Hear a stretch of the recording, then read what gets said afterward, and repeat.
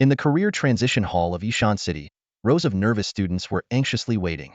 Their eager eyes were fixed on the crystal ball on the stage, anticipating the judgment of their fates. As the teacher called out names one by one, the young boys and girls stepped forward, placing their hands on the crystal ball, eliciting gasps or chuckles from the audience below. The teacher, who had been in the job for over a decade, had long lost any enthusiasm. He announced results like a cold, unfeeling machine. Hua Biao, career transition. Pastry chef, career compatibility LV.1, ordinary. Luo Shiyuan, career transition. Assassin, career compatibility LV.1, ordinary. Oh Hua, what do you think you'll transition into? You're so knowledgeable and composed. You must be destined to become a spellcaster, asked a short-haired girl in a tracksuit, turning to him from a seat further back. Maybe. We'll have to wait for the results to know for sure, Oh Hua replied, putting down his phone with an indifferent expression, as if completely detached from everything around him. Feng Xiaoxiao, the staff member, called out the name of the short-haired girl. Flashing a confident smile at Oh Hua, she briskly made her way to the stage. To everyone's surprise, the crystal ball revealed an astonishing result. Feng Xiaoxiao, career transition. Martial artist, career compatibility LV.4, excellent. Even the usually impassive staff member quickened his speech. Yes. Feng Xiaoxiao triumphantly made a victory gesture towards Oh Hua. Once seen as a perpetual side character, she had finally seized her moment to shine. As Oh Hua internally ridiculed this brainless, good-looking humanoid, his name was called.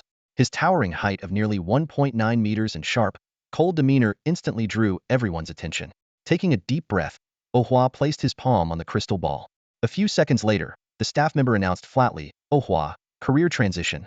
Warrior, career compatibility LV.1, ordinary. Teacher, are you sure there wasn't a mistake? Oh Hua frowned deeply.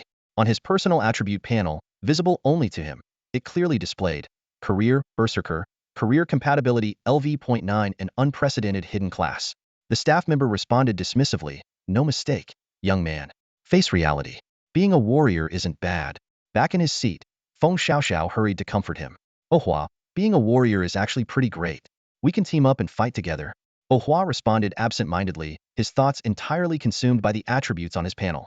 4,100 HP, 7,600 MP, and physical strength, intelligence, agility, and endurance stats far exceeding the norm. Even more astonishing were the three overpowered skills: the active skill, Blood Engine, and the passive skills, Bloodlust Call and Frozen Blood Heart. This skill set, combining damage amplification, damage stacking, movement speed, survival, and crowd control immunity, left him inwardly marveling at the incredible potential. The absurdly powerful attribute panel and terrifying skill panel filled Oh Hua with a surge of exhilaration. This was undoubtedly one of the top-tier hidden classes. Just the unprecedented 9 compatibility for all attributes and skills was enough to reveal its extraordinary nature. He quickly calculated the shocking boosts his skills provided. The ordinary LV.1 Blood Engine would increase strength by 1 point and agility by 0.5 points for every 1 of health lost. But his LV.9 version multiplied that effect by 9. At 99 health loss, his strength would skyrocket by 891 points, and his agility would soar by an incredible 445.5 points. He was practically a stats monster. The same applied to Bloodlust Call. At LV.1, the health regeneration multiplier was likely a measly 1x, and the blood shield effect was barely useful. But at LV.9, the multiplier exploded to 9x. A few casual strikes could stack up a shield worth thousands of health points, and a critical hit on a major artery could easily generate tens of thousands of shield points. The only drawback was that the blood shield would automatically trigger when his health dropped below 9, meaning he'd need to carefully manage his health to unleash maximum damage. If the blood shield activated right after starting Blood Engine and restored his health, the attribute bonuses would be completely wasted. As he reveled in the excitement of his new class, a familiar voice interrupted his thoughts. Xiaohua, Xiaohua, Feng Xiaoxiao called out, shaking his shoulder with concern. The class transfer test had already ended, and the other students were gradually leaving the hall. HM? What is it? Oh Hua finally snapped out of his thoughts. How about we skip class and hit the arcade? Feng Xiaoxiao suggested nonchalantly. Don't mess around. We're about to be assigned into groups. You barely passed the test. Skipping class now would just cost you credits. Oh Hua, still thrilled about his insanely powerful hidden class, had no interest in goofing off. Then how about I treat you to hot pot? Just don't get any crazy ideas about deleting my game save. Feng Xiaoxiao studied Oh Hua's expression closely, only relaxing when she saw he looked normal. Do I look that petty to you? Oh Hua rolled his eyes at his childhood friend, stretched, and stood up. Since the system had listed his class as warrior, he didn't bother arguing with the transfer guild or revealing his hidden class. which was so unique that even the test crystal couldn't identify it. After all, with rookie hunters running rampant, exposing these overpowered skills would only invite envy and endless trouble. In hindsight, the staff member's negligence had turned out to be a huge blessing. Thinking back, today truly felt like his lucky day. Even the job crystal helped him conceal his profession's name. Xiao Hua, don't worry about it. Feng Xiaoxiao threw an arm around Oh Hua's shoulder and patted her modest chest confidently. I'll never forget how you let me copy your homework before. From now on, I've got your back at school. If I have something to eat, you'll never go without. The two of them walking down the street was quite the sight. With Oh Hua standing at 6 feet 2 inches and Feng Xiaoxiao at 5 feet 9 inches, her arm slung over his shoulder and her outfit a plain, unremarkable tracksuit made them look like a pair of inseparable brothers from afar. Feng Xiaoxiao's sharp ribs pressed against Oh Hua's arm, making him silently grumble about his childhood friend's trade-off of her physique for her exceptional athletic abilities. TSK, getting a little full of yourself, aren't you? Oh Hua raised an eyebrow. How is that full of myself? Feng Xiaoxiao planted a hand on her hip and smirked proudly. This is just what happens when you're so good you can't stay low-key anymore. With her boastful nature, there was no way she'd miss the opportunity to show off her rare profession, martial artist, with a compatibility level of 4 in front of Oh Hua. Back in the classroom, their seemingly couple-like closeness didn't attract much attention. After 2 days of school, their classmates were already used to it. But as soon as Feng Xiaoxiao and Oh Hua separated, the other students swarmed around her, eagerly inviting her to join their teams. In this world, professions were divided into 3 main categories: combat, support, and daily life, each further split into common, rare, and hidden tiers. Feng Xiaoxiao's martial artist was a rare profession, and with a compatibility level of 4, it was exceedingly uncommon among the more than 1,000 students in their grade. Only 5 had reached this level, including her. As soon as the homeroom teacher, a woman in her 30s with the profession of teacher, entered the room, the noisy classroom quieted down instantly. She gave a brief explanation about team formations: 3 combat professions to 1 support profession, with daily life professions assigned separately. Submit your team applications to me as soon as possible. Practical lessons start tomorrow, she instructed. Pausing, she added, Feng Xiaoxiao, come with me. This immediately sparked a wave of whispers throughout the classroom. See? I told you. A compatibility level 4 genius like her is definitely getting fast-tracked into the student council. Her future is limitless. I was hoping to team up with her, honestly. I like Feng Xiaoxiao's got such a cute smile. Don't you think? Give it up. She's already got a boyfriend. See that warrior over there? That's him. Oh Hua couldn't be bothered to explain the more than friends beautifully not dating relationship between him and Feng Xiaoxiao. Instead, he simply stood up and left the classroom. His departure triggered another round of gossip. Tisk, running away? Huh? But honestly, if my girlfriend were that amazing and I was this useless, I'd run too. Still, that body and face of his are pretty perfect.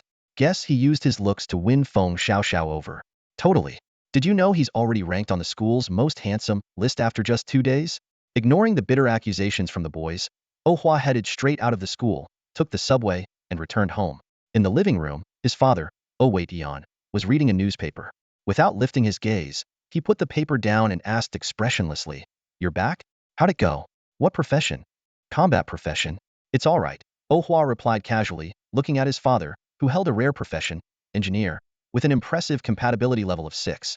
"Is Mom back yet?" "She's out on a mission. Won't be back for a few days." "What about Xiao Xiao? Didn't she come back with you?" "She got a rare profession with a high compatibility level." The teacher called her in. "All right." With that brief exchange, Oh Hua headed to his room while Oh Waitian resumed reading his newspaper. Their father-son interactions were so concise and efficient that an outsider might mistake them for being emotionally distant. Why is the house full of women's gear? Oh Hua, dressed in pajamas after his shower, stood in the living room, frowning at the equipment piled on the coffee table. "Do you expect your mom to wear men's gear to explore the secret realms?" Oh Waitian replied helplessly, watching his son rummage through boxes and drawers. The so-called secret realms were the mysterious phenomena that had caused the world to gamify. To this day, no one could explain their sudden appearance or their profound impact on the world. Oh Hua picked up a few pieces of equipment glowing with purple and gold light and tried them on, only to find they didn't fit at all. "These are way too small. I can't wear them." "Don't look at me." Oh Waitian quickly waved his hands in defense. "Your mom's been leveling up like crazy these past 2 years. All the money in my salary account went toward buying her gear. You know your old man's finances. Consider yourself lucky if I can add a fish to dinner tonight. Besides, all this gear is bound to your mom. Of course, you can't equip it. Doesn't your school issue equipment during the initial training?" Oh Waitian asked, puzzled. "There was a problem with my class transfer," Oh Hua explained. "The official records say I'm a warrior, but even the transfer crystal couldn't identify my actual class. Turns out, I've got a hidden class. The school's issued equipment won't work for me, and I want to head out today to get used to my skills. He didn't hide the fact that he had a special class, but refrained from revealing the specifics. His implication was clear. Dad, give me some gear. Oweition nodded thoughtfully, then stood and walked to his bedroom. Moments later, he returned holding a slightly worn gift box. This was your mom's engagement gift. You can use it for now, but if you damage it, you'll compensate me at full price. Oh Hua opened the box to find a uniquely designed one-handed sword inside. Its straight blade was 3 fingers wide and a meter long, gleaming with an alluring sheen. Wait, you're giving me mom's engagement gift to use? And I have to pay if I damage it? Oh Hua looked skeptically at his father, who once exaggerated the cost of study materials from 300 to 3,000 and blamed it on him. Was this just an excuse to cash in on the engagement gift? Are you taking it or not? Oweition patted the unsheathed, ornate sword confidently. Of course I'm taking it. Oh Hua grabbed the sword and immediately saw its stats. Exquisite decorative one-handed sword, white quality. Durability, 610. Required level, 1. Effect, none. Special effect, none. Oh Hua rolled his eyes. This was definitely his biological father. No DNA test needed. The 4 durability points were knocked off when your mom slapped it during an argument with me. If you've got a problem, take it up with her, Oweition said with pride, as if recounting a glorious battle scar. Forget it. I'm changing and heading out. Oh Hua grumbled. Missing 4 durability? Fine. Confront his mom? He wasn't ready to risk his life. Oweition stayed seated on the sofa, casually reading the newspaper. Only after Oh Hua left the house did he leisurely stroll over to the window. Watching Oh Hua, who was carrying a sword case, run off into the distance, his father followed him with his eyes until he disappeared from view. Only then did he return to the sofa and sit down. He turned on the TV and casually picked up his phone to send a message to his wife, boasting about how impressive their son's new profession was. Her reply was simple and direct, just a meaningful 6. Slime Meadow is located on the western side of Ishan City. This beginner's paradise contains a level 1 secret realm that periodically spawns large numbers of low-level monsters such as unicorn rabbits, monsoon deer, screeching monkeys, and slimes. These herbivorous creatures are docile and numerous, and even their retaliatory attacks after being provoked are too weak to harm the most lightly armored classes, like priests or mages. Oh Hua arrived at the meadow on a heavily armored bus. The first thing he saw were small groups of rookie job changers loudly practicing their skills in combat training. With university enrollment season being the peak time for new job changers, schools had implemented staggered schedules for job changing and combat courses. Today was the combat training day for 2 other schools, with 2,000 students scattered across the grasslands, creating a spectacular scene. Glancing at the uniform yet well-crafted weapons in the hands of others, and then at his own seemingly impressive but ultimately useless keepsake weapon, Oh Hua couldn't help but curl his lips in disdain. Without hesitation, he headed deeper into the meadow. Thanks to his 41 endurance points, he was able to sprint across the grasslands without tiring. After distancing himself from the crowd, he quickened his pace. His familiarity with the distribution of monsters, gained from watching outdoor live streams of job changers, guided him effectively. 20 minutes later, using his phone's GPS, he finally reached the border between the grasslands and the forest. The Emerald Forest is evergreen year-round, with lush trees and vibrant foliage. However, the monsters here are mostly aggressive, ranging from level 7 to 12, making it unsuitable for beginners. The forest is home to creatures like lizards, venomous snakes, large insects, monkeys, tree spirits, and wild boar, part of a level 2 secret realm. The secret realm's boss is a cunning level 17 green-faced demon monkey, infamous for its disgusting tactics of flinging feces and escaping while passing gas. Except for those with peculiar interests, most beginners prefer to avoid provoking it. As Oh Hua entered the forest, the temperature dropped significantly, and eerie sounds of insects and birds filled the air. Following the techniques he had learned from expert outdoor live streams, he cautiously navigated through the woods. Before long, he spotted a level 6 demon monkey perched on a tree branch, leisurely munching on leaves. This omnivorous monkey, with its jet black fur, protruding fangs, and blood-red eyes, was highly dangerous. There had even been recent reports of them swarming and devouring novice job changers.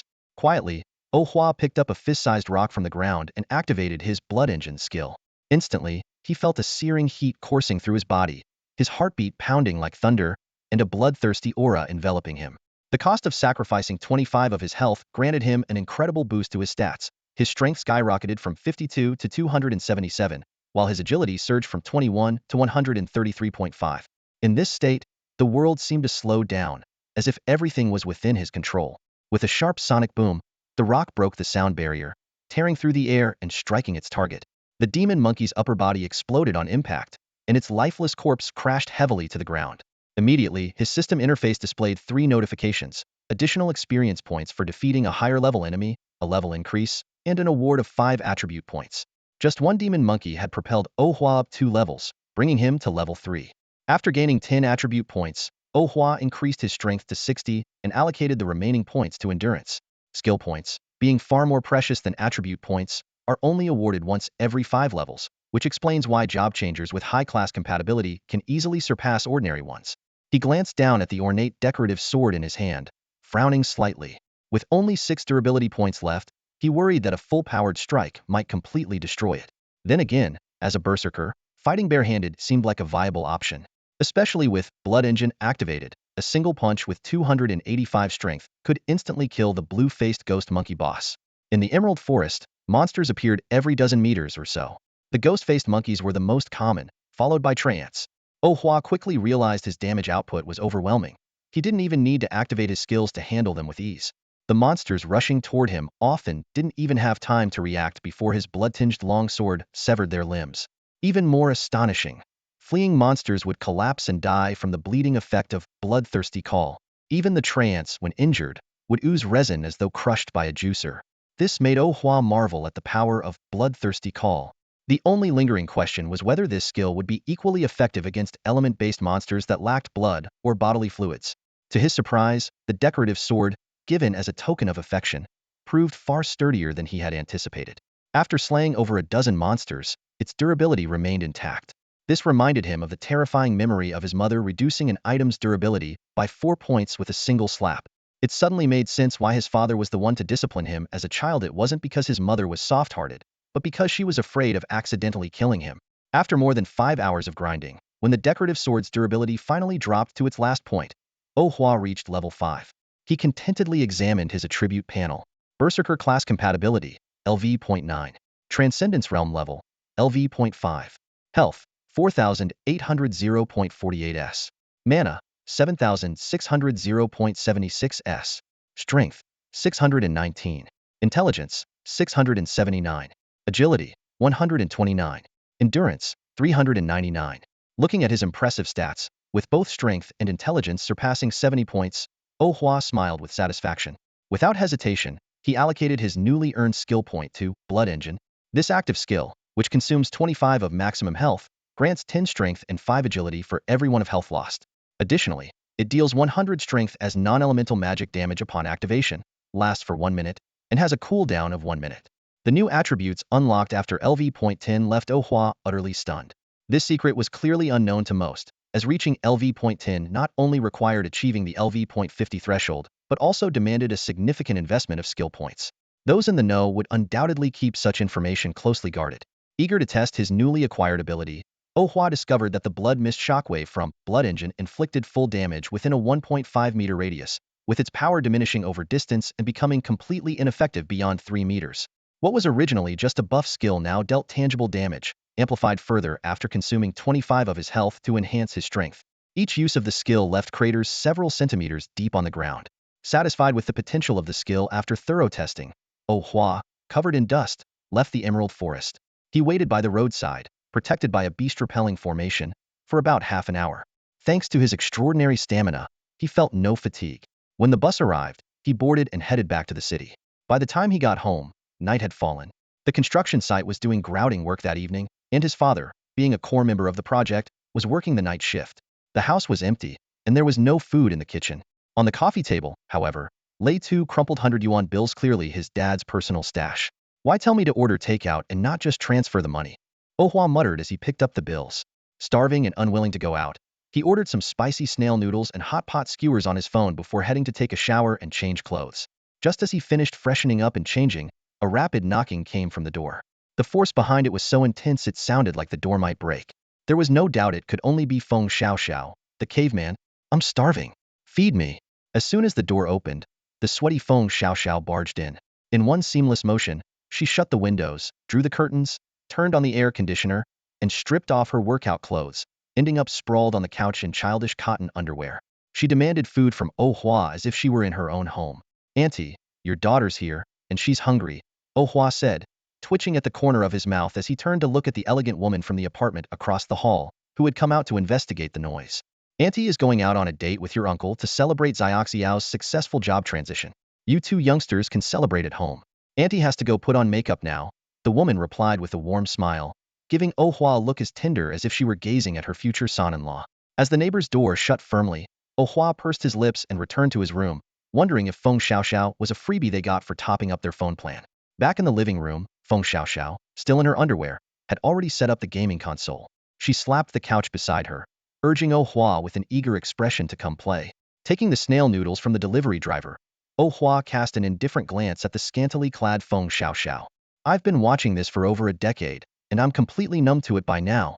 Feng Xiaoxiao paused her game, staring incredulously at the takeout box in Oh Hua's hand. Unbelievable. I've been working my butt off doing practical tests at school, and you welcome me back with luocefen?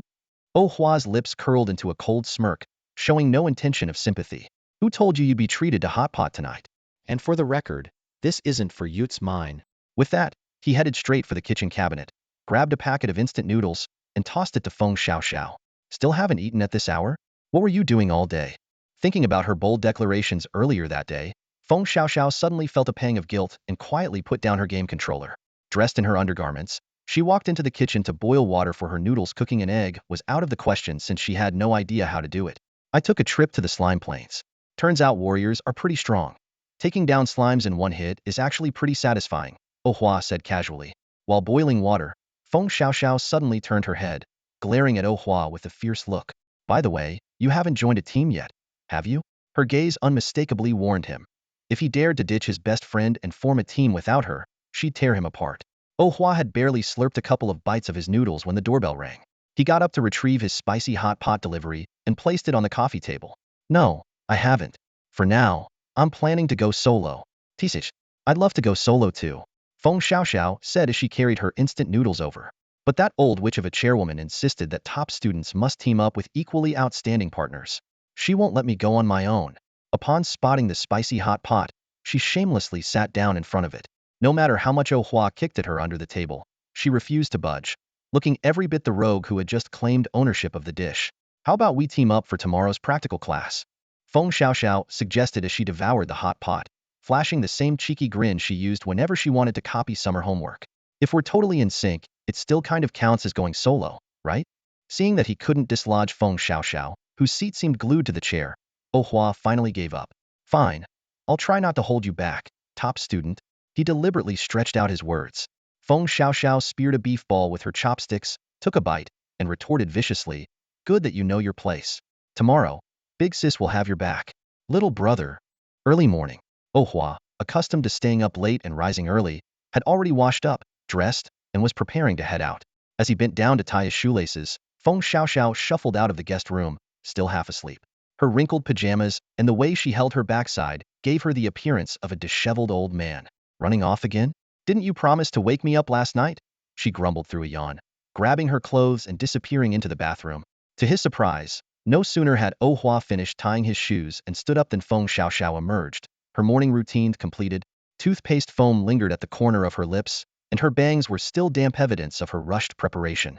Hee watch me take the lead today, she declared with a mischievous grin, jumping onto Oh Hua from behind and wrapping her arms around his neck with practiced ease, her expression brimming with smugness. As they walked down the street, her lively personality seemed to fill the entire neighborhood with cheer. Neighbors greeted the bubbly girl warmly, and whenever a pretty woman passed by, she would lean into Oh Hua's ear like a cheeky admirer, commenting on the stranger's looks and figure before sneaking a few extra glances. According to her, it was Oh Hua's handsome face that had ruined her standards, leaving her disinterested in ordinary men and instead captivated by beautiful women. When they arrived at the classroom, their presence immediately sparked a wave of chatter. Some classmates mocked Oh Hua, the ordinary guy, for still not being dumped, while others praised Feng Xiaoxiao for her loyalty and love. As a sunny, athletic beauty with a perfectly fitting career path, Feng Xiaoxiao had naturally become the campus goddess. In contrast, Oh Hua, once admired for his looks and academic performance, had lost his popularity after switching to a more mundane role, even facing the threat of being removed from the campus heartthrob rankings. As soon as the two parted ways, Feng Xiaoxiao was surrounded by classmates bombarding her with questions, particularly about whether she would join the student council team. Meanwhile, Oh Hua sat alone in the back row of the classroom, exuding an unapproachable aura. At level 5, he no longer cared about the attitudes of these small fry and found it amusing how his classmates fawning over Feng Xiaoxiao resembled a pack of begging dogs. When the class bell rang, their homeroom teacher, Ran Shuyin, entered, pushing a cart filled with weapons. The racks on the cart were neatly arranged with daggers, longswords, battle axes, shields, staffs, and more. She began distributing the equipment according to the roster. Feng Xiaoxiao received a pair of spiked metal gauntlets. The weapons were handed out swiftly, and Oh Hua was given a metal shield with a diameter of 30 centimeters and a tactical longsword with a blade length of 50 centimeters. Oh Hua looked down at the gear he had just received. A finely crafted tactical longsword gleamed with a bright, silvery luster. It had a full durability of 26 points, required level 1 to equip, and came with a sharpness effect that inflicted cutting damage.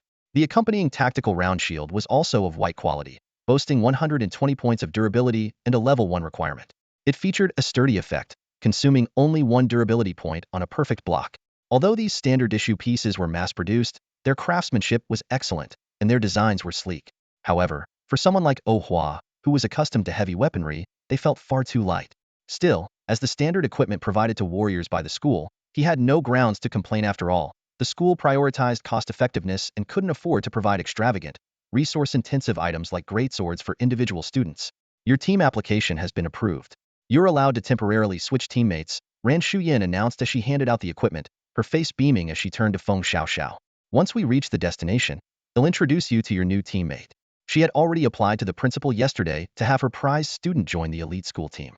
But to her surprise, Feng Xiaoxiao had stubbornly stood up and declared, Ms. Ran, I've already teamed up with Oh Hua.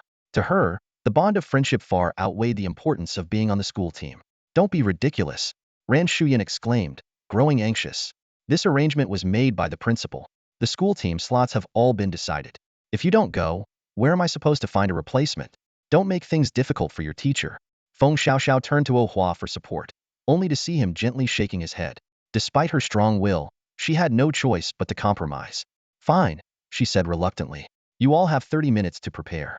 Once you're ready, meet at the field, Ran Shuyin instructed, visibly relieved. Her gaze toward Oh Hua softened as well. Though his talent was average, this handsome and sensible warrior still had a promising future if he worked hard enough. Why did you make me agree to this? Feng Xiaoxiao caught up with Oh Hua as he walked out of the classroom, voicing her dissatisfaction. Are you dumb? The school team gets the best perks and guarantees membership in the student council. If you want to watch my back, you need to qualify first, Oh Hua explained bluntly. Feng Xiaoxiao thought it over and nodded. That actually makes sense. Half an hour later, 27 students from combat and support professions boarded a heavily armored bus, while another 18 students from everyday professions, led by their instructor, took a regular bus to their respective internship locations. During the ride, Feng Xiaoxiao chatted enthusiastically with a girl in the front row, while Oh Hua sat by himself, wearing headphones. It wasn't until they arrived at the slime plains that he removed them to listen to the homeroom teacher's instructions. After being dismissed, the students eagerly began hunting low-level monsters like slimes, monsoon deer, and screeching monkeys. While teaming up increased efficiency, many opted to hunt solo to gain more experience. After the homeroom teacher took Feng Xiaoxiao away, Oh Hua wandered alone through the beginners area. With so many students from 2 universities present, it didn't take long for him to unknowingly stray from the slime plains and enter the emerald forest. The sharper, heavier, and sturdier a weapon is, the more damage it can inflict on monsters. Although today he wielded an unfamiliar one-handed sword, its sharpness and lethality far surpassed the decorative blade he used yesterday. Oh Hua skillfully used the shield in his left hand as a blunt weapon. With his superior stats, every time the shield struck a ghost-faced monkey's head, it exploded like a watermelon. The shield's destructive power was even more fearsome than the sword. In the Emerald Forest, leveling up was much more efficient compared to the slime plains. With his current stat advantage, no monster could withstand his attacks whether with a sword, a shield, or even a thrown rock. At this pace, his level quickly rose to LV.6. However, as his level increased, the experience points earned from killing monsters noticeably decreased. When he reached LV.7 and saw that his experience points had halved, Oh Hua checked the time on his phone and decided to leave the Emerald Forest, returning to the slime plains. In the back of his mind, he began planning to explore a higher-level dungeon for training tomorrow. Hurrying back, he managed to return to the gathering camp just before the practical class ended. At the camp, homeroom teachers were holding data tablets, recording their students' levels. Wang Chong, LV.2, Zhao Gaia, LV.3, Zhou Yashuan, LV.3. Every time a student reached LV.3, the teachers would cheer excitedly. Feng Xiaoxiao, LV.5. Teacher Ran Shuyin couldn't help but exclaim, drawing envious looks from the other teachers. Feng Xiaoxiao stood there, utterly exhausted, her lips pressed tightly together. She clearly disliked being treated as a tool for boasting, but she was too drained to voice her frustration. When Oh Hua returned to the camp, he immediately noticed Feng Xiaoxiao surrounded by the crowd. Spotting the brown stains on her tracksuit, he guessed she must have been fighting ghost-faced monkeys in the Emerald Forest alongside the school team. Otherwise, she wouldn't have leveled up to LV.5 so quickly. Oh Hua, LV.1. Ran Shuyan announced after glancing at the record crystal. She didn't comment further. After all, many students were still at LV.1 today, so Oh Hua's performance was considered average. On the armored bus, Feng Xiaoxiao, reeking of monkey feces, glared resentfully at Oh Hua, who was sitting nearby, pinching his nose. Seeing how clean and tidy he looked, she was tempted to smear ghost-faced monkey droppings all over him, so he could share her misery. The school team members are all LV.5 now? Oh Hua asked with mild interest. It seemed that the talent pool at this prestigious school was indeed impressive. Good thing I've got skills like taunting, parrying, and counterattacking with unstoppable force to snag those kills. Otherwise, I'd definitely be at the bottom of the pack. Feng Xiaoxiao lifted her chin, her eyes sparkling with pride. Aren't you all on the same team? Why would you need to fight over kills? Oh Hua couldn't help but laugh. Teamwork? Huh. Feng Xiaoxiao scoffed, curling her lips. Everyone's just doing their own thing. If they push me too far, I'll quit the team. Her dissatisfaction with the school team's other members was evident. In her mind, enduring their constant power struggles was far less enjoyable than teaming up with some sweet, adorable girls to slay monsters and level up. The armored bus weaved through the city, ferrying students back home. When it stopped at their apartment complex, for once, Feng Xiaoxiao didn't shamelessly follow Oh Hua home. However, as soon as she walked through her own door, Oh Hua could hear her mother's signature shrill laughter from across the hall. It was clear she'd spotted the disheveled state of her daughter. Oh Hua thought to herself that only a carefree mother like that could raise a daughter as bold as Feng Xiaoxiao. Back at home, Oh Hua glanced at the tightly shut door of the master bedroom and considerately decided not to disturb her exhausted father. She ordered some braised chicken rice for delivery and was halfway through washing up when a sudden, urgent knock came at the door. Sighing, Oh Hua dried herself off, changed into pajamas, and opened the door with her damp hair still clinging to her neck. Standing there in a bright yellow chick onesie was Feng Xiaoxiao, holding up her phone and shouting excitedly, "Check this out. I made the news." Xiaoxiao made the news? Let me see. Oh Weitian chimed in as he emerged from the bedroom, smiling as he greeted Feng Chengyun at the door. Feng Xiaoxiao immediately launched into a dramatic retelling of her heroic deeds in the Emerald Forest, then handed her phone to Oh Weitian. It's legit official news. Oh Weitian exclaimed, pointing at the People's Express website. Excited, he suggested, "Old Feng, how about a few drinks tonight?" Absolutely. Feng Chengyun agreed without hesitation. The two fathers quickly set about planning a celebratory family outing.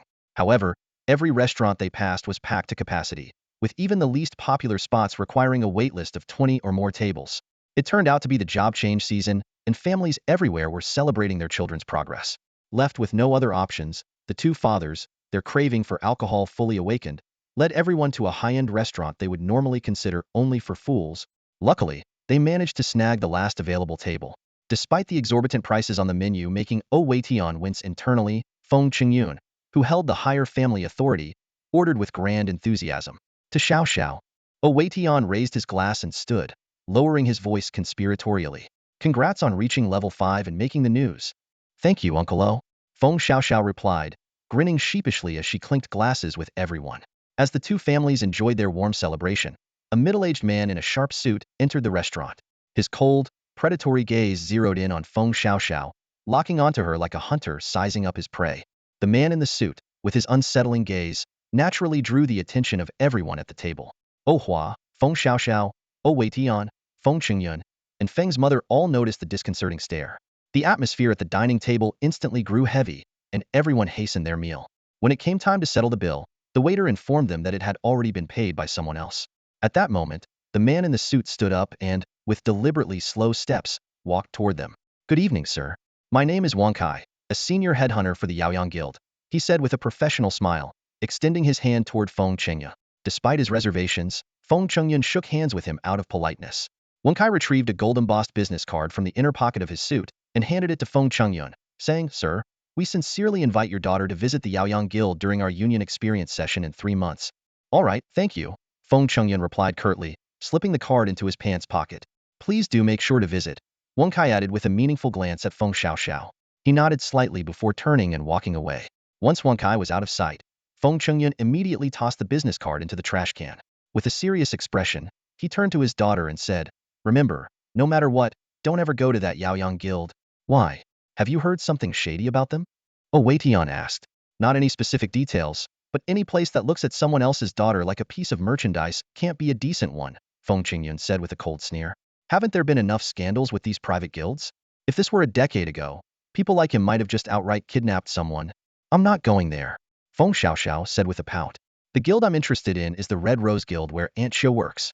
It's full of confident and reliable older sisters, adorable little sisters, and in the future, even sweet and cuddly juniors.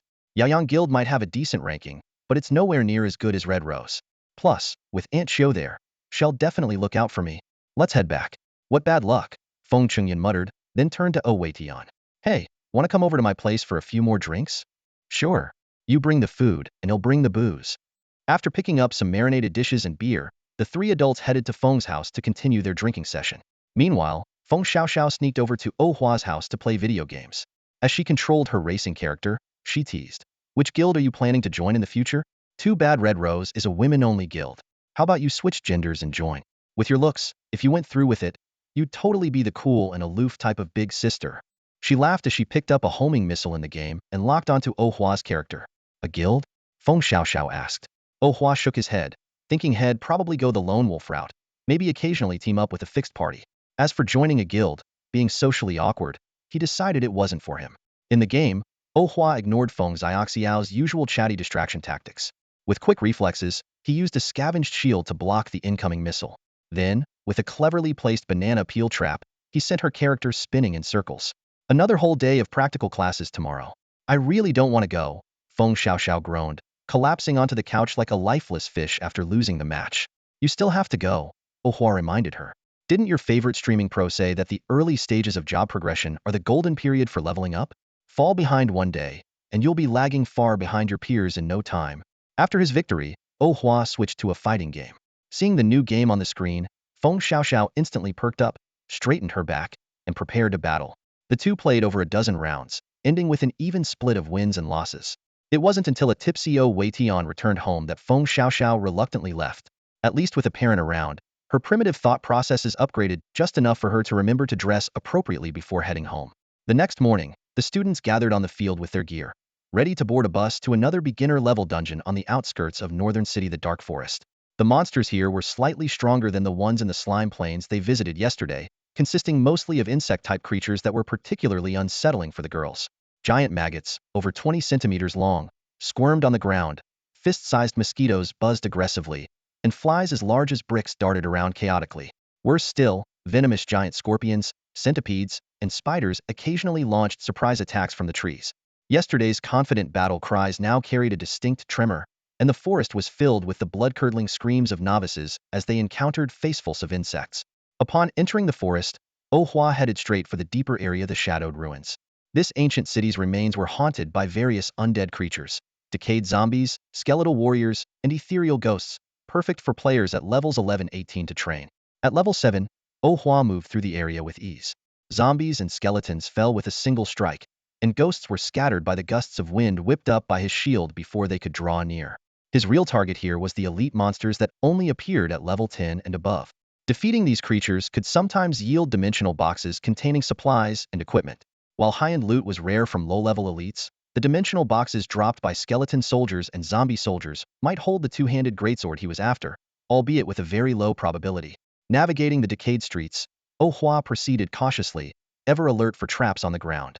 The greatest danger here wasn't the monsters but the devious mechanisms. Hidden arrows, spike traps, and secret doors concealing hordes of enemies. "Damn it!" Hua spat after slashing through yet another skeleton.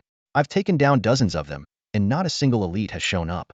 My luck is nothing compared to those outdoor gaming pros." Unwilling to leave empty-handed, he ventured further in. The deeper he went, the more monsters he encountered, and the higher his chances of running into an elite. Thanks to his superior attributes, he could still defeat enemies in a single blow, as long as he avoided straying into the Dark Castle, where monsters ranged from levels 23 to 29. Just as he noticed the skeletons and zombies becoming noticeably tougher, a deep male voice suddenly echoed from ahead, chanting, "O crystalline ice! rain down destruction upon my enemies. Moments later, sharp shards of ice began pouring from the sky, mingled with the fierce roars of warriors and the soft incantations of priests. A team of 4-2 warriors, a priest, and a magus the surrounding buildings as cover while facing an onslaught of 17 skeleton soldiers. These skeletons were wrapped in decayed cloth, wielding rusted weapons, with eerie blue soul flames flickering in their eye sockets. Their distinctive black and gray appearance marked them as enhanced skeletons, boasting not only higher attack power than ordinary skeletons, but also inflicting decay damage with every strike. "Come at me!" the burly, heavily armored warrior roared as he slammed his shield into the ground, unleashing a deafening battle cry. The blue flames in the skeleton soldiers' sockets turned crimson red, and they charged at the taunting warrior with their spears raised, ignoring the raging blizzard spell around them. However, the blizzard's slowing effect made their charge look clumsy and almost comical. Flash strike. At that moment, the swordsman standing beside the armored warrior sprang into action. With his hand on the hilt, he unsheathed his sword in a swift motion just as the skeletons closed in. A dazzling flash of light streaked across the battlefield, and the 6 leading skeleton soldiers were instantly shattered into fragments. The 4-person team worked together seamlessly. The priest focused on healing the warrior, restoring stamina, and dispelling the decay effects. The mage continuously cast spells to slow and weaken the skeleton's attack speed. The warrior held the monster's attention firmly, and the swordsman seized every opportunity to deliver lethal strikes.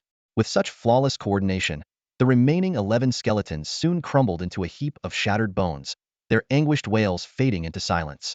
"Hey friend, you've been watching us for quite a while now. How about coming out?" The team leader, the warrior, suddenly turned and called out toward the direction where Oh Hua was hiding. Oh Hua stepped out from behind the crumbling wall with ease, casually slashing it in half as he emerged. The movement was so fluid and effortless it seemed as though he were slicing through butter. "Whoa, are students these days really this strong?" The warrior, taken aback, awkwardly shrank his neck. "Special recruit, what are you doing here?" The swordsman placed a wary hand on the hilt of his weapon, ready to strike at any moment. "I'm here to hunt elite monsters, but I got lost," Oh Hua replied matter-of-factly, his answer leaving the 4 team members exchanging bewildered glances. "Hunting elite monsters alone? Are you out of your mind?" The warrior's tone was filled with concern. "Kid, elite monsters are nothing like regular or enhanced ones. They come with all sorts of strange traits and abilities. Don't bite off more than you can chew." Typically, elite humanoid monsters are accompanied by a loyal group of underlings. As the team was preparing to head to the Dark Castle to hunt an elite monster, a warrior enthusiastically explained the game mechanics to Oh Hua.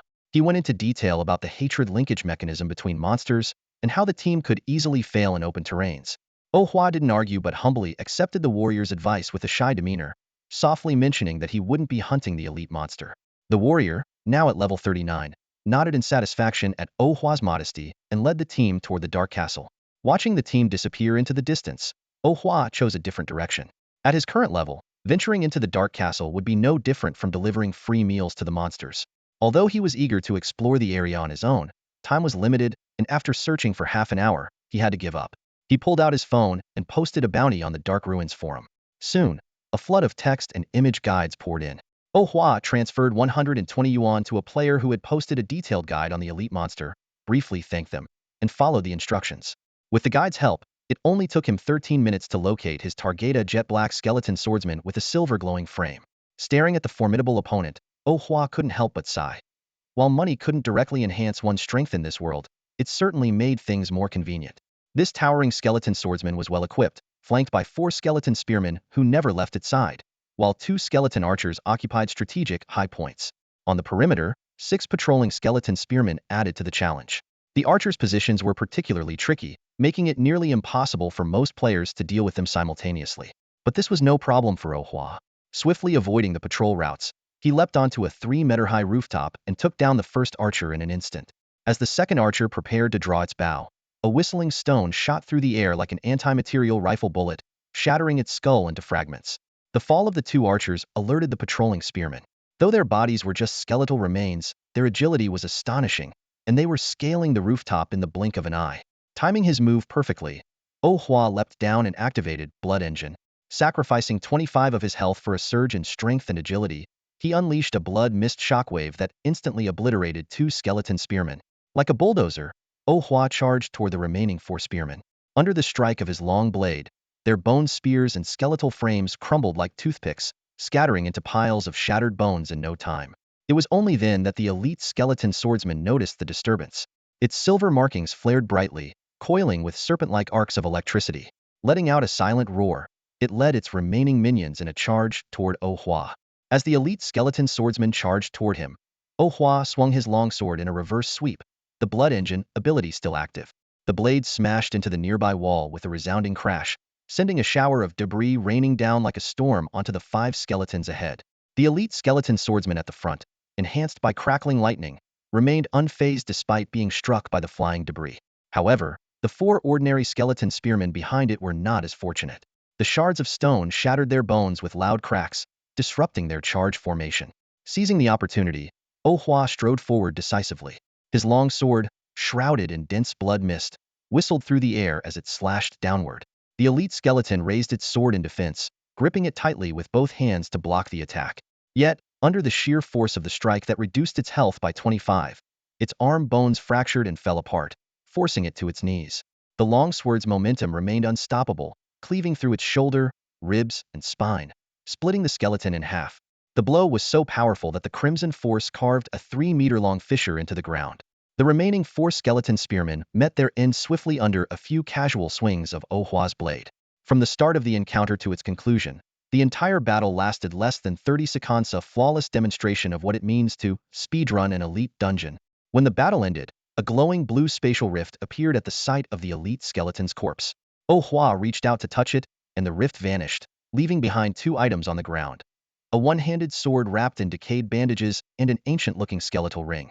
These 2 blue-grade items weren't extraordinary but were decently serviceable. The decayed warden's blade added 7 points to agility and had a 12 chance to inflict a fragile curse. The cursed bone ring provided bonuses to strength and endurance while dealing persistent poison damage. Although the legendary gold-grade weapon, Blade of Size, a dream artifact for any ascendant drop, this level of loot was already quite satisfying for a low-level dungeon like the Shadowed Ruins. After defeating the elite monster, Oh Hua's level had reached LV.9. He immediately equipped the bone ring, which could cast a deadly poison curse.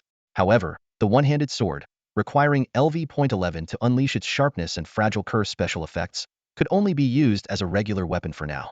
He glanced at the stats on his attribute panel. Class: Berserker. Class compatibility: LV.9. Level: LV.9. HP: 530. MP: 760. Strength: 6,113. Intelligence: 679. Agility: 129. Stamina: 3,911. Unused attribute points: 20. Oh Hua decided not to allocate the attribute points he had earned over the past 2 days, saving them for emergencies. He carefully wrapped the decayed guardian blade with vines and strapped it to his back. Feeling pleased, he headed back to the camp.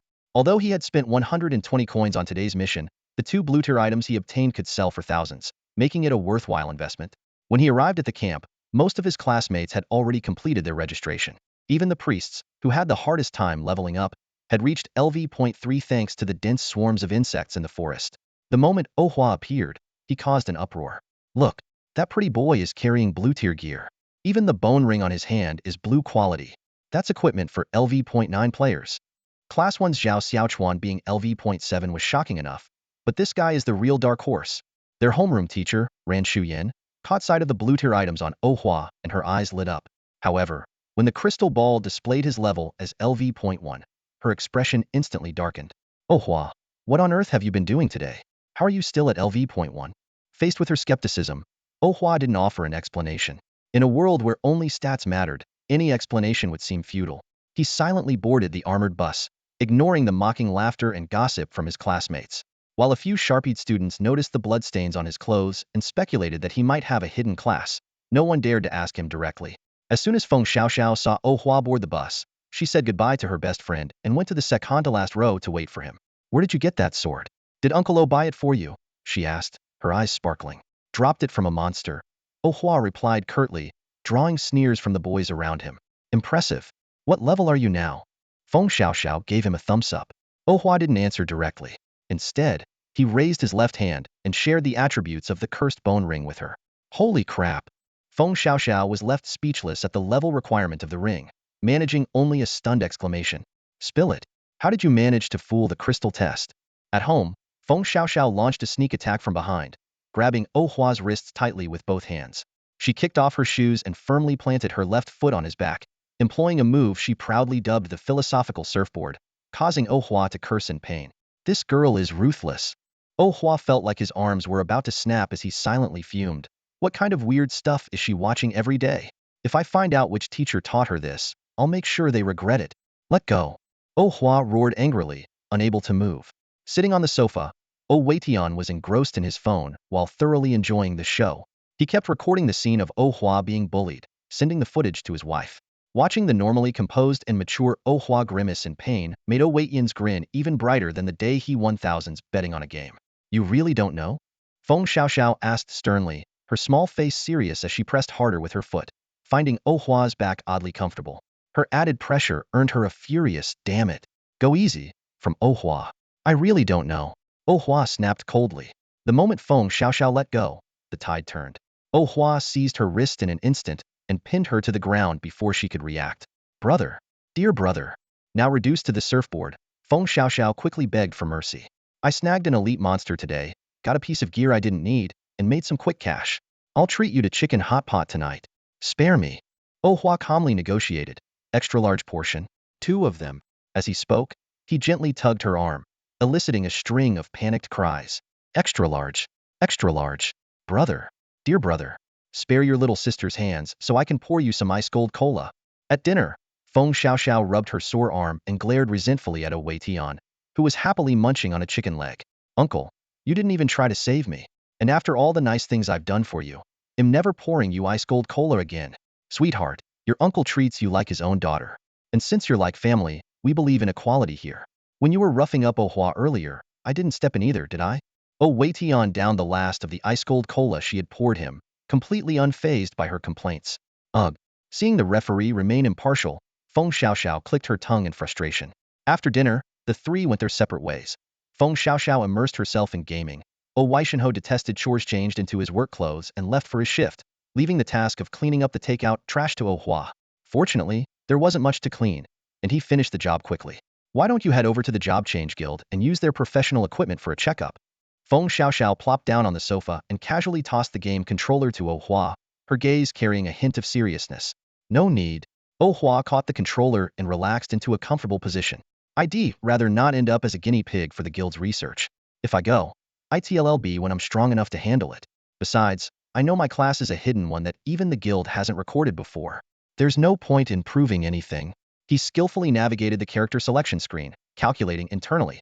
The fact that his base class was a third-tier warrior transitioning into a berserker was too shocking. If word got out, his peaceful life would surely be disrupted by endless trouble.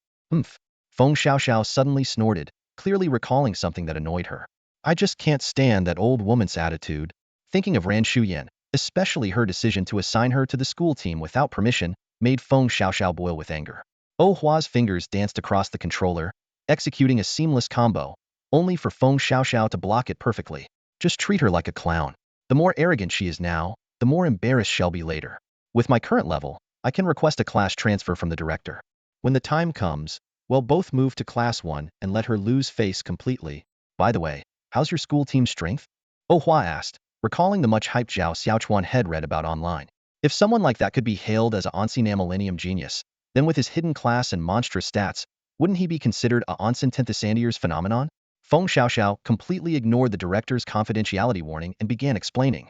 The individual combat power is strong, but there's no teamwork. Zhao Xiaochuan is a rare class, Thunder Shaman good at damage, support, and control. Zhang Miaoyan is an elemental archer, capable of shooting all kinds of elemental arrows with high damage and control. As for Yang Lang, he's just a standard greatsword warrior, but his class compatibility is level 6, making his destructive power incredible. He's also the only one who understands teamwork. Tank, control, and damage are all covered. Not a bad lineup, Oh Hua said thoughtfully. Looks like the director is aiming for the top 8 in the Qingyun National Team Championship. Mentioning the Qingyun Championship, a prestigious national competition, Feng Xiaoxiao scoffed. With teamwork like this, they think they can make it in the team category? What a joke. While she was confident in her solo performance, team matches were far too unpredictable, and a team with no coordination was destined for an early exit. Relax, the director will find a way to ease the tension between you all. You're just in the adjustment phase, Oh Hua said optimistically. And don't even think about quitting the team. If the school team makes it to the top 8, you'll at least get an orange weapon. That'll secure your spot in the red rows. Don't even consider going for the solo leaderboard, because it'll be there. Oh ho, so confident? I do enjoy seeing this fearless side of you, Feng Xiaoxiao teased. A sharp glint flashed in Oh Hua's eyes. What I've got my sights on is the custom red weapon awarded to the Qingyun champion. Now tell me, how confident do you think I am? He was certain that his class, seemingly designed for duels, would turn the Qingyun championship into his personal hunting ground, leaving everyone who had ever mocked him with faces as swollen as pig heads. On the fourth day of their new roles, a 3-day break was scheduled. Students from various teams headed to the 4 major beginner training areas: the Slime Plains in the west, the Dark Forest in the north, the Goblin Caverns in the east, and the Wandering Riverbank in the south to hone their teamwork and level up. Early in the morning, Feng Xiaoxiao had just woken up when she received a call from the headmaster. Despite her strong reluctance to participate in any group camping activity, her mother's gentle persuasion left her with no choice but to climb into the luxury car sent to pick her up, bruised and limping. Meanwhile, Oh Hua had already changed into lightweight outdoor gear and packed his carefully prepared camping equipment.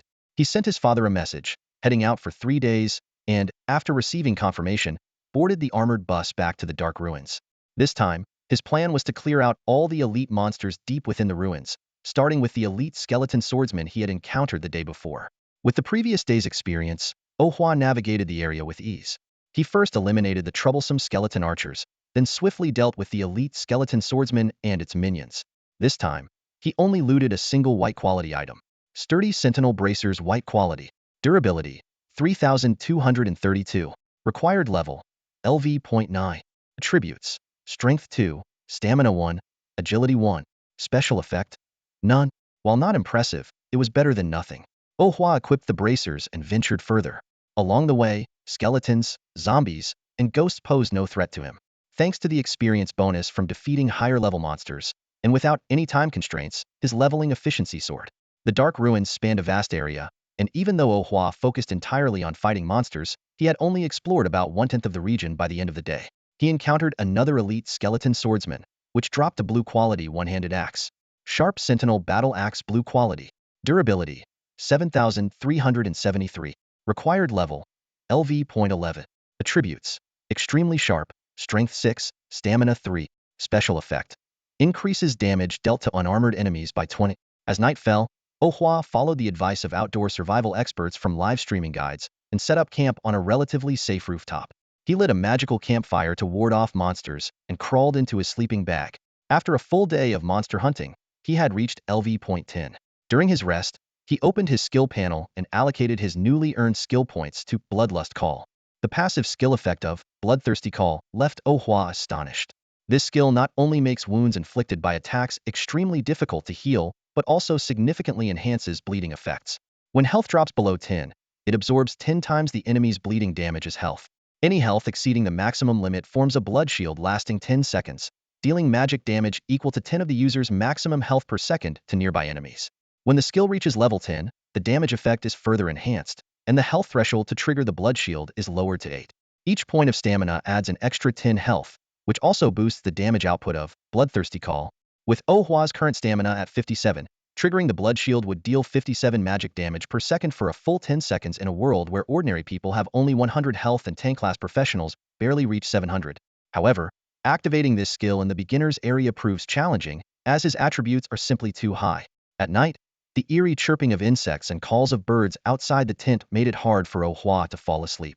Lying in his sleeping bag, he scrolled through strategies for the Shadow Ruins, noting that while the area was suitable for team grinding, its open terrain was not ideal for solo players. After careful consideration, he decided to head to the Shadow Castle, which had a level range of 2,329. Its narrower terrain and abundance of elite monsters made it more suited to lone wolves like him. The next morning, Oh Hua awoke to the clattering sounds of skeleton monsters. After a quick meal of compressed biscuits, he grabbed his school-issued sword and shield and set off toward the faintly visible Shadow Castle. What seemed like a short distance took him a full 3 hours to traverse. The drawbridge over the castle's moat had become a self-organized safe zone for adventurers, bustling with around 200 people. Various professionals set up stalls, selling equipment, potions, and skill books obtained from the castle. Most were level 30 second-tier professionals, clad in full sets of blue and gold gear. The occasional flashes of purple and orange equipment drew envious gazes. Oh Hua didn't linger in the safe zone and walked straight through the lively area. Behind him, he heard members of a private guild mockingly refer to him as an overconfident school kid. The well-equipped team, led by their warrior captain, soon charged toward the castle gates with high spirits. Inside the castle's front courtyard garden, Oh Hua observed the ghouls wandering through the decayed garden. These level 2125 monsters were tougher than skeletons and zombies, possessing venomous attacks and a highly aggressive nature. When one of the ghouls charged at him, Oh Hua unhesitatingly swung his sword, leaving a deep gash across its chest but failing to kill it in one strike. The injured ghoul let out a piercing shriek and counterattacked. Calmly, Oh Hua blocked with his shield. A burst of blood mist erupted from his body, slamming into the blocked ghoul. The mist's explosive force tore apart the ghoul's emaciated figure, reducing it to fragments and scattering glowing motes into the air as it disintegrated. In the garden of the shadowy castle's courtyard, new monsters were classified into 3 types: ghouls, shadow wolves, and vampiric tree spirits. Although Oh Hua couldn't instantly kill these creatures in his normal state, by activating Blood Engine and lowering his health to 75, he could effortlessly take them down in a single strike. The efficiency of solo grinding against level 13 monsters allowed Oh Hua to reach level 11 in just 2 hours. He obtained 2 pieces of blue quality equipment, the decayed Warden Blade and the sharp Warden Battle Axe. Equipped with these dual weapons, Oh Hua stepped confidently through the castle's black side door into its interior. What greeted him was a dilapidated corridor. Dust-covered floors and walls blanketed with cobwebs silently told the story of this place's desolation. The walls were riddled with cracks, and the air reeked of a nauseating stench of rotting flesh. The dim lighting cast the entire space in a monochrome palette, as though he had entered a scene straight out of an old horror movie. Clutching his sword and axe tightly, Oh Hua strode forward with his head held high through the eerie corridor. Thanks to his intelligence attribute, far exceeding that of a mage, he could observe his surroundings with remarkable clarity, as if time itself had slowed under his heightened focus. Suddenly, the heavy clanging of metal footsteps echoed from around the corner of the hallway. Oh Hua immediately halted, raising his battle axe in his right hand. The footsteps grew louder, and a black knight emerged from the corner, wielding a massive black sword and clad head-to-toe in rusted, blackened armor. In an instant, Oh Hua activated Blood Engine, unleashing a blood mist shockwave powered by his 325 strength points, which struck the black knight directly. His battle axe followed, cleaving through the heavy armor to reveal a decayed, mummified body beneath. His sword came down next in a diagonal slash along the breach, completing a seamless 2-hit combo and forcing the level 27 Black Knight to one knee. Seizing the opportunity as his opponent lost balance, Oh Hua swiftly closed the gap. With his overwhelming attribute advantage, the Black Knight, known for its physical resistance, was rendered helpless like a toy, knocked around with every strike. It succumbed after enduring just 6 blows, unable to stand firm, let alone counterattack. This was the power of attribute suppression. Those with higher strength overwhelmed the weak, those with higher agility outmaneuvered the slow, those with higher intelligence mastered and cast spells more efficiently, and those with higher endurance could endure far more damage than their lesser counterparts. Of course, nothing is absolute. When faced with an array of peculiar skills, it's hard for advanced players to rely solely on overwhelming stats. However, when dealing with low-level monsters, sheer stat advantage remains highly effective. Oh Hua swung his weapon decisively, killing a LV.27 Dark Knight in a single strike. Watching the monster collapse, a faint smile appeared on his lips. Killing a monster 16 levels above me at LV.11? What's there to be afraid of? He gripped his weapon tightly and moved briskly through the castle's dimly lit corridors. The monsters in the castle were densely packed. Every room hid 1 or 2 creatures, and targets could be easily found just by progressing along the hallways. Most importantly, the detailed guide he had bought for $325 was proving to be worth every penny. It outlined everything from monster locations to trap placements, from solutions to those traps to safe zones. With this guide in hand, the entire castle felt like an open book. As long as I avoid the elite monsters and the boss areas, this castle is basically my backyard, Oh Hua mused. Thanks to his terrifyingly high stats, as long as he didn't get greedy and attract too many enemies at once, the chances of failure were almost non-existent. Late at night, Oh Hua lay in his sleeping bag in the safe room on the 7th floor of the castle. Through the window, he gazed at the sky, thick with ominous clouds, and nodded in satisfaction. LV.15, 4 levels in 2 days, pretty intense. He opened his skill menu and allocated his newly acquired skill points to Bloodfrost Heart. This passive skill, now at an impressive LV.10, was unaffected by the Berserker class usual drawbacks. It allowed him to consume mana to both negate and store abnormal status effects. At this point, all 3 of his skills had undergone qualitative transformations, reaching the peak of LV.10. To put this into perspective, the average LV.15 class changer could only achieve a maximum skill level of around LV.4, while even prodigies typically capped at LV.7. This meant Oh Hua had already reached a level that 80 of people in the world might never attain in their lifetime. After a night of rest, Oh Hua decided it was time to head back. 2 days and nights without sleeping in a proper bed had left him feeling mentally drained, and he found himself wanting to slash at everything he saw. This solitary experience in such an oppressive environment gave him a newfound appreciation for the benefits of team play, at least with teammates. There'd be someone to chat with and stave off the loneliness, rather than scrolling aimlessly through his phone amidst the sound of monsters howling. Retracing his steps quickly, he cut down the monsters he encountered with ease. By around 4 in the afternoon, he finally emerged from the shadowy forest and reached the outer highway. Luck was on his side, as an armored bus happened to stop right in front of him. At this point, Oh Hua was equipped with 2 blue-grade weapons, a blue-grade ring, and a white-grade bracer. His demeanor now carried the air of a seasoned second-class adventurer. The solo training had stripped away his student-like naivety, and his gaze had grown noticeably sharper and more mature. Unfortunately, all this gear and charisma were undermined by his LV.1 warrior class designation. As the saying goes, clothes make the man, but his low-level status severely undercut his image. He could already imagine his classmates teasing him tomorrow, joking that he had been too lazy to train over the break. After returning home, Oh Hua ordered takeout, took a shower, and, after a quick meal, collapsed onto his bed and fell into a deep sleep. The next morning, the ticking of his alarm clock failed to wake him, and it was only his father's shouting that saved him from being late. When he arrived at the classroom, Oh Hua immediately noticed Feng Xiaoxiao slumped over her desk. She was surrounded by classmates, looking utterly drained of energy. Oh Hua didn't approach her.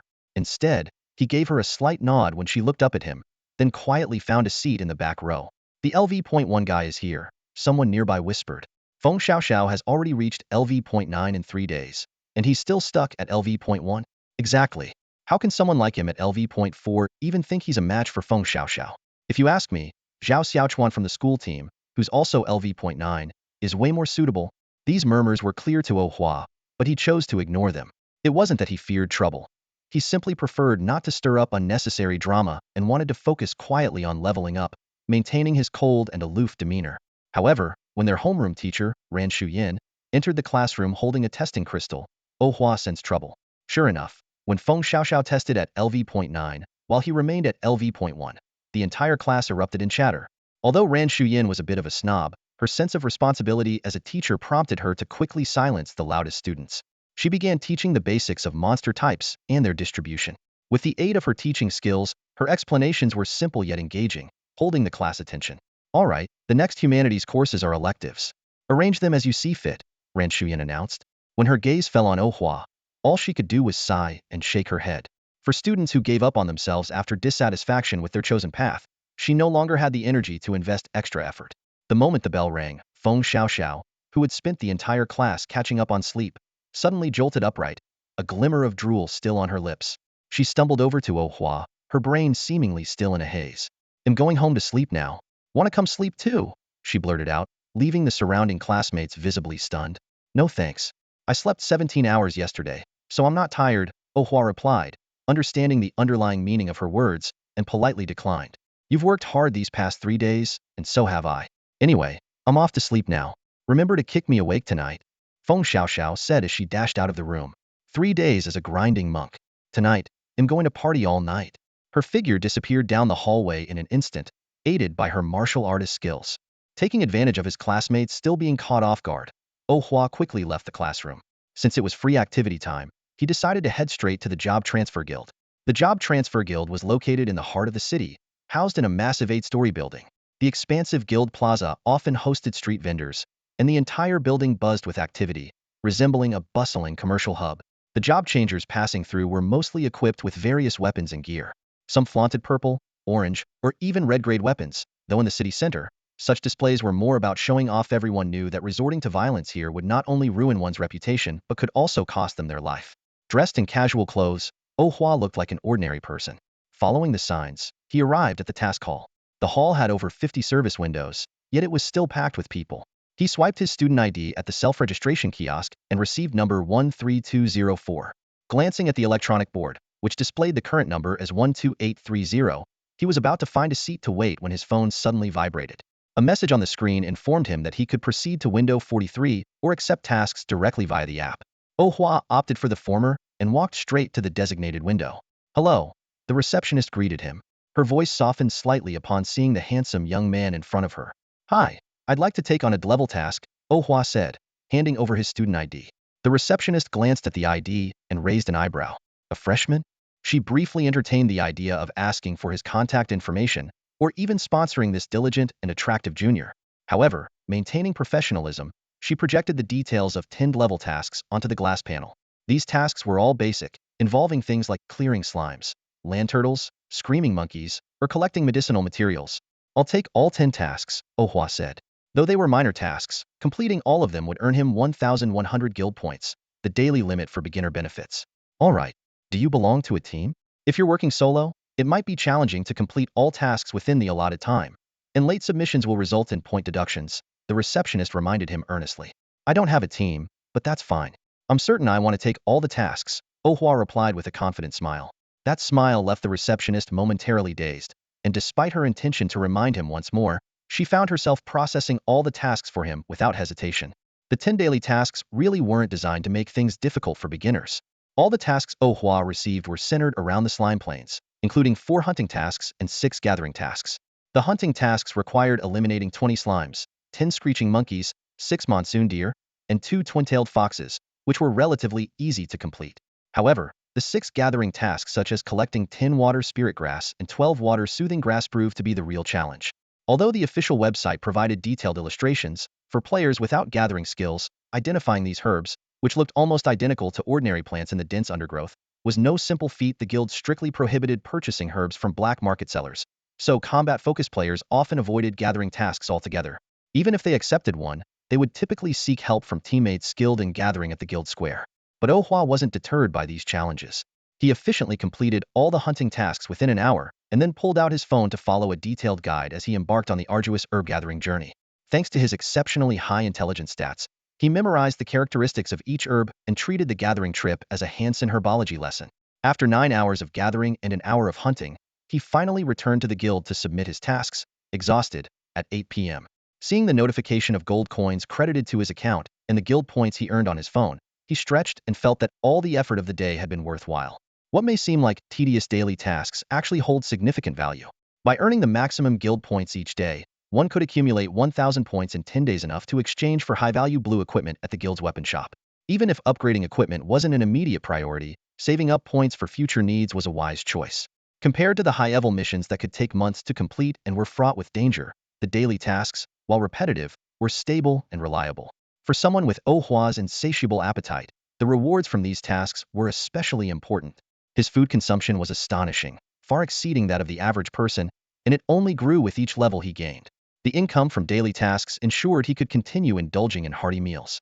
After a full day of experience, Oh Hua was confident he could reduce the time required for similar gathering tasks to under an hour. On his way home that evening, he picked up 5 orders of stir-fried rice noodles from the restaurant downstairs, only to find Feng Xiaoxiao's shoes at his doorstep. As expected, this girl had no intention of going to her house to wake her up. Instead, she snuck back to her own place. Oh Hua put down the steaming plate of stir-fried rice noodles and walked to the guest room door, knocking lightly a few times. But there was no response. When he turned the doorknob, he found it unlocked.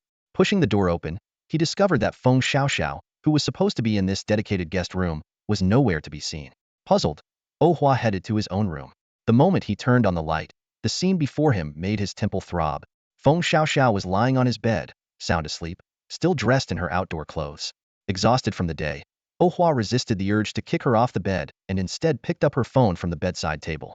He unlocked it using her birthday, found the clock app amidst a screen full of mobile game icons, and patiently set 10 alarms, spaced 1 minute apart, all at maximum volume, before placing the phone right by her ear. Satisfied with his handiwork, Oh Hua returned to the living room to enjoy his stir-fried noodles. 10 minutes later, the piercing sound of alarms blared from the bedroom, followed by a loud thud. Startled awake, Feng Xiaoxiao had bolted upright too quickly and landed on the floor with a thump. "Don't you ever play dating sims?" she yelled, rubbing her sore backside and glaring at Oh Hua, who was calmly eating his noodles. "In those games, childhood friends always wake you up gently. Besides, I'm your big sister, even if only by a few seconds." Oh Hua glanced at his so-called older sister, who was born mere seconds before him, and sneered, "Clean pillowcases, duvet covers, and sheets are in the cabinet. Make sure to wash the dirty ones properly after you change them." "Ugh, you're so stingy." Feng Xiaoxiao rolled her eyes and explained, "It's because Auntie and her teammate came back. The guest room was being used by her teammate. Don't worry, This fabulous young lady would never sniff around a guy's bed. Only a beautiful girl's bed deserves my attention. With that, she turned and went into Oh Hua's bedroom. Before long, she had changed the bedding, humming a tune as she tossed the dirty covers into the washing machine. Where's my mom? Oh Hua asked casually, still shoveling noodles into his mouth while watching Feng Xiaoxiao lounging on the couch, playing with her phone. He had long grown accustomed to his mother's elusive comings and goings. My mom and dad took Uncle O, Auntie, and Auntie's teammate out for hot pot, Feng Xiaoxiao replied, patting her stomach. I didn't go because it seemed like a hassle, but I'm not hungry. Auntie made me some dishes at home earlier. What about me? Oh Hua asked, confused and starting to doubt if he was truly his parents' biological child. After all, they had been born in the same hospital, in the same room. Could there have been a mix-up? TSK, you snooze, you lose. Who told you to not come home on time? Feng Xiaoxiao said smugly. Annie's cooking is so good. If you're that desperate, maybe I'll save you a little next time.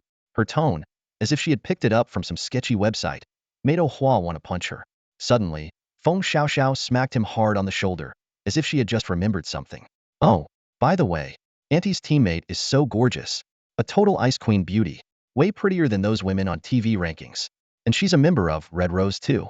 Just to get close to her, I'm absolutely joining Red Rose. Watching her practically drooling, Oh Hua's mouth twitched as he ate his noodles. This wasn't some blossoming young girl. This was clearly a sleazy, greasy, middle-aged man in disguise. At 9:20 p.m., the sound of the door opening echoed through the room.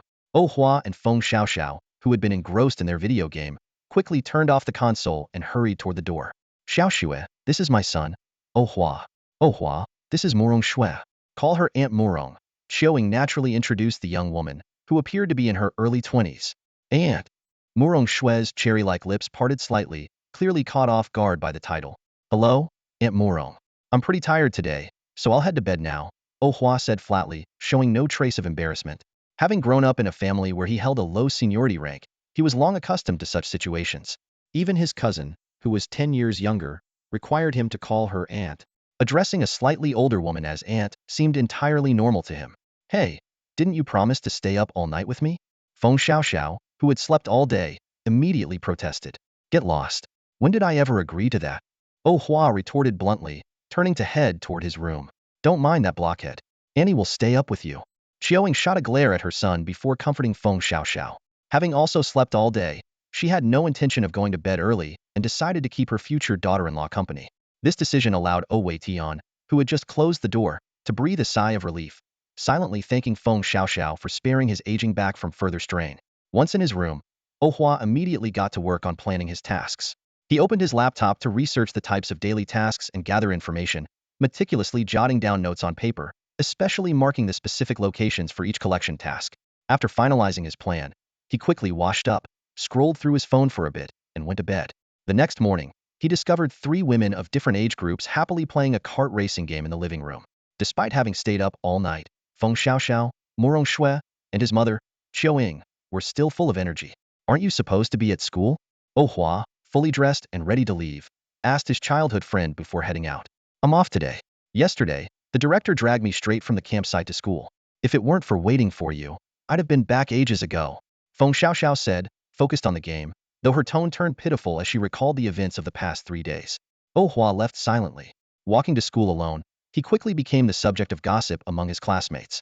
Rumors that he had been dumped by Feng Xiaoxiao spread like wildfire, and during breaks, he noticed peers pointing and snickering at him.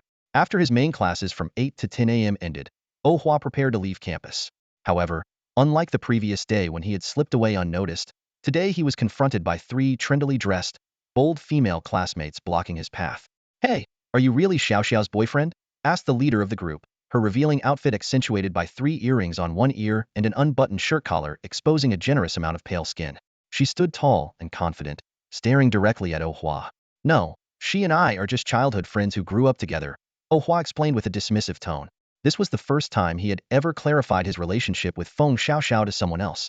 Usually, it was Feng Xiaoxiao who got cornered by other girls at school, demanding answers. But now, the roles were reversed, and it was his turn to explain. Really? The bold girl raised her chin at his words. If that's the case, then it's simple. Date me, and I'll have your back from now on. But you need to stay away from Feng Xiaoxiao. A faint blush appeared on her face, but she quickly masked it with a proud, almost condescending expression, as if she were doing him a favor. That won't work, Oh Hua said bluntly. She's my next-door neighbor. We go to and from school together every day and often visit each other's homes. Besides, I'm not into bold girls, especially ones with tattoos. He had thought she was here to cause trouble, but to his surprise, it turned out to be some kind of confession delivered in a big sisterly tone. Wait, hold on. She tried to explain further, but Oh Hua had already walked past her and out of the classroom. Go after him, she commanded her posse, but by the time they rushed out, Oh Hua had already disappeared. Oh Hua took the subway to the job change guild and picked up 10 daily tasks again. Thanks to his achievements from the previous day, the customer service assistant assigned him the tasks directly this time. All the tasks were located in the Dark Forest 7, were hunting missions, and 3 were gathering missions. With the experience he gained yesterday and careful planning the night before, he completed all the tasks in just 3 hours. With time to spare, Oh Hua grabbed the school-issued longsword and shield and headed to the elite monster respawn point in the Dark Ruins. He swiftly dealt with the elite skeleton swordsman and its minions in mere seconds, though unfortunately, no equipment dropped this time. He then turned toward the haunted highway, where he encountered a nest of elite zombie soldiers. After defeating them, he obtained a faint blue dimensional rift. When he touched the dimensional chest, a blue quality ring dropped to the ground. Resolute ring blue quality. Durability, 1717. Equipment level, LV.8. Effect, 2 strength, 6 endurance. Special effect, hard to knock down. The good news was that he got a drop. The bad news was that the stats were average. Still, the attribute bonuses were decent, better than nothing. Oh Hua slipped the ring onto his finger and glanced down at the cursed skeleton ring, resolute ring, and sturdy guardian bracers he was wearing. He couldn't help but think his classmates must all be blind. His gear was getting increasingly impressive, with the lowest being the LV.8 resolute ring. Yet they all assumed he was just a lazy poser who bought gear to show off because his displayed level was still LV.1. To this, Oh Hua could only sigh at how oblivious people were. They'd rather label him as a show-off than consider the possibility that he was hiding his true strength. Ironically, the ones who mocked him the most were the lowest-leveled students in the class. Perhaps they just needed someone they perceived as worse than themselves to feel better about their own inadequacies. Today's training and leveling went exceptionally well. By dusk, Oh Hua returned home under the glow of the setting sun. As he stepped through the door, the first thing he saw was Feng Xiaoxiao lounging lazily on the sofa watching TV. From the kitchen came the enticing aroma of dinner, where Murong Shui was busy cooking alongside his mother. Qiao Ying, you're back? Go take a shower. You reek of that rotting stench from the dark forest zombies. Qiao Ying wrinkled her nose in distaste as she stirred a pot of soup. Already used to her complaints, Oh Hua simply shrugged and headed straight to his room for a shower. After putting on clean clothes, he emerged refreshed. Xiao Hua, I heard about your situation from your dad, Qiao Ying said while adding seasoning to the pot. Why don't you make some time to get a full checkup at Red Rose? No need. I'm doing fine as it is. Besides, I don't have to bother hiding my strength anymore. Oh Hua replied casually.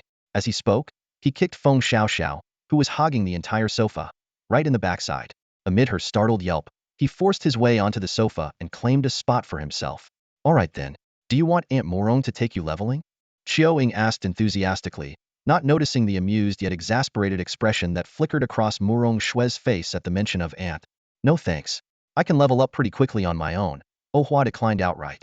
Although Murong Shui, as a member of Red Rose, was undoubtedly above level 45A rarity for someone her age, considering even his nearly 40-year-old mom was only level 67, he had reached a point where he could easily defeat monsters 10 levels above him.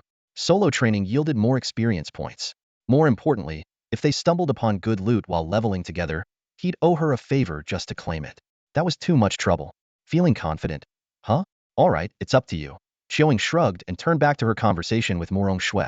She had long known that Oh Hua was a mature and independent child, so she'd always taken a hands-off approach to raising him.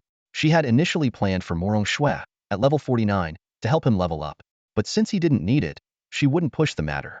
By the way, I heard from your dad that you're in a sword-wielding class. Xiao Shui's a sword expert, how about having her as your private instructor? Qiao Ying suggested. After all, she'd gone to great lengths, trading a top-tier purple-grade weapon, to get Murong Shui to agree to this. She wasn't about to let the opportunity go to waste. Murong Shui would be staying until her next mission, at least a month, and with Oh Hua's intelligence, that should be plenty of time for him to benefit from the training. Is Aunt Xiao Shui's class specialized in dual-wielding greatswords? Oh Hua glanced at his mom, whose scheming expression was hard to miss, and could more or less guess her intentions. She uses a single-handed sword, not dual-wielding. Xiao Hua, your dad is a top-tier engineer with an initial intelligence stat of 142.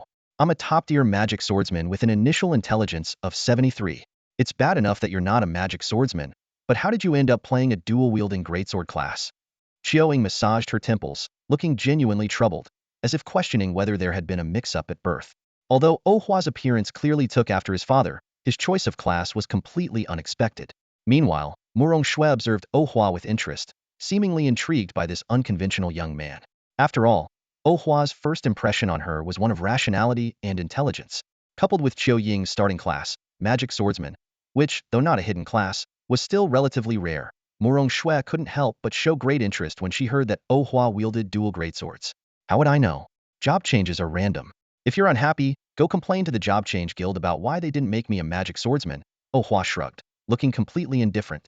Seeing Ohua's attitude, Qiuing couldn't help but chuckle. This was practically a younger version of herself. It seemed there was no doubt he was her and Oldo's offspring. TCH, bad luck for you, kid. I even got you a beautiful stand-in player and personal coach, but you didn't have the fortune to enjoy it. Thinking about the purple tire equipment she had lost without gaining any benefit, Qiuing gave up entirely. Xiaohua, if you don't mind, could you tell me your class? Murong Shui asked with a gentle smile. Her voice was soft and pleasant, contrasting sharply with her cold and proud expression. Your case is quite uncommon. If you explain it in detail, I could even consult some knowledgeable friends in the guild for you. Sorry, it's a hidden class. I need to keep it confidential. Ohua declined without hesitation. The decisiveness of his refusal left Murong Shui slightly stunned. From school to work, she had experienced rejection before, but never one as straightforward as this. Don't bother, Sister Shui, Feng Xiaoxiao said resentfully while rubbing her backside, still sore from Ohua's earlier kick. This guy is a complete mystery freak.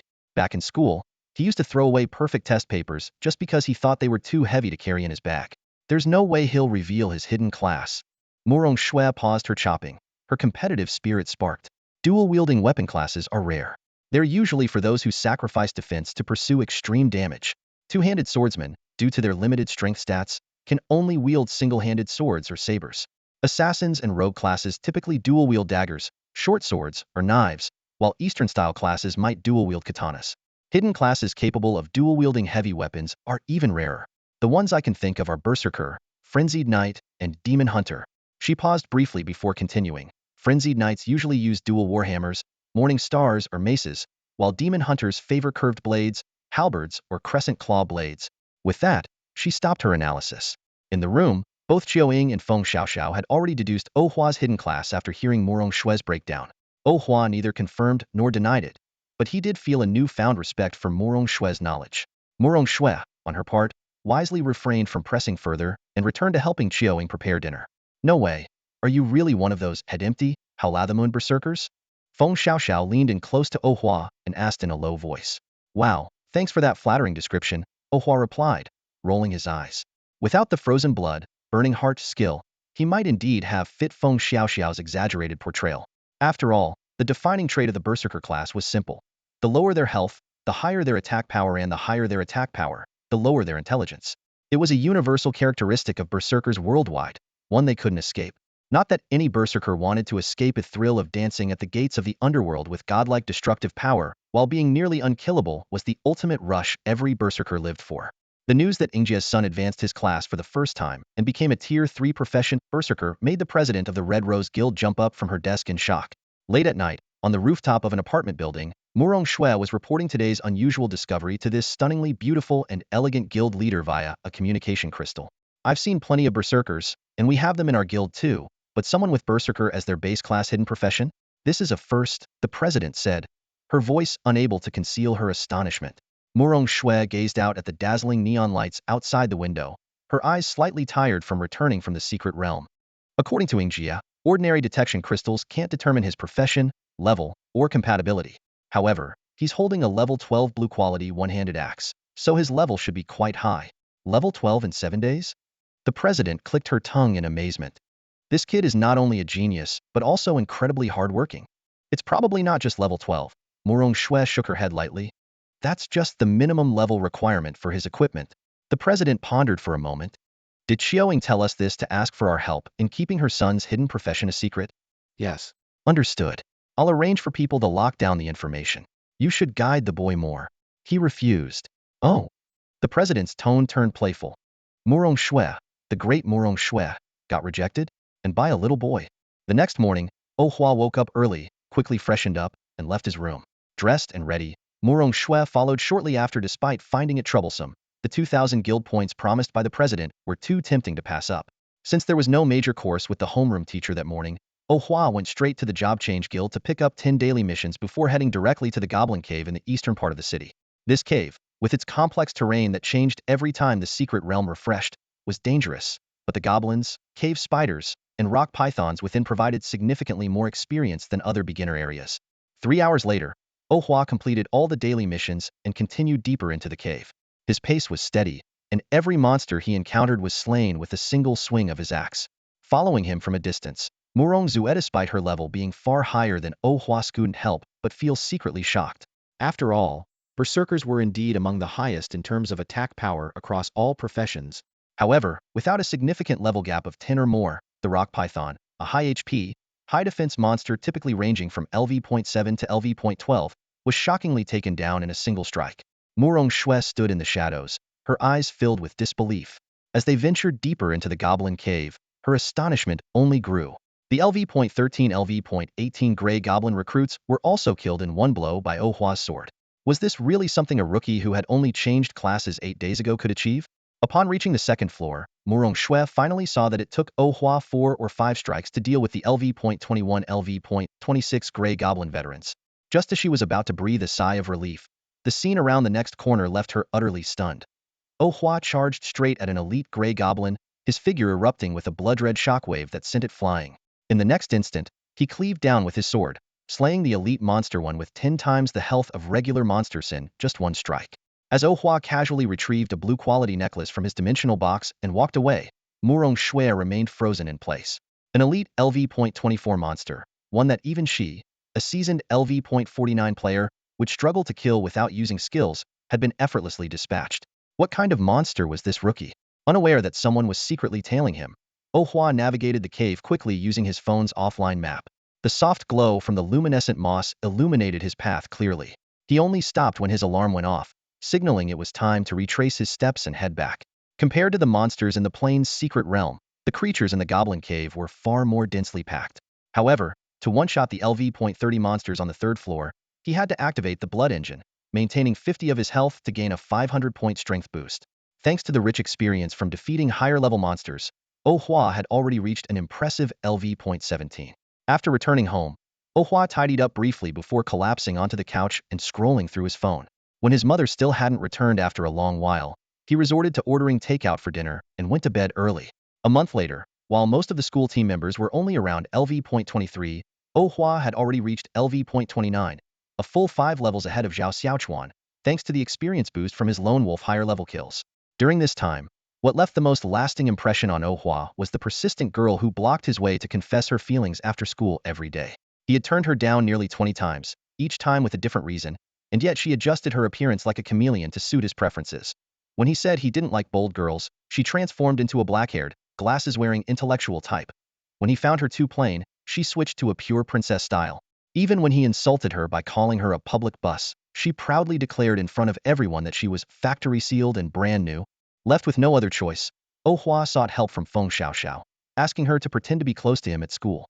But his so-called loyal friend betrayed him for a limited edition sundae, even revealing to the persistent girl the location of the mole on the third segment of his abs. On Monday, after the school bell rang, the homeroom teacher, Ran Shuyin, walked into the classroom with a smile, albeit slightly late. Class, she announced once the room quieted down, the Qingyun ranking will officially begin in 5 weeks, and the registration starts the day after tomorrow. The school has decided to nominate 30 students to directly enter the county-level competition, skipping the preliminary selection phase. Each class in the combat specialization can recommend 6 participants. This major announcement immediately sparked lively discussions in the classroom. Feng Xiaoxiao will definitely be the first choice, someone shouted. Imoli has to go as well. Let Wang Gang give it a shot. He's already a level 20 warrior, and in a month, he'll definitely reach level 25 or higher. Ran Shuyin scanned the eager students and raised her voice, saying, Feng Xiaoxiao will be participating in the team competition and is not on the eligible list. Imoli and Wang Gang are certainly good candidates. Anyone else interested? Amid the enthusiastic chatter, the 6 participants were quickly decided. As a so-called weakling at level 29, Oh Hua was naturally excluded from consideration, but he was entirely unfazed and even enjoyed the thought of staying out of it. Oh Hua, after class, Chi Manor, who was no longer dressed in her usual bold style, approached Oh Hua as he was packing up his books. A new kaiseki restaurant just opened at X department store. Want to check it out together? I'm busy, so I'll pass. Oh Hua replied with a calm tone as he stood up and left, maintaining only the most basic level of camaraderie with Chi Manor. She didn't press further, though a hint of disappointment lingered as she left with her group of friends. As soon as Oh Hua left, the classroom buzzed with gossip. Pretty boys really have it easy, lazy and dumb yet so popular. Getting tangled up with Feng Xiaoxiao was bad enough, and now he's cozying up to Chi Manor too. Do strong women these days all like useless guys? I heard that lazy level 1 guy somehow managed to stay on the school heartthrob list. His delusional fans even speculate he has some hidden class that can't be detected by the testing crystal. If he's got a hidden class, he'll livestream myself eating a desk. He's just a poser who looks down on warriors and refuses to put in the effort. After leaving school, Oh Hua headed straight to the Vocational Guild's mega mall. This had become part of his daily routine, and he was already familiar with the entire layout of the mall. Instead of using the app to claim tasks, he preferred going to the counter in person. The reason was simple. During his online research, he discovered that tasks claimed via the app would automatically place participants on the daily task leaderboard. Although it was possible to hide personal information, the leaderboard would still display an unnamed identity. The development company claimed it was adding a touch of fun to the tasks, but in reality, there was a hidden agenda. They collected data and sold the transferee's personal information to headhunting firms. Oh Hua was well aware that a level 1 warrior completing 10 daily tasks every day would raise suspicion. He had no desire to be flagged by big data and harassed by relentless headhunters. Compared to this, the guild counter, though burdened with tedious procedures, at least ensured the confidentiality of task records. At the equipment storage facility of the guild for specialized professions, Oh Hua stood before a cabinet-like device resembling an arcade machine. With practiced ease, he entered his phone number and password. As a white crack appeared in the cabinet, the adjacent display screen detailed the more than 30 pieces of equipment, consumables, and potions he had stored. His gaze fell on his 2 most powerful weapons. The decayed Guardian Greatsword glimmered with the blue glow of its quality. Its durability was listed as 4356, with a level requirement of LV.26. Not only was this sword razor sharp, but it also granted a 14 strength bonus and featured a decay effect, a 12 chance to inflict a fragile curse on enemies, dealing an additional 7 points of damage to curse targets. However, its usage came with strict conditions. If strength fell below 55, the wielder would suffer a penalty of 7 agility. Paired with this was the Frenzied Guardian Greatsword, another high-quality weapon with a durability of 4156 and a level requirement of LV.27. This sword was equally sharp, granting a 9 strength bonus. Its frenzy effect provided a 4 chance to temporarily increase strength by 15 points for 30 seconds during attacks. The trade-off was a 10 increase in damage received during that time. Both weapons were top-tier blue items, looted from elite Black Knights in the Shadowy Castle, a rare find in such drops. Oh Hua slung them across his back, thinking that if he no longer needed them in the future, he could repair them at a blacksmith and sell them for several thousand. Fully equipped, he accepted 10 daily tasks located along the wandering riverbank to the south. He was still far from reaching LV.30 in terms of experience, but another run through the wandering caverns today would suffice. Determined to complete his second job transfer before the Qingyun rankings began, he had given himself ample time. In his view, as long as he could transfer in time, making it from the qualifiers to the finals wouldn't be difficult after all. The top 16 in every Qingyun rankings had always been second-job professionals, with all eyes on those prodigies who achieved their second transfer quickly. Familiar with the routine, he completed the riverbank tasks in just over an hour. After gathering the last herb, Oh Hua arrived at the wandering riverbank transit station, located 1 kilometer from the city. To enter the underwater wandering caverns, one had to take a submerged cable car. While some reckless individuals opted to dive directly, no one in their right mind would risk such a foolish act in these rapid currents. As the Qingyun rankings approached, a surge of young professionals between LV.25 and LV.30 flooded this secret realm to grind for experience, causing the number of players to skyrocket. At the back of the line, Oh Hua gazed at the winding crowd ahead and couldn't help but frown. There were at least 1,000 people waiting in line, which meant the wait time could be comparable to the 1 or 2 hours it would take to catch a ride to other higher-level secret realms. Surprisingly, however, the line moved at a decent speed. Within just 10 minutes, Oh Hua had reached the platform. But as he laid eyes on the underwater tram in front of him, he immediately understood why the line was progressing so quickly. The tram's exterior was covered in rust, looking like an ancient relic from 30 years ago. This made him question the decision of the station's management. Could such outdated equipment really operate safely? Despite his doubts, Oh Hua stepped into the tram. To his surprise, the interior was a stark contrast to its exterior, clean and tidy, with seats that appeared to have been newly replaced. He settled into a window seat, balancing his 2 heavy swords, when a couple approached him. "Hey, classmate, My ticket is for the window seat too. Would you mind switching seats with me? Thanks a lot, the young man asked with a shy smile. Seeing the affectionate couple, Oh Hua, as a single man, agreed without hesitation and moved to the third-to-last row to take a seat. No sooner had he sat down than a girl took the seat next to him. She was dressed in light armor and carried a gleaming golden rapier, which immediately caught Oh Hua's attention. What shocked him even more was her gear. She wore radiant gold-quality earrings and rings, and every piece of her equipment, from her armor, gloves, and pants to her boots and headgear, was high-grade blue equipment.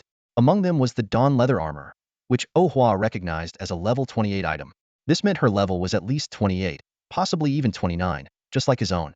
Glancing down at his own mismatched collection of basic and blue-tier gear, Oh Hua suddenly felt like a beggar in comparison. Noticing Oh Hua's gaze, Ji Miaoqing frowned slightly and glanced at him. Her attention was quickly drawn to the two massive dual-handed swords in Oh Hua's arms. Dual-wielding heavy weapons? Ji Miaoqing's mind stirred. This kind of equipment setup likely indicated that he was also a hidden class player. Even more intriguing were those two Guardian Greatswords, rare equipment that could only be dropped by elite Black Knights and required a level of 2,530 to wield. What a small world, she thought. To think I'd encounter a potential future rival from the Qingyun rankings here. Hello, I'm Ji Miaoqing. It's nice to meet you, she said, extending her hand proactively. While they might eventually be competitors on the Qingyun rankings, building a good rapport with a future powerhouse was always a wise move. Besides, judging from his mismatched equipment, it seemed this skilled player hadn't joined any faction yet. Recruiting him into her team after the Qingyun rankings would be a significant boon. Oh Hua, nice to meet you, he replied, shaking the hand she offered. The moment their hands met, Oh Hua noticed the rough calluses on her palm, evidence of years of sword training. After a brief exchange of introductions, the two quietly took out their phones, waiting for the cable car to start. The underwater cable car glided into the tumultuous river, passing through a shimmering, multicolored barrier before entering a damp cavern. When they arrived at the station, Ji Miaoqing gave Oh Hua a nod before turning and running deeper into the cave. Oh Hua chose a different path. The wandering caverns were filled with level 2,833 drowned zombies and various aquatic monsters. While the lobster and crab monsters in this area were particularly challenging for physical classes, they posed little threat to Oh Hua, whose health remained steady at 75. These slow-moving creatures usually only required a finishing blow to be dealt with. His true goal lay on the second floor of the wandering caverns. There, the level 3,439 sirens, though not easily defeated with a single strike, highlighted the advantages of dual-wielding heavy weapons.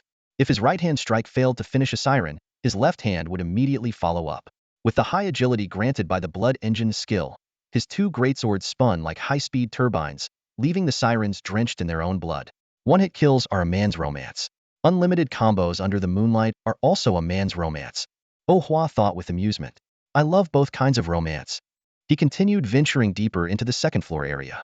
With the life-saving skill Bloodlust Call, which inflicted a guaranteed bleeding effect, even elite monsters, mini-bosses, and the main boss were no match for him. Thanks to his ability to stack bleeding effects infinitely, Oh Hua couldn't help but eagerly anticipate encountering the Secret Realm's boss. He was itching to test his devastating bleeding damage, which he had never fully unleashed on regular mobs or elite monsters. Ding! The level-up notification sounded, and Oh Hua exhaled deeply, stretching his sore arms as he headed toward the cave's transit station. Finally, he had reached level 30. A glance at his phone showed it was 2:32 a.m., reminding him that he had been grinding in this eternal night cavern for 14 straight hours. Although the experience required per level after level 30 increased tenfold, Oh Hua was confident that his method of defeating higher-level monsters would allow him to level up much faster than others who relied on group grinding in this stage of their career. When he returned to the transit station, the lively buzz of players filled his surroundings. Many had even set up tents and laid out supplies, clearly preparing for a long-term stay. As he boarded the underwater cable car for the return trip, Oh Hua noticed a familiar face. Ji Miaoqing, the wealthy girl he had briefly encountered before. She was sitting by the window in the second-to-last row. The two exchanged a brief nod of acknowledgement, and Oh Hua deliberately chose a seat in the very front row. The cable car was empty except for the two of them, but neither spoke. Both were proud hidden class holders at level 30, and neither was willing to break the silence first. Ji Miaoqing occasionally glanced at Oh Hua while instructing her maid to prepare bathing supplies. She was certain that he would be her greatest rival in the race for the top spot on the Azure Cloud leaderboard. When the cable car arrived at the platform, Oh Hua quickly made his way toward the bus stop.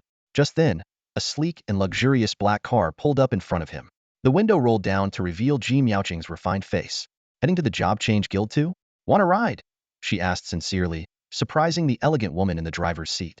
The chauffeur, who had always known her young mistress to be indifferent to young men, was astonished that Ji Miaoqing would voluntarily extend an invitation to someone who seemed like just an ordinary, albeit handsome, guy.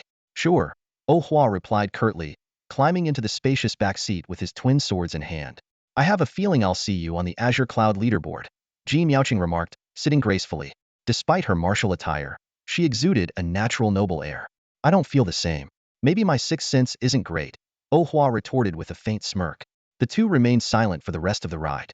Upon arriving at the Job Change Guild, Oh Hua simply said, thanks, to which Ji Miaoqing gave a faint nod in response. Miss, should I look into his background?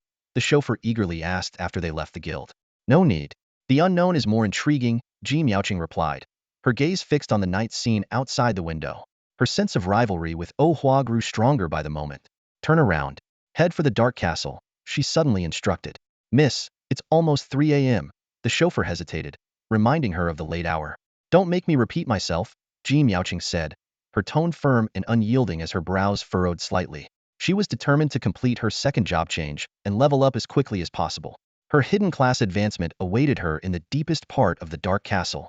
Reluctantly, the chauffeur obeyed and turned the car toward the dark castle. At 3:30 in the morning, the hallways of the Job Change Guild were still brightly lit. Oh Hua stood at the counter, completing the task handover, and then headed straight for the second job advancement area. Unlike those who had already determined their second job paths, he had to personally approach the second job crystal to obtain job transfer information. The elevator smoothly carried him to the second floor area, located in the deepest part of the guild. The vast second job hall felt particularly empty.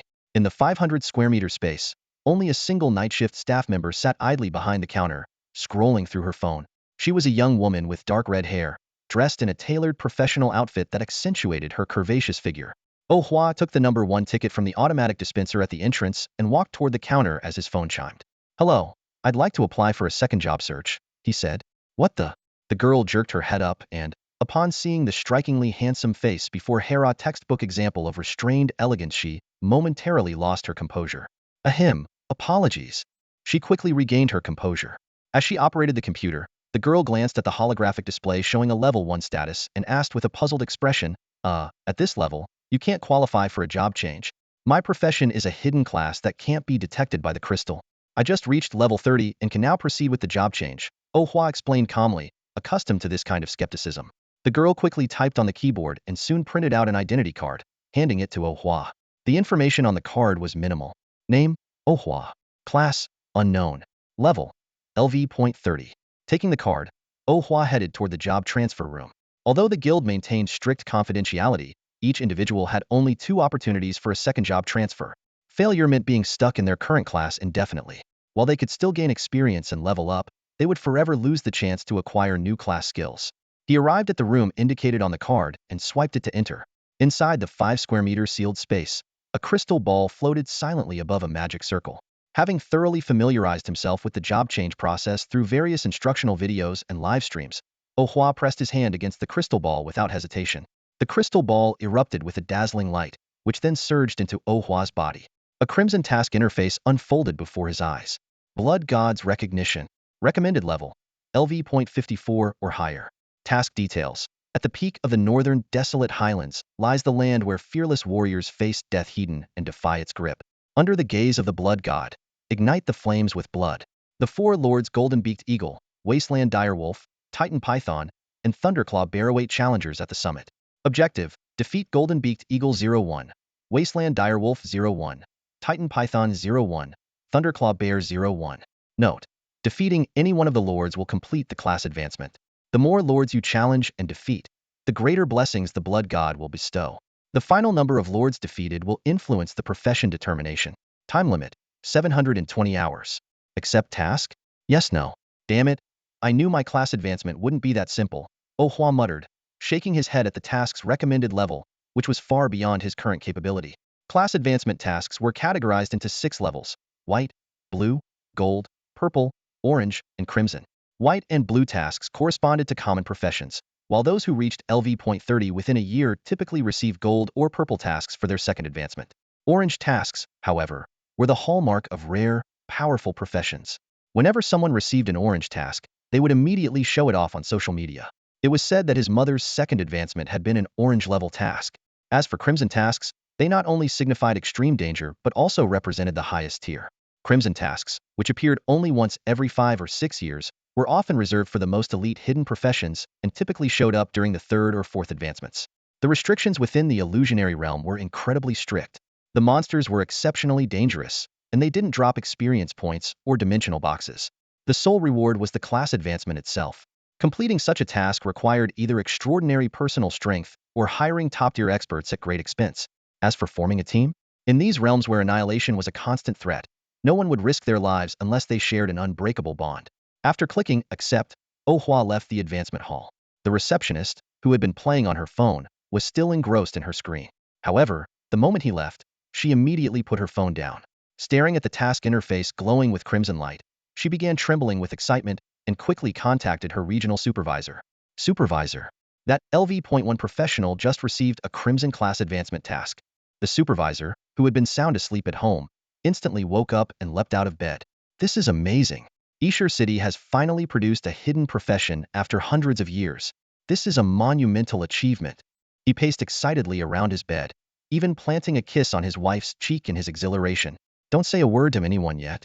It seems he's aiming to make a name for himself on the Qingyun rankings. Take the night off, and we'll approach him tomorrow. Oh, and send me his recent task records. As he reviewed the information, the supervisor gasped in shock. 2nd advancement in just 1 month? He must be the young master of some prominent family. Meanwhile, Oh Hua had no idea he was already on someone's radar. Exhausted, he returned home, collapsed onto his bed without even bothering to wash up, and quickly fell into a deep sleep. Mom, please request a month's leave for me. I need this time to level up. The next day, Oh Hua didn't get out of bed until 11 a.m. Despite missing one of his major classes, his face showed no sign of panic. Wearing his pajamas, he leisurely strolled into the living room. A month? No problem. Chiao Ying, who was engrossed in watching a drama, didn't even lift her head. She simply paused the TV with the remote and said, coincidentally, we're heading to the secret realm in Xian City in a couple of days to level up. Want to join us? On the sofa, Murong Shui was lying down, munching on potato chips. Hearing this, she turned her head to look at Oh Hua. No, thanks, Oh Hua replied briefly, shaking his head. He then headed straight to the bathroom. After brushing his teeth and washing his face, he took a refreshing shower. Over the past month, through monster hunting, leveling up, and completing daily tasks, Oh Hua had earned 1,000 yuan. Adding the money from selling unwanted white and blue tier equipment, his mobile account now held over 60,000 yuan, a modest but comfortable amount for a young adult. Once he was done packing, Oh Hua began stuffing daily necessities into his backpack. I'm heading out, he said to his mother as he slung the packed bag over his shoulder and left the house.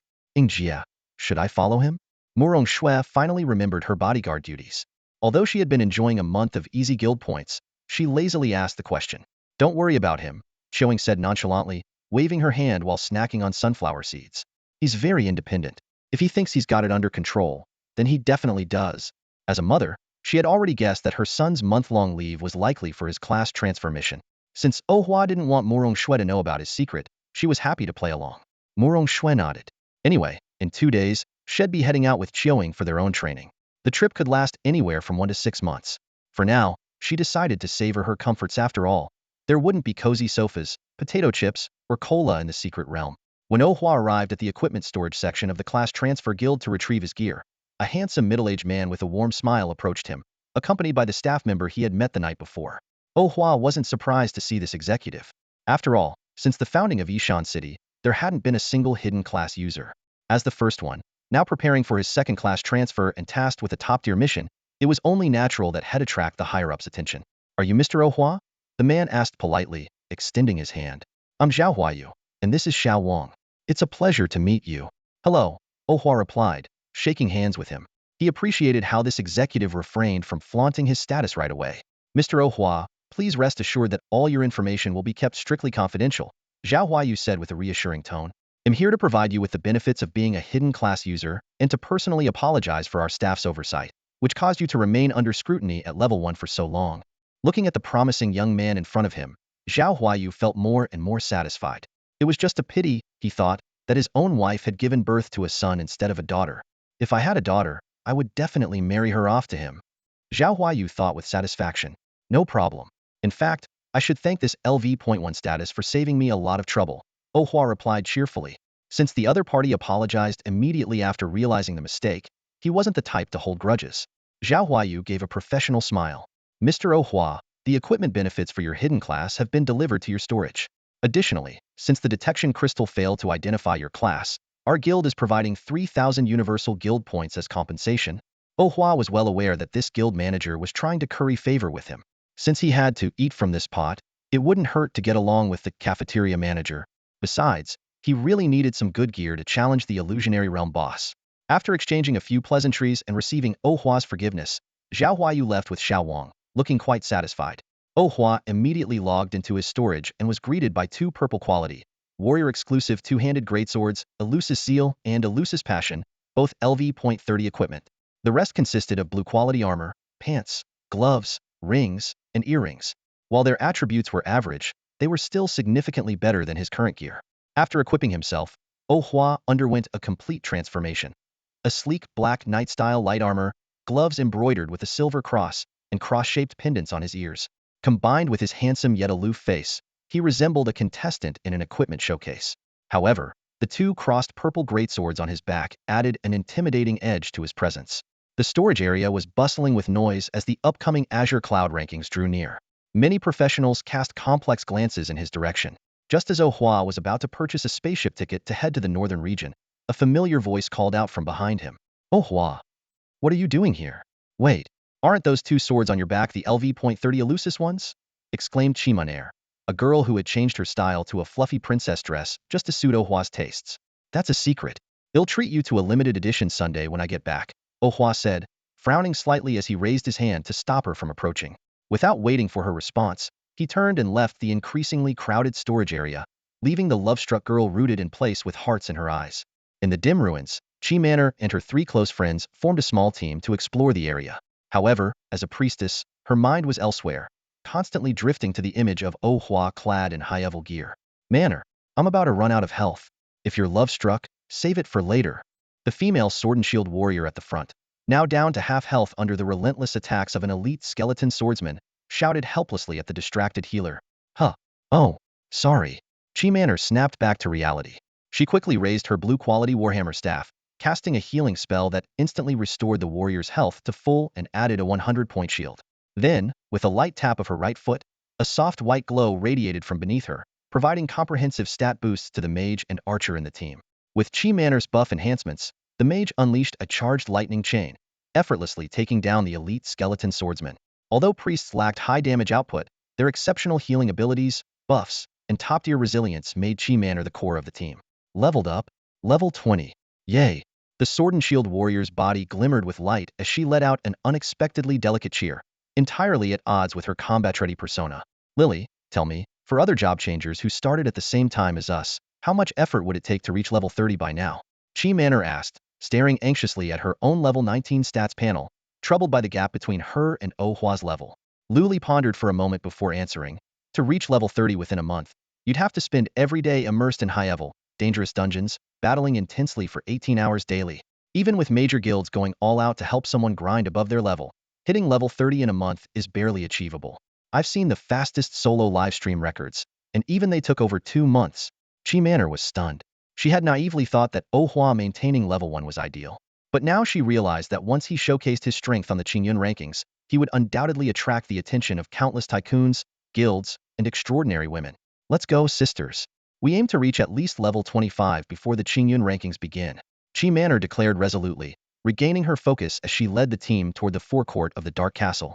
Meanwhile, Ohua, wearing a black mask, had already taken the subway to the spaceship station. Following the signs, he made his way toward an ironclad warship bristling with giant cannons and machine guns. The skies were no longer as safe as they once were, with far more secret realms in the air than on land. Although each city has secure aerial routes, occasional attacks by flying monsters have prompted cities to upgrade their defense systems. Civilian aircraft in the skies have gradually been replaced by heavily armed space warships and carriers. Ohua opted for an economy-class seat on a warship that would take just over 2 hours to reach the northern region. The interior of the warship was astonishingly spacious, with the economy class fully equipped, even featuring an arcade gaming area. After takeoff, aboard Ohua wandered over to the arcade, scanned a code, and selected the classic game Metal Slug 13. His character's movements were fluid and precise, effortlessly completing a no-death run as if it were second nature. As he reached the 3rd level, a refreshing fragrance wafted by. A short-haired woman dressed in black leather armor with twin serpent blade daggers at her waist quietly took the seat next to him. Sensing Oh Hua's gaze, she flashed a confident yet gentle smile before scanning the code to join the game. While her skills were decent, they still fell short compared to the seasoned Oh Hua. "Little brother, where are you heading to level up?" she asked with a smile. "I'm a level 34 Shadowcaster from Ishan Green Academy, second-year student, specializing in flank attacks and crowd control. Our 5-member team is fully equipped. Want to join us?" "Sorry, I'm on a solo class advancement mission this time." Having spent so much time with Feng Xiaoxiao, Oh Hua had developed immunity to short-haired beauties, and he declined without hesitation. "Then how about adding me on Xuanxin? When you're back in Ishan City, I'll treat you to a celebratory drink," she insisted. Oh Hua nodded in agreement and brought up his Xuanxin friend code. "Unstoppable King?" The woman couldn't help but chuckle when she saw his ID. "I didn't expect such a goofy username from someone with such a cold, aloof face." Focused on the game, Oh Hua ignored her teasing. Even as they reached their destination, the woman reluctantly waved goodbye. As soon as he boarded the armored bus heading into the northern mountains, Feng Xiaoxiao's call came through. "Hey, Oh Hua, you jerk. Did you use my friend code to add someone else again?" The person in question is a short-haired older sister, solid 8 out of 10 in looks, cheerful personality. "She seems like a good match for you," Oh Hua replied calmly. "An 8 out of 10 older sister? Wow, Oh Hua, you really went all out actually introducing me to a gorgeous lady." Feng Xiaoxiao's attitude shifted immediately as she eagerly browsed through the woman's hundreds of artistic and alluring photos on her social media. "By the way, where are you? Why didn't you come to class today?" Feng Xiaoxiao asked in a voice message after snapping back to reality. "I had something to take care of, so I took a month's leave. I'll be back in a month," Oh Hua replied succinctly, gazing out the window. "Tisk, you're off to accomplish something big, aren't you? Good luck. I hope you succeed soon." Feng Xiaoxiao sent an encouraging emoji, clearly understanding his motives. The desolate highlands lie at the edge of the northern mountain range. Beyond this area, the heart of the mountains is filled with secret realms, illusions, and abyssal rifts, where all kinds of monsters and demons run rampant.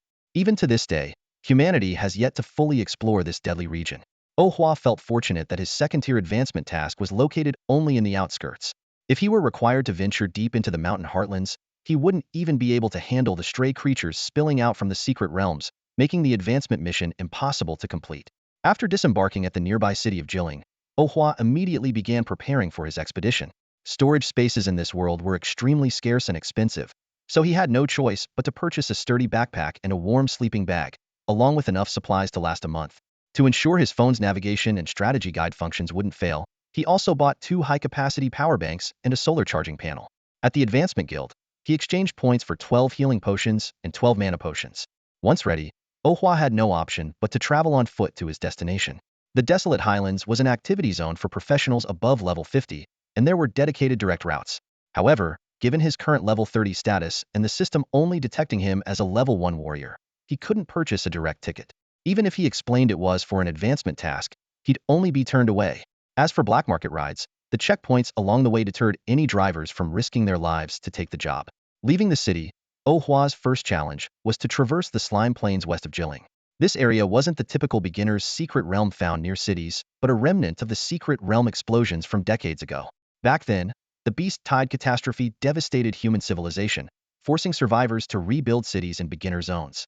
Today's major cities are all situated in these zones, while only small towns formed by high-level professionals are located near advanced secret realms. However, these well-equipped small towns have extremely strict entry requirements. By this time, the collective advancement and leveling rush had already passed, leaving only a few latecomers scattered across the plains. These individuals were either delayed by physical issues or had failed multiple times before succeeding. Seeing Oh Hua pass by with his high-quality gear, they all cast envious glances his way. When night fell, Oh Hua, guided by his navigation, finally exited the slime plains and entered the Beastman plains in the northern mountains. This area was inhabited by a group of beastmen, ranging in level from 14 to 24. These nearly 2-meter-tall creatures were not only ferocious in appearance, with exposed fangs, but also wielded clubs and stones as weapons. Their attack power was formidable, making them universally recognized as tough opponents. However, the experience points they provided were several times higher than other monsters, offering considerable rewards for well-coordinated teams. Oh Hua selected a sheltered hillside and, with a few swift movements of his greatsword, dug out a hollow. Oh Hua used the collected wood to light a campfire and carefully sprinkled monster-repelling potion around the area. As the night deepened, he spread out his sleeping bag in the small hollow he had dug, set up an alarm bell for safety, and crawled inside. Lying alone in his sleeping bag, scrolling through his phone, he couldn't help but envy those adventuring in groups. A 5-person team could carry a large tent and take turns keeping watch, ensuring proper rest. Solo adventurers, however, had to rely on luck. Good luck meant a peaceful night, while bad luck could mean waking up in the middle of the night to fight off beastmen. Although the potion reduced the chances of being discovered, once spotted, retreat was never an option. At dawn, accustomed to life in the wild, Ohua swiftly packed up his gear and strode deeper into the beastman plains. Most of the beastmen he encountered along the way were taken down with a single strike. They were formidable monsters in the eyes of others, but to him, they were as manageable as skeletons, zombies, or goblins, requiring at most an extra swing of his blade. However, as a level 30 warrior, the experience gained from defeating these level 15 monsters was negligible. He decided to focus on covering ground quickly, bypassing enemies when possible and breaking through by force when he couldn't avoid them. 3 days later, he finally crossed the Beastman Plains and entered the Beastman Hills. Here, the Beastmen were larger and better equipped. Despite their levels ranging from 26 to 36 still being within his one-hit kill capability, elite enemies required him to activate his Blood Engine skill to deal with them. By the 5th day, the hilly terrain gradually gave way to lush, mountainous forests. Beyond this forested area, known as the Beastman Encampment, lay the desolate highlands. So tough. Ohua cursed as he cleaved open the head of a Beastman Decurion with a single swing. Surrounding him were the corpses of 6 Beastman soldiers. The monsters in this area were generally over level 40, with the Decurion reaching level 46. Even at 50 health, it took him 4 or 5 strikes to take down a regular soldier, and the Decurion required over a dozen blows before falling. Fortunately, his agility allowed him to deliver 7 to 8 strikes per second, or this forest might have been impassable. On the 6th day, Ohua finally emerged from the forest and stepped onto a winding mountain path. On either side of the trail stood jagged rocks, with not a blade of grass in sight. Above him was a dim, yellowish sky, while looking back revealed a lush, green forest. The stark contrast was something only found in such mystical regions. Wiping the sweat from his forehead, he was grateful he had followed the strategy guide and brought 4 water-filled canteens. After an indeterminate amount of time, the view suddenly opened. A vast, barren expanse stretched before him, the desolate landscape living up to the name Desolate Highlands. Damn it, come down here if you dare.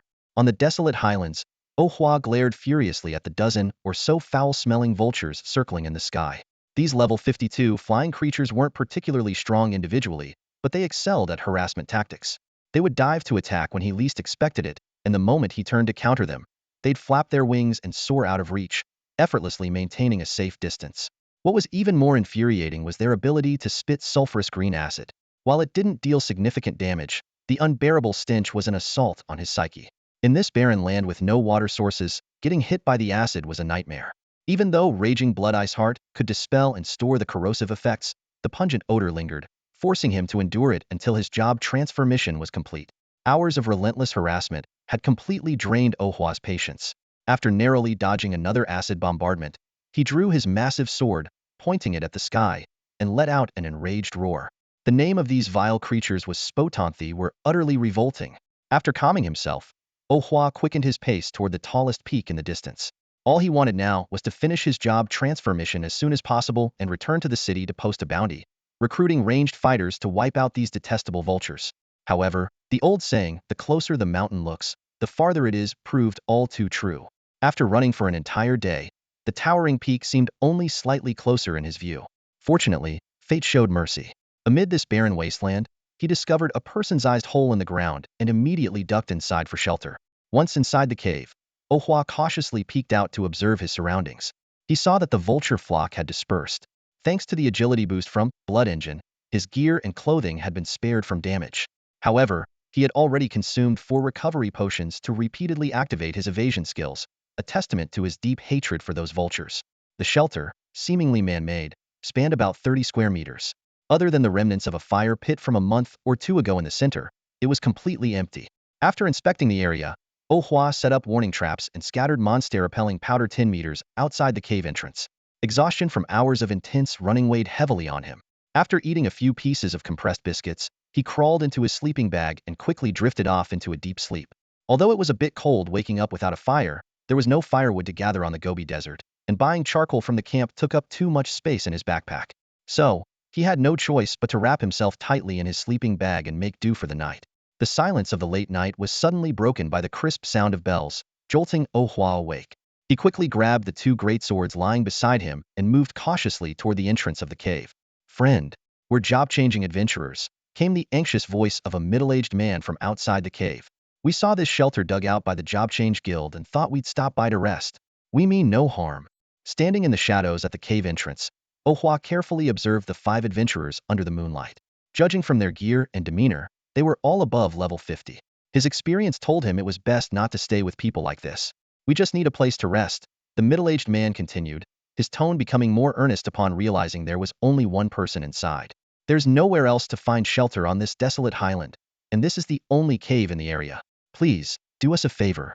After a brief moment of thought, Oh Hua put away his great swords. "Sorry about that. Come in." He stepped out of the cave. These people indeed seemed harmless.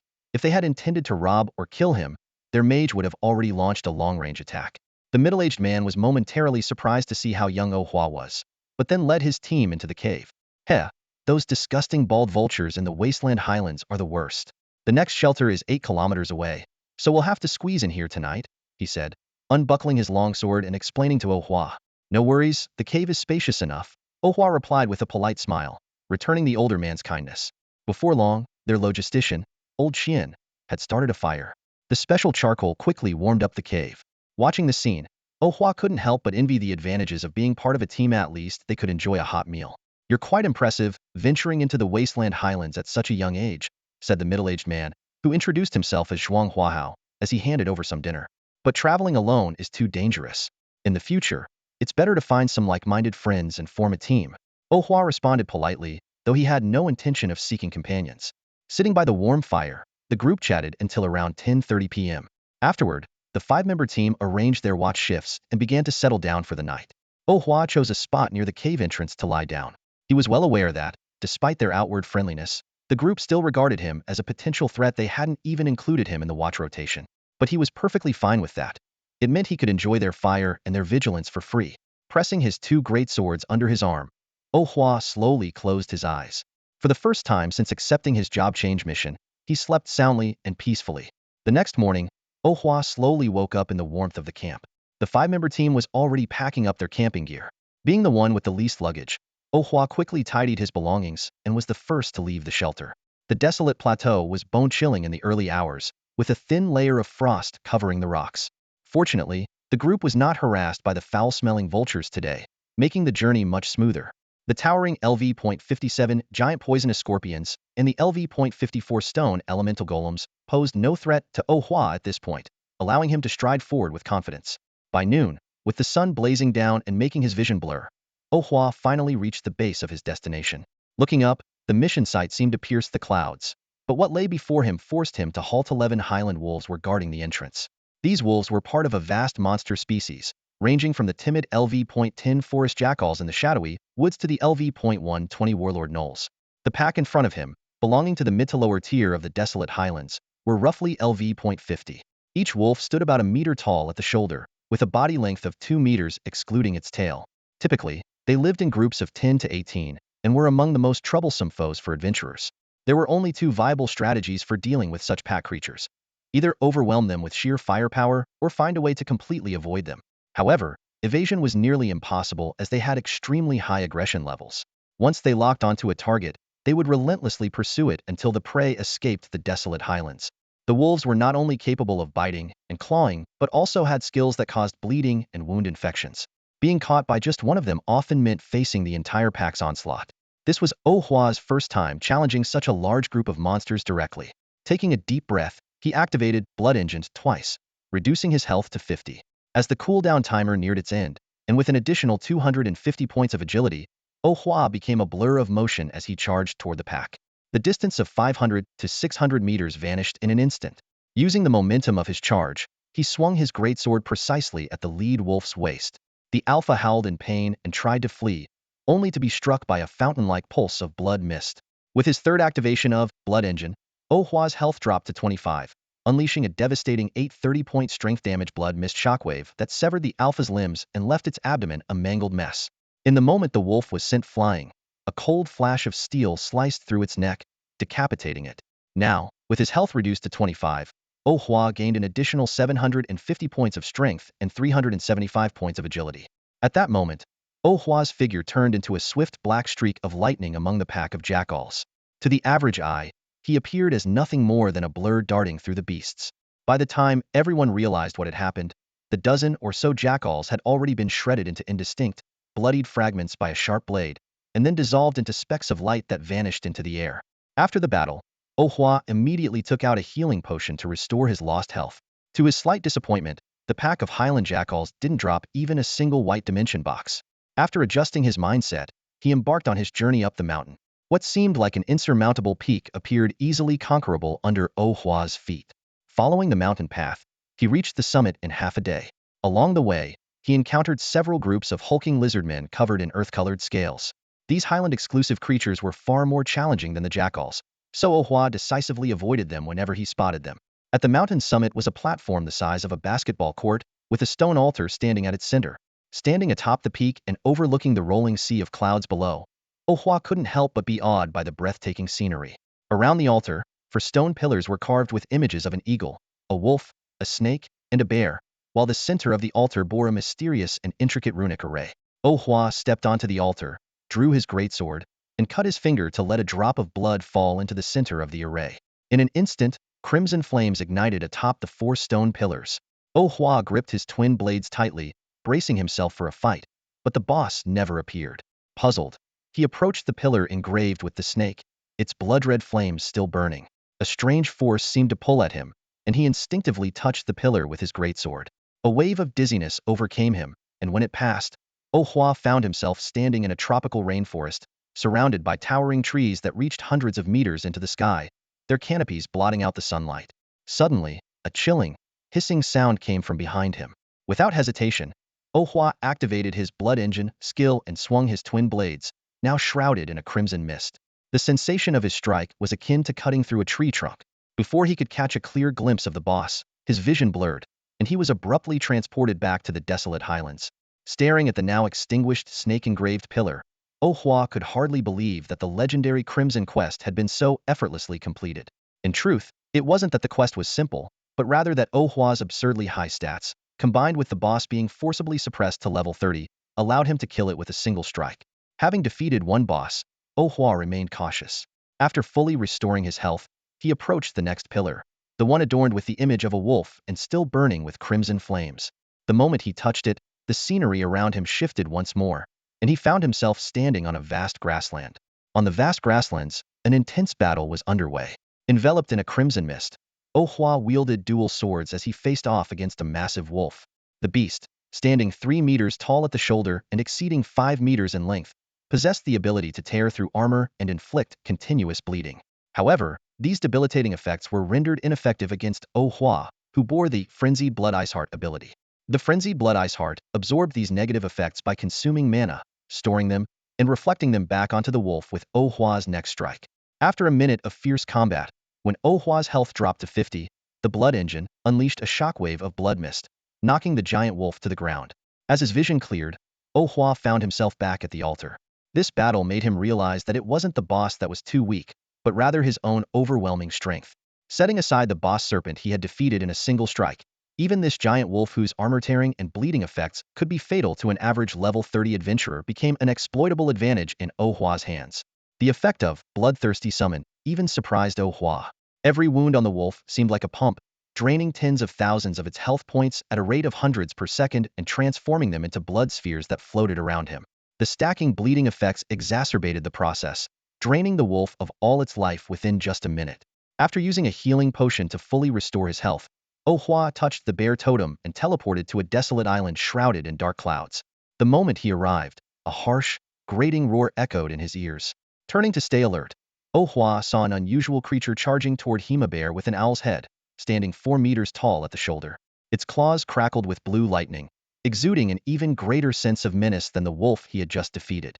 The owlbear let out a strange cry, leaping into the air when it was 10 meters away, and descended with a thunderous impact charged with lightning. Oh Hua immediately activated the blood engine, using the boosted agility to evade the strike zone. Instead of retreating, he charged directly into the electric storm, enduring the lightning damage while using Frenzied Blood Ice Heart to store the paralysis effect. Simultaneously, he swung his sword at the owlbear's hindquarters. The electricity coursing through the blade caused the owlbear to emit a piercing wail, and the paralysis rendered it immobile. Despite its high attack power, vast health pool, and mastery of thunder magic, the owlbear became a mere target in front of Oh Hua.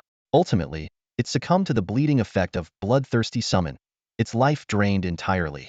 Apart from the minor magical damage caused by its ground-based lightning attacks, the owlbear failed to even touch Oh Hua, instead being ensnared by its own paralysis. After returning to the altar, Oh Hua stood before the final stone pillar and took a deep breath. This time, he was about to face the golden-beaked eagle, a flying opponent. His brow furrowed slightly.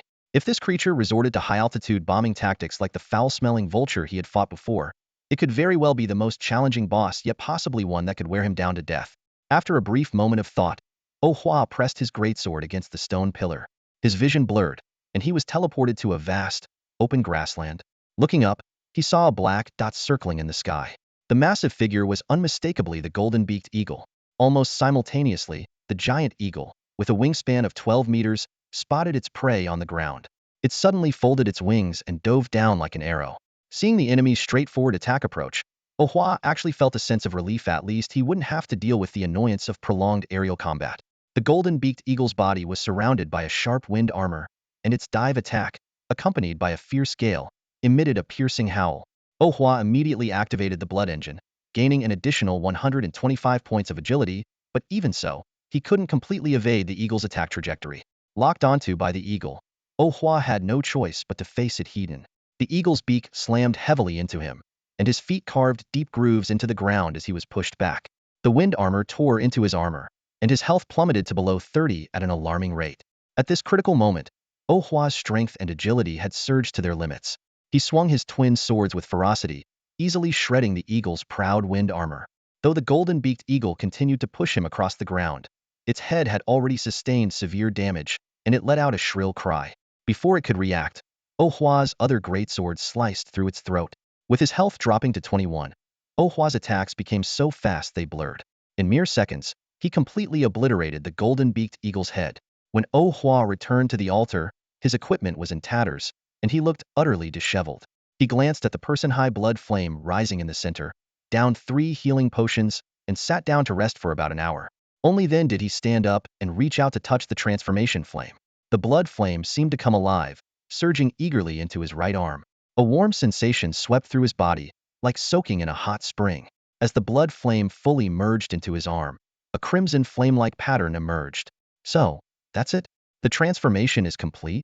Oh Hua examined the markings on his arm and nodded to himself. Not only did it look impressive, but its discreet placement was also ideal, could completely hide it by wearing gloves, making it easier to conceal his identity. The blood flame patterns were perfectly etched onto Oh Hua's right arm. As the last trace of the blood flame was absorbed into his arm, a significant transformation occurred on the attribute panel visible in his eyes. At this moment, Oh Hua's class was Blood Domain Sentinel, with a compatibility level of LV.9.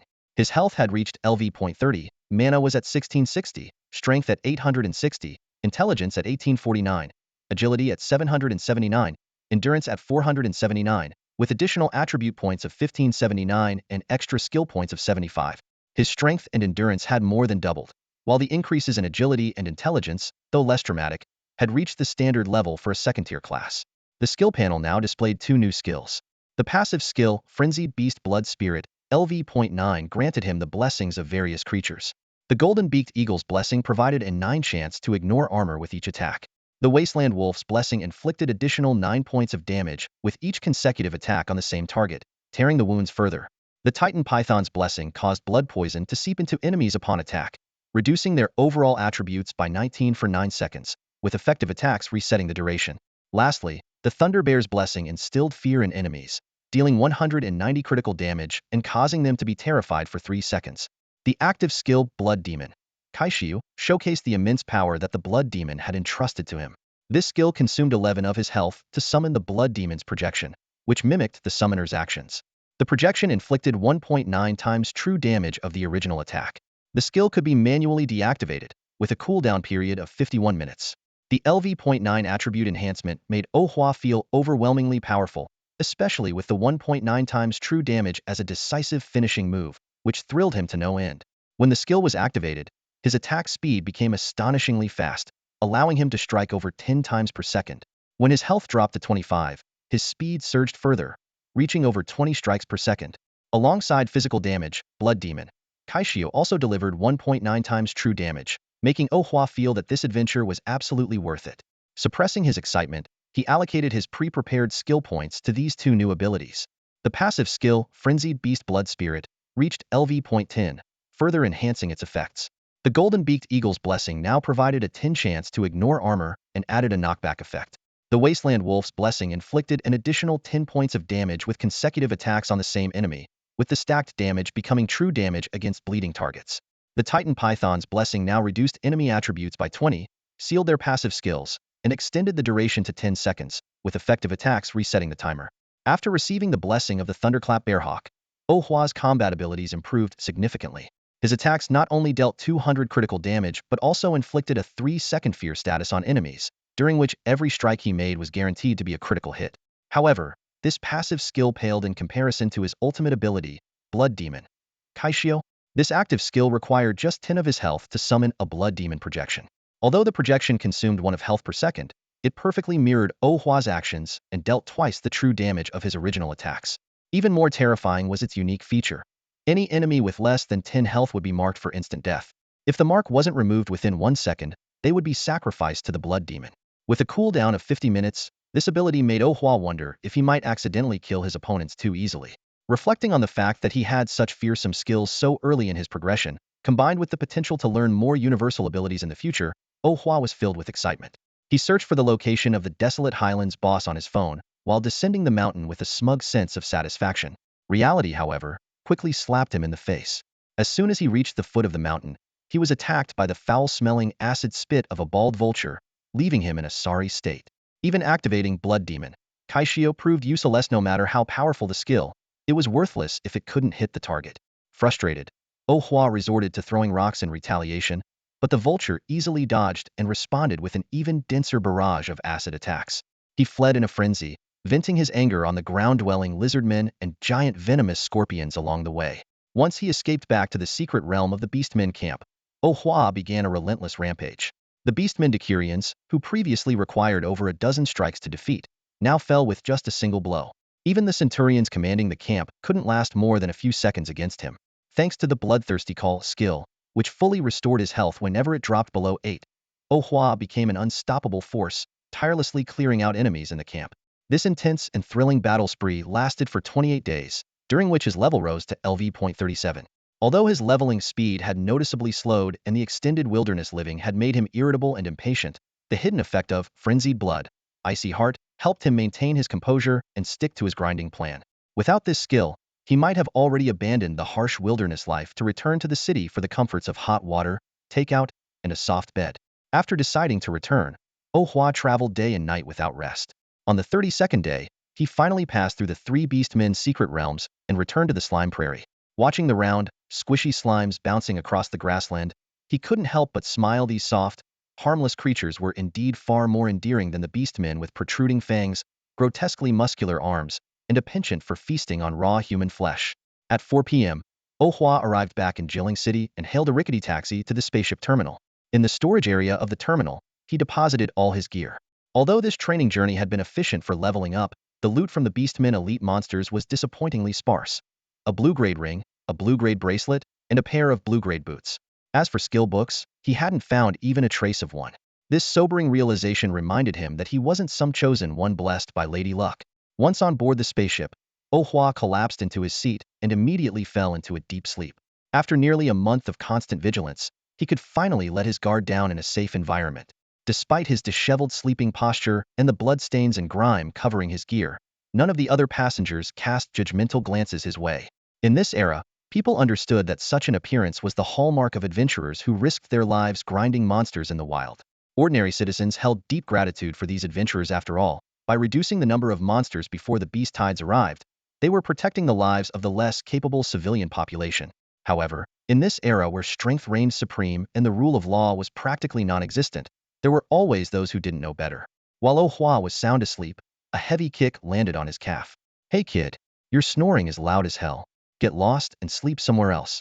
What do you think this ship belongs to you?" A rough, angry voice bellowed. The kick nearly triggered the berserker instincts within Oh Hua. If not for the strong effects of the berserk blood, icy heart, skill, he might have already lost control and gone on a rampage. As one of the most temperamental thirder professions, berserkers were often treated like nuclear weapons by major guilds. Once they went berserk, they could take down 10 ordinary professionals at a time. Right now, this brute was practically gambling with the lives of everyone on the ship. Sorry, I'm just really exhausted. I fell asleep as soon as I sat down, and I apologize for the snoring, Oh Hua said, rubbing the corner of his eye and opting to handle the situation calmly. As a law-abiding and conscientious young man, he didn't want to risk being exposed online over such a trivial matter right before the Qingyun rankings began. Apologies don't mean anything. What's the point of having police then? Besides, your apology doesn't sound sincere at all. If you're really sorry, isn't kneeling down to apologize the proper way? Sitting beside the burly man was a young woman, her laughter sweet and mocking. Emboldened by her amusement, the man's words grew even more brazen. Oh Hua continued rubbing his eyes, suppressing the fury building within him. He chose to remain silent. The onlookers around watched the commotion with amused expressions, chatting and laughing about their own matters. No one stepped in to stop the thug from bullying the beggar. Hey, didn't you hear me, old man? Get on your knees now. The burly man's roar echoed through the cabin. A scantily clad woman beside him let out a flirtatious compliment. You're amazing. This only fueled the man's arrogance further as he gave her plump thigh a hard squeeze. Just as the man was about to continue his yelling, a precise knife-hand strike landed on his throat, instantly cutting off his voice. Quiet, or I'll kill you, Oh Hua coldly commanded, lowering his right hand while rubbing his temples. His eyes glimmered with calm determination, but his entire being exuded the ferocious aura of a berserker. The woman was so terrified that she trembled uncontrollably, clutching her mouth tightly like a chick cornered by a snake. The burly man, his eyes bulging, clutched his caved-in throat and writhed on the floor, too afraid to make a sound lest he provoke this madman further. Oh Hua's icy command not only subdued the pair, but plunged the entire economy cabin into dead silence. The LV.3040 professionals aboard, facing his overwhelmingly dominant presence, seemed as if they were confronted by a primeval beast, frozen in fear. The cabin was eerily quiet, with even the flight attendants treading lightly. Oh Hua crossed his arms and soon dozed off again. Meanwhile, the injured man was assisted to the medical bay by his companion. Over 2 hours later, the spacecraft landed smoothly. Oh Hua immediately woke up, his mood slightly restored. At that moment, 2 police officers approached him. Hello, were you involved in a conflict on board? The older officer asked directly after saluting. Yes, Oh Hua admitted with a sigh, bracing himself for a likely reprimand at the police station. The officer took out a phone and played a surveillance video. We've reviewed the footage. It was the other party who initiated the trouble. We suggest they apologize to you and compensate for emotional damages. Would you agree to settle this privately? I don't mind, Oh Hua replied readily, eager to head home and rest. The officer continued, the other party is willing to settle privately but is too afraid to apologize in person. We'll have them record an apology video at the station and display it at the Job Transfer Guild for 3 days. As for compensation, we suggest 200 credits. Does that work for you? Fine. Have them donate it to the city at the Abyss Frontier. Consider it their good deed, Oh Hua replied, not wanting any further interaction with the troublemaker. The officer thanked him sincerely before turning to find the culprit hiding in the medical bay. Watching the bystanders around him holding up their phones to record the scene, Oh Hua sighed in exasperation and quickly left the cabin.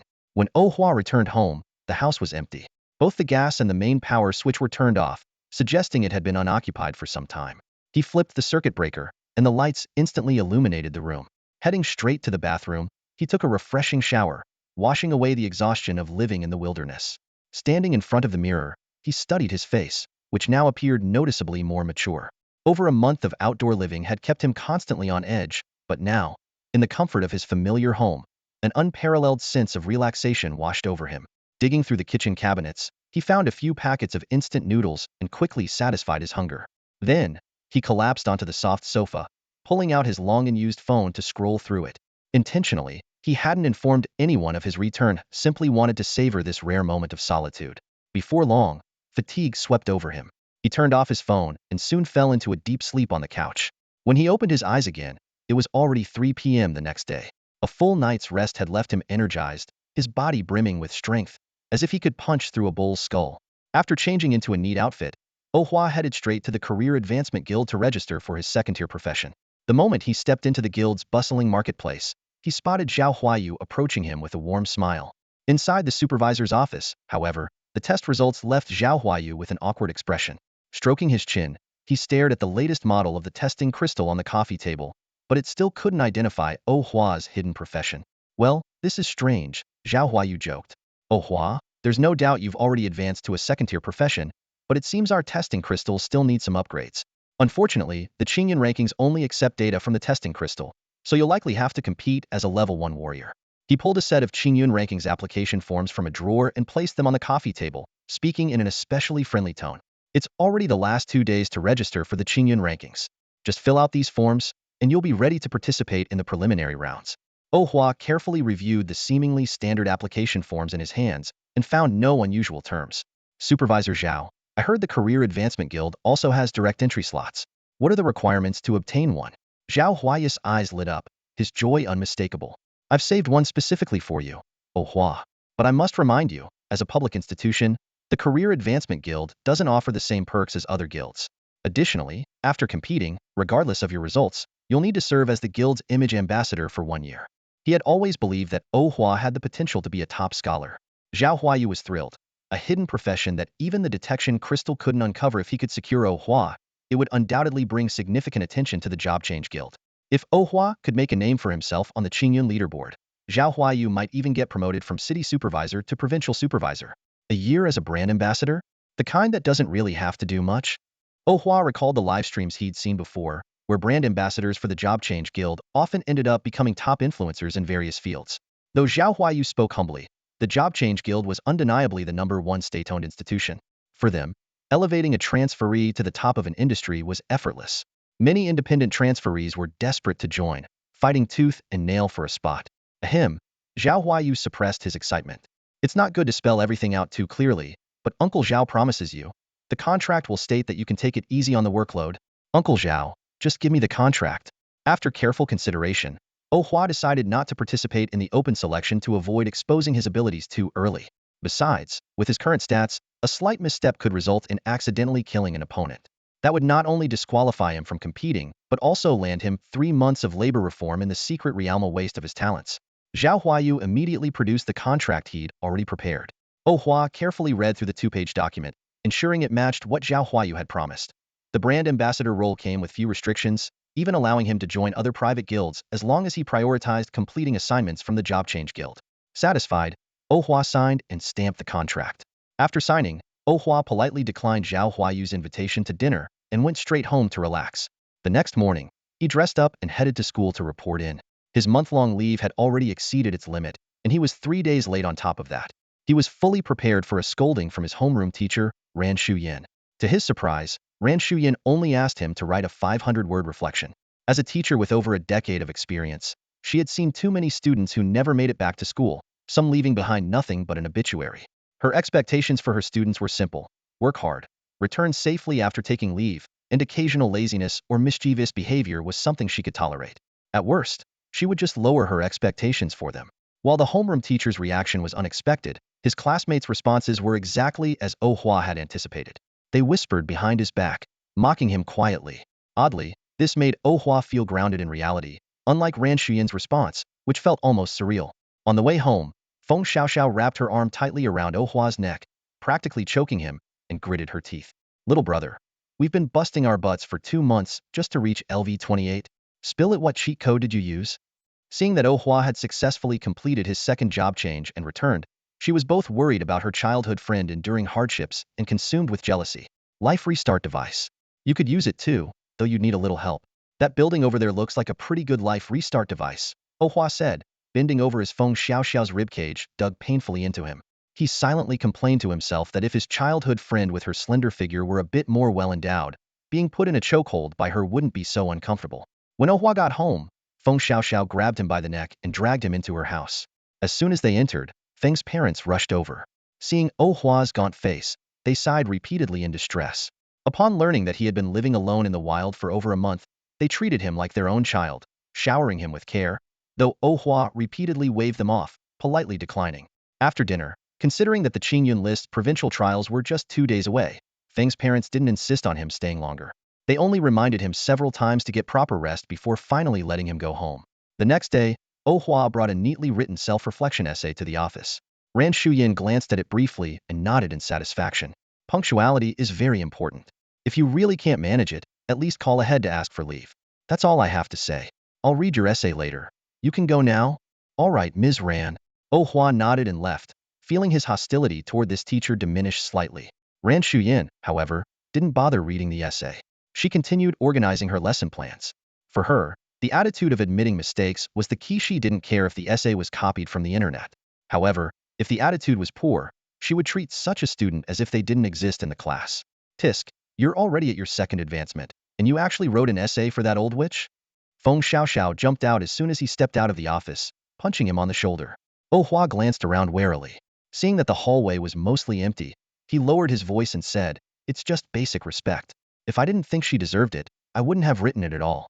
The trials start tomorrow, so keep your mouth shut. Why are you being so cautious? If I could hit the second advancement in just 2 months, I'd make sure the whole city knew about it." Though Feng Xiaoxiao teased him relentlessly, she also lowered her voice. Thinking of the girl who was clearly a second-generation talent, Oh Hua frowned slightly. The competition for the Qingyun list champion is going to be fierce this year. It's better to keep a low profile. Exactly. Feng Xiaoxiao slumped her shoulders dramatically. The teams from the Imperial Capital, Magic City, Demon City, and Dream City are like monsters. Breaking into the top 4 is a long shot. Getting into the top 8 will take pure luck. It's fine. Just do your best. When the time comes, they'll let you touch my mythical red weapon. Oh Hua teased, seeing her feigned dejection. No way. Let me borrow it for a bit. $10 a day. $10? Dream on. Minimum 20. 20? That's daylight robbery. 12 at most. Take it or leave it. And just like that, the two childhood friends, who had grown up sharing everything, walked shoulder to shoulder toward the classroom, bickering as they went. The dissatisfaction among the male classmates grew stronger as Oh Hua and Feng Xiaoxiao continued their heated banter, with some even cursing behind Oh Hua's back, wishing he would turn into a dead loser. Meanwhile, as the Qingyun rankings were about to commence, universities across the country announced a attendee break. The competition rules were also clarified. Each city would hold preliminary rounds, retaining a quota of 300 participants per region. These individuals would then compete in an elimination round the day before the rankings officially began, and only 60 participants from each city would qualify to head to the Imperial Capital for the Qingyun Rankings tournament. On the morning of the day before the rankings, Oh Hua went alone to the Job Change Guild. Since Feng Xiaoxiao was participating in the team competition, which had fewer entrants, she didn't need to attend the local preliminaries that day. The guild was bustling with activity, as participants arrived accompanied by their parents. In stark contrast stood Oh Hua, alone.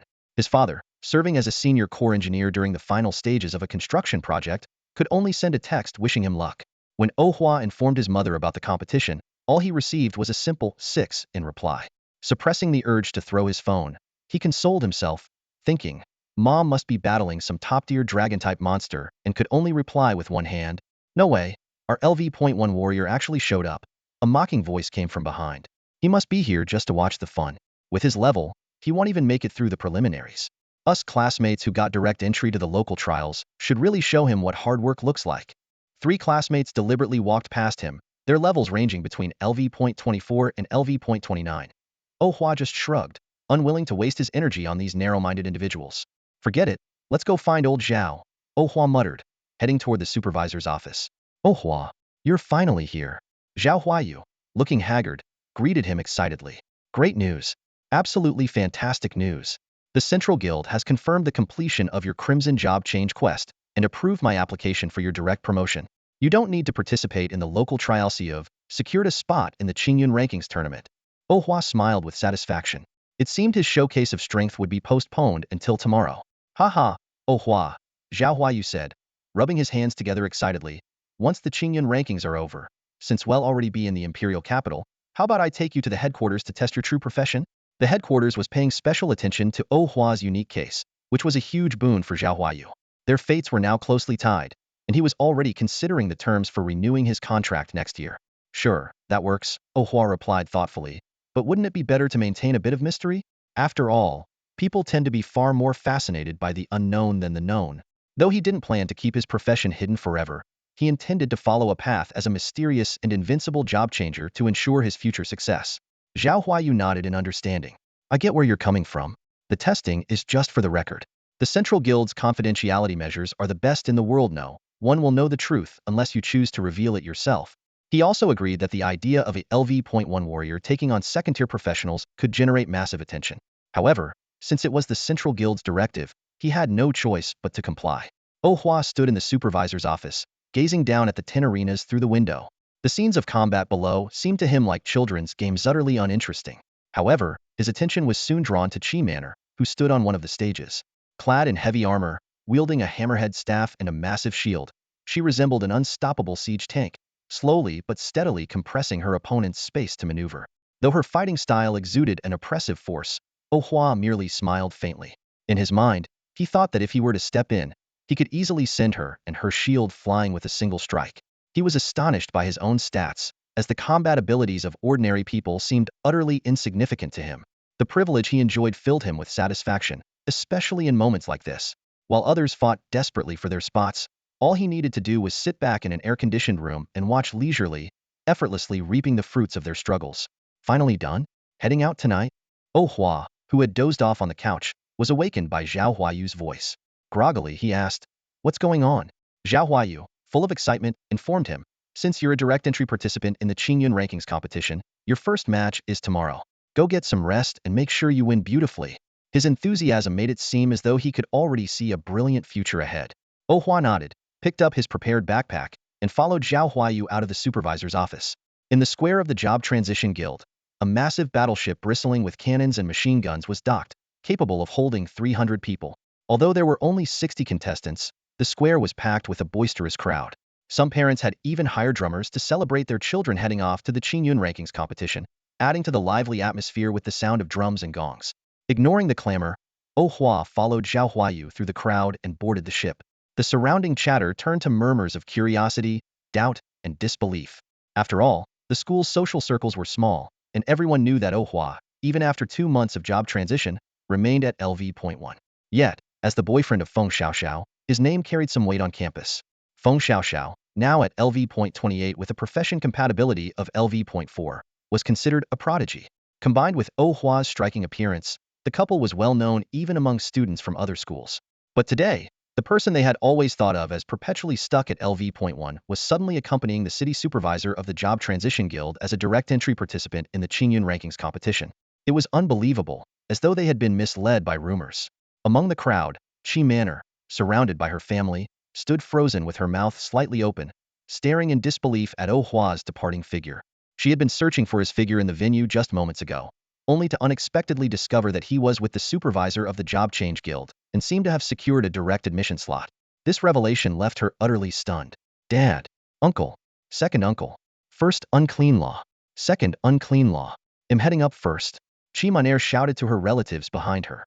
As the only daughter who had grown up spoiled by her male family members, she easily pushed past the burly martial arts practitioners and dashed toward the spaceship as if fleeing for her life. While running, she grumbled internally. Becoming a rebellious wild child must have been a result of their overly aggressive displays of familial affection. Although Chi Manor wasn't a speed-oriented professional, she still managed to rush into the cabin swiftly. Unfortunately, Oh Hua's figure was nowhere to be seen. "Miss, please proceed this way," a flight attendant said gently, pointing toward the right corridor upon seeing Chi Manor. "Sister, which way did the supervisor and that student go just now?" Chi Manor asked directly, disregarding her current sweet and innocent appearance. She was too used to being a bossy big sister since childhood. "They went to the first-class cabin, which you're not allowed to enter," the flight attendant replied with a professional smile. Darn capitalism. Chi Manor cursed under her breath and had no choice but to follow the instructions to find her seat. She consoled herself. Everyone was heading to the capital for the competition anyway. She could talk to him later. Ironically, Oh Hua, who had been misunderstood by Chi Manor, also had to settle for economy class. Watching Zhao Huayu enter first class with an apologetic look, he couldn't help but mutter, "Darn capitalism." Amid cheers from the passengers, the spaceship slowly ascended. This top-tier spacecraft reached the capital in just over 4 hours. The 60 contestants were then transported via private vehicles to their designated hotel for rest. At 5 a.m. the next morning, major television stations across the country began broadcasting the annual event live. An hour later, Oh Hua, who was quietly resting in his room, was personally summoned downstairs by the supervisor. This scene puzzled the other contestants from Ishan City, especially as they noticed the unusually respectful attitude the supervisor displayed toward Oh Hua. His schoolmates were even more shocked. How could a universally acknowledged lazy level 1 warrior garner such attention? Could the rumors about him secretly being a hidden class professional be true? Had the fangirls actually been idolizing the right person all along? Once everyone had assembled, they were transported to the central stadium in the capital, which could accommodate 200,000 people. On the field, 6,000 contestants from across the nation had already gathered. Standing among the group from Ishan City, Oh Hua scanned the crowd repeatedly, searching for the wealthy young lady he had only met 3 times. However, she was nowhere to be found. It seemed likely that she had entered the competition through her family's influence. The president of the Guild Association stood at the front of the stage, his snow-white hair shining prominently in the morning light. His impassioned speech lasted a full half-hour until the clock struck 7 a.m. As the curtain was drawn back, a blank stone monument was revealed to the crowd. The names of the top 50 contestants will be permanently engraved on this monument, the president announced in a loud, commanding voice. After the chief referee led the judging panel in a solemn oath of fairness, the competition officially began. Around the arena, weapon racks slowly rose, displaying an array of standard weapons and armor neatly organized. Most contestants followed the staff's guidance to the resting area, while Oh Hua, following Zhao Huayu's instructions, remained on the stadium field and approached the nearest weapon rack. He had just finished donning leather armor and selecting his weapon when his name echoed over the loudspeaker. The electronic battle board immediately lit up with the display. Oh Hua, Warrior LV.1. This announcement caused a stir around Arena 1, with the audience erupting into discussions. Some even loudly accused the officials of rigging the Qingyun rankings with connections. Oh Hua's opponent was a basic level warrior at LV.27. Upon seeing Oh Hua's level, his opponent couldn't help but burst into laughter. You've got to be kidding me, man. How deep are your connections? Did you seriously grease your way onto the Qingyun rankings? Are you here just to hand me a win? Oh Hua glanced down at the 2 gem-encrusted standard greatswords in his hands, a faint smile tugging at the corner of his mouth. Watching his opponent's smug demeanor, he couldn't help but feel a twinge of pity. Getting utterly defeated by a LV.1 rookie would undoubtedly be a bitter pill to swallow. Handing each other wins? Huh. The opponent raised his longsword and pointed it at Oh Hua. You're funny, kid. I'll let you, the spoiled rich kid, have the first strike. Don't want people saying I bullied a LV.1 newbie. This is my debut fight in the Imperial capital. I've got to make it look good to attract the big guilds. Are you sure? Oh Hua glanced at his attribute panel and sighed inwardly. One move was likely to demoralize his opponent for months, maybe even leave a lasting psychological scar. Of course. Hurry up and take your shot. Let's end this farce of a match already. Before the words had fully left his mouth, a shadow flashed. His body was suddenly sent flying uncontrollably, crashing heavily outside the arena. He had already lost consciousness before hitting the ground. Oh Hua stared at the clear footprint on his opponent's chest, murmuring to himself with a hint of concern, "You are a good sport, brother. Sorry, this was my first time hitting someone. I didn't hold back. Hope you can forgive me." Silence. The audience, who had just been loudly accusing the officials of favoritism, fell into an eerie quiet. A level 1 warrior had sent a level 27 swordsman flying with a single kick, knocking him unconscious. This shocking show of overwhelming power left everyone utterly stunned. Murmurs spread like a wave through the crowd. Is this bullying the weak? Did the job transfer guild get bribed by some aristocratic family? This is like a prehistoric shark rampaging in a fish pond. The doubts and speculations grew louder and soon spilled over onto the internet. The topic level 1 warrior beats up kids quickly surpassed 1 million hits, cementing itself at the top of the trending list. The event staff acted promptly. While Oh Hua waited for his second match, they invited him to an empty arena to conduct a public level test. Simultaneously, they aired footage from his job transfer at the guild 2 months ago to verify that he was indeed a novice. The test results were shocking. Oh Hua's profession couldn't be detected by the latest model of the testing crystal. The topic, level 1 warrior, suspected strongest hidden class, immediately overtook the previous trending headline. In his second match, Oh Hua faced a level 29 apprentice assassin, a tall, cold-faced beauty. Standing on the platform, her brows furrowed. As an experienced assassin, she was astonished to find that this seemingly ordinary opponent displayed no openings. What unsettled her even more was her prized danger sense skill, which was sounding frantic alarms, as if urging her to flee immediately. With the referee's signal, the cold-faced beauty struck decisively. Her form blurred as she lunged forward, but it was just a diversion. The real attack came from the shadow behind Oh Hua. She appeared silently, her twin daggers aimed straight at his back. Just as the blades were about to hit their mark, Oh Hua reacted as if he had eyes on his back. With his left hand gripping his sword, he delivered a precise backward slash, deflecting the attack. The force of the strike tore through her grip, leaving her hands trembling. She quickly unleashed a cloud of thick smoke, shrouding half the arena. However, as she prepared to retreat under the cover of the smoke, an iron-like hand clamped down on her wrist.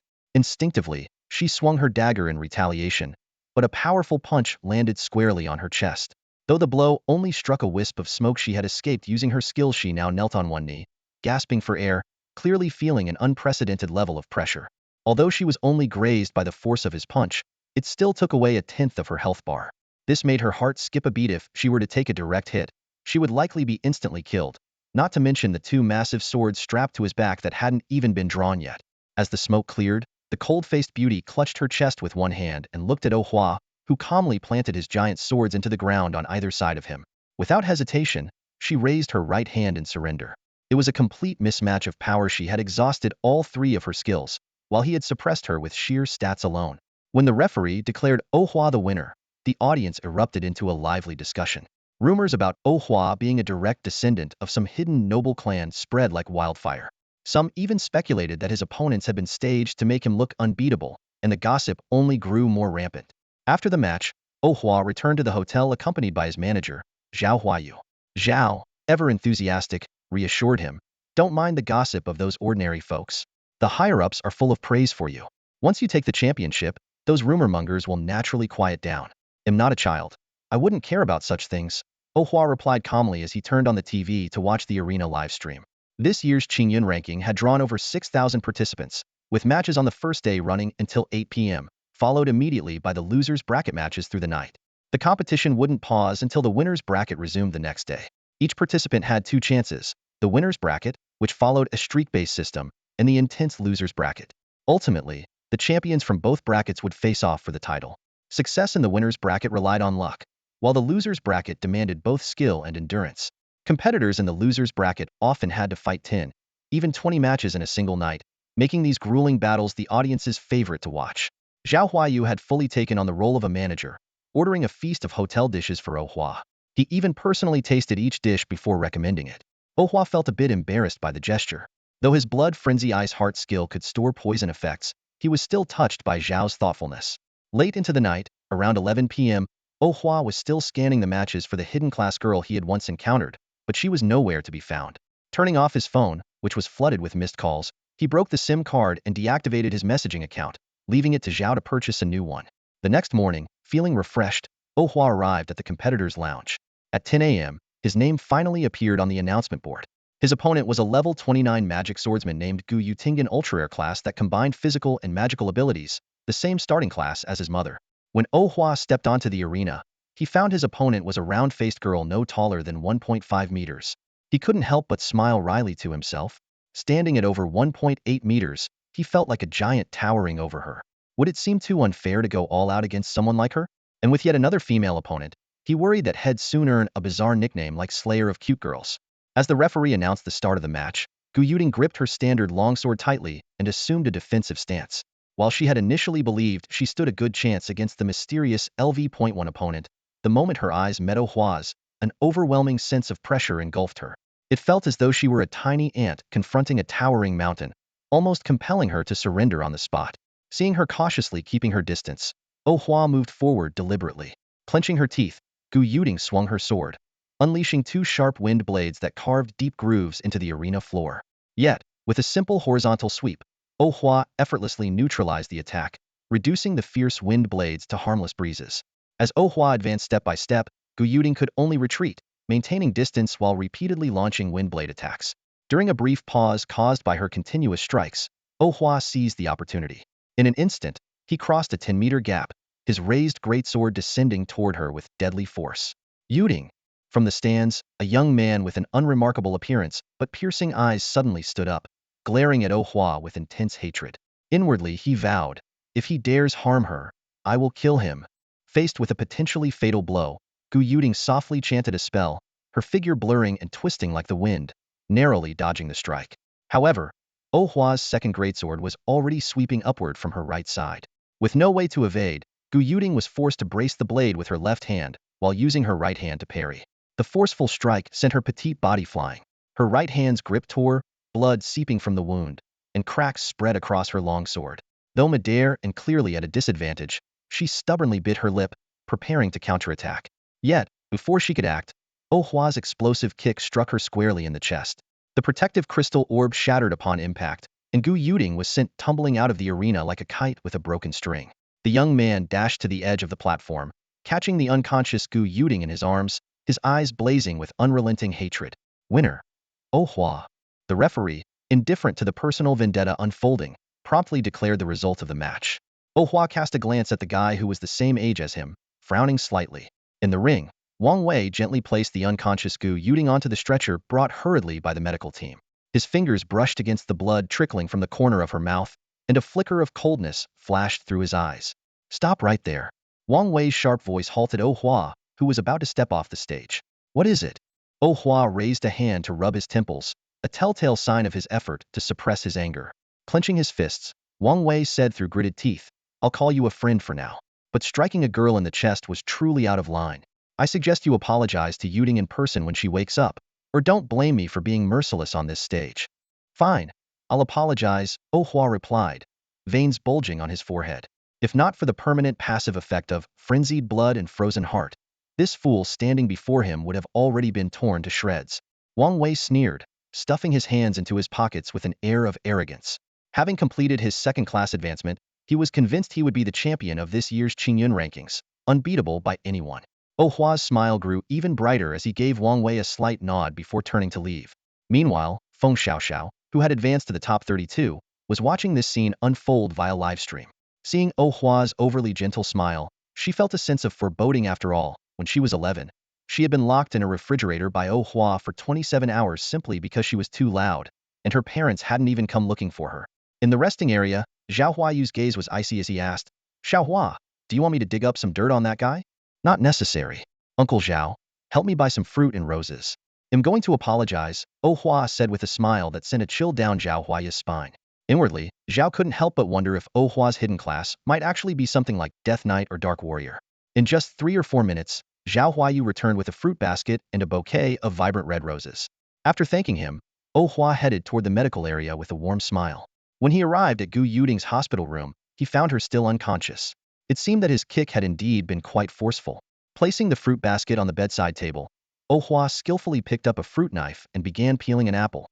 As he worked, he enthusiastically engaged in a conversation with the male competitor in the neighboring hospital bed about the most popular mobile game at the moment, deliberately showcasing a friendly and approachable demeanor.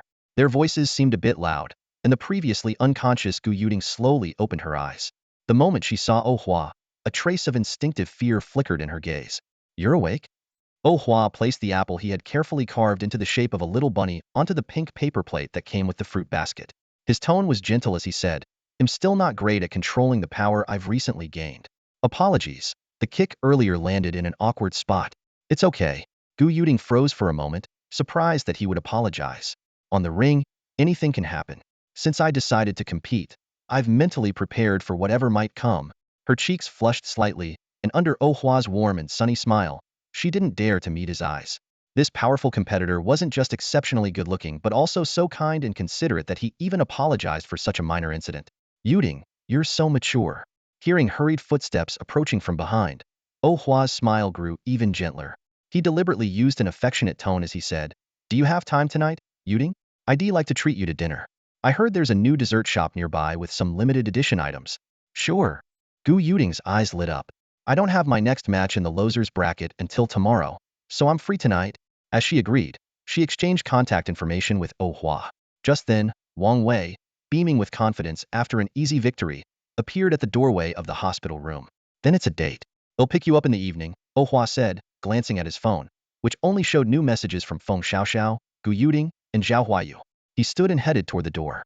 As he passed Wang Wei, who stood at only about 1.7 meters tall, he maintained his gentle smile, but the condescending look in his eyes carried a hint of disdain for a defeated rival. What else do you want from me? I've done as you asked, kid, Oh Hua said, as if addressing the unreasonable demands of a spoiled child. His words made Wang Wei's face flush with anger, especially as he noticed Gu Yuding smiling at her phone. At that moment, Wang Wei wished he could tear Oh Hua apart. You're finally back. It's almost your turn, Zhao Huayu said gravely, looking at Oh Hua. Your next battle is going to be tough. Your opponent is a second-tier hidden class. Uncle Zhao, did you forget that I'm a second-tier hidden class too? Oh Hua replied calmly, striding toward the arena. By this time, the original 100 arenas on the stadium field had been condensed into 10 large ones. On the announcement board of Arena Number 1, the matchup was clearly displayed. Oh Hua, LV.1 Warrior versus Ji Miaoqing, LV.34 Phantom Swordsman. Ji Miaoqing? The name stirred Oh Hua's memories, and the image of the hidden class girl he had encountered before flashed in his mind. As he stepped onto the arena, his opponent appeared as well. It was indeed the girl he had met 3 times before, the one who had even given him a ride in her luxury car. She held a standard 70-centimeter long sword, much smaller than Oh Hua's 1.2-meter greatsword. According to the arena rules, Ji Miaoqing wasn't wearing her top-tier equipment, but even in standard gear, she exuded an ethereal air. Her fitted leather armor accentuated her graceful figure, perfectly matching her name. I told you before, we'd meet again, Ji Miaoqing said as she approached. I thought it would be in the finals, fighting for the championship. I didn't expect we'd face each other in the round of 256. It's fine. There's still the loser's bracket, Oh Hua replied seriously. You'll fight your way back up and meet me again in the finals. This showdown immediately caught the attention of everyone in the stadium. The crowd buzzed with excitement. A level 34 Phantom Swordsman not only boasted incredibly high physical damage, but also had skills that could bypass defense, blocking, and parrying, and even create clones with the same attack power as the original. It was worth noting that last year's champion was only a level 32 second-tier regular class with a class compatibility level of 7. You're probably right, Ji Miaoqing said, twirling her sword effortlessly. But this time, I have a feeling it'll be you heading to the loser's bracket to fight your way back up. After a series of lackluster one-sided battles, she seemed eager for a real challenge. As the crowd's discussions grew louder, the referee finally announced, "Begin." The moment the words left the referee's mouth, 2 Ji Miaoqings appeared simultaneously in front of Oh Hua, one in front and one behind. Both wielded swords that gleamed with a chilling light as they slashed toward him with precision and ferocity. Faced with the opponent's preemptive strike, Oh Hua's eyes narrowed sharply as he activated the blood engine in an instant. A surge of intense, bloody energy erupted into the air, shredding the 2 illusions attacking him in a flash. His body became enshrouded in a crimson mist, transforming into a blood-red shadow that rushed straight toward Ji Miaoqing. A berserker? Gasps of disbelief erupted from the audience. That's the blood engine of a Tier 3 berserker profession? One sharp-eyed viewer noticed something even more shocking. It's not just an ordinary blood engine, it's been leveled up to LV.10. That shockwave is a special effect exclusive to LV.10. This revelation caused an uproar among the spectators. For a newcomer who had just completed their Tier 2 advancement, to have mastered a LV.10 skill was astonishing. It meant his profession compatibility was at least level 4, and he had likely funneled all his skill points into this one ability. To put it into perspective, even an ordinary professional with level 4 compatibility would be highly sought after by major guilds, let alone someone with a hidden profession. On the arena, Oh Hua, empowered by the blood engine, had transformed into a bloodthirsty demon, relentlessly pursuing Ji Miaoqing, who evaded him with the grace of a celestial being. As Oh Hua swung his sword toward her, Ji Miaoqing's body suddenly shattered like broken glass, and 3 sword-wielding clones materialized around him. Surrounded, Oh Hua stomped heavily on the ground, unleashing a terrifying force that cracked the arena floor like a spiderweb. The flying debris, wrapped in the bloody mist, pierced through the illusions like bullets, obliterating them. Without hesitation, he spun around and delivered a powerful horizontal slash, shattering the ground once more and sending countless shards flying like shrapnel toward Ji Miaoqing, who had suddenly reappeared 10 meters away. Ji Miaoqing twirled her dual swords, deflecting the incoming debris with precision. Though she was a melee fighter, she knew better than to let a berserker in a frenzy get close.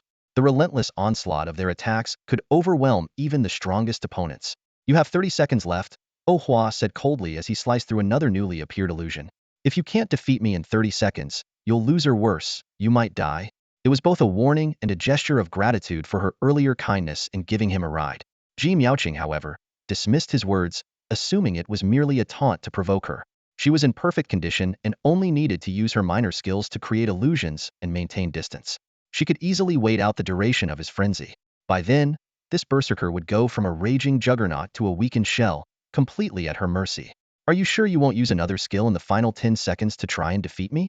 Oh Hua offered another reminder, noticing the blood engine's cooldown was nearing its end. Ji Miaoqing remained steadfast, sticking to her cautious strategy. Suddenly, a blood-red wave of energy, twice as powerful as before, erupted from Oh Hua, engulfing her unprepared figure. Damn it! Ji Miaoqing cursed under her breath as she watched her health plummet rapidly. She quickly used her shadow shift ability to escape the danger zone. However, the moment she landed, she found herself face-to-face with Oh Hua's crazed yet icy gaze. His greatsword, wreathed in blood flames, was already swinging toward her. Ji Miaoqing's pupils contracted in shock as she hastily used shadow shift again to swap places with one of her illusions. Oh Hua's sword cleaved through the illusion, leaving a massive crack in the ground as he stomped down forcefully. By now, the blood mist around him had solidified into blood flames, and in the instant Ji Miaoqing reappeared, he was already in front of her, laughing maniacally. Still midair, Ji Miaoqing was utterly stunned. How could he cover 20 meters in an instant? Even more incomprehensible was that Oh Hua, despite gaining such overwhelming power, hadn't lost his rationality due to his profession's inherent drawbacks. He had precisely predicted her shadow shift landing point. Was this really the kind of berserker known for their brute strength and reckless rampages? Ji Miaoqing panicked. At this moment, she truly regretted her earlier misjudgment, silently chastising herself that she should have finished this fight quickly. But it wasn't too late yet. Her eyes sharpened as she focused on Oh Hua's descending greatsword. Swiftly, she left behind a clone identical to her in both attack power and health. Meanwhile, her real body entered an ethereal, invisible spirit form and quickly retreated to Oh Hua's right side. The clone, indistinguishable from her, shattered instantly under the blood flame-wreathed greatsword. However, just as she reappeared from her spirit form, a greatsword engulfed in intense blood flames was hurled straight at her abdomen, as if she had willingly collided with it. With a deafening explosion, the sword that struck her abdomen was shattered by a golden light that suddenly enveloped her body. The victor, Oh Hua. As the crystal sphere by the arena, designed to protect Ji Miaoqing from fatal damage, shattered, the referee immediately declared Oh Hua's victory.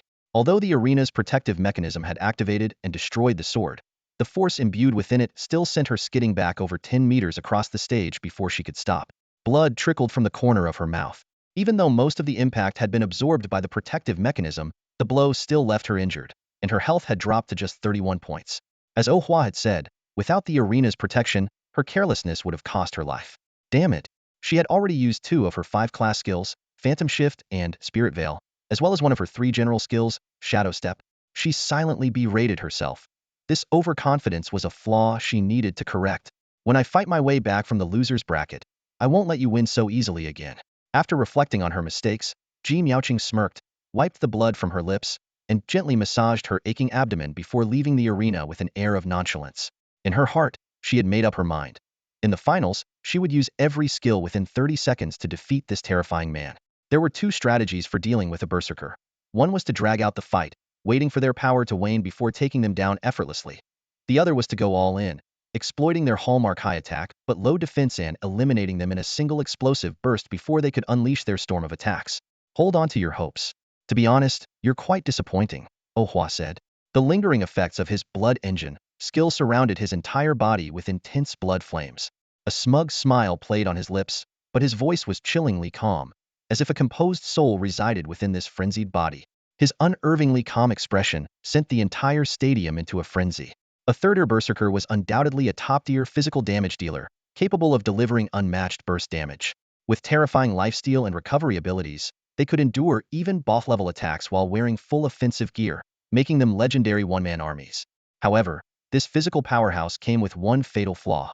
The lower their health, the lower their intelligence, and the more likely they were to enter an uncontrollable berserk state, indiscriminately attacking everything in sight. But a berserker who can always stay rational? The very thought sent chills down everyone's spine. Imagine during a beast tide, he stands firm at the city gates, empowered by various buffs from support classes, like an unstoppable meat grinder, tearing through everything in his path. Xiaohua, you chose Berserker for your second advancement? And the kind that stays rational? Zhao Huayu excitedly rushed toward Oh Hua as he entered the resting area, barely restraining himself from giving him a bear hug, only holding back out of respect for his strength. Berserker was my first advancement. I've already moved on to the second, Oh Hua replied expressionlessly, the effects of blood engine having completely worn off. Zhao Huayu gasped sharply, his pupils contracting. Choosing Berserker right at the first advancement? Then wouldn't his second advancement be even more terrifying? Could he have already become the Blood Domain Warrior, known for its even more ferocious damage and uncontrollable power? Zhao Huayu grinned so wide his molars showed, itching to teleport straight to the champion coronation ceremony after the Qingyun ranking contest. He quickly arranged for Oh Hua to take a well-deserved rest, his demeanor resembling a fiercely protective pit bull as he glared at anyone who dared approach. Back at the hotel, Oh Hua checked his phone and found a brief compliment from Yidiu. Awesome, bro, accompanied by a thumbs-up emoji. Oh Hua replied, you're the real deal, with the same emoji. The two chatted a bit about Zhao Xiaochuan and agreed to find a chance to teach him a lesson after returning to Yishan City. Time flew, and by evening, Feng Xiaoxiao mentioned going on a cake shop date with a beauty, asking if Ohua wanted any cake. Ohua agreed and specifically asked for Gu Yuding's contact information. Dressed casually in a black t-shirt, faded jeans, and white sneakers, Ohua arrived at the meeting spot. His effortless style drew plenty of attention, with even some passers-by recognizing him as the LV.1 warrior from the arena and snapping photos. When approached by girls trying to strike up a conversation, he politely but firmly declined, stating he already had plans. Soon, he spotted the petite figure of Gu Yuding in the crowd. Without hesitation, he brushed off a particularly persistent girl with a piercing, heart-stopping warning glance and strode toward Gu Yuding. "Sorry, did you wait long?" Gu Yuding asked, her cheeks flushing as she apologized for being delayed by Wang Wei's last-minute training session. "Not long. Let's go. The dessert shop my sister recommended is nearby," Ohua replied, his sharp gaze already locking onto Wang Wei's sulking figure at the street corner. Internally, he seethed. "If you dare ruin my plans, I'll make sure the rest of your life is miserable. Better yet, come seek revenge, so I can twist your head off and offer it to the blood demon." Wow, so many people. No wonder it's the capital. Upon arriving at the dessert shop, Ohua stood at the entrance, staring at the winding line with a nervous sweat breaking out. The queue stretched from the shop door all the way to the street corner, making him mutter to himself, "Should have just let Zhao Huayu, that capitalist, handle getting the desserts from here. Yuding, how about we go somewhere else?" Ohua asked, his face full of reluctance. Though it was hard to back out of a promise, he still tested the waters with his suggestion. Gu Yuding was also taken aback by the scene. As a modern-day homebody raised in a northern city, waiting in line was not something she was accustomed to. She made a quick decision. "Let's skip it. Retreat." The two exchanged a knowing smile and turned to leave. However, before leaving, Ohua pulled out his phone and sent a message to Zhao Huayu, asking him to deliver a cake from this shop to Feng Xiaoxiao. Just then, thanks to his height of over 1.8 meters, Ohua easily spotted Wang Wei, who had been following them, amidst the crowd. "Your friend seems pretty worried about you," Ohua remarked with a meaningful tone. Sorry about that," Gu Yuding replied, her face filled with embarrassment. As someone who frequently browsed the internet, she was well aware of the recent buzz online about Ohua, including the conflict between him and Wang Wei. "It's fine, but if he keeps this up, it might not be fine anymore," Ohua warned in a calm tone. Gu Yuding pursed her lips. He wasn't like this before. It's just that after switching to his hidden profession, he's gotten a bit carried away. She didn't plead for Wang Wei, secretly feeling he deserved a lesson for his behavior lately. Although they were childhood friends, she couldn't bring herself to say something like, "Teach him a harsh lesson," in front of the dashing, "Oh wait," just didn't suit her ladle-like image. She thought back to how Wang Wei used to be. Honest, dependable, and gentle, far better than those shallow guys who relied solely on their looks. When he transitioned to his hidden profession, she had naively thought he might finally be able to propose to her parents. Who would have guessed that his personality would change so drastically? He became arrogant, dismissive of others, and constantly chasing after the prettiest girls in school, deluding himself with fantasies of a harem. "Don't worry, I can knock him down a peg for you. How about I break his legs?" Ohua said, his eyes narrowing dangerously. "No need. I couldn't care less about him. There are plenty of guys at school lining up to chase me," Gu Yuding replied with a carefree wave of her hand. In her heart, she finally saw through the situation. This ridiculously handsome Ohua had only asked her out to spite Wang Wei. Gu Yuding agreed to go on a date with Ohua, secretly calculating her motives. It wasn't just to spite Wang Wei, who had become increasingly arrogant ever since switching to a hidden profession. More importantly, she was a pragmatic person. She clearly understood who was worth associating with and who was out of her league. This handsome guy in front of her clearly belonged to the latter category. Since that was the case, why not seize the moment and enjoy herself? "I can tell you're quite popular, just like me," Ohua complimented her with a charming smile, adding a touch of self-admiration to make the comment feel less abrupt. The two chatted effortlessly along the way, quickly becoming acquainted. Meanwhile, Wang Wei, who had been trailing behind them, was fuming with jealousy. Every shared smile between the two of them felt like a dagger to his pride, his resentment growing deeper by the second. Yet, he kept telling himself to endure. His time for revenge would come on the Qingyun ranking tournament stage. There, in front of the entire nation, he would crush that man beneath his feet. That would be the ultimate satisfaction. "TSK, your childhood friend really is useless. I thought I'd get to witness some dramatic love triangle fight in the streets," Ohua remarked, narrowing his eyes. His tone was calm, but the coldness in his gaze made Gu Yuding shiver involuntarily. "You're trying to provoke him into making the first move, so you can beat him up and get him disqualified from the tournament, aren't you?" Gu Yuding cut straight to the point. But he's not going to take the bait. To him, I'm just one of his many options. He already has the class beauty, the school beauty, and the club beauty. I'm just the leftover childhood friend who's not even in the running. Brother Hua. The marriage law has been around for centuries, and he's still dreaming of a harem? Gu Yuding clenched her fists, wishing she could punch Wang Wei right then and there. Probably read too many Xinxia novels. This is supposed to be urban realism. Oh Hua quipped, stroking his chin with a sharp-tongued observation. You're spot on. Gu Yuding burst out laughing, amused by his deadpan delivery. As they passed a relatively quiet crepe stand, the two exchanged a knowing glance. Grab something? Let's do it. Throughout the stroll, Gu Yuding savored this rare moment of carefree enjoyment. By 10 p.m., Oh Hua escorted her back to her hotel, only for them to encounter Feng Xiaoxiao at the entrance, cozying up to a girl with a Heim cut. Yo, tough day, huh? Feng Xiaoxiao greeted them casually. Oh Hua introduced her to Gu Yuding. This is Feng Xiaoxiao, my childhood friend. Female and very much into men. He even went out of his way to tweak Feng Xiaoxiao's character settings in her favor. The four of them hit it off, chatting animatedly. Despite Oh Hua's typically stoic demeanor, he had a knack for delivering witty and humorous remarks. Meanwhile, at a distant street corner, Wang Wei stood watching with bloodshot eyes, his fists clenched tightly. He kept repeating to himself, patience. Losing control now will ruin everything. This grudge can only be settled by defeating him in the tournament. Patience. You seem pretty cheerful lately. Did something good happen? Zhao Huayu noticed that Oh Hua had been smiling these past few days, and today his grin seemed even brighter. Yeah, just had a chat with a friend, Oh Hua replied casually, leaning back in his chair with a hint of mischief in his eyes. Oh, and I came across a particularly amusing greenhead turtle today.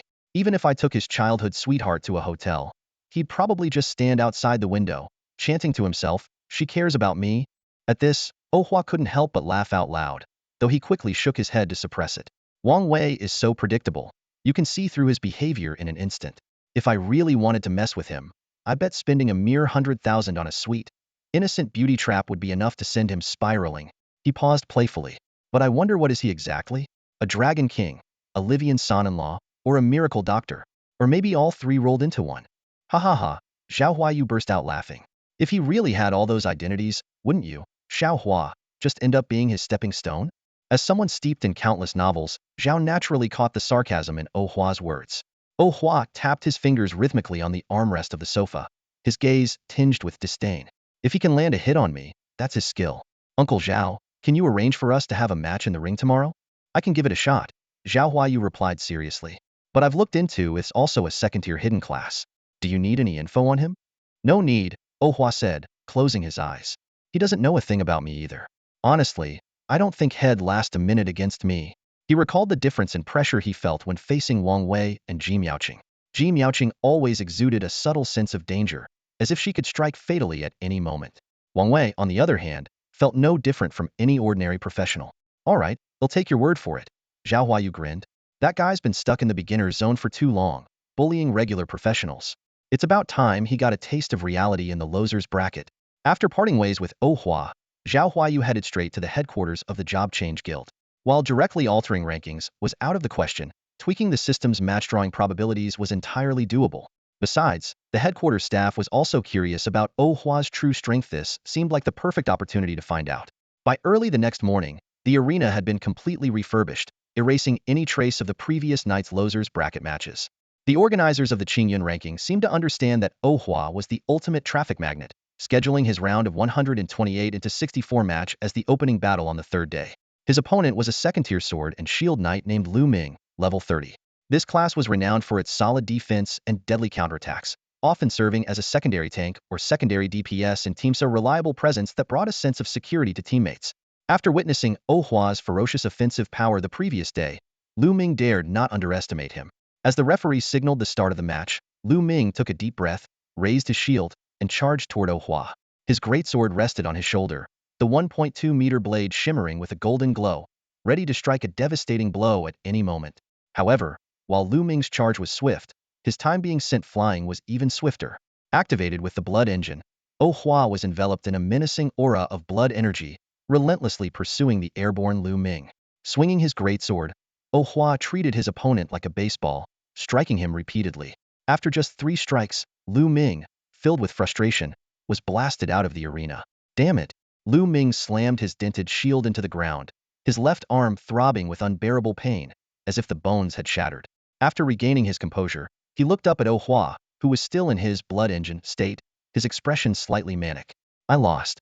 Your strength is truly convincing. Oh Hua held up his bent greatsword. Despite his fierce expression, his voice was eerily calm. You're strong too. Normally, I can kill monsters below level 45 instantly with this skill. The fact that you withstood it for its entire duration is already impressive. If you had your own equipment, you probably could have lasted even longer. These words brought a glimmer of pride to Lu Ming's heart. Thinking back to the level 34 hidden class player from yesterday who didn't dare let Oh Hua get close, the fact that he had managed to endure 3 direct hits was indeed a testament to his own strength. Thank you. Lu Ming replied with a smile before leaving the stage gracefully. Oh Hua's subtle display of dominance instantly stirred a storm among the audience. Instantly kill monsters below level 45? Just how high is this berserker's level? Discussions erupted from all corners of the crowd. Meanwhile, the effects of Oh Hua's blood engine faded, and he reverted to his usual indifferent demeanor. In the stands, hundreds of support banners were held high, cheering enthusiastically for Oh Hua. In this era where strength reigned supreme and popularity was king, Oh Hua's combination of overwhelming power, a mysterious backstory as a level 1 warrior, and his ability to dominate the competition made him the perfect recipe for virality. His fanbase was growing at an astonishing rate, and prominent content creators had already begun analyzing his class attributes, praising both his skills and character. This was all part of Oh Hua's carefully crafted plan to build his reputation not only to secure the championship, but also to become the most talked about winner. His ultimate goal was simple: to make money. While he didn't aspire to be the wealthiest person in the nation, he wanted to ensure that he could purchase equipment and skill books in the future without financial concerns, without having to sell everything he owned for a single coveted skill book. Oh Hua, you really know how to work the internet. In the resting area, Zhao Huayu beamed as he poured tea and served water, practically playing the role of a devoted attendant while looking at the trending topics dominated by Oh Hua once again. Right now, I've got time to play around with this stuff. Once the Qingyun ranking ends, they'll focus on leveling up and won't have the bandwidth to manage all this. When that time comes, they'll have to rely on you, Uncle Zhao, Oh Hua said calmly. He understood that the buzz he was generating now was merely a byproduct of the tournament, and in the future, he'd need professionals like Zhao Huayu to handle these matters. Otherwise, just dealing with trolls would be enough to exhaust him. Of course, leave these trivial things to your Uncle Zhao. You just focus on leveling up. He'll make sure everything is handled beautifully. Zhao Huayu's grin widened. Inwardly, he admired Oh Hua's combination of strength, intelligence, and clarity of priorities, someone who wouldn't get bogged down by minor gains. Working with such a level-headed individual was both easy and enjoyable. The pace of the winners' bracket matches was becoming increasingly intense. After a brief 1-hour break, Oh Hua stepped onto the stage for the round of 64 to 32. This time, his opponent was Wang Wei. Standing on the stage, Oh Hua held 2 large swords, his sharp gaze sweeping over the entrance. The numbers on the timer board continued to tick down, and the final minute of the countdown began. The seasoned referee frowned as he glanced at the digital watch on his wrist. With over a decade of officiating experience, he had little patience for tardy participants. Just as everyone began to assume Wang Wei would forfeit, a sudden whooshing sound came from above. A dark figure descended from the sky, with demonic wings unfurling gracefully behind him, tracing a beautiful arc in the air. Landing heavily on the stage at the last second, Wang Wei arrived, carried by a gust of wind. Dressed in a branded t-shirt, jeans, and sneakers, his hands remained casually tucked in his pockets, and a disdainful smirk played on his lips. He was a stark contrast to the disheveled figure from the day before, now brimming with energy, as if something extraordinary had happened to him. Sorry to keep you waiting. I had a date I couldn't miss, Wang Wei said, his tone dripping with arrogance. Meanwhile, on the top floor of an office building in the third ring of the imperial capital, a sultry woman in her early 20s was leisurely watching the live stream. Resting her arm against her chest and her hand supporting her flawless face, she wore a faint, enigmatic smile as she awaited the surprises this match might bring. Just as Wang Wei retracted his demonic wings, a commotion erupted in the audience. A foreign girl with blonde hair and blue eyes, dressed in a Lolita-style dress, hurried to the scene accompanied by bodyguards. The bow on her forehead swayed gently as she ran, and beads of sweat glistened on her temple. Brother Wang Wei, you can do it! The petite foreign girl shouted in perfect Mandarin, astonishing the surrounding spectators. Watching his opponent's series of ostentatious displays, Oh Hua couldn't help but silently grumble to himself. What kind of over-the-top protagonist is this supposed to be? Cursing Wang Wei inwardly for being such a scoundrel, how could he even target such a young foreign girl? Someone should teach him a lesson. Alice, just watch, he'll definitely fight for you, cough. Wang Wei turned his head to glance at the audience, where the little foreign girl in question cheered for him in her sweet, childlike voice. But the moment his attention shifted away from Oh Hua, Oh Hua planted his massive sword into the arena floor. Activating the blood engine, he closed the 20-meter gap between them in a single step and appeared right in front of Wang Wei. As Wang Wei smiled gently at the young girl in the stands, Oh Hua's left hand formed a claw, slamming into Wang Wei's face with a resounding smack. The impact was like pounding rice cakes, pinning Wang Wei's head into the concrete floor of the arena. Under Oh Hua's monstrous strength, Wang Wei's head was buried deep into the solid ground. Who do you think you're underestimating? Me. Oh Hua's voice was cold as he pressed Wang Wei's face deeper into the ground. Shrouded in a haze of blood mist, his menacing presence resembled that of a demon deity. At that moment, it seemed he could easily crush Wang Wei's skull if he wished. You despicable coward! Attacking me by surprise? Wang Wei was both furious and shocked. His demonic wings began to stir, gathering a whirlwind to blast Oh Hua away. But just as he started to channel his magic, Oh Hua, too annoyed to exchange words, released his left hand and struck Wang Wei's face with a straight punch from his right. The force was overwhelming, like a high-explosive grenade detonating, sending a cloud of dust and debris into the air. Spiderweb-like cracks spread across the arena floor from the point of impact. Wang Wei let out an involuntary cry as his upper body was completely driven into the ground by the punch. His legs stuck straight up in the air, making him look utterly ridiculous. With a grim expression, Oh Hua pulled his fist out from the shattered concrete, effortlessly yanking a dazed Wang Wei out by his neck. The once solid concrete crumbled in his grip like tofu. You're surprisingly tough, still not knocked out? What kind of spirit beast are you? A turtle? Oh Hua's voice was cold and mocking as he held Wang Wei by the throat, his figure shrouded in the ominous blood mist like a final boss. He eyed the green, water-like shield of energy flowing around Wang Wei's body with thinly veiled curiosity. Wang Wei opened his mouth to retort, but Oh Hua's grip tightened abruptly, causing his throat to cave slightly and silencing him completely. Sensing Wang Wei's attempt to resist, Oh Hua drove his left fist into Wang Wei's abdomen with brutal force, dispersing the whirlwind Wang Wei had been gathering behind him. He didn't give Wang Wei a chance to breathe. As Oh Hua's left fist struck Wang Wei's stomach, his right hand released Wang Wei's throat. Both fists then transformed into a relentless barrage of punches, hammering into Wang Wei's body. Suspended in midair, Wang Wei was completely unable to touch the ground. He resembled a human punching bag, repeatedly pummeled by Oh Hua's unrelenting and perfectly timed attacks. The green shield shattered long ago, and it was impossible to tell how many of Wang Wei's ribs, arm bones, leg bones, shoulder blades, and facial bones had been broken. Yet Oh Hua controlled his strength meticulously, ensuring Wang Wei wasn't knocked out completely. Meanwhile, the referee stood at the edge of the arena, watching the scene unfold with a cold smirk. Wang Wei neither lost consciousness, surrendered, nor gave up, so naturally, there was no reason to stop the fight. This was a legitimate battle, and not even the King of Heaven himself could halt it.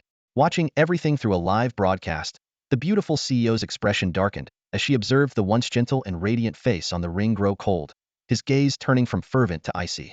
She decisively closed the streaming sight and muttered under her breath, useless. This was her first time experiencing an investment failure firsthand, and the anger she felt was unprecedented. For the next 5 minutes, Wang Wei was like a human punching bag, suspended in the air under Oh Hua's relentless flurry of punches, unable to drop even a centimeter. If not for the fact that Wang Wei's crystal chandelier had been shattered, Oh Hua might have spent the remaining 25 minutes mercilessly beating him. Winner. Oh Hua. The referee finally broke into a smile. As a former arcade gaming enthusiast, he was well acquainted with the infinite combos of games like the King of Fighters. Oh Hua's performance today brought back nostalgic memories of his childhood, and he had already decided to visit an arcade after work to relive the good old days. Pathetic. With 166 stamina points, Oh Hua showed no signs of fatigue. He looked down disdainfully at the twisted and broken Wang Wei lying on the ring, clapped the dust off his hands, and pulled out the two giant swords embedded in the platform before turning to leave. He had long predicted Wang Wei was just an ordinary persona, even worse than ordinary. Comparing him to the average person was an insult to millions of regular people. After silently apologizing to ordinary people around the world, Oh Hua furrowed his brow. If his instincts were correct, he needed to be even more cautious of Ji Miaoqing, the one who truly posed a threat to his life. In the audience, a young foreign girl, Alice, stared in shock, her mouth hanging open. She couldn't believe that the dashing, gentle, and invincible Wang Wei, whom she admired, had been crushed like a mere nobody. Seeing this, her beautiful bodyguard quickly scooped her up and fled the scene, afraid of being caught under the mocking gazes of the surrounding crowd. I watched the match. You must be pretty disappointed, huh? Zhao Huayu glanced at Oh Hua's irritated expression and thought back to Wang Wei's humiliating 5-minute airborne beating, nearly bursting into laughter. As a professional, He held back his amusement, coughing twice to maintain his composure. Oh Hua walked into the restroom to wash his hands, his tone filled with disdain. Someone like that dares call himself a hidden class? Comparing him to me is an insult. I trained my ass off for 2 months, only to be grouped with that trash? Ridiculous. He knew full well that if Wang Wei had so much as glanced at the little girl earlier, he could have taken his head with a single sword stroke. Don't worry. He's just a clown, Zhao Huayu sighed. This is only the round of 64 to 32. There are plenty of strong opponents waiting ahead. The number of hidden class participants this year is absurdly high, probably tied to the recent agitation of the abyssal monsters.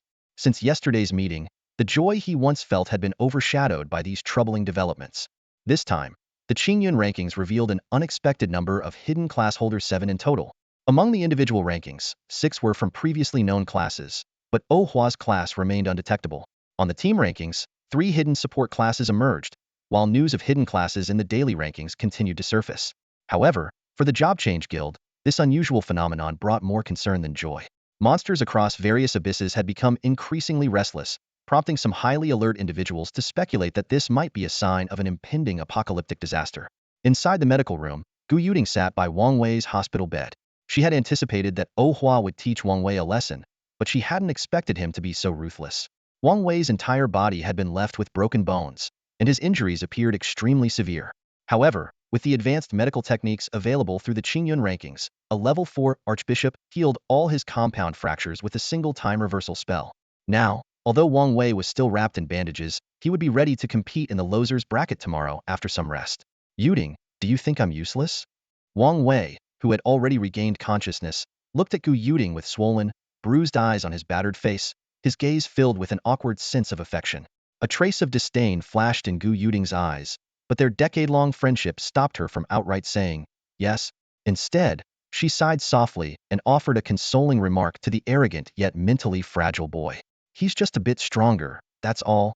Deep down, she had hoped Wang Wei would reflect on his mistakes, his overconfidence, his carelessness, and his decision to chat with someone outside the arena after the match had already begun. Getting knocked into the air and suspended for 5 minutes was entirely his own fault. No, I'm stronger than him. Wang Wei suddenly became agitated. He's just a sneaky, underhanded coward. If I took it seriously, I could easily crush him. I'm the owner of the 5 great spirit beasts who can level up against monsters 10 levels above me. In his fury, he completely forgot what Oh Hua had once said, that monsters below level 45 were instant kills for him, while Wang Wei still needed several rounds to defeat monsters of the same level. But at this moment, Wang Wei was consumed by anger, focusing only on comparisons that favored him. Then why didn't you take it seriously from the start? Gu Yuting's initial concern faded from her eyes, and even the last remnants of their friendship began to wane. Silently, she resolved to convince her parents to move away after the Qingyun rankings concluded, to avoid the trouble that someone so self-absorbed might bring. Faced with his childhood friend's pointed question, Wang Wei remained silent for a long time before squeezing out a weak response. I just didn't expect him to be so despicable. My losers bracket match is about to start, Gu Yuting said, her tone flat. She opened her mouth as if to say more but stopped herself. Seeing Wang Wei's complete lack of self-reflection, her final shred of warmth toward him vanished. She stood up and prepared to leave. Yuting, keep it up. If we meet in the losers bracket tomorrow, you better just concede. I have to fight my way back to the finals and reclaim my honor. In the hospital room, Wang Wei, wrapped in bandages from head to toe, clenched his fists and issued a commanding order to his childhood friend in a condescending tone. Gu Yuting left the room expressionless, as if she hadn't heard a word Wang Wei said. On the adjacent hospital bed, a male classmate engrossed in a dating sim game looked up. His gaze flickered between the childhood friend character on his phone and Wang Wei, his eyes filled with disbelief as if to say, how does an idiot like this even have a childhood friend? Wang Wei, however, seemed oblivious to the fact that his childhood friend had already drifted away. He was fully focused on messaging other female acquaintances, seeking comfort and sympathy from them. Meanwhile, in a hotel room, Oh Hua was watching the live broadcast intently. She paid special attention to the replay of the losers bracket matches, where Ji Miaoqing effortlessly crushed one opponent after another. Oh Hua thought to herself, if nothing unexpected happens, Ji Miaoqing will be her opponent in the finals. After all, there's no way someone like Wang Wei could get past Ji Miaoqing, the wall of size, in the losers bracket. What surprised Oh Hua, though, was that Qi Manor, who had always been chasing after her, had made it into the top 64. At that moment, the level 28 Qi Manor was battling against a tall ponytailed girl wielding a spear. Although Qi Manor was just an ordinary cleric, her fighting style was as persistent and frustrating as sticky gum. Her full armor and tower shield setup, coupled with high health and stamina stats, made her a defensive powerhouse. Adding to this was her Holy Radiance aura, a ridiculously overpowered skill that restored health, mana, stamina, and boosted all attributes. Whenever her health was low, she'd simply raise her hammer staff for a massive heal while simultaneously casting a shield that could absorb 100 points of damage. Even though her ranged skill, Holy Hammer Strike, dealt pitifully low damage, her endurance till the end strategy proved surprisingly effective in this no-potion sallowed arena. She had already defeated 2 second-class advancement players by maintaining a higher percentage of health. Watching Chi Manor steadily advance despite her opponent's curses, Oh Hua couldn't help but smile wryly. If I end up facing her in the round of 32, it's going to be a real headache. On the arena stage, with time running out, the exhausted Lancer launched one final charge. Her spear trembled as the tip pierced through Chi Manor's tower shield. Chi Manor sidestepped, healing herself and raising a shield while lightly tapping her opponent's shoulder with her hammer staff, dealing a meager 20-something damage. As the Lancer prepared to withdraw her spear, Chi Manor suddenly abandoned her shield. Using the momentum of the spear's withdrawal, she lunged forward and tackled the tall Lancer to the ground right there on the stage. Under the watchful eyes of the audience, 2 figures grappled intensely on the arena stage. Although Chi Manor was at a slight disadvantage in terms of strength, she showcased astonishing ground fighting techniques, entwining her opponent like a nimble fish. Seizing the perfect opportunity, she executed a flawless armbar, locking the gunslinger's right arm. One leg hooked over his neck, while the other pinned down his torso. Her movements were seamless and precise. A crisp, cracking sound echoed, followed by the gunslinger's agonized scream. Without hesitation, Chi Manor swiftly transitioned her position, moving to her opponent's head. Her gauntlet-covered arms expertly secured his neck in a textbook rear-naked choke. Within just 10 seconds, the gunslinger, his face turning purple, repeatedly tapped the mat, signaling his surrender. As the referee declared the outcome, Chi Manor immediately released her hold and promptly activated a healing ability, Sanctuary's Light. Under the warm glow, the gunslinger's injuries healed rapidly. Watching the scene unfold on television, Oh Hua couldn't help but marvel at Chi Manor's stroke of luck. Among the many initial skill sets, she had managed to acquire such an exceptional combination. Through voice communication, Oh Hua asked Zhao Huayu about his next opponent. "Just don't let it be Chi Manor," he said bluntly. While he was confident in his ability to defeat her, out of both camaraderie and admiration for her skill and determination, he had no desire to be the one to block her path to advancing. Oh Hua pondered silently. If it weren't for the possibility of facing him, Chi Manor, with her resilience and masterful ground techniques, could very well achieve even greater success in this tournament. In this era, where the abyssal mutation had given rise to countless young talents, individuals like Chi Manor continued to emerge. However, the growing number of strong contenders often foreshadowed an even greater crisis looming on the horizon. "You won't run into her," Zhao Huayu replied. "The matchups for the round of 32 to 16 have already been drawn internally. She's in the last P group, while you're in the leading A group. Unless she makes it all the way to the winner's bracket finals, there's no chance you'll meet. Besides, even if she gets to the top 8, she'll most likely be stopped in the quarterfinals. Her opponent in that round is an incredibly powerful second-tier hidden class. Beating someone like that takes more than just effort and courage. Your match arrangements are ridiculously shady," Oh Hua couldn't help but complain. "Don't talk nonsense. It's all decided by the system's draw," Zhao Huayu replied, though there was a hint of helplessness in his tone. "Thanks, Uncle Zhao. I'm fine now, so I won't bother you anymore." As long as he wouldn't face Chi Manor, Oh Hua thought to himself. Seeing the okay emoji Zhao Huayu sent, he put down his phone, got up, and stretched. The past few days of not being able to grind monsters at full capacity had left him feeling restless. To stay in peak condition, he headed to the gym on the second floor of the hotel. As soon as he opened the door, the overwhelming mix of sweat, body odor, and foot odor almost made him turn back, but after looking around, he realized he had no other options. He couldn't very well go to the women's gym, could he? Just imagining a scene of being surrounded by scantily dressed young women was enough for him to picture being invited for tea by the police. After changing into his training gear, he walked over to the magic punching bag. Following a quick warm-up, he adjusted the nearby crystal sphere dial to a strength value of 1000, a move that immediately drew the attention of the surrounding muscular men. This was a level only 4th-tier class professionals could reach. With the activation of Blood Engine, a surge of blood mist accompanied the shockwave as Oh Hua landed a fierce uppercut on the bag. The bag, designed to withstand 1000 strength value, swayed slightly, and the murmurs around him fell silent. His punches became faster and faster, the sound of them slicing through the air relentless, and dents began to appear on the bag's surface. A minute later, Blood Engine activated again. Blood flames erupted skyward but were contained by a 4 square meter magic matrix. With his health dropping to 50, his strength surged to 739, and the bag swinging became increasingly intense. By the 2-minute mark, Blood Engine activated for the third time. Thick blood flames roared like thunder, shaking the entire building and nearly overwhelming the magic matrix. With his strength breaking through to 989, Oh Hua became a blur, his rapid strikes sounding like detonating grenades. Finally, with a deafening boom, the punching bag exploded, fine sand spraying against the magic matrix like shrapnel. Oh Hua immediately stopped, but with the blood flames still enveloping him, he looked like a demon emerging from a blood-soaked battlefield except for the unusually clear look in his eyes. "Where's the manager?" "Manager," he shouted. "My strength isn't even at 1,000, so how did I break it? Don't tell me you bought defective equipment." Seeing a hulking man nearly 2 meters tall approach, sweating profusely, Oh Hua quickly went on the offensive, trying to avoid any compensation charges. The manager had been watching Oh Hua practice boxing from the side. Despite his tall and burly stature, he shrank back nervously in front of Oh Hua, who was still in his blood engine state, as if afraid of being hit. He repeatedly assured Oh Hua that it was definitely a quality issue with the magical punching bag and not the customer's fault. To make amends, he even proactively added 2,000 credits to Oh Hua's membership account, claiming it was compensation for the inconvenience caused by the broken bag. Back in his hotel room, Oh Hua was drying his damp hair and glanced at the black membership card that had been handed to him for free. He couldn't help but smirk to himself. TCH, as expected, villains never suffer grievances. His phone screen lit up with a short, cheerful message from Feng Xiaoxiao. "I made it to the top 16. Orange-grade weapon secured."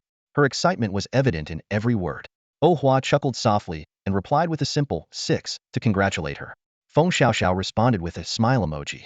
"Looks like I don't need to worry about Feng Xiaoxiao anymore," Oh Hua murmured to himself as he sat on the couch. He pulled up a replay of the losers bracket matches and specifically searched for Ji Miaoqing's battle footage.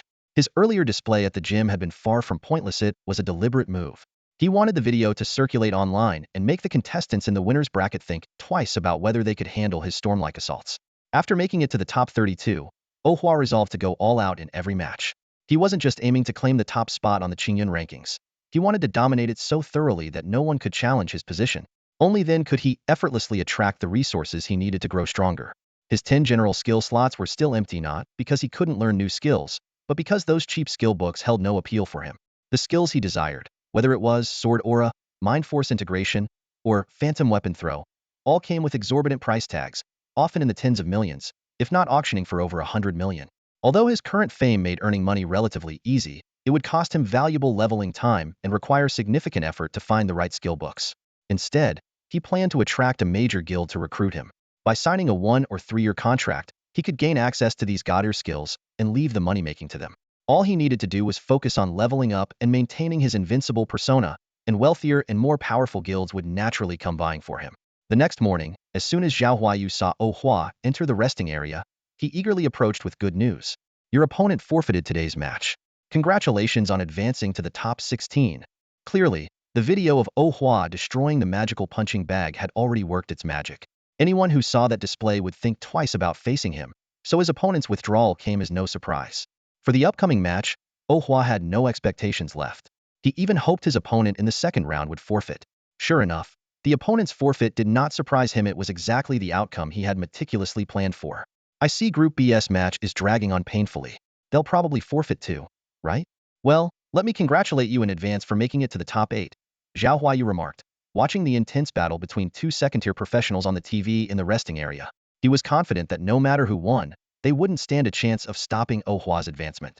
As Zhao Huayu predicted, before the second match of the afternoon even began, the referee announced Oh Hua's opponent had forfeited. Without hesitation, Oh Hua left the stadium and headed straight for the hotel gym. He adjusted the magical punching bag to a strength level of 1500 and began throwing punches, each strike raining down like a storm. Soon, videos of him making the 1500 strength magical punching bag sway violently, along with footage from the previous night where he completely destroyed a punching bag, went viral online. The comment section was flooded with remarks like "insane," "future champion material," and "congrats to LV.1 for taking the crown." No one questioned his effortless advancement to the top 8. Instead, they sympathized with the other competitors in the winner's bracket, who now had to face such an overwhelmingly skilled, talented, and technically adept opponent. "You're really despicable, you know that? Scaring off opponents who might have forced you to reveal more of your skills with just one flashy display," Ji Miaoqing teased from across the hotel gym. She was lifting 60 kilograms dumbbells while throwing shade at Oh Hua, who was jogging on the treadmill. It's hard to believe someone as cunning as you is actually in a berserker-type profession. Ji Miaoqing had just woken up and checked Oh Hua's battle videos, realizing he had effortlessly secured a spot in the winner's bracket top 8.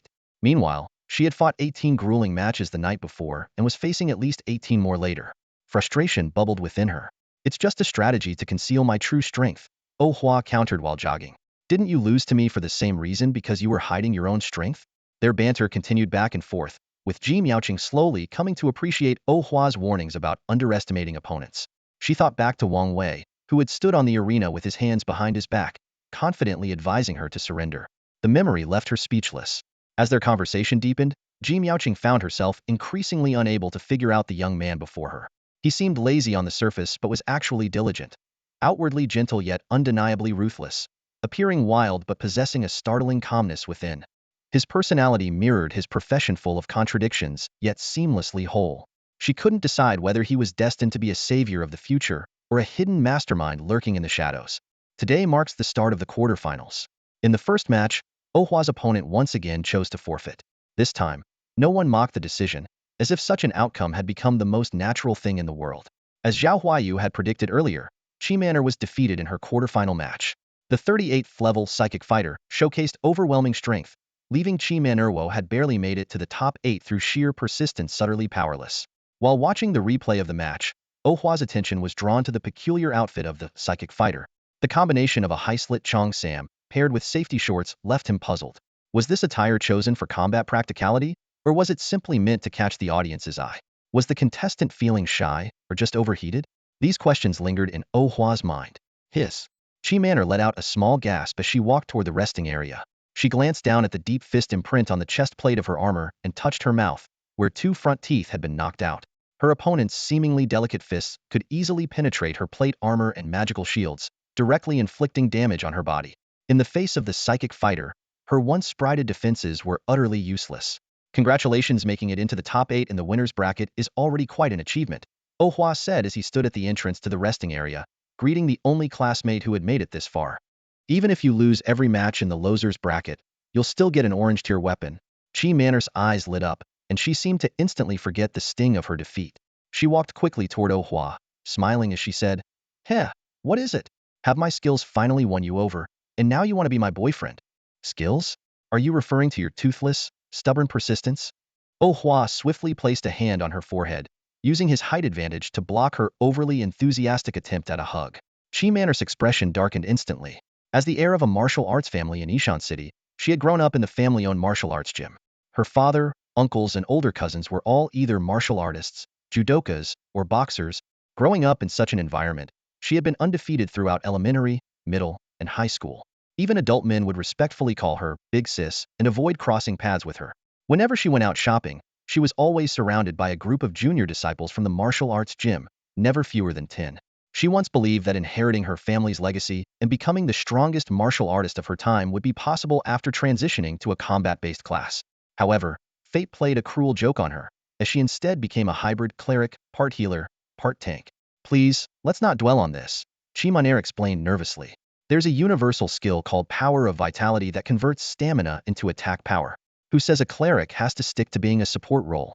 Oh Hua gently withdrew his hand from her forehead and began walking towards the arena. His opponent in the semifinals was a level 33 second-tier class, strong bowmaster.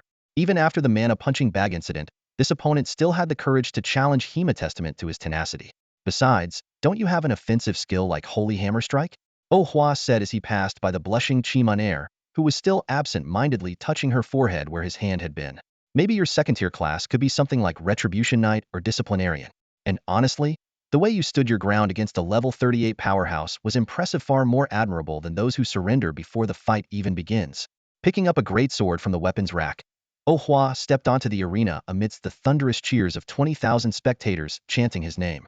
Qi Man'er, like a cat drawn to catnip, turned to gaze longingly at his retreating figure.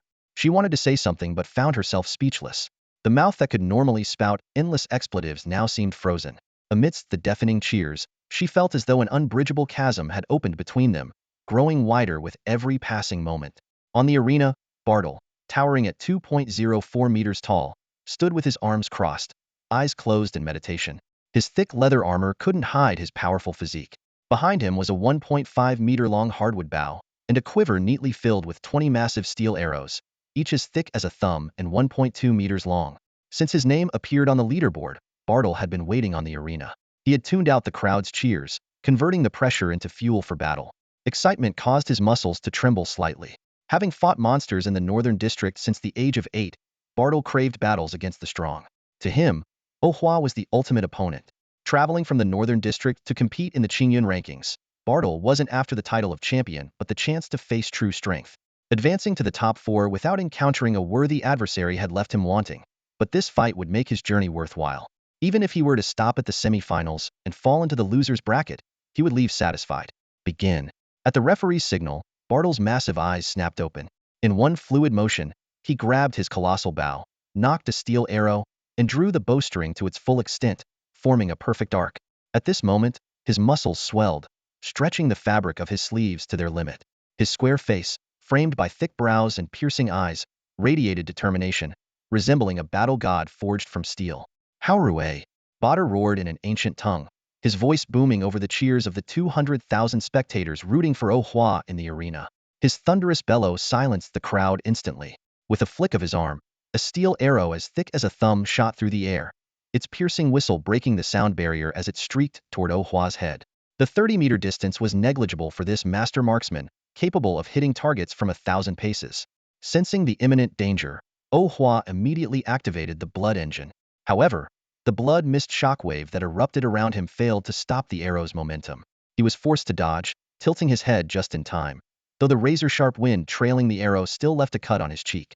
Every time I fight in the Qingyun ranking, my face always takes the first hit. Do these people have some kind of grudge against good-looking guys? Ohua grumbled internally. Bring it on. Badr shouted as he saw Ohua charging toward him like a blood-red panther. He drew 4 steel arrows from his quiver with a roar and spread his feet slightly apart. Using his massive 1.5-meter hardwood bow like a rapid-fire weapon, he unleashed the arrows in quick succession, each one breaking the sound barrier. Thanks to his exceptional intelligence, Ohua precisely tracked the trajectory of each arrow. Combined with his extraordinary agility, he deftly avoided all the attacks. As he closed the gap to within 3 meters, he raised his greatsword, preparing to unleash a relentless assault. But just then, Badr stepped forward abruptly, gripping one end of his giant bow and swinging it like a club toward Ohua's head. Instead of retreating, Ohua advanced, dodging the critical blow by tilting his head and using his shoulder to absorb the impact. At the same time, he slashed his greatsword fiercely at Badr's tower-like frame. Haorue! Blood erupted from Badr's chest as his eyes flashed with a fierce light. The giant bow shattered from the impact, and though it only forced Ohua back a single step, it successfully disrupted his rhythm of attacks. With another roar in the ancient tongue, Badr's body swelled to a mountainous size as he drew 2 steel arrows to use as weapons, engaging Ohua in close-quarters combat. The earlier sweep with the giant bow had reduced Ohua's health by 13. Yet, the loss of blood only further heightened his strength and agility. Though he had already lost 38 of his health, his power and speed now completely outmatched Badr. Watching his opponent wield the steel arrows with ferocious precision, Ohua couldn't help but acknowledge him as a formidable adversary, adept at both ranged and close combat. Each time he was struck by the steel arrows, he lost dozens of health points, the pain almost unbearable. The fact that mere arrows could inflict such damage on him left Ohua secretly alarmed by Bartel's strength. This 2-meter-tall warrior, if equipped with dual battle axes, might resemble a true berserker even more than Ohua himself, the so-called blood guard. Under Ohua's relentless and sharp attacks, Bartle stood like an unshakable mountain. Even as blood poured from his wounds, he remained steadfast. Each time he shouted in an ancient tongue, it was as if he drew upon an endless well of vitality. No matter how ferociously Ohua struck, he couldn't bring Bartle down. However, Bartel's steel arrows also inflicted considerable damage on Ohua. When Ohua's health dropped to half and the blood mist around him transformed into blood flames, he suddenly released the greatsword in his hands. This unexpected move startled Bartle, who then interpreted it as a gesture of sportsmanship, Ohua acknowledging his opponent's disadvantage in equipment. Moved by this respect, Bartle also set aside his arrows. The two warriors then engaged in a primal hand-to-hand combat. Despite Bartel's imposing physique, his punches lacked the speed and power to match Ohua's.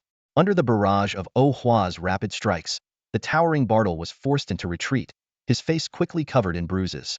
Seizing a brief opening, Bartle lunged forward, aiming to grab Ohua by the collar with both hands and use grappling techniques to throw him out of the ring. This was his only chance to bridge the gap in their abilities through strategy.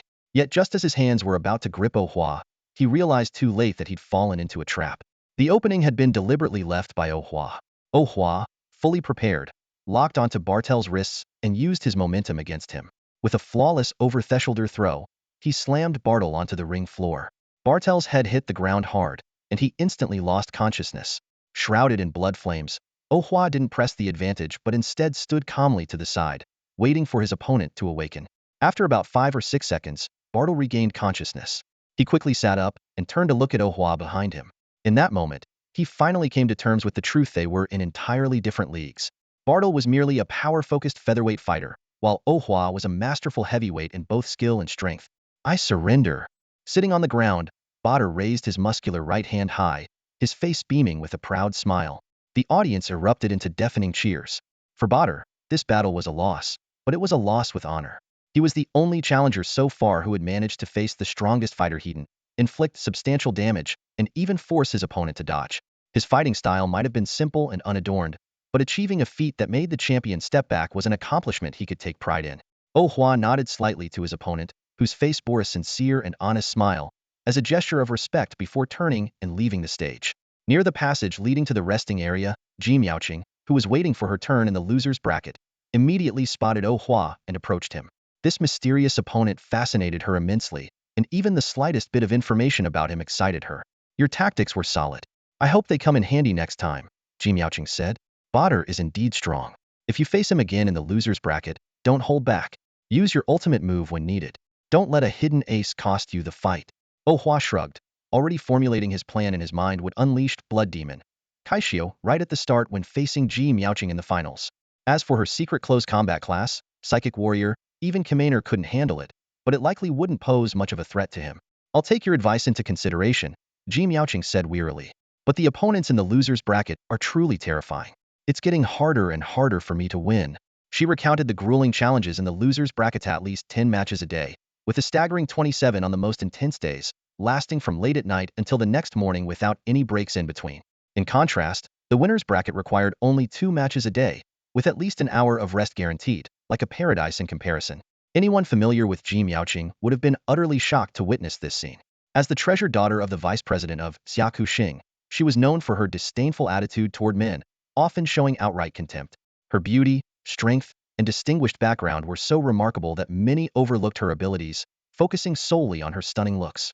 Yet now, this proud and untouchable figure was confiding her struggles to an unknown young man? It was nothing short of unbelievable. Keep going, work hard, and give it your all. Oh Hua cast a glance at Ji Miaoqing, who was following him toward the lounge area, and offered some perfunctory words of comfort. In his mind, however, he was weighing his options. If the world left him with only Feng Xiaoxiao and Ji Miaoqing to choose from, he would rather pick Feng Xiaoxiao, whom he saw as a primitive, uncultured person, than marry this wealthy young woman who judged others through her insatiable curiosity. Becoming a Livian son-in-law of a rich family? He sneered internally. As someone who had failed to even master the most basic crooked smile technique, he had only recently transitioned into a hidden class that even high-tech instruments couldn't detect. Every day, he carried the embarrassment of that LV.1 rank displayed like a zipper on his chest. He couldn't even manage a crooked grin, let alone master the Qingxian Divine Needles, Tai Divine Needles, or BNK Divine Needles. He imagined what it would be like to join the Ji family. If the elderly matriarch or patriarch suffered so much as a headache, some so-called descendant of a divine physician might pop up with a marriage contract to slap him in the face. He'd inevitably be thrown out and branded a freeloading son-in-law. No, getting involved with such a powerful family was a terrible idea. If he lost control and wiped out the entire Ji family, wouldn't Ji Miaoqing end up an orphan? It was better to remain a mysterious and aloof man, focused on leveling up. I feel like you are thinking something very impolite, Ji Miaoqing remarked, her sharp intuition picking up on the subtle undercurrents beneath Oh Hua's calm facade. Not at all. Just your imagination, Oh Hua replied with a slight shake of his head. His impeccable self-discipline ensured that his expression betrayed nothing. Noticing the defeated contestants in the lounge whispering about him and Ji Miaoqing, he decided to deploy his ultimate excuse. Do you need anything else? If not, I'm off to meet my childhood sweetheart. Childhood sweetheart? Ji Miaoqing's brows furrowed, and her tone carried a hint of displeasure. Although her father was a vice president of one of the top 3 guilds, she had refrained from investigating Oh Hua's background in the spirit of fair competition, and thus had no knowledge of Feng Xiaoxiao's existence. Yes, my childhood sweetheart. We grew up sharing the same room. She's very cute, Oh Hua said, silently vowing to rinse his mouth 10 times back at the hotel. He felt as though he had uttered the most absurd statement, his conscience burning as if scorched by the flames of hell. Surely, he was destined for eternal torment in the tongue-pulling hell. Really? Then why do I sense such disdain in your eyes? Ji Miaoqing trusted her instincts. She could tell this man was lying, and that he was consumed by guilt after saying those words. You're mistaken. I'm disgusted with myself for leaving such an adorable childhood sweetheart behind to chat with another woman here. Oh Hua retorted, astonished by Ji Miaoqing's keen intuition. To avoid further exposure, he quickened his pace to leave. All right, I'm off now. See you in the finals. See you in the finals, Ji Miaoqing replied. Her brows tightly knit as she turned to gaze at the reflection in the nearby glass window. A delicate figure was reflected in the glass.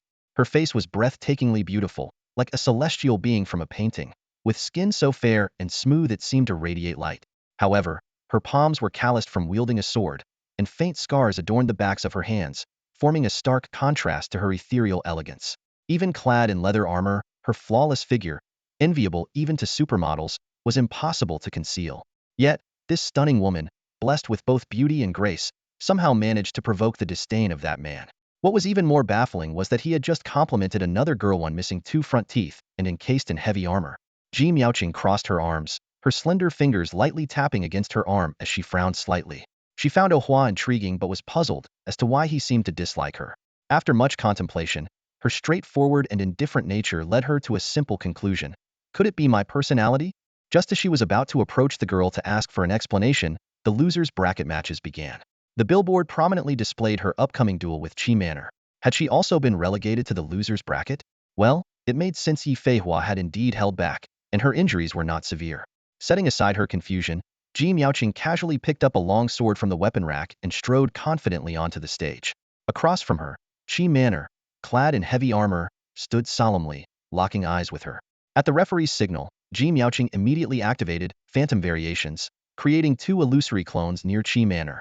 These clones attacked with exceptional ferocity, bypassing defenses and quickly leaving the sluggish Qi Manor battered and bruised.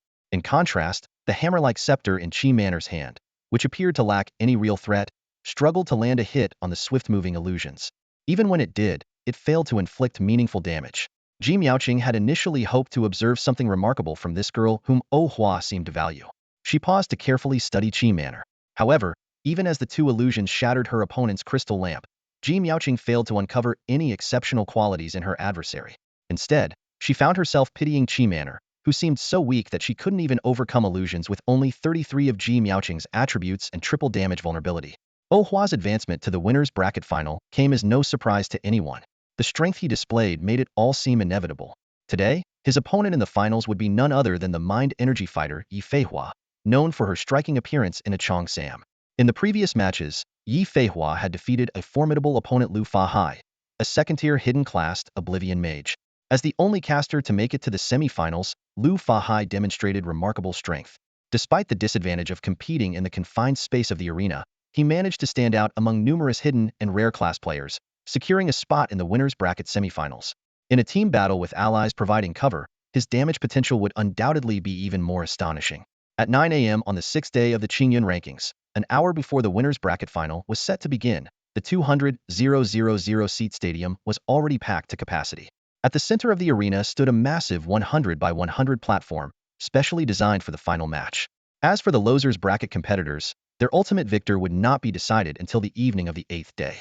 As time passed, the discussions among the audience grew increasingly heated. Most had placed their bets on the mysterious LV.1 warrior, despite the fact that he had only revealed a single skill so far. However, many others were captivated by Yi Feihua's elegance, her graceful figure faintly outlined beneath her Chong Sam, her long, bare fetal of which inspired a loyal following, even if her chances of victory seemed slim. Amidst the fervent debates, the massive announcement board at the top of the stadium lit up. Yi Feihua, LV.38, Mind Energy Fighter, vs Oh Hua, LV.1 Warrior. The crowd erupted instantly, with cheers for both competitors filling the air, though Oh Hua's supporters seemed to slightly outnumber the rest. The chief referee of the Qingyun rankings stood at the center of the platform and announced loudly, "Will both competitors please take the stage?" Oh Hua, wielding dual swords and clad in simple leather armor, bracers, and boots, walked steadily onto the platform. Yi Feihua, on the other hand, had changed into a black chong sam adorned with golden dragons, its off-the-shoulder design and high slit reaching her thigh. She wore black safety shorts underneath and ascended the platform gracefully with her bare feet. Both competitors took their places in front of the referee. The referee asked, "Do either of you require additional preparation time?" Oh Hua and Yi Fei Hua both shook their heads, signaling they were ready to begin. The head referee stood at the center of the arena, pointing to two red markers 50 meters apart. Once both contestants took their positions, he swung his hand down sharply to announce the start of the match, then leapt backward to the edge of the arena with an agile movement that hinted he was at least a third-earned professional. At the command, Yi Fei Hua sprang into action. With a powerful stomp on the arena floor, she launched herself forward, covering the 50-meter distance in an instant. Oh Hua immediately unleashed, tendon splitting and bone shifting, sending a fountain of blood mist into the air. Yi Fei Hua's eyes narrowed as she swiftly formed a psychic energy sphere to shield herself from the blood mist's damage. Simultaneously, her hands turned into claw-like forms, crossing each other like twin dragons as they targeted Oh Hua's arm. This tactic was the result of her meticulous study of Oh Hua's arena recordings, analyzing them frame by frame. She knew she had to strike decisively before the match-ending light was triggered. Facing Yi Fei Hua's sudden assault, Oh Hua remained composed. Allowing his right arm to be caught, he swung his left sword toward her psychic shield. The impact sent the lighter Yi Fei Hua flying, but not before she successfully dislocated Oh Hua's right arm. Unfazed, Oh Hua steadied his shoulder with his left hand and, with two sharp cracks, forcefully reset his dislocated arm. The crowd erupted in cheers at the display of his raw resilience. Yi Fei Hua gave him no time to recover, closing the gap instantly with a knee strike aimed directly at Oh Hua's face. By now, Oh Hua's health had dropped to 72. Though his agility was somewhat lacking, his bloodthirsty call ability provided him with a protective aura. He chose to absorb the blow heeding. As Yi Fei Hua's knee connected, Oh Hua countered with both swords. His right sword shattered her psychic shield, while his left sword inflicted a grievous wound on her. The heavy blow sent Yi Fei Hua hurtling backward, coughing up blood midair. The light particles of her psychic energy flowed back to her, barely restoring 2/3 of her lost health. She was shaken. Taking just one strike had cost her most of her health. How could she possibly endure this fight? Yet she didn't hesitate, launching another attack with renewed determination. Her hands formed the shape of a tiger, condensing psychic energy as she aimed directly for Oh Hua's heart. By this time, Oh Hua's health had dropped to 54, and his speed had finally caught up to hers. Like flower petals in a storm, Yi Fei Hua evaded his dual sword strikes with astonishing agility, closing in on him. Just as she was about to unleash her tiger strike, Oh Hua landed a precise sonic boom kick to her palms. The Blood Beast Spirit ability's golden-beaked eagle trait activated, sending Yi Fei Hua flying backward once more. Though the damage from the kick was minimal, Oh Hua's health had now dropped to 14. The blood flames surrounding him had nearly solidified, granting him a staggering boost in strength and agility. Yi Fei Hua executed a series of backflips to dissipate the impact, but Oh Hua's twin swords were already closing in. In a desperate moment, she resorted to the ultimate move she had reserved for the finals: secret art. Dragons roar to the heavens. A golden shockwave erupted from her body, and the golden dragon embroidered on her qipao seemed to come alive. It surged forth, transforming into a massive dragon head before her, unleashing a deafening roar that shook the entire arena. Oh Hua, who had preemptively dodged, was still struck by the shockwave unleashed by the massive dragon head's roar, sending his body hurtling through the air like a fallen leaf. Although this attack activated his bloodthirsty call, blood armor, in an unknown situation, the few mouthfuls of blood spat out by Yi Fei Hua, even amplified tenfold, only restored several hundred points of his health. Fortunately, his exceptional agility allowed him to evade in time, avoiding the dragon head's fatal direct hit. If that ultimate move had landed Hedon, even at full health, I'd be heading straight to the loser's bracket. Oh Hua thought with alarm. This woman in the qipao is absurdly powerful. Ultimate move. Dragon tiger form. Yi Fei Hua shouted through gritted teeth, glaring at Oh Hua, who had narrowly avoided her first ultimate move. Since one ultimate move was already exposed, she decided to go all in and unleashed her second one. With her sharp, clear cry, the shadowy forms of a dragon and a tiger emerged behind her slender figure, and her hands became enveloped in a dense, milky white energy. Just as she was about to launch her next attack, two great swords hurtled toward her from the front and back, perfectly timed to interrupt her movements as her hands crossed in front of her. With no way to dodge, Yi Fei Hua clenched her teeth and struck with her palms to counter. The dragon and tiger shadows infused in her palms easily deflected the two plain greatswords, but the shadows behind her dimmed slightly as a result. Seizing the opportunity, Oh Hua flashed to Yi Fei Hua's side. By now, his health was dangerously low, but his strength had surpassed 1,000 points, and his agility had reached 550. A heavy punch landed squarely on Yifeihua's side, and despite her protective golden shield, she let out a cry of pain, as if the blow had shaken her very core. The dragon and tiger shadows behind her trembled violently, on the verge of dissipating. Under the relentless barrage of punches, Yifeihua struggled to defend herself. Each block further weakened the shadows behind her until, with the fourth punch, they completely vanished.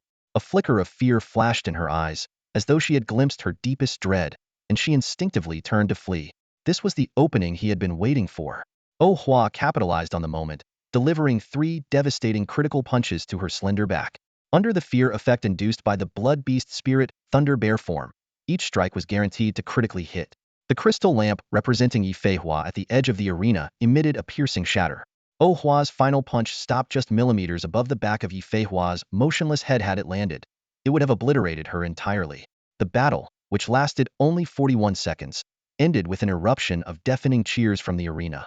The intense clash between 2 top-tier hidden-class combatants had ignited the audience's fervor. Seasoned spectators quickly pointed out that Yifeihua's unusual behavior at the end was a clear sign of being affected by the fear debuff.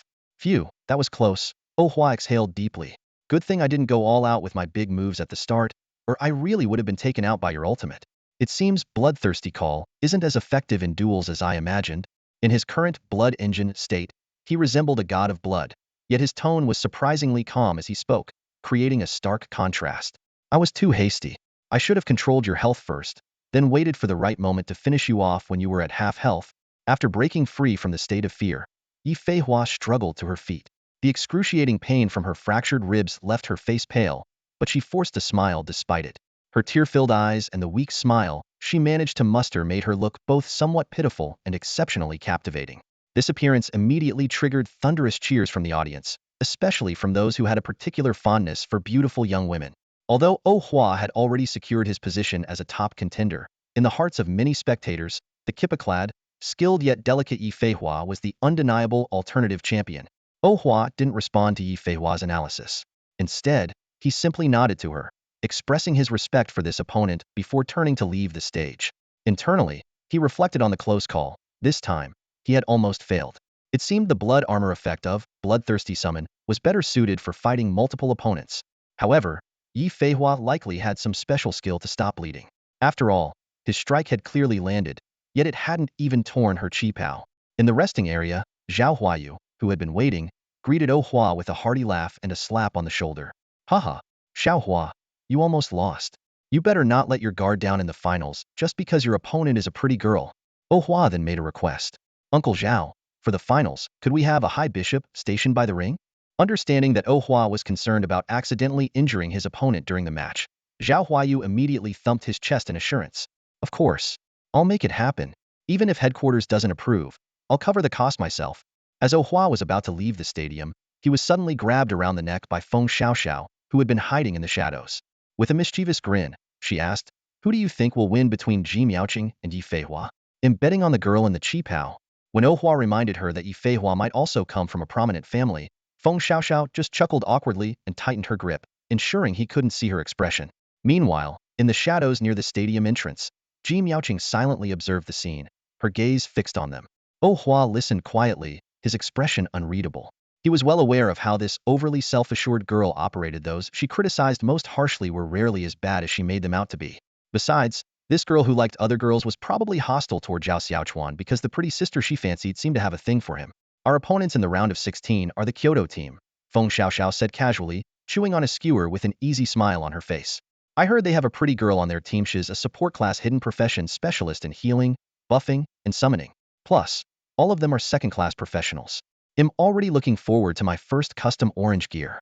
In their team, the highest level player was the second-class frontline axeman, Yang Lang. Feng Xiaoxiao had just barely managed to hit level 29 in time for the competition, while Ku Miaoyan, who struggled to secure kills and couldn't solo train efficiently, was still at level 28. Even Zhao Xiaochuan, whom she often berated, had reached level 30, though he hadn't yet completed his class advancement.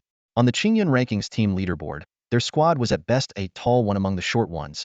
While they had scraped their way into the top 16, they stood no chance against the 4 top contenders for the championship. Congrats. Have you decided which piece you're going to pick? Despite the murmurs of recognition from the surrounding diners, Oh Hua remained focused on his food, enjoying the skewers.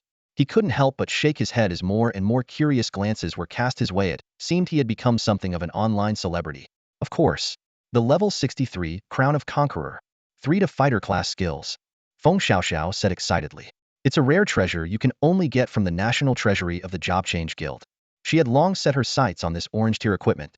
For any player achieving good results, skill point boosting orange gear was always the top priority.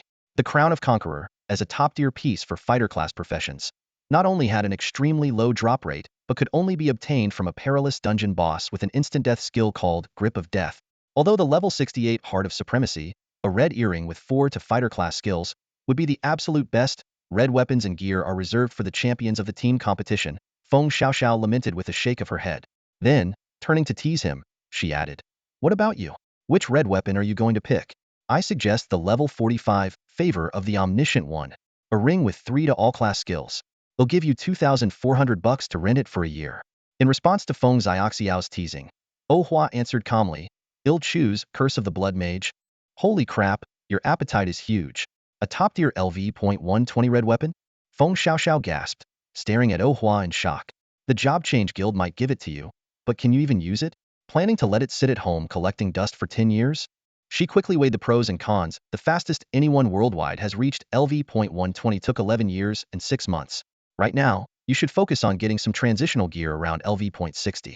Once you level up, with all the annual events from the Job Change Guild and even the World Championships, you can bring glory to the country. With your skills as a top scorer, getting a top-tier red weapon will be a piece of cake. Just enchant it with non-level restrictions, and you're good to go. Oh Hua sneered dismissively. What primitive thinking. You can't even figure out something so simple. Oh Hua, Gidge. Let me borrow it for a bit. Feng Xiaoxiao's eyes suddenly lit up, her tone changing dramatically. 20 no. $25 a day. She exclaimed as if she had a sudden epiphany, eager to play with the LV.120 artifact. Oh Hua almost choked on his frustration. Inwardly, Oh Hua calculated. A LV.120 red weapon. Even if I can't use it, it'd be perfect for impressing girls. But enchanting it with non-level restrictions is indeed a hassle. Not only would it consume the weapon's only enchantment slot, but the cost is insane, probably more than the weapon itself.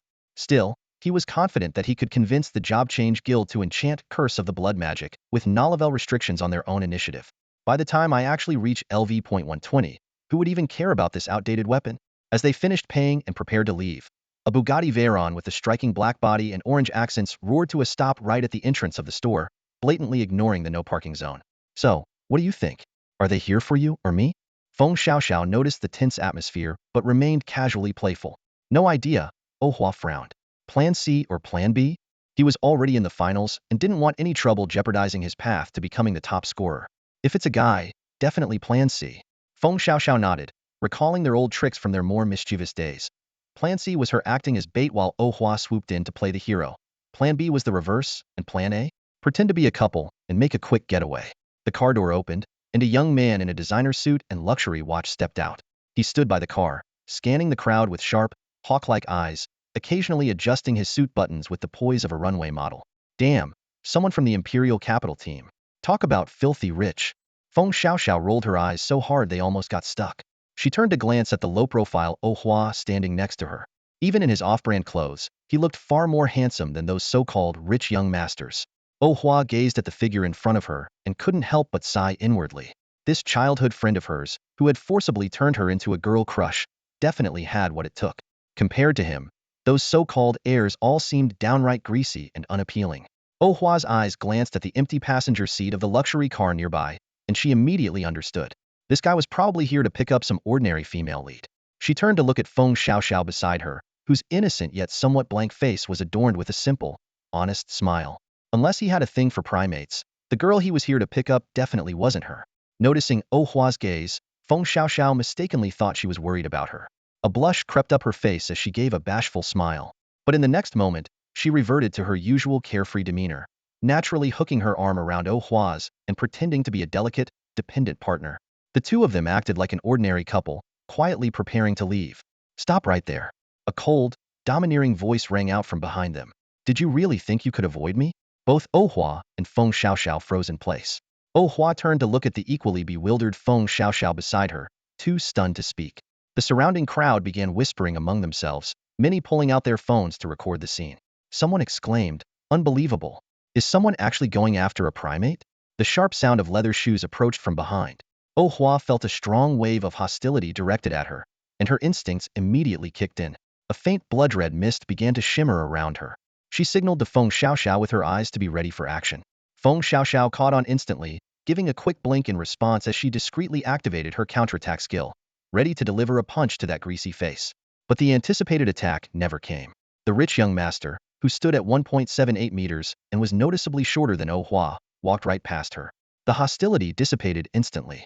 The crowd parted to make way, and the young man's eyes softened as they fell on a petite figure standing with her back to him. His voice, now much gentler, broke the tension. Oh Hua and Feng Xiaoxiao exchanged glances, a trace of awkwardness flickering in their eyes. Without a word, they both stepped toward the crowd, hoping to dissolve their self-conscious embarrassment into the bustling throng. Who gave you, a worthless nobody, permission to stand next to Yer? A sudden roar erupted from behind them. Oh Hua and Feng Xiaoxiao froze mid-step, as if someone had hit the pause button, then turned back in unison to peer over the heads of the crowd. Their synchronized movement was so precise. It was like they had achieved a perfect drift compatibility in piloting a Jaeger. Watching the drama is definitely more entertaining than scrolling on my phone or napping back at the hotel, Feng Xiaoxiao muttered under her breath. Awkwardness? Fine, I'll deal with it. However, as she squinted to get a clearer view of the scene, her expression stiffened instantly. No way. Zhao Xiaochuan. She hadn't expected to run into her teammate here. Leaning casually to the side, Oh Hua observed the unfolding drama with detached amusement, as if he were an outsider. TSK, your loose cannon friend is something else. He actually managed to cozy up to tomorrow's opponent? Should we call the chairman? Feng Xiaoxiao frowned. Though she didn't think much of Zhao Xiaochuan, a teammate's disgrace would inevitably drag the whole team down. Oh Hua's lips curled into a chilling smile. Let's wait and see. Maybe your inferior horse can help take out one of their superior horses. Making it to the top 16 with an orange tier item is already decent, but breaking into the top 8? That's even better, isn't it? Feng Xiaoxiao shivered slightly, well aware that Oh Hua's smile always came with a hidden agenda.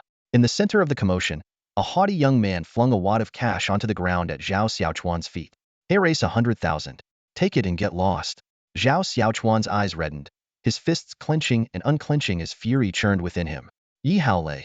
Miao Shiqi snapped angrily. Zhao is the one who helped me fend off the exiles. Do you think this makes you look cool? It's disgusting. She kicked the pile of money away in disgust. Hearing the name Yi Haolei, Oh Hua's eyes narrowed slightly, recalling the Chong Samclad girl from today's match, Yi Feihua. A flash of red flickered in Yi Haolei's gaze as he fixed Zhao Xiaochuan with a cold, commanding stare. Pick it up. Miao Shiqi shot Yi Haolei a glare full of contempt and reached out to pull Zhao Xiaochuan away. Let's go. Don't pay him any attention. Don't touch her. Yi Haolei shouted angrily, striding forward to stand between Zhao Xiaochuan and Miao Shiqi. He glared coldly at Zhao Xiaochuan, exuding a palpable hostility. You're my opponent in tomorrow's arena, and today you resort to such underhanded tactics? Those exiles must be your doing too, right? Yi Haolei's eyes were sharp as blades. If you don't leave right now, they'll have you sent straight to the Job Change Guild's tribunal. Zhao Xiaochuan sneered disdainfully. You? A despicable man like you, thinking you can control everything? Go ahead and investigate thoroughly. Aren't you afraid of your parents being doxxed, your family's stock price plummeting? Or maybe those dirty secrets your family's protectors are hiding will need the internet's help to expose. Although Feng Xiaoxiao had previously belittled Zhao Xiaochuan, his confident stance at this moment won over the surrounding crowd. Voices of criticism against Yi Haolei rose among the onlookers. After all, everyone had seen it clearly. Zhao Xiaochuan and Miao Shiqi had maintained a polite distance, merely engaging in normal conversation, while Yi Haolei was the one being aggressive. Rich kid? Privileged brat? Nonsense. It's about time your corrupt parents got what's coming to them, someone in the crowd shouted indignantly. This remark completely infuriated Yi Haolei. All his life, the only thing he cared about was Miao Shiqi. Whenever she was involved, he would lose all rationality. He lunged forward, grabbing Zhao Xiaochuan by the collar, his eyes bloodshot. I'll give you one last chance. Get lost right now, Orif. Before he could finish, a sudden force sent Yi Haolei crashing to the ground, knocking one of his front teeth loose. Before he could get up, he felt a knee pressing hard against his lower back, pinning him down. His arms were twisted painfully behind him, and the sharp pain made him gasp. The one restraining Yi Haolei was Oh Hua, who shouted to Feng Xiaoxiao, "Call the police. This guy's trying to kill someone." Feng Xiaoxiao immediately feigned panic and pulled out her phone to make the call.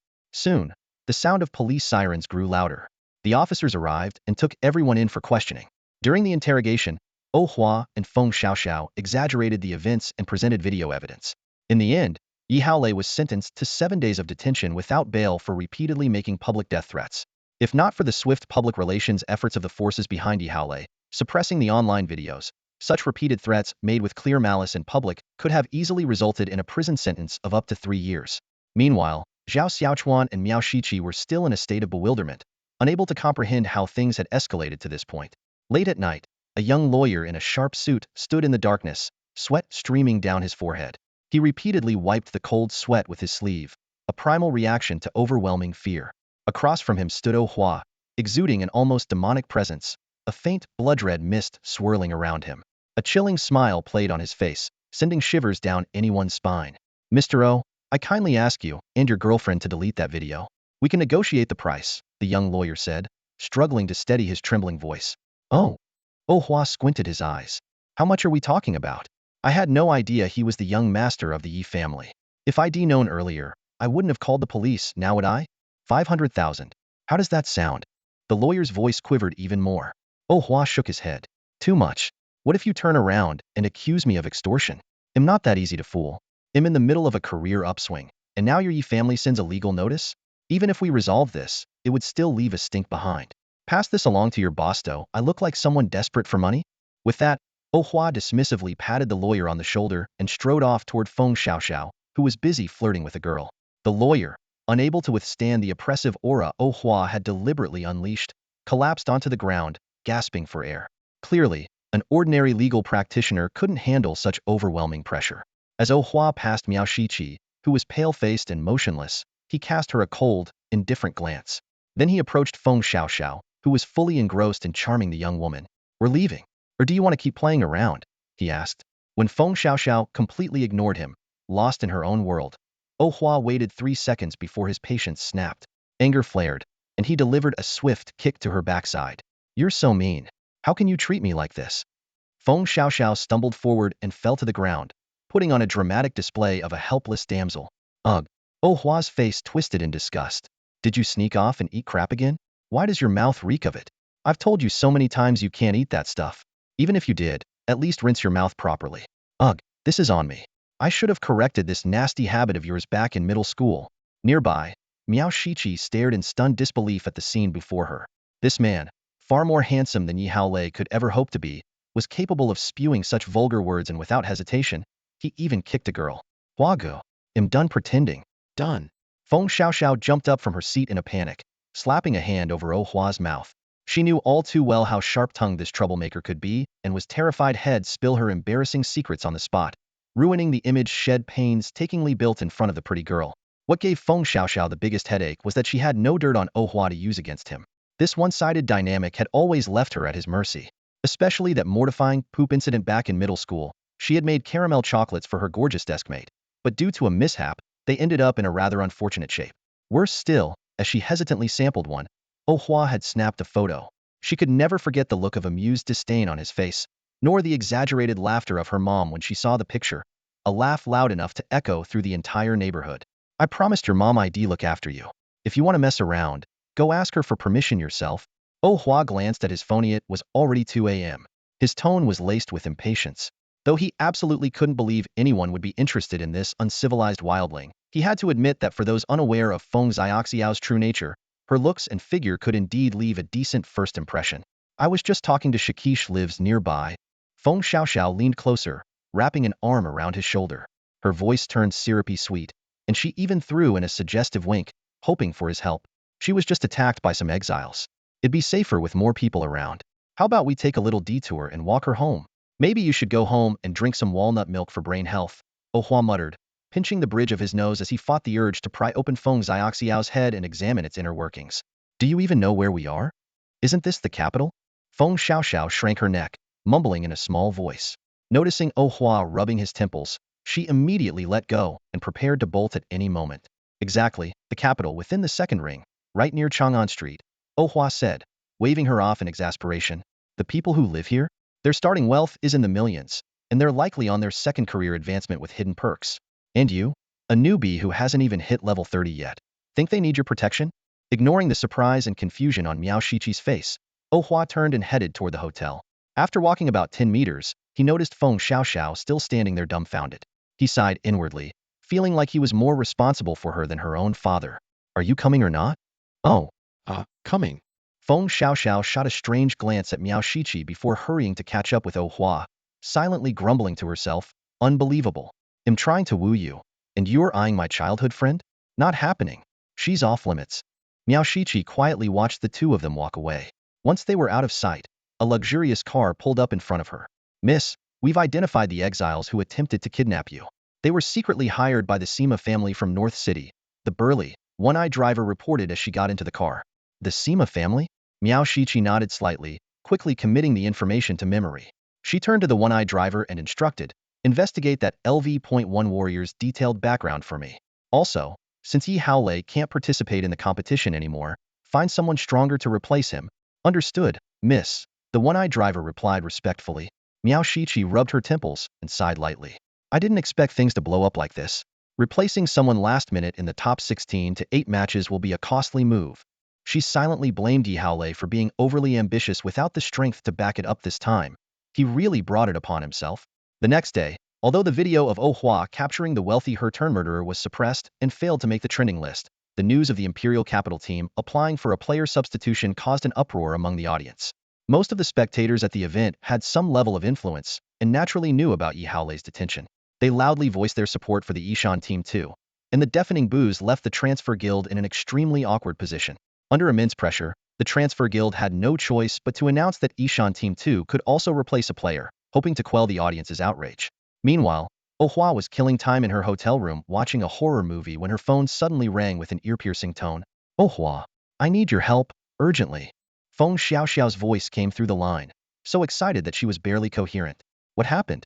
Are you cornered by someone again? Oh Hua paused the movie and asked suspiciously, is the Yi family from the Imperial Capital starting their revenge? The Transfer Guild notified us that we can replace a player, Feng Xiaoxiao said excitedly.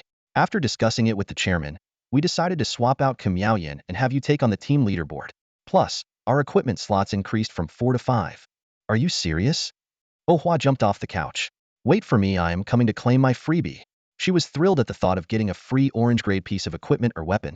The chairman really knows me too well. The venues for the team competition and the solo competition are 700 meters apart. The solo competition is held in a large stadium with a capacity of 200,000 spectators, while the team competition takes place in a fully enclosed arena with no audience, broadcast live. I don't agree. Why should the top candidate for the solo competition come to participate in the team competition? Principal Hao of the Imperial Capital Academy shouted, his face red with anger. His round belly stuck out as he bellowed at the official from the Transfer Guild, looking like an enraged pig with his greasy complexion. The middle-aged man from the Transfer Guild was tall and powerfully built, his sharp gaze a testament to years of fighting on the Abyss battlefield. Principal Hao, it was you who agreed to the substitution for Yishan Team 2. Oh Hua is already a student of Yishan Team 2, and there's no disputing that. If you're dissatisfied by the rules, with less than 4 participants, your team will immediately be disqualified. He barely restrained himself from slapping this arrogant man. Give me 10 more minutes. Principal Hao cursed under his breath as he pulled out his phone, intending to contact Yi Feihua, the strongest fighter in the Imperial Capital, to have her focus solely on defending against Oh Hua. However, the automated response, sorry, the number you dialed is currently unavailable, nearly made him smash his phone in frustration. I already spoke with Sister Yi yesterday, said Miao Shiqi, who approached Principal Hao. She was dressed in a white priest's robe and carried a healer's staff. She won't abandon the loser's bracket for this. Ji Mayaking's allure to her is no less than that candidate's. Her voice carried a calming quality that slightly pacified the furious Principal Hao. Damn it. Yishan City's luck is unbelievable. Principal Hao weighed his options. Forfeit due to insufficient team members, or allow the candidate from the winner's bracket to participate. A tall girl wearing fighter's gloves stepped forward. None of us can stop that monster, can we? Even a level 38, psychic fighter, couldn't beat him. How could I, a level 32 brawler, manage? He doesn't hold back when he kicks. You all saw the video of that magic swordswoman who got kicked in the chest. I'm only wearing leather armor if I get hit. She instinctively crossed her arms over her chest. I'm already just a cup. If it gets smaller, who am I supposed to complain to? I don't think I can withstand him either, said the nearly tall tank of the Imperial Capital team with a wry smile. He was clad in plate armor, wielding a shield and warhammer, but even as a second-tier warrior focused on strength and endurance, his strength stat was only 73. Meanwhile, That lunatic could send a 1/500 strength magic, punching bag flying. Without a health lock skill, he estimated he wouldn't last more than 3 seconds. That's the runner-up in the single leaderboard winner bracket. Principal Hao glared at Oh Hua, who stood among the Ishan Team 2 with an indifferent expression, speaking through gritted teeth. His tone was filled with frustration. Now, in the loser bracket, the 4 seeded players Botter, Ji Miaoqing, Yi Feihua, and Lu Fehei, 3 of them, except for Lu Fahai, were all sent there by him. The top spot on this year's Qingyun leaderboard is practically halfway in his pocket already. With a player of his caliber, leading Ishan Team 2 to the team leaderboard finals is a piece of cake. However, there was still a glimmer of hope. The finals for the single leaderboard and the team leaderboard were both scheduled for the last morning, creating a time conflict. As long as the Job Transfer Guild didn't adjust the schedule, it would be impossible for him to claim both titles. Zhao Xiaochuan, though appearing a bit fatigued, was in good spirits. He looked at Oh Hua and said, "Thanks for last night. If I had handled it myself, the outcome might not have been as effective. I might have even been detained, which could have led to our disqualification." Thinking about Yi Haolei being forced to strip off his branded clothes and put on a yellow vest in humiliation, he couldn't help but feel a surge of satisfaction. "No problem, we're schoolmates," Oh Hua replied with a slight nod, his tone calm. To him, scoring a free orange-tier weapon was the real goal. As for the interpersonal relationships within the school team, he had no intention of getting too involved. Standing nearby was the 32-year-old chairwoman, Lu Xiqing. Dressed in a sharp and professional outfit, her attire accentuated her mature and graceful figure perfectly. Her intense gaze settled on Oh Hua, causing him to shiver involuntarily. He held deep respect for this third transition, spirit wordsmith. While her strength, agility, and endurance were average, her intelligence was 3 times that of a typical caster. Her ability to manifest her words with power was particularly formidable, even capable of emitting an aura that enhanced the focus of all students in the school. "Didn't expect even I could misjudge someone. You've been hiding quite well," Lu Xiqing remarked with keen interest. Oh Hua cautiously explained, "I take the level test every day, but the results always show LV.1. So I didn't bother explaining." When the chairwoman subtly hinted at transferring him to another class, Oh Hua immediately interrupted.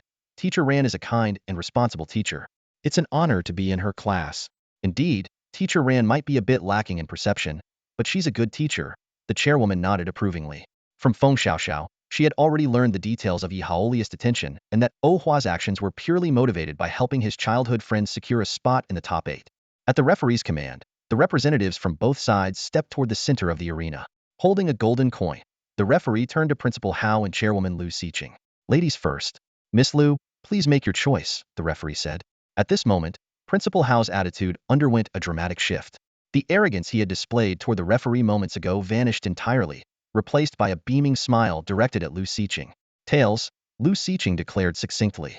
The referee flipped the coin into the air, catching it deftly on the back of his hand. Upon revealing it, the result was heads. "I choose the forest terrain," Principal Hao said, a glimmer of satisfaction flashing in his eyes as he made the quick decision.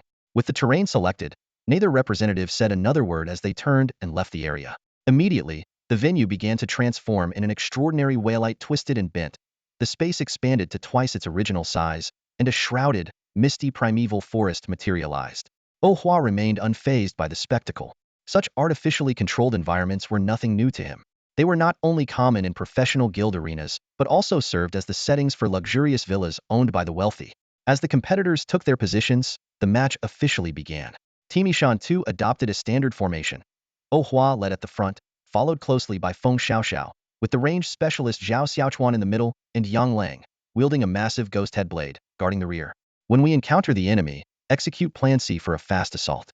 The orange tier weapon is set, so go all out," Oh Hua instructed Feng Xiaoxiao in a low voice while activating his blood engine, sacrificing 25 of his health.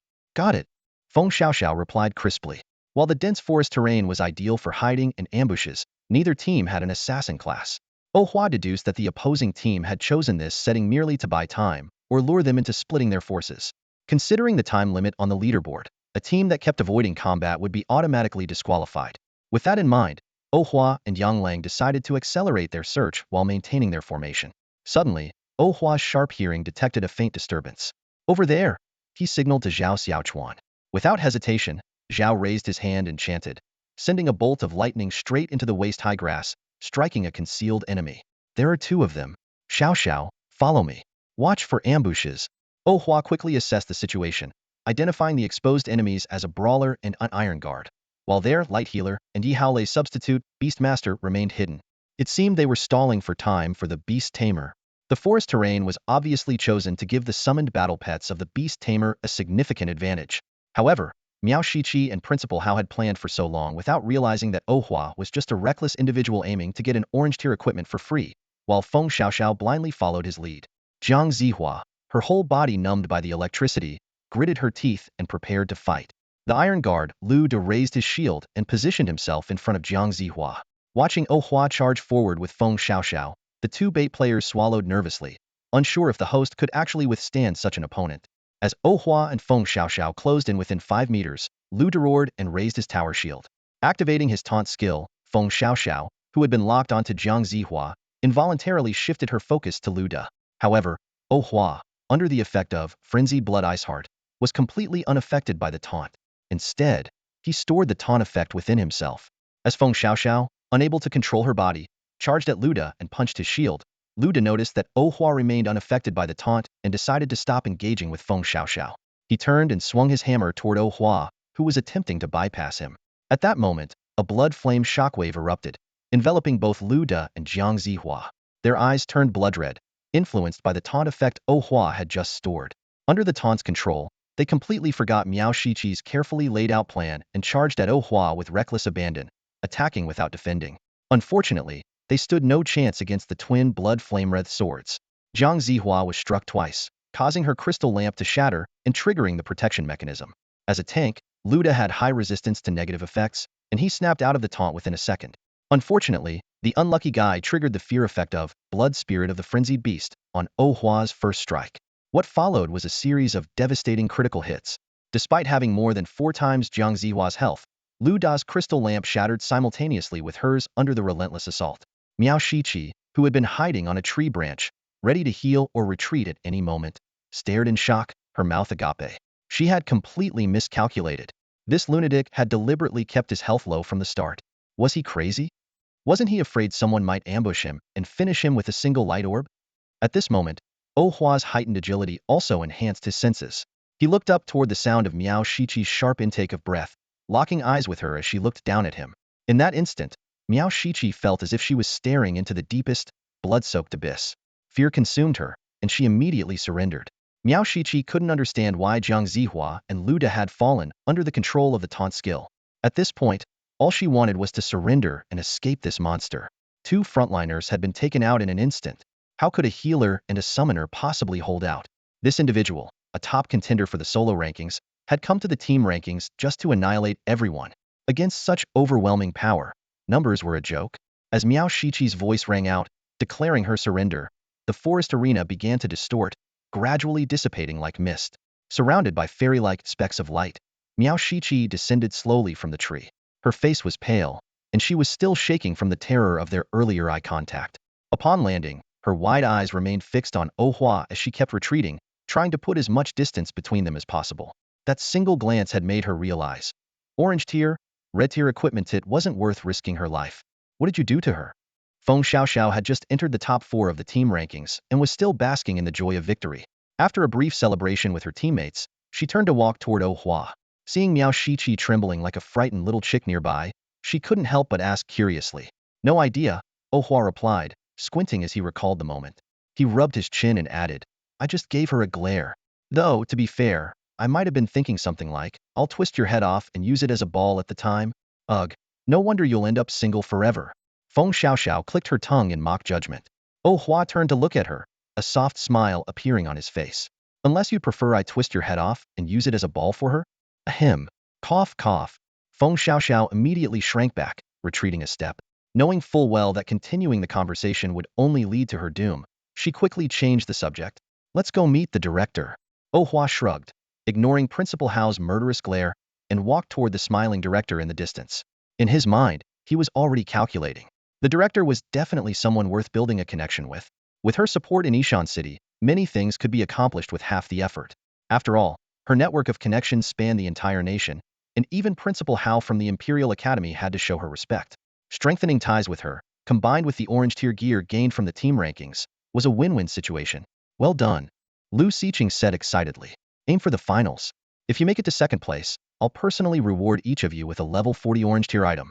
At only 32 years old and in her first year as director, her accomplishments were truly remarkable. Awesome. Long live the director. Feng Xiaoxiao grinned from ear to ear. Securing second place in the team rankings meant each member could choose 2 orange tier items, and with the director's promise of an additional one, she would have 3 orange tier items in total.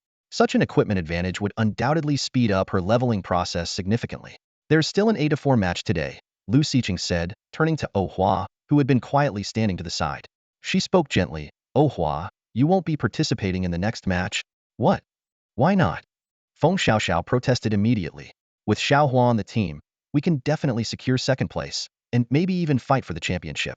Lu Xiqing patiently explained, we had Oh Hua play in this match to make use of the substitution opportunity, calm the audience's anger, and suppress that arrogant guy from the Imperial Academy. However, if we put him in for the next match when we have enough players, it might come across as disrespectful to the other schools. We don't want to be labeled as opportunists, and I'm sure Oh Hua doesn't want that either, right? Oh Hua nodded in agreement, fully supporting the director's decision. Lu Xiqing frowned slightly, struggling internally. Though she had always valued her reputation and standing, she despised achieving them through dishonorable means. Facing the Yaodu Academy now, with Oh Hua, a top contender for the individual rankings, on her team, victory should have been a sure thing. However, exploiting the substitution rule to bring in a non-teammate, even if it led to a win, would inevitably invite criticism, especially since the opposing team hadn't broken any rules. Just then, the referee, who had been waiting nearby, approached, clearly overhearing her concerns. In a tone of utmost respect, starkly different from the way he had reprimanded Principal Hao earlier, he explained, Ms. Liu, I need to clarify this point. This is a substitution, not a replacement. In other words, once Kamiaoyan is subbed out, she will no longer be part of the team. While she will still receive the appropriate ranking rewards, her name will not appear on the Qingyun team rankings. Seeing the hesitation on Lu Xiqing's face, the referee quickly patted his chest in reassurance. Please rest assured, we have already made an announcement across all platforms and notified the leaders of the other teams. Any issues will be fully handled by the Transfer Guild. All right, I understand. Lu Xiqing took a deep breath and accepted the arrangement. Standing to the side, Oh Hua maintained his usual calm demeanor not because he had foreseen this, but because he had just received a message from Zhao Huayu that read Dual Champion. He was well aware that the Transfer Guild intended to use this as a publicity move. As someone who had been signed as the Transfer Guild's brand ambassador for the past year, he naturally wouldn't miss out on such an opportunity. With a Dual Champion as their ambassador, the Transfer Guild would gain immense traffic, and for him, it was an incredibly profitable arrangement. The allure of being a Dual Champion far outweighed that of rare red-tier weapons or equipment. Feng Xiaoxiao, on the other hand, was the most excited of them all. Not only did she get to team up with Oh Hua, but she also stood to receive 3 orange tier items. It was an unexpected windfall. At that moment, Oh Hua leaned down and whispered softly in her ear, it's 1 redder item. You've got plenty of time now, think carefully about which one you want. What the heck? Are you using your deep voice to flirt with me? Feng Xiaoxiao jumped back, her face flushed red from the unexpected whisper. Covering her ears, she moved away, her reaction devoid of any girlish shyness. Instead, she resembled a startled, boisterous brother being teased. Oh Hua opened his mouth but said nothing, watching her unconventional response. In the end, he chose silence. Other girls, when flirted with to the point of blushing, wouldn't exclaim something like, what the heck? Nor would their embarrassment manifest as flailing about like an agitated monkey. Clenching his fists, he sighed inwardly. No, I can't. Even though my fists feel as hard as iron, I'm in public right now, surrounded by classmates. Besides, she's still a girl, and I'm a gentleman who doesn't hit women. In the competition venue, outside the hallway near the lounge, Miao Shiqi quickly stepped forward to block Oh Hua, who was about to enter the lounge. Now calm, she looked directly at the man in front of her and bluntly asked, Yi Haolei has a shoulder joint sprain and a minor spinal dislocation. He won't even be able to walk for at least 3 days. Did you intentionally injure him? The more she thought about it, the more suspicious it seemed, especially after learning that Yi Haolei was now lying immobilized in a detention center. Standing at the lounge door, Oh Hua glanced at her deeply. You shouldn't make baseless accusations. It was just an accidental injury while doing the right thing. Besides, how was I supposed to know that young Master Yi was as fragile as a piece of foam? The Yi family hates you to the core now. They'll definitely suppress you in the future. Miss Miao, Oh Hua interrupted her, a sarcastic smile tugging at the corner of his mouth. Between Yi Feihua and Ji Miaoqing, which one of them do you think is more feminine? Or perhaps, whose backing is stronger? To avoid being overheard, he gently closed the slightly ajar lounge door before continuing. I assume Miss Miao has already investigated my family background? am not some dog wagging its tail behind you, begging for scraps. Besides, do you really think that with just my family's resources, I could be so lucky to gain such massive online attention? To dominate the trending lists on major platforms for days on end? Seeing Miao Shichi frown and remain silent, his tone grew even more mocking. As for the Yi family, someone will naturally step in to handle that for me. All I need to do is turn my conflict with Yi Haolei into a friendly connection. They save face and I gain benefits. He looked leisurely at this woman who thought herself clever. In this world, there are no absolute enemies, only absolute interests. A private dinner with Yi Haolei, a photo together, and a caption like, misunderstanding resolved. Welcoming Brother Yi. Our relationship would be back on track. That is, as long as I don't waste time entangling with scheming women like you. He let out a cold laugh. Women? They only slow down my ability to collect profits. Besides, Yi Feihua, that Chong Sam-wearing girl, beats you in looks, figure, and capability. I didn't even choose her, and you think I'd choose you? Let me remind you, it's not about you picking me anymore. It's about me choosing you. Anything else, Miss Miao? Oh Hua turned, opened the door, and left Miao Shichi standing there, speechless and at a loss. As soon as he entered the lounge and sat down, Feng Xiaoxiao leaned over. What did she want? Was it about last night? No, Oh Hua replied nonchalantly. She's taken a liking to me and wants me to marry into her family. If you're going to be a Livian son-in-law? Seriously? Is she trying to make herself an orphan? Feng Xiaoxiao froze for a moment before bursting into laughter, clutching her stomach. As someone who often bore the brunt of Oh Hua's reprimands, she knew all too well what this seemingly refined guy was actually like, cold as ice on the surface, but a ticking volcano ready to erupt at any moment, and the kind that ignites with just a spark. Stop talking nonsense, Oh Hua shrugged, putting on an innocent expression. I've undergone professional stress management training. How could I possibly wipe out her entire family? Unless, of course, I lose control. Feng Xiaoxiao glanced around and, seeing that neither their classmates nor the chairman were paying attention, lowered her voice and asked, on a serious note, can you help me upgrade my LV.120 Tai Azure ring to a knockless requirement 1? You've already picked your red gear? Oh Hua found it amusing. Was this girl so confident he could help her win? Of course. Feng Xiaoxiao leaned closer, her face lighting up with a shrewd grin. Tai Azure ring is the ultimate goal of my ultimate goals. But hey, I'm greedy. I wouldn't mind skipping a few decades of effort to fulfill my dream now. Looking at her rare, strikingly pretty face paired with such a calculating expression, Oh Hua sighed inwardly. What a great girl, shame about the mouth and the monkey brain. Shouldn't be a problem, Oh Hua nodded. Just perform decently in the arena. Even if you get taken out, it's fine. Got it. Feng Xiaoxiao immediately nodded in understanding. As a mere LV.29 player, she was well aware that she wouldn't even qualify as a sidekick in the arena. Oh Hua was undoubtedly the key to their team's championship hopes, but she had unwavering faith in him, had never let her down. After Feng Xiaoxiao happily skipped away, Oh Hua pulled out his phone to look up the detailed stats of the Tai Azure ring. Equipment attributes fully displayed. Damn. A divine artifact truly lives up to its name. This is practically creating gods. Oh Hua marveled at the red tier ring in the item catalog. But then, he grew concerned. An overpowered knockless requirement item like this would surely attract the attention of newbie killers. With Feng Xiaoxiao's current capabilities, losing the gear would be the least of her worries. What if something happened to her? Where would he legally watch his monkey antics in the future? With that thought, Oh Hua quickly ducked into the restroom and called Uncle Zhao. Uncle Zhao, regarding the reward distribution, we're going to select the LV.120 red tier gear, but could you issue us a LV.30 version instead? Of course, that's standard practice every year, Zhao Huayu replied, his tone immediately alert. Why? Is someone targeting you? Sensing the concern in Uncle Zhao's voice, Oh Hua quickly clarified. No, I'm planning to make a big show of exchanging for 2 LV.120 knockless red weapons later. This is for a classmate. What did you just say? Zhao Huayu choked on his own spit, breaking into a fit of coughing. 2 LV.120 knockless red weapons? Not just 2, Oh Hua added with a chuckle. My childhood friend also wants a LV.120 knockless red armor. I know this puts you in a tough spot, and I understand the guild rules. They'll count on you to lend a hand when the time comes. There was silence on the other end of the line for over 10 seconds before Zhao Huayu gritted his teeth. Fine. This little favor is nothing compared to the value you bring. Xiao Hua, I'll back you all the way, just don't forget your Uncle Zhao when you make it big. To Zhao Huayu, this was a gamble worth taking. Winning could elevate his son to the global elite rich kids ranks, and losing would just mean rolling up his sleeves and working hard again. Besides, he had just signed a future double champion and top-tier hidden class player. This was a guaranteed win.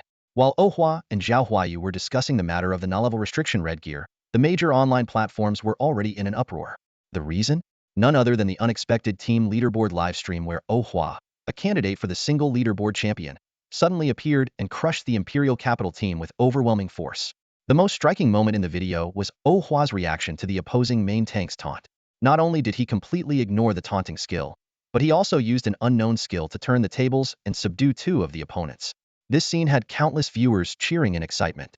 Although the leaders of other teams on the leaderboard rushed to the Job Transition Guild to argue, claiming they were deceived, netizens couldn't care less. To them, Oh Hua was the man who brought sheer exhilaration even standing still. He exuded an electrifying presence, let alone his feat of taking down an entire team single-handedly. Sensing the hype, the Job Transition Guild swiftly announced that the Qingyun Leaderboard's single leaderboard finals would be rescheduled to the afternoon. This announcement set the internet ablaze. There was a real possibility of a dual champion emerging this year, dominating both the single and team leaderboards. While it was obvious to most that the guild was intentionally building momentum, only a select few insiders knew the deeper reason: preparations for the impending abyssal turmoil. In the face of despair, people needed a hero to rally behind, and the guild had chosen Oh Hua, a man with a clean background, to fill that role. In the competition, after Lu Xiqing correctly guessed the coin toss, he decisively chose the grassland terrain.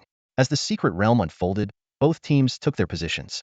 The members of the Demon City team wore grim expressions. They had all watched Oh Hua's battle footage and were well aware of his terrifying strength.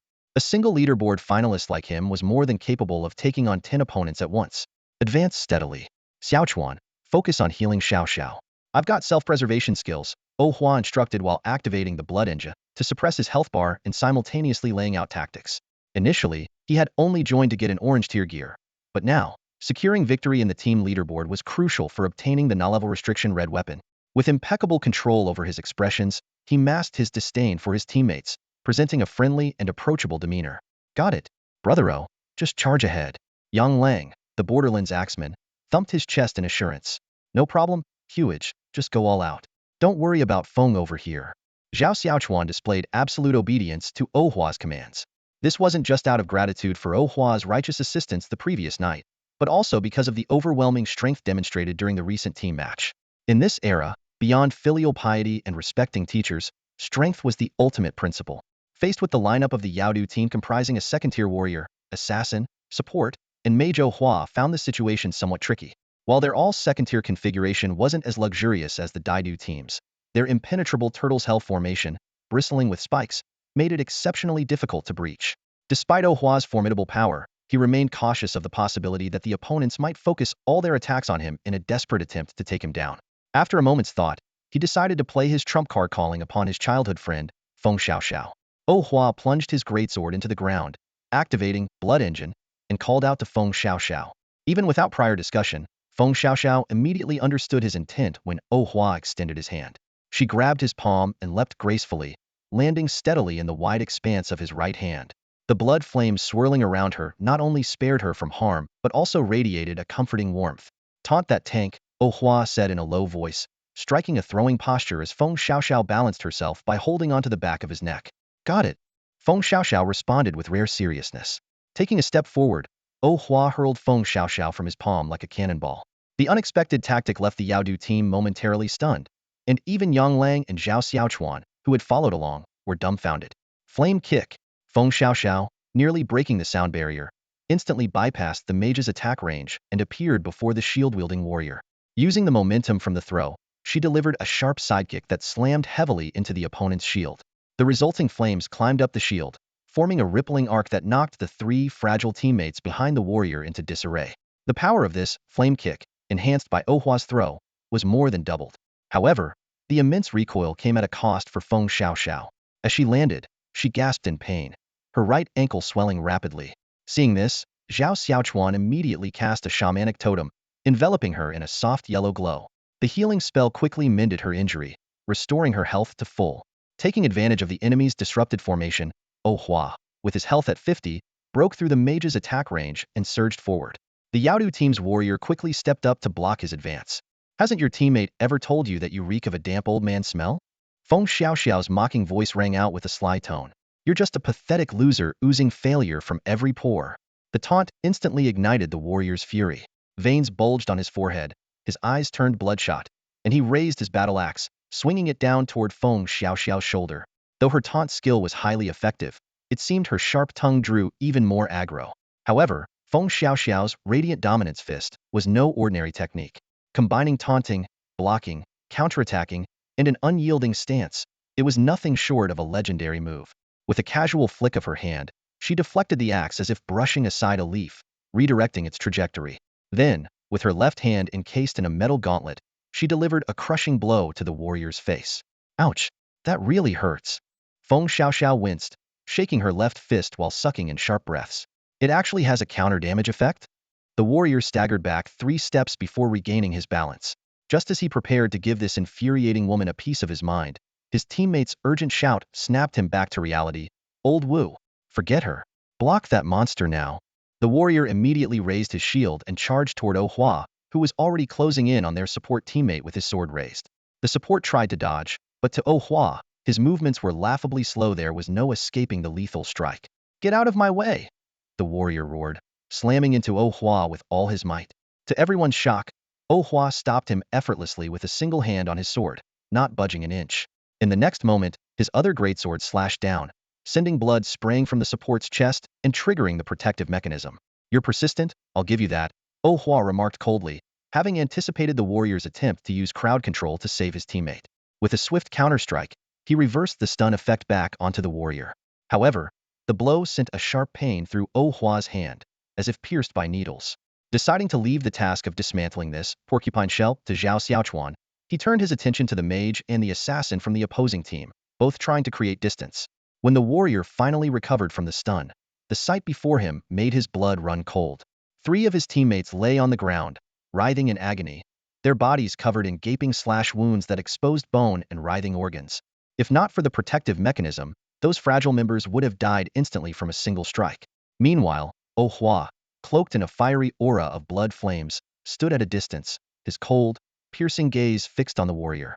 He was merely waiting, allowing his team's caster to sap the warrior's strength. Those eyes deep and unfeeling were like the entrance to a blood-soaked abyss, chilling and terrifying. So this is what a berserker with reason looks like? Terrifying. The quarterfinals of the team tournament concluded with a flawless finish by Zhao Xiaochuan's lightning magic, securing a clean and decisive victory. On the field, the seamless teamwork between Oh Hua and Feng Xiaoxiao brought a rare sense of satisfaction to the chairman, who immediately pulled out his phone to arrange a celebratory dinner for that evening. Time for a feast. Feng Xiaoxiao and Kim Yaoyin cheered, practically jumping with excitement. They had already been tempted by the desserts sent earlier by Zhao Huayu, and had made plans to try the limited edition sweets together after the match.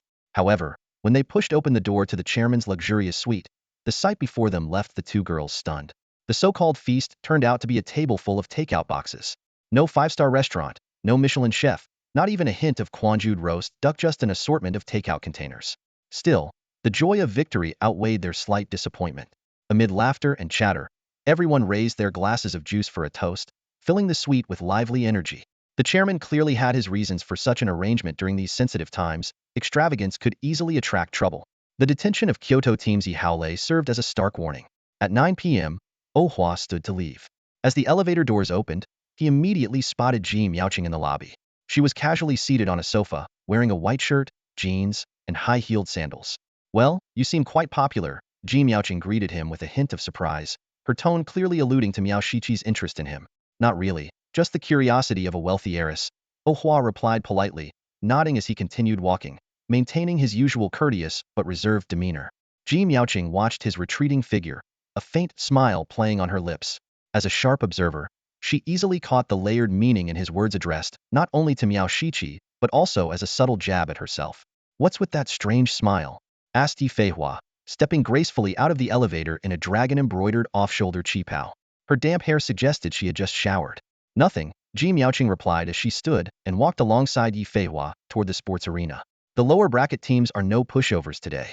If you keep winning, you'll face the strong Bowman Bartle first, while I'll go up against Lu Fa Hai. Well, only meet tomorrow. This matchmaking system from the Job Transition Guild really doesn't let up, does it? Hee, lucky for me, I didn't rush to apply for matches yesterday. Otherwise, I'd also be stuck in the brutal early rounds, Yi Feihua said, affectionately linking arms with Ji Miaoqing. That's just good luck on your part, avoiding that guy early on. I ran into him way back in the round of 256, Ji Miaoqing sighed, her head aching at the thought of the nearly 100 lower bracket matches she'd already endured. Yi Feihua recalled her battle with Oh Hua and pouted in dissatisfaction. If I hadn't encountered him so early, with my strength, I could have avoided at least 70 or 80 matches in the losers bracket. Although he's really strong, I feel like he was holding back against me, probably afraid that if he went all out, he might accidentally kill me. Ji Miaoqing thought back to the moment she was defeated, her expression turning serious. His power grows in stages, and it's easy for him to lose control over his strength and speed. I was barely left standing after being hit by the greatsword he threw in the first stage. If it had been a second stage attack, I might have been eliminated outright. And you even forced him into his third stage, that berserk mode. In that state, I would have had no choice but to surrender. As an assassin with high attack but low health, Ji Miaoqing knew her only chance was to strike a fatal blow during Oh Hua's first stage, when his agility wasn't up to par with hers. But for now, her priority was to defeat Yi Feihua in the losers bracket. Although she had a 21 lead from their previous friendly matches, winning in an official competition might require her to reveal some of her hidden cards. Oh, by the way, Yi Feihua's eyes lit up suddenly. Did you hear about Oh Hua sending my brother to the police station? Her face radiated an uncontrollable joy. I heard. Ji Miaoqing responded calmly, though she understood perfectly well that Oh Hua had done it on purpose, ensuring his childhood friend could smoothly advance to the quarterfinals. Even without being detained, the minor injuries on Yi Haolei were enough to disqualify him from the competition. Yi Feihua pouted. My family went through so much trouble and spent a fortune bribing the job change guild just to get him a spot in the tournament, and he still couldn't make it past the top 16. What a waste of effort and resources. But hey, she squinted her eyes with a sly smile. Let's just call it an investment in my future husband. Ji Miaoqing frowned and replied, unlikely. He already has a sweet and obedient childhood friend, and even that saintess of mortal dust ended up with a psychological shadow after fighting him. They seem like a good match. She didn't want her not-so-close friend to become a third party in someone else's relationship. Feng Xiaoxiao? Yi Feihua scoffed, unconcerned. I've done my research. She's keeping ambiguous relationships with at least 4 other girlsones into Play-Doh. One's into anime, one's a gaming buddy, and another regularly meets up with her for shopping. Could I have gotten it wrong? Investigating someone's private life is illegal, Ji Miaoqing replied with a calm facade, though anger was simmering inside her. She finally understood why her instincts had sensed disdain in Oh Hua's tone whenever he mentioned Feng Xiaoxiao. Fine. You hate being clung to, right? Let's see what kind of excuses you'll come up with to fool me next time. The next morning, as Oh Hua opened the door, he froze. The person standing outside left him momentarily dazed, making him think he was still dreaming. Instinctively, he shut the door, hurried to the bathroom, and splashed cold water on his face. When he opened the door again, Ji Miaoqing was still there, holding a steaming paper bag filled with fried dough sticks, buns, and soy milk. Seeing Oh Hua's dazed expression, she couldn't help but chuckle. What's wrong? Did you think you were dreaming? She teased with a playful tone. Oh Hua stood cautiously in the doorway, leaving only a narrow gap. Shoo, keep your voice down. My childhood friend is still sleeping. I don't want her to misunderstand. Whatever you have to say it here. He glanced nervously over his shoulder, his tense demeanor showing genuine concern about waking Feng Xiaoxiao, who was still fast asleep after an exhausting night. But before he could react, Ji Miaoqing's figure blurred and, in an instant, she was behind him. Stop pretending. I know Feng Xiaoxiao and Kim Yaoyan are in your chairman's room right now. Oh Hua quickly leaned out to check the hallway. Once he confirmed it was empty, he let out a sigh of relief and shut the door. Turning back, he saw Ji Miaoqing already seated on the sofa, casually placing the breakfast on the coffee table. Is Miss Ji here to take revenge on me after being deceived? Oh Hua leaned against the door, gazing at her with a half-smile, observing her serene, almost ethereal demeanor. At least I brought you breakfast after the tournament, didn't I? Ji Miaoqing gestured toward the breakfast on the table, openly admitting her intentions. I heard you want the Archbishop stationed by the arena during the finals. Are you worried your damage output is too high? She suddenly shifted the conversation, her eyes sparkling with curiosity. Oh Hua avoided a direct answer. You and Yi Feihua will face each other tonight, won't you? If you win, you'll find out tomorrow afternoon, won't you? I'd rather you lose to Yi Feihua. I can easily secure a win against Yi Feihua, but against you. Do you think I'd fall for your tricks again after making the mistake of underestimating you once? Ji Miaoqing interrupted decisively, her gaze sharp and unwavering. Ji Miaoqing saw through Oh Hua's intentions. This guy was clearly confident about defeating her and Yi Feihua. Yet he still tried to use clever words to make her lower her guard. Although she had always disliked this cunning and calculating type, looking at the man in front of her lying with such a straight face, she felt an unexpected hint of fondness. Was she really being swayed by his handsome face? She wondered to herself when she had started caring so much about appearances. Sure, he's good-looking, but inner qualities matter more. Ji Miaoqing resolved silently.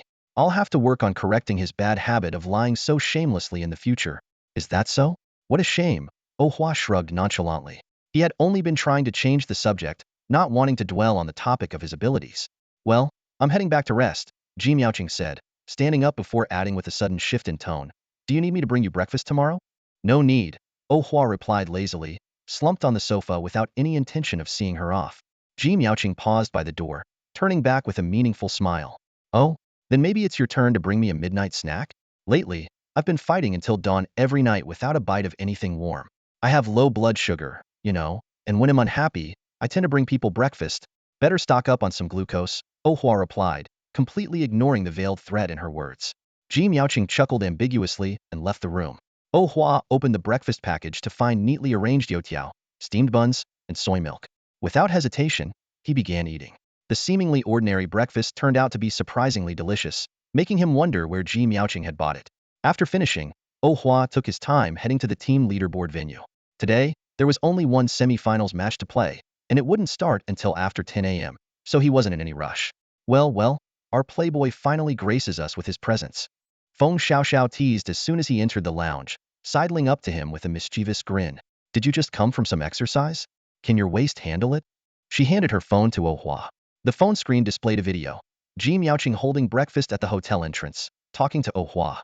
Then, she used a skill to enter Oh Hua's room, while he sneakily peeked around. But you don't seem very enduring. Only 3 minutes before she left? Are you even capable, you skinny dog? Feng Xiaoxiao quipped, barely holding back her laughter. She knew full well that there was nothing romantic between Oh Hua and Ji Miaoqing. This guy, who would probably scrub his eyes if he saw her naked, couldn't possibly be interested in women. But catching him in such a situation was too good an opportunity to pass up. Hotel surveillance footage? How boring. Oh Hua pinched the bridge of his nose, finally understanding the meaning behind Ji Miaoqing's strange smile when she left. She had intentionally set him up as the 3-minute man. Is it going viral? He asked.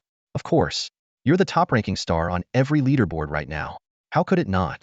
Feng Xiaoxiao clutched her chest, laughing uncontrollably. This joke is so lame, Oh Hua scoffed. While it was technically a personal attack, he decided head focus on leveling up once he secured his dual championship title and red ear weapon. He couldn't be bothered with gossip that would fade in a few days. All right, team, gather up. I'm going to flip the coin for the match. Lu Siqing clapped her hands, unfazed by the rumors. She rallied everyone together and led the team toward the venue's exit. Lu Siqing once again chose the grassland battlefield. This time, the opponent was the formidable Mengdu team, whose members had all completed their second-class advancements. Their lineup included an Elementalist, a Radiant Knight, as well as the rare Thunder Swordsman and Retribution Knight. As the match began, the Mengdu team launched an aggressive attack, clearly aiming to prevent Oh Hua from activating the blood engine. Yang Lang immediately stepped forward, letting out a roar that summoned 2 black-armored warriors wielding ghost-head sabers. These towering warriors, nearly 2 meters tall, made resounding metallic clanging sounds with every step. Fighting alongside the black-armored warriors, Yang Lang used his longsword to hold off the enemy forces. Behind him, Zhao Xiaochuan quickly summoned a shamanic totem for healing support while casting chain lightning to harass the enemy's backline. Seeing this, the Mengdu team was overjoyed. Assuming their opponents were desperately buying time for Oh Hua, they swiftly adopted an aggressive strategy, willing to trade blows at any cost. Just as the enemy elementalist finished chanting a lightning spell, a figure descended from the sky. It was Feng Xiaoxiao, hurled high into the air by Oh Hua. Using the momentum of gravity, she delivered a powerful radiant kick squarely to the elementalist's forehead. Accompanied by an explosive burst of flames, the elementalist immediately triggered their protective mechanism. Hey, you reek of desperation. Did you forget to shower after filming last night? Feng Xiaoxiao taunted the enemy Retribution Knight, dragging her fractured right leg from executing the radiant kick. Enraged, the Retribution Knight's eyes turned bloodshot, veins bulging on his forehead. His massive greatsword stopped just short of Yang Lang's nose before he spun around in fury, charging straight at Feng Xiaoxiao. With the main tank distracted, Oh Hua seized the opportunity and dashed forward, slashing his sword at the Radiant Knight's tower shield. The blow was like a battering ram, forcing the knight to one knee, barely holding on with continuous healing. After enduring 9 consecutive heavy strikes, the Radiant Knight was already coughing up blood from internal injuries. By the 10th strike, an overwhelming fear gripped his soul, causing him to completely forget his teammates and healing spells. Acting on pure instinct, he turned to flee. However, as soon as he turned, his shoulder armor was cleaved open, and blood gushed out as if a suction pump had been attached to the wound. The blood defied gravity, coalescing midair into vivid crimson spheres that slowly drifted toward the creature. At the moment the chandelier shattered, the wound on the Radiant Knight's shoulder healed rapidly under the system's protective mechanism. However, the excessive blood loss, compounded by the 20 attribute reduction from the blood poison, left him powerless, collapsing to the ground. With the Radiant Knight down, the petite Thunder Swordsman was surrounded by the towering figures of Yang Lang, Zhao Xiaochuan, and Oh Hua, creating a scene that carried a certain dramatic flair. After dealing with the Holy Knight and the Thunder Swordsman, Feng Xiaoxiao, who had been sent to confront the mage earlier by Oh Hua for mocking the main tank, also lay on the ground. She clutched the sword wound on her chest, groaning in pain. The Retribution Knight turned to assist his teammates, only to be frozen in fear by a terrifying sight. Amidst the raging blood flames, the man's eyes burned with fury. Behind him, Yang Lang and Zhao Xiaochuan stood with a fierce determination, ready to follow Oh Hua into battle as if they were preparing to slay a dragon. I surrender. The Retribution Knight quickly raised his hands in defeat, terrified of the consequences of any hesitation. The grassland terrain of the dungeon gradually faded away. Oh Hua noticed Yang Lang and Zhao Xiaochuan by his side, their faces filled with concern as they looked at the injured Feng Xiaoxiao. To maintain harmony within the team, he reluctantly led them toward her. As Oh Hua approached, Feng Xiaoxiao hastily covered her mouth, trying her best to suppress her painful groans. It was a lesson she learned at 14. Back then, with a fever of 37.9 C, Oh Hua had bought her Häagen-Dazs, claiming it would help cool her down. Trusting him, she ate 3 tubs, only for her fever to spike to 39.8 C that same night. Since then, she had sworn never to show weakness in front of Oh Hua again. The Retribution Knight, standing to the side, broke into a cold sweat. Moments ago, he had been imagining how to punish this venomous little devil for taunting him, but now he was filled with regret, remembering that she was under the protection of that terrifying man. He needn't have worried, though Oh Hua and the others walked past him without even sparing him a glance. Oh Hua crouched beside Feng Xiaoxiao, lightly prodding her twisted right ankle with his finger. Her anguished scream followed, as if to confirm his point. A fracture meant she should wait obediently for a stretcher. Any fantasies of a gentle princess carried to ease her pain were clearly out of the question. The humiliation I suffered today will be repaid 100-fold in the future. Feng Xiaoxiao lay on the ground, gritting her teeth as she glared at Oh Hua. The effects of the blood engine had already worn off, and Oh Hua's face had returned to its usual indifferent expression. In her heart, Feng Xiaoxiao swore to herself, wishing she could instantly recover and strike him fiercely. The nearby Retribution Knight nervously spoke up, watching the scene unfold. I only acted like that because I got hit by the taunt skill earlier. Oh Hua shook his head, cutting him off. Blades and swords on the arena have no eyes. Didn't we also leave your teammates bruised and battered? If you're going to apologize, then should we also apologize to your friends? I have no complaints about what happens in the arena. Exactly. Feng Xiaoxiao immediately changed her tune and chimed in. He may look fierce, but he's actually a kind-hearted person who feeds stray cats milk. Just moments ago, she had been shouting, "Don't bully a poor young woman," but now she was speaking up in defense of Oh Hua. With the two of them mediating, the Retribution Knight finally felt at ease. After shaking hands with Oh Hua in a gesture of goodwill, he followed the medical staff, who were carrying his injured teammate away. Feng Xiaoxiao was sent to the medical room, accompanied by Oh Hua, Yang Lang, and Zhao Xiaochuan. Within just a few minutes, she emerged lively and energetic, despite having previously suffered a fractured ankle and a long scar across her chest. Spotting the headmaster, Lu Siqing, waiting at the door, she immediately bounced over to her. "I'm the hero who bled for the team. Can you treat me to some limited edition desserts?" Lu Siqing smiled and nodded in agreement. Feng Xiaoxiao was undoubtedly the MVP of the day if it weren't for her kick that took down the elementalist and her taunt that neutralized the Retribution Knight who could have perished alongside Oh Hua. The battle wouldn't have been so easy. Forget limited edition desserts. Lu Siqing would gladly buy her limited edition bags or lipsticks for the outstanding contribution she made. Feng Xiaoxiao and her group excitedly headed to the chairman's room to celebrate the news of advancing to the team rankings finals. However, Oh Hua politely declined the invitation. Burdened with thoughts, he was not only preparing for the team rankings finals the next day, but also the individual rankings finals. More pressing was the fact that he needed to study strategies for the losers bracket finals tonight, didn't want to rush in unprepared. As he returned to his hotel room and approached the door, Oh Hua's eyes fell on a single strand of hair on the ground. Since his conflict with Wang Wei, he had deliberately left this alarm device outside his door whenever he went out. He had also specifically instructed the hotel staff not to clean his room, ensuring this simple yet effective warning system remained intact. It was clear that someone had entered his room while he was away. Feigning nonchalance, Oh Hua swiped his keycard to enter. After cautiously confirming the room was empty, he stepped in fully. Once the door was closed, he moved like a shadow, silently searching every corner of the room. He found no bugs or surveillance devices, which only deepened his confusion about the intruder's purpose. After combing through the room 3 times, Oh Hua sat on the sofa, lost in thought. Suddenly, he sprang to his feet and walked toward the floor-to-ceiling window, which let in ample light. Though the window was tightly shut, all the locks had been undone. This discovery made him furrow his brow. Was the intruder's sole purpose to unlock the window? At 9 stories high, entering the room from the outside would be impossible unless someone could fly. At this thought, an image of a figure with bat-like wings immediately flashed in his mind. Without hesitation, Oh Hua dialed Zhao Huayi's number. Uncle Zhao, is Wang Wei still in the capital? He should be. Why? Zhao Huayu replied while simultaneously using another phone to contact members of the Transfer Guild to confirm Wang Wei's whereabouts. I think he's planning to cause trouble tonight, Oh Hua said calmly as he stood by the floor-to-ceiling window, gazing at the vibrant nightscape of the capital. Could you send someone to install surveillance equipment? I need evidence to justify self-defense. Do you want me to take care of him for you? Zhao Huayu asked, barely restraining his anger.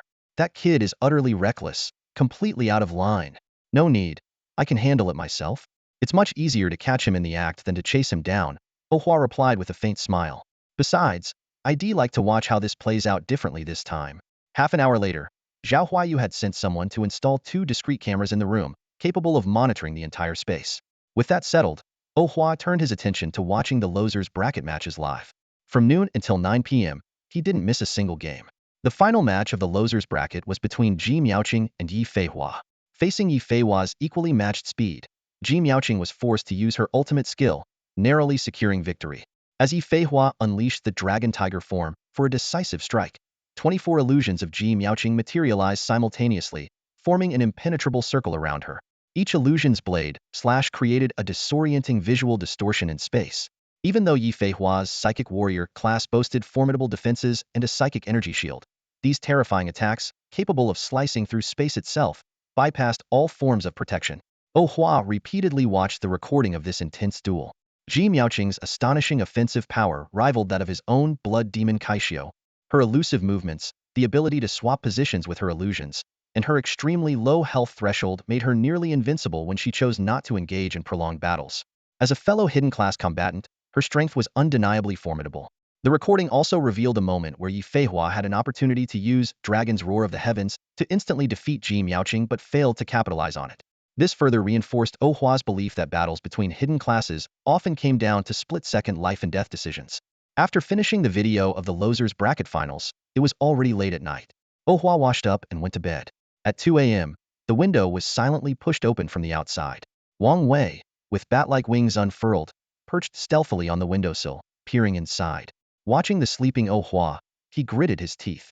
This detestable man had not only pushed him into the losers bracket but had also indirectly caused Alice to be summoned back overseas by her family, made President Wang avoid him, and driven away all his close female companions. Tonight, he was determined to settle the score for that ambush. In Wang Wei's palm, a sharp wind spike formed, compressed from a powerful gale. Once it hit its target, it would seal the opponent's meridians and blood flow, inflicting excruciating pain. Although underhanded, he believed this was the perfect retribution for a sneak attacker. Tomorrow, he'll ensure you're utterly humiliated on the team and solo leaderboards. Wang Wei vowed silently, hurling the wind spike with a fierce motion. However, just as the wind spike was about to pierce Oh Hua's chest, the supposedly sleeping Oh Hua suddenly sat up and effortlessly dodged the lethal strike. Realizing he had fallen into a trap, Wang Wei immediately turned to flee. But Oh Hua, who had already activated his blood engine, was faster. Just as Wang Wei spread his wings to take off, Oh Hua grabbed one of his bat wings with overwhelming strength and forcefully dragged the unwelcome intruder back into the room. Get out of my way! Wang Wei roared. Realizing escape was impossible, he twisted his body grotesquely, and with a sharp gust of wind coiling around his palm, he struck fiercely at Oh Hua. But Oh Hua neither dodged nor flinched, meeting Wang Wei's palm with a direct punch. Flesh tore open under the slicing force of the wind, yet his fist continued forward with unstoppable momentum. Using a weapon? Coward! Wang Wei was about to mock Oh Hua's foolishness when a searing pain shot through his palm. The sharp spikes of the knuckle duster had pierced through his hand, shattering bone fragments that even tore through the skin on the back of his hand. Even more terrifying, blood gushed from the wound, drawn out by a mysterious force, forming a floating orb of crimson beside Oh Hua. Coward? Heh, a nuke could vaporize you, and yet your mouth would still be perfectly intact, Oh Hua sneered coldly. His left hand swung forward in a brutal hook, landing squarely on Wang Wei's face. The spiked knuckle duster shredded flesh and shattered his jawbone. Wang Wei, grievously injured, wavered before collapsing to his knees, vomiting a vile mix of blood and filth onto the ground. Oh Hua grabbed the back of his neck and lifted him effortlessly, casually pulling a healing potion from his pocket and pouring it into Wang Wei's mouth to prevent him from succumbing to the bloodletting effect of his blood call. This grudge, I will repay it one day. Wang Wei's body glimmered faintly with green light as he attempted to heal his wounds, but the effort yielded little success. Oh Hua tossed him carelessly into the mess of his own vomit and blood. I thought you'd give it your all this time, at least enough for a decent fight, Oh Hua said, dragging a chair from the desk and sitting down. He tossed the blood-stained spiked knuckle dusters in front of the struggling Wang Wei. His tone was so casual it was as if he were chatting with an old friend. Honestly, I'm disappointed. Disappointed? Says the guy who only knows how to ambush. See, this is your problem, Oh Hua interrupted. My friend, you always look down on others, blind to reality and fixated on what you want to see. You act recklessly, sloppily, and ruin every opportunity you get. Ambitions as high as the sky, yet your fate is as fragile as paper. I don't even have the energy to laugh at you anymore. You're like a squashed cockroach, just disgusting. Wang Wei tried several times to stand but failed each time, glaring up at Oh Hua with blood-streaked hatred that seemed almost tangible. You always give people that look, the kind that makes them wary of you, Oh Hua remarked, crossing his legs leisurely. The wound on his right hand was already beginning to heal. Do you know how I knew you'd come to ambush me tonight? Wang Wei furrowed his brow at the question, falling into deep thought. Oh Hua's operation this time was flawless. Not only did he keep it a secret from everyone, but he also went as far as donning a staff uniform when entering the hotel.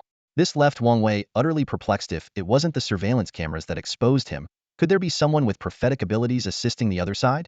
From the moment you glared at me, I reserved a prime spot for you in Avicii hell, Oh Hua sneered coldly, his lips curling into a faint smirk. Unfortunately, today isn't your lucky day, and there's no room on my record for a stain like you. Seeing Wang Wei lost in thought with a blank expression, Oh Hua impatiently spread his hands, speaking bluntly as if addressing someone with diminished intelligence. Your IQ is even lower than that of Feng Xiaoxiao, that humanoid ape. Looking down at the silent Wang Wei on the ground, Oh Hua spoke as though he could see right into his mind. You're thinking that once you get a chance to recover your strength, you'll turn the tables on me, aren't you? Having his thoughts exposed, Wang Wei was instantly enraged, his entire body trembling violently. Seeing this reaction, the smile on Oh Hua's face gradually faded. Boring, so boring, he muttered. I can manipulate this fool's emotions with just a few words. I can predict his entire life trajectory in 10 seconds. It's utterly dull. We're both hidden classes, Wang Wei shouted through gritted teeth. There's no such thing as superiority or inferiority. Just because you're smug now doesn't mean you'll always have the upper hand. Despite his defiant words, the blood dripping from his hands and jaw betrayed his inner panic. All he could think about was escaping to heal his wounds and exacting his revenge 100-fold in the future. We? Oh Hua suddenly straightened up, his voice icy as he questioned. Who's we? Wang Wei immediately fell silent, like a mouse facing a predator. With his injuries refusing to heal, he no longer dared to provoke Oh Hua. You're lucky, Oh Hua said, leaning back into his chair in a relaxed posture. Forget it. I don't have high expectations for you. Next time we meet, I hope you'll at least make me break a sweat. Just as Oh Hua was about to put Wang Wei into a deep sleep, the door suddenly opened with a swipe of a keycard. Zhao Huayu entered with 8 enforcers from the Job Change Guild, followed by a dozen furious hotel security guards standing at the door. These guards, having just been reprimanded by their boss, were itching to drag Wang Wei into the security room and beat him senseless.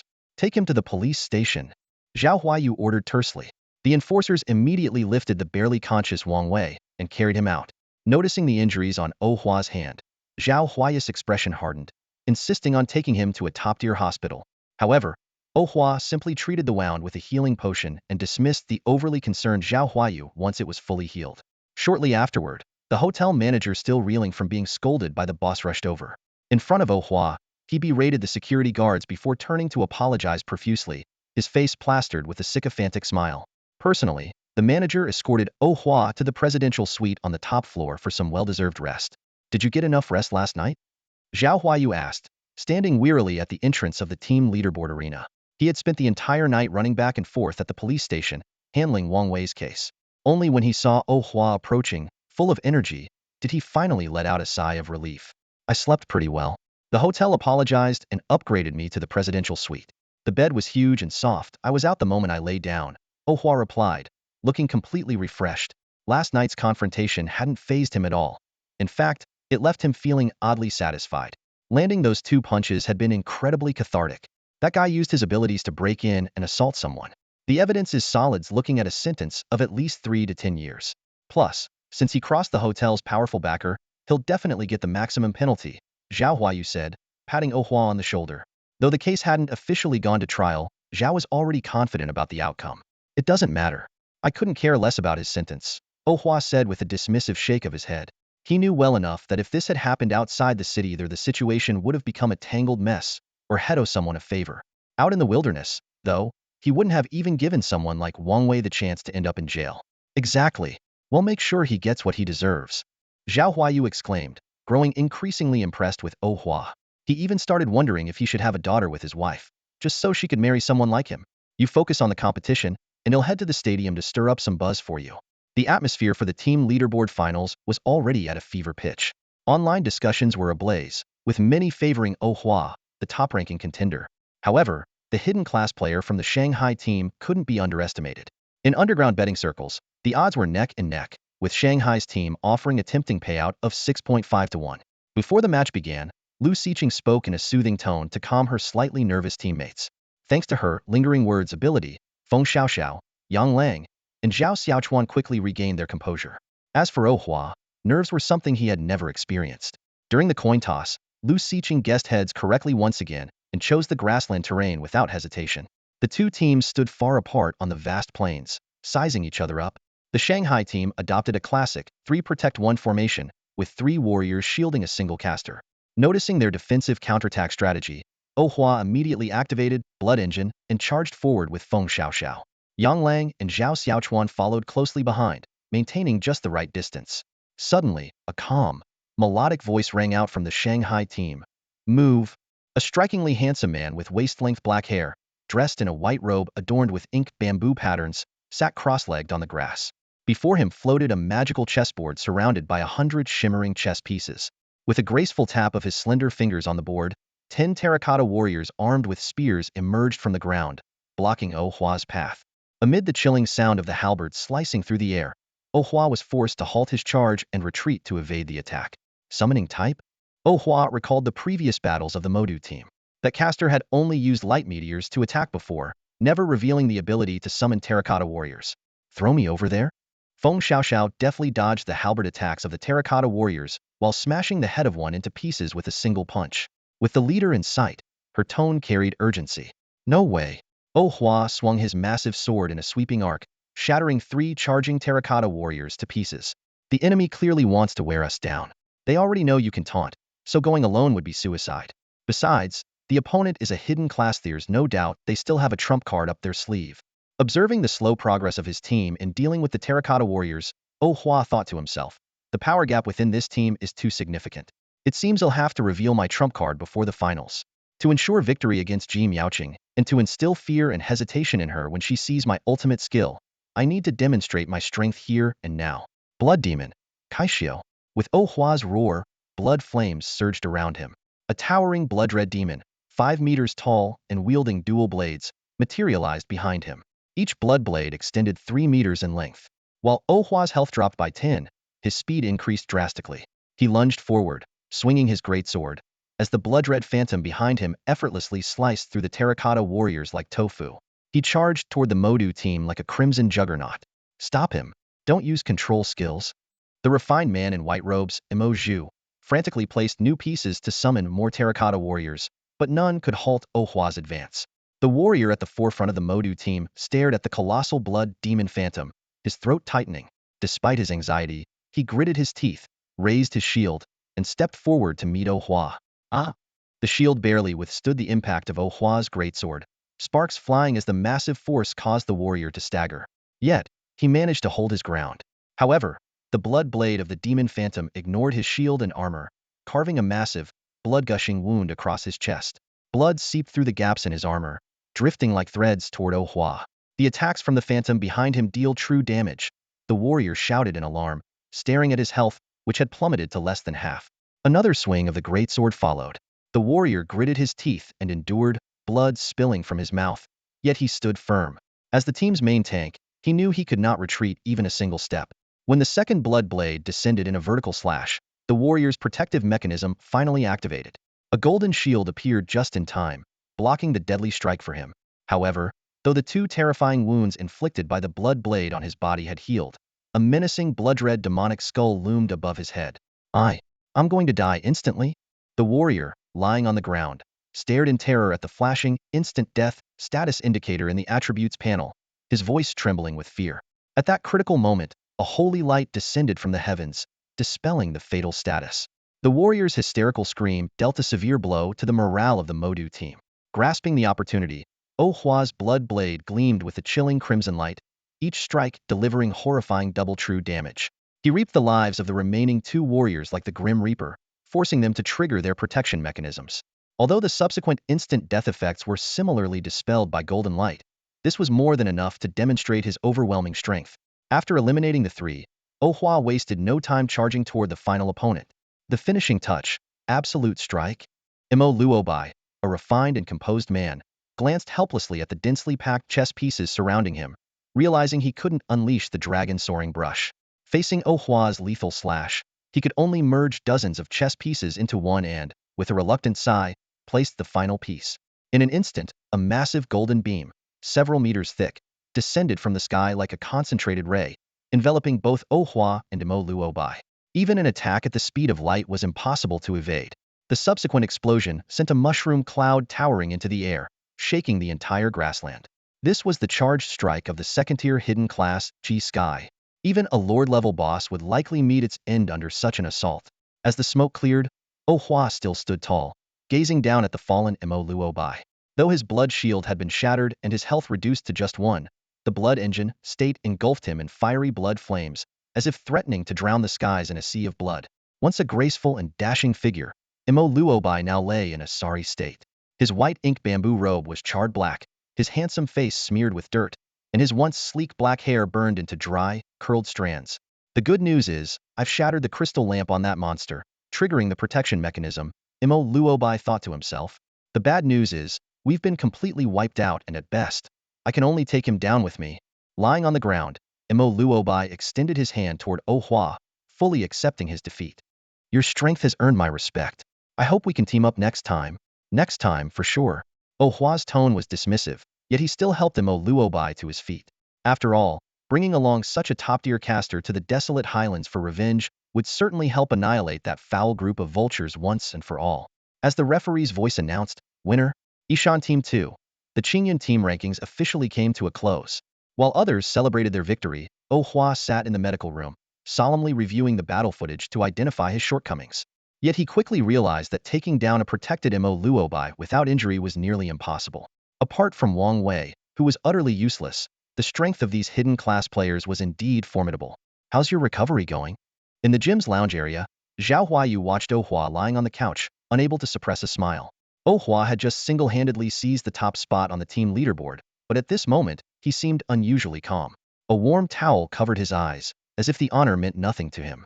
Full recovery, ultimate skill cooldown, Oh Hua replied calmly. Zhao Huayu glanced at his phone and said with a grin, combo attacks, true damage, an instant kill. No wonder you insisted on having an archbishop on standby. He had been keeping a close eye on the time, trying to secure every second of rest for Oh Hua. Next up is the match against Ji Miaoqing. Do you feel confident? Although Zhao Huayu had great faith in Oh Hua, he had to admit that Ji Miaoqing's strength far surpassed that of Imo Luobai. This year's lineup of candidates was arguably the strongest in history.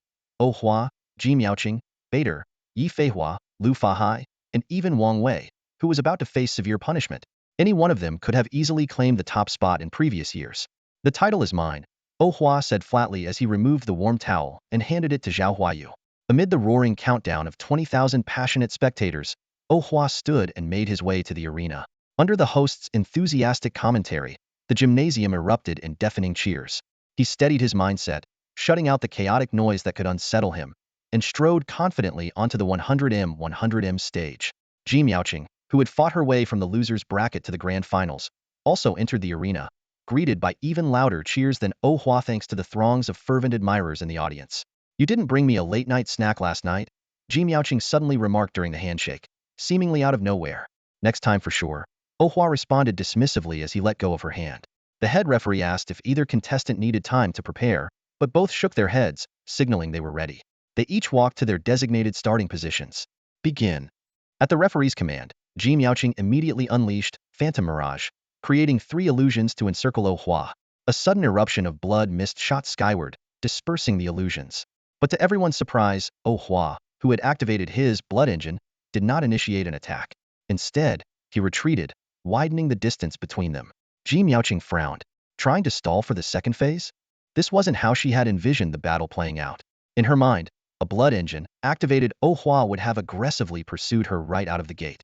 Ji Miaoqing, while fleeing, was constantly searching for an opportunity to use her shadow shift ability to get close to Oh Hua and unleash her ultimate move for an instant kill. However, Oh Hua's relentless evasion completely disrupted her rhythm. If he managed to hold out until the second phase, her chances of winning would drastically decrease. And if he entered the third phase, with his speed far surpassing hers, her ultimate move would be impossible to land, leading to certain defeat. The current predicament left Ji Miaoqing extremely frustrated. At a distance, her illusions couldn't deal any damage, and her ultimate move couldn't lock on.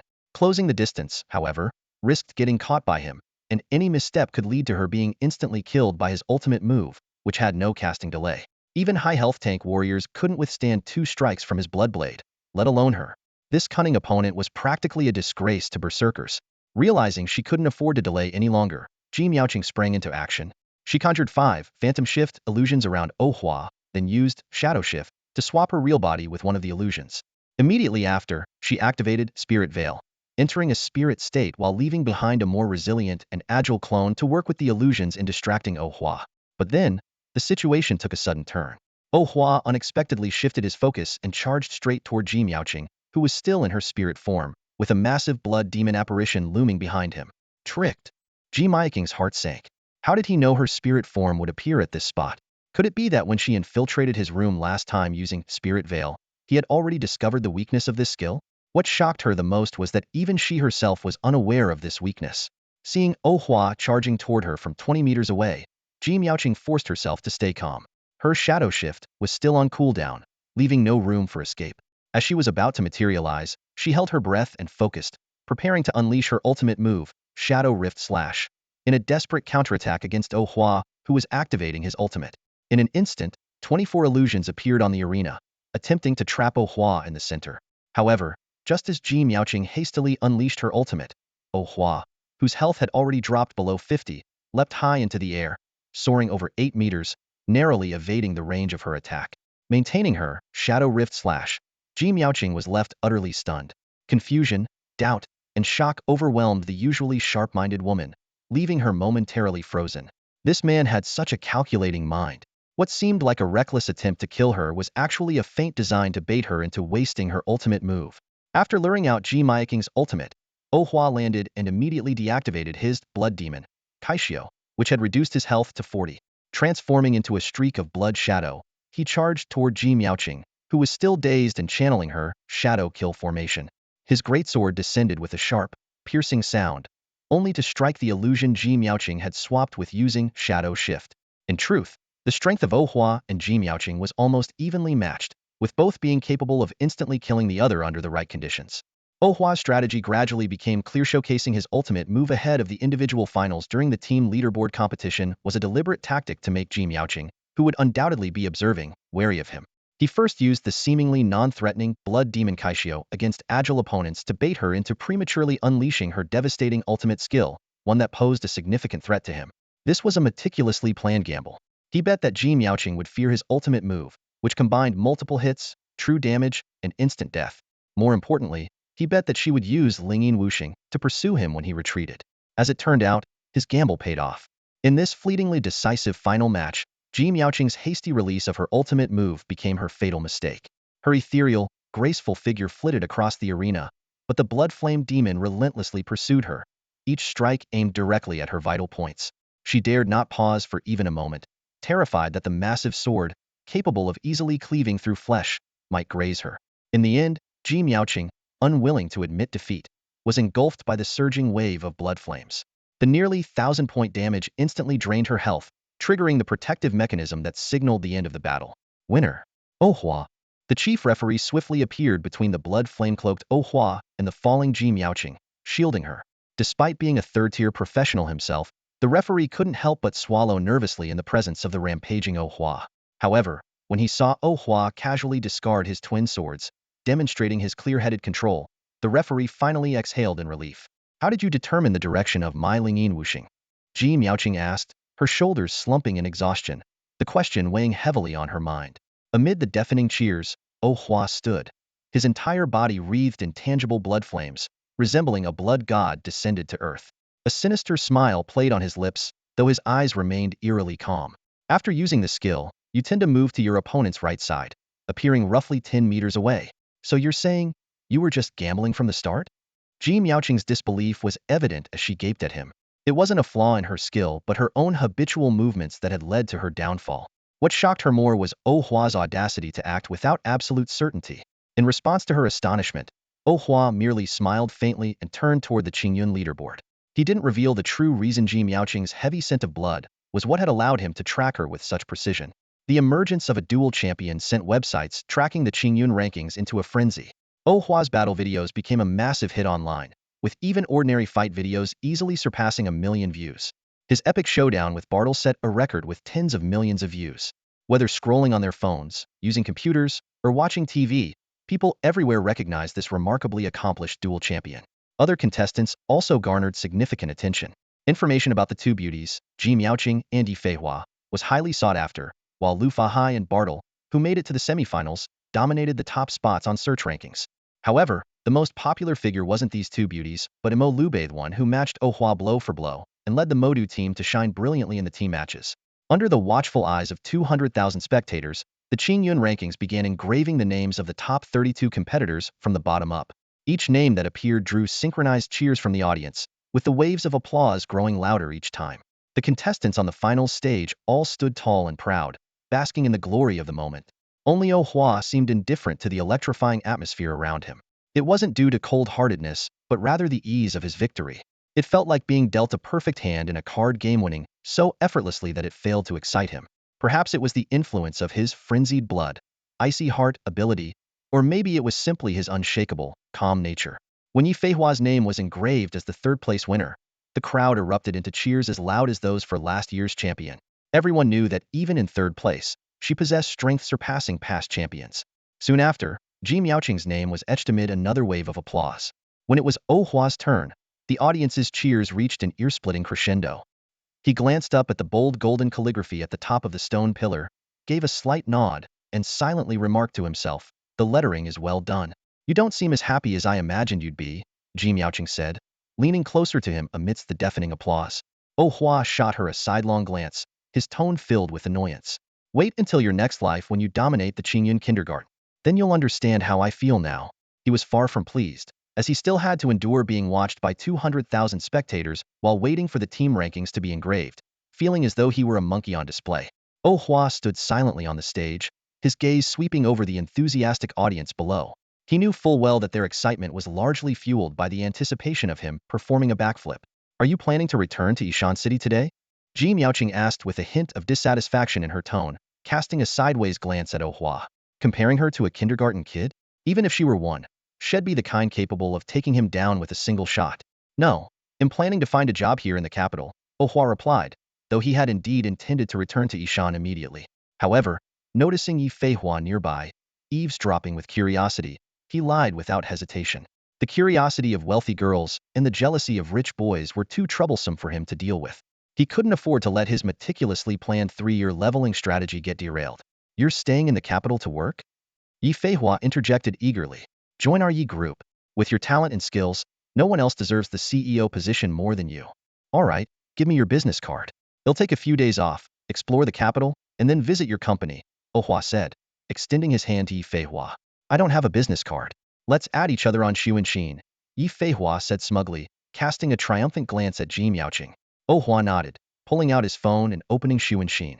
After scanning his code, Yi Feihua couldn't hold back a laugh. "Grandmaster Fly? That username is just hilarious." The anime avatar paired with the ID was in stark contrast to Oh Hua's usually aloof demeanor.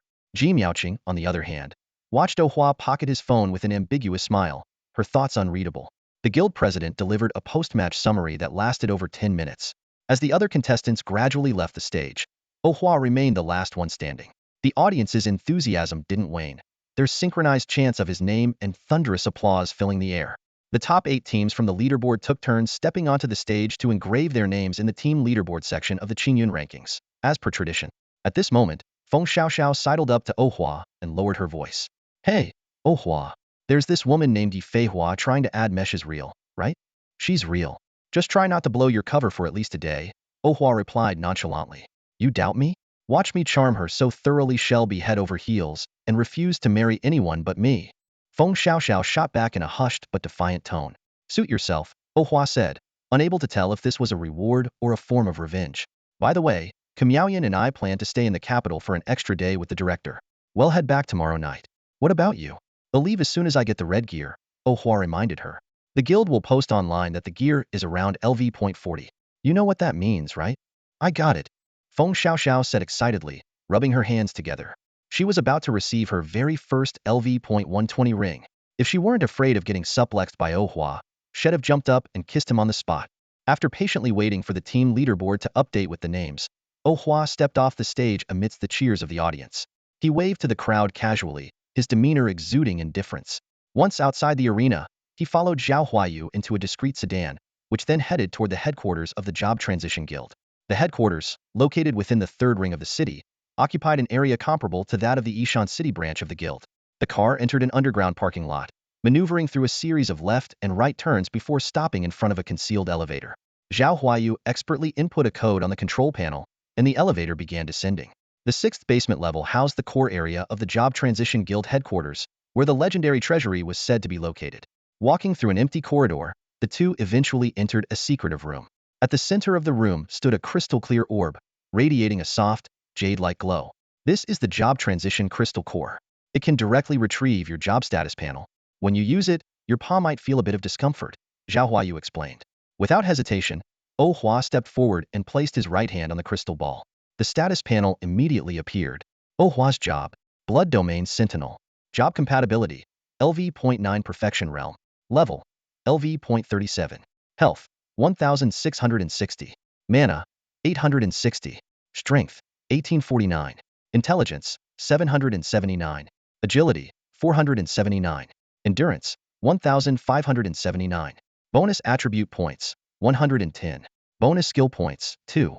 Seeing these astonishing stats, Zhao Huayu drew in a sharp breath. Blood Domain Sentinel?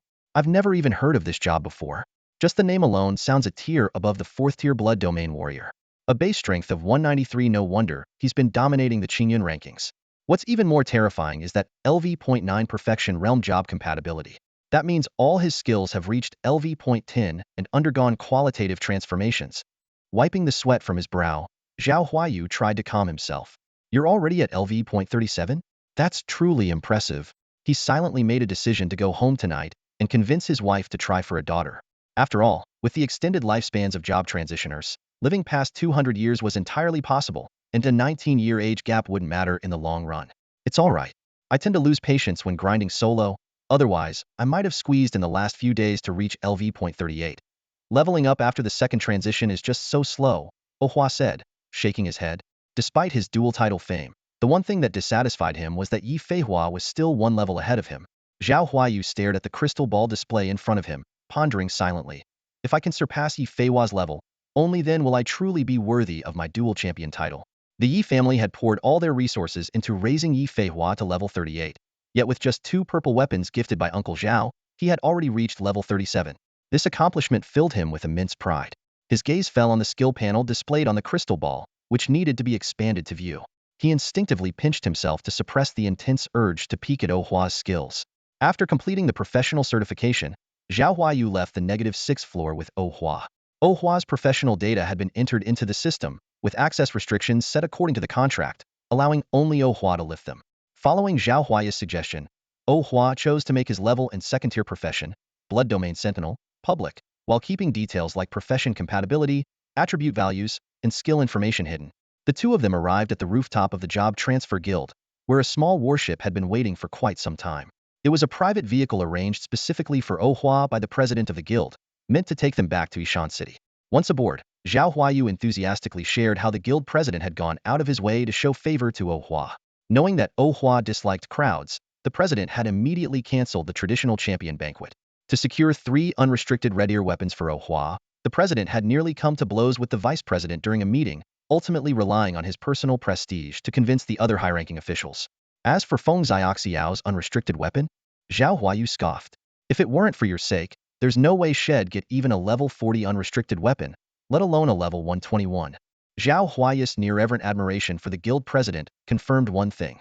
The president was indeed his greatest backer. This champion of the Qingyun rankings from 60 or 70 years ago, now the top-ranked level 120 combatant in the Tianchu rankings with a hidden class, martial drunken immortal, was considered one of the nation's strongest forces.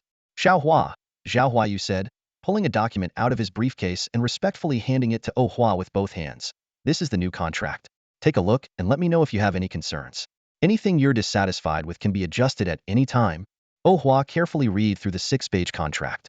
The main points were divided into 3 sections. First, the contract term would be extended from 1 year to 10 years, requiring Oh Hua to complete the 3rd-year advancement within 5 years, with allowances for 3 months of deferred maternity leave and 5 months of deferred parental leave. Any breach of contract would require compensation for losses, along with the return of the 3 unrestricted red-tier weapons. Secondly, while participation in commercial activities was not mandatory and joining private guilds was permitted, major competitions would require Oh Hua to compete under the guild's name.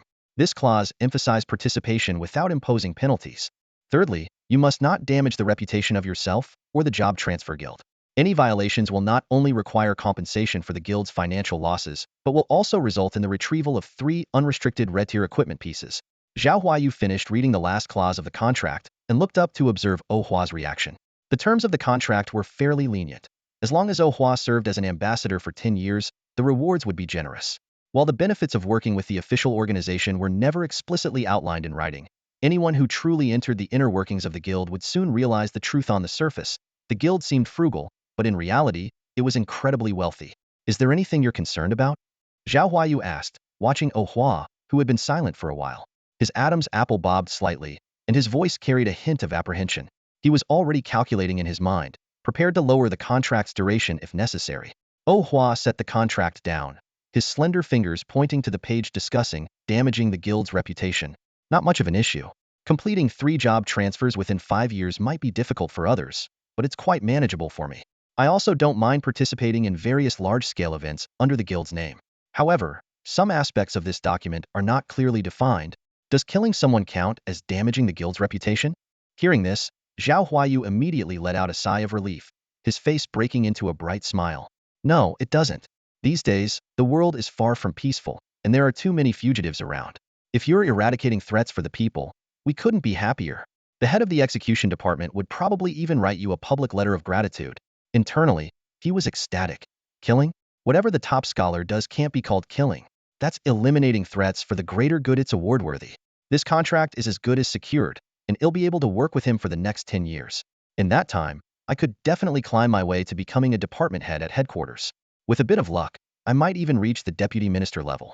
As for becoming a minister, well, I don't have the seniority for that yet. That'd take a 20-year contract at least. At the entrance of the Job Transition Guild in Ishan City, Zhao Huayu's car slowly came to a stop in front of the residential complex.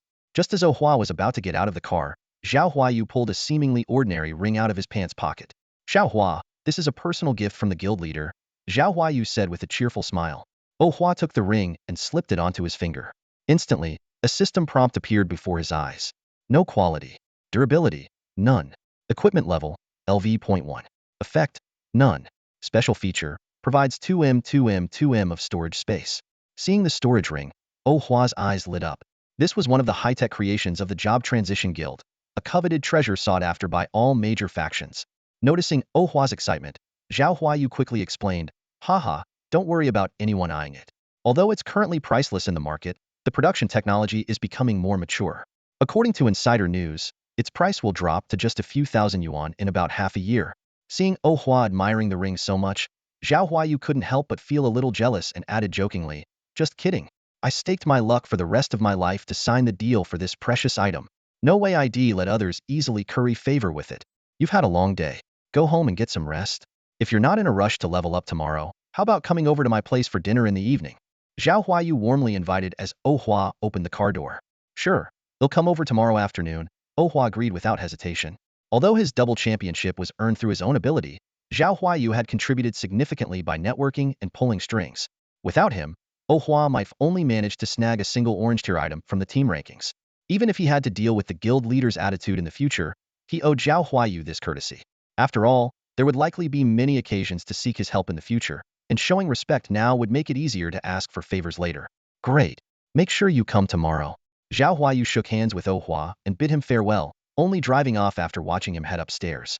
When Hua arrived home, he saw his father, Wei Tian, sitting on the sofa reading a newspaper. Back already? You did well in the arena. I bought 5 pounds of braised meat, and your Uncle Feng brought a few fish for hot pot.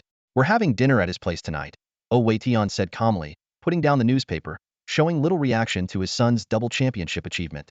All right, Dad, your construction project isn't finished yet? Hua asked as he closed the door, suspecting his old man was just using this as an excuse to hang out with his drinking buddies. Do you think city walls can be built in just a few months? It'll take at least another year or two to complete.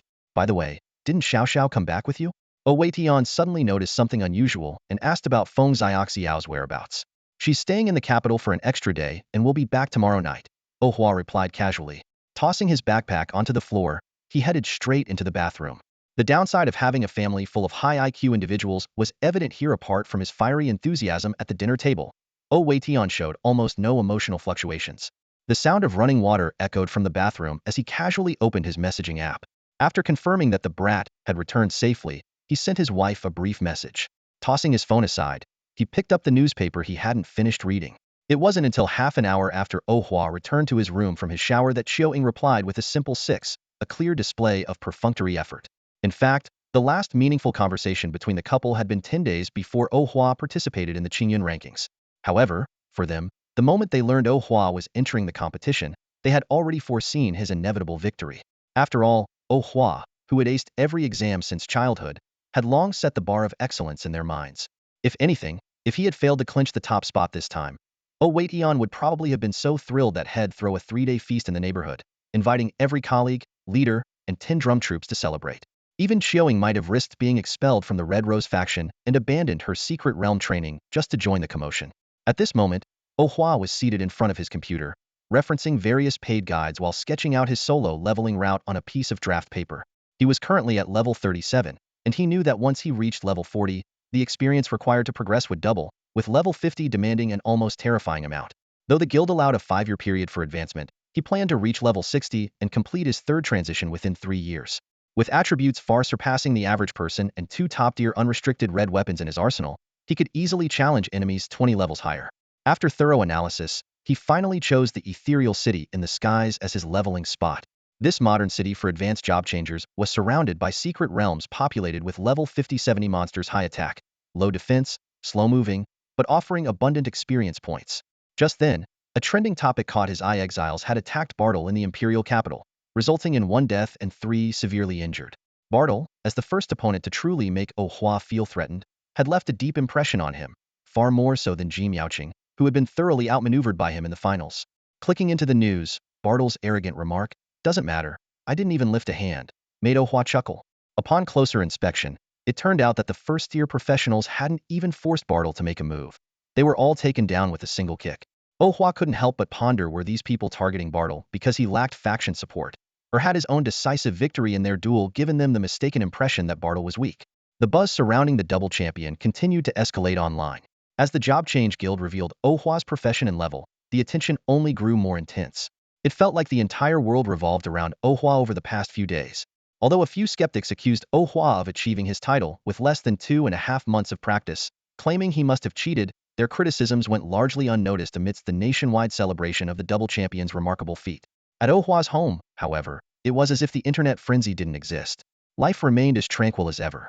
Over the 2 days since his return, Hua had only gone out once for dinner at Zhao Huayu's house on the second evening. Otherwise, he stayed home.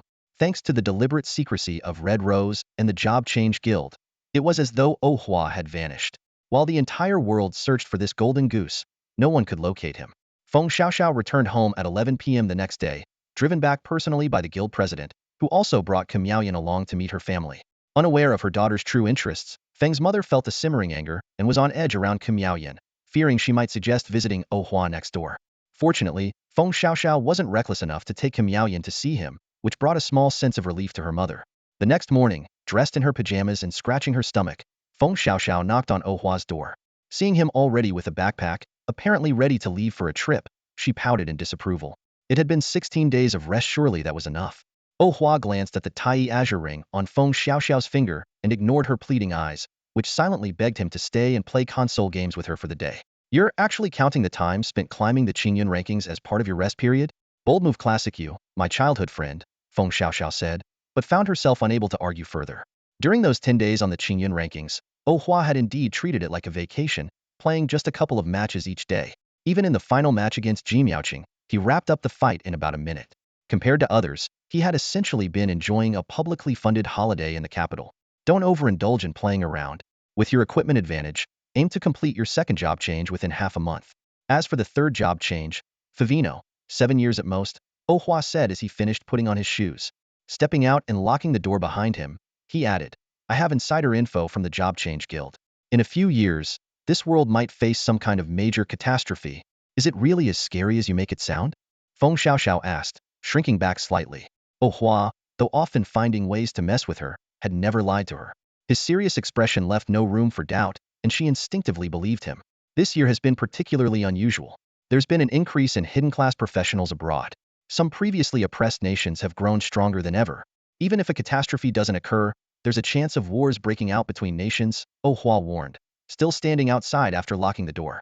He seemed intent on motivating the often lazy Feng Xiaoxiao, who lacked discipline without external pressure. Feng Xiaoxiao shivered. After all, her ancestors had lived through the first war of the job changers. Her grandmother held her as a child, speaking in a heavy tone about the horrifying scenes of the transition war and the cruel treatment women had to endure during it. After warning Feng Xiaoxiao, Hua calmly put on his non-prescription glasses and walked out of the neighborhood with composed steps. Although Feng Xiaoxiao usually seemed playful and carefree, her greatest strength was her ability to listen to advice, especially when it came from Hua. She never ignored his suggestions. As soon as Hua left, Feng Xiaoxiao sprang into action. She rushed into the guest room, shook the still sleeping Kim Yaoyan awake, and the two of them contacted the director to request team training sessions. Despite her frequent complaints about the school team, she knew deep down that it was the most suitable place for her. In a world where she couldn't compete with the children of influential families, the school became her only reliable source of support. Meanwhile, Hua was already seated on a tram, heading to the spaceship terminal. He called the director, saying, Director, I need to take a year off.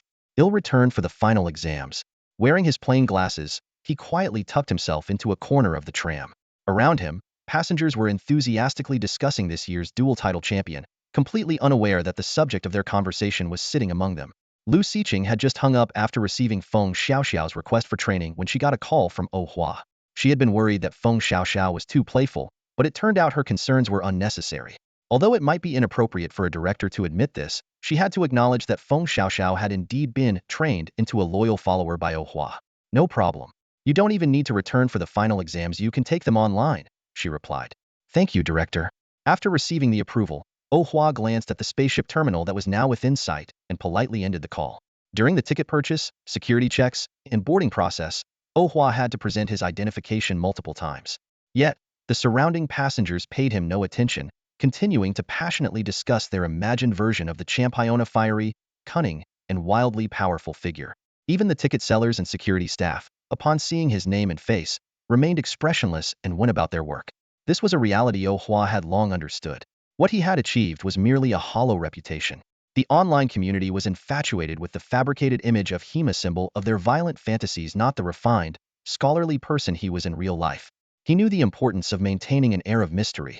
The more enigmatic he was in reality, the more glorified his online persona became, and the more admiration he received. However, if his true identity were ever revealed, there would undoubtedly be those eager to nitpick every detail. Even something as trivial as using the restroom could be twisted into an exposé titled Secrets of the Champion in the Bathroom, written with the sole intent of attacking him. As Hua moved with the crowd, he tilted his head slightly and caught sight of two familiar figures. They were his classmates, deeply engrossed in an animated conversation. If it's been a long time, he says he was guiding in the restroom and blames it on hemorrhoids. If it's a short time, he says he was guiding in the restroom but wasn't persistent enough. Damn, those girls were spot on. His Gigi actually turned out to have a hidden class undetectable by the crystal tester. Wait, what? It's one thing for the class to be undetectable, But even his level doesn't show? What are the researchers at the Job Change Guild even doing? I heard it's because the job displayed by the crystal doesn't match his actual class, so it keeps showing him as LV.1. Hey, didn't you say you'd flip a table in 3 bites? Why haven't you done it yet? Don't even start. That was just me talking big. But seriously, how does he always end up with all the luck? Come on, the guy solo level to LV.37. Among all the students nationwide at the same level, only Yi Feihua, who had their entire family backing them, is a level higher. Oh Hua quickened his pace. These two were always gossiping in class and were among the lowest ranked in terms of level, but he wasn't in the mood to argue with them and preferred to avoid unnecessary trouble. The journey to the ethereal city was unexpectedly peaceful. No street punks showed up demanding 200,000 in compensation. 3 hours later, the airship passed through a mirror-like spatial ripple, and the view suddenly opened up. A steel metropolis suspended above a sea of clouds, glowing brilliantly under the setting sun. Various airships and flying mounts buzzed back and forth like bees, while on the cloud-covered beaches below, low-level job changers were hunting monsters like weatherbirds, fallen cupids, and harpy birds. After the airship landed in this aerial hidden city, Oh Hua's phone vibrated.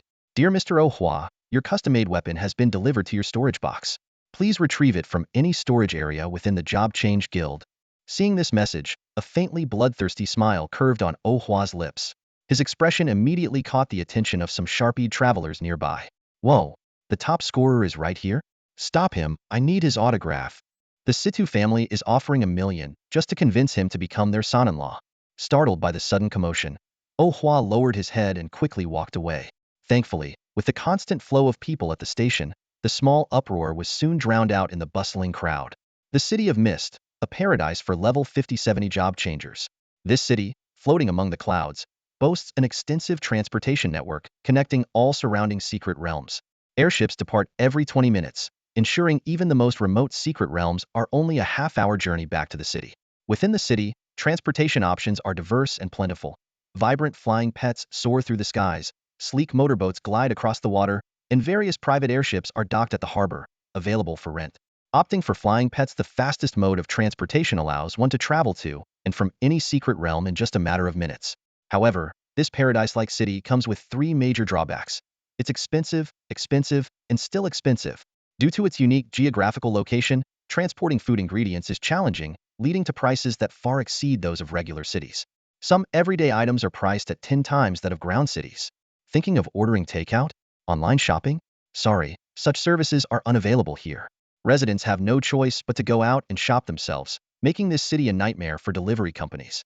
The housing costs are even more staggering. There's no option to buy property here, as all housing is exclusively rented out by the authorities. While even the most basic apartments come equipped with private storage units allowing job changers to store their gear at home and avoid trips to the job changing guild, the annual rent for such apartments is equivalent to the down payment for a house in a ground city. Even so, this remains a leveling up haven that job changers flock to eagerly. For those with the financial means, moving here is a no-brainer. As for Oh Hua, a fortunate individual backed by the job changing guild, all his expenses are covered. Although he resides in the city's outskirts, the guild has provided him with one of the finest apartments available. On top of that, he enjoys the services of a dedicated caretaker who handles cleaning and meal preparation, with all costs borne by the guild.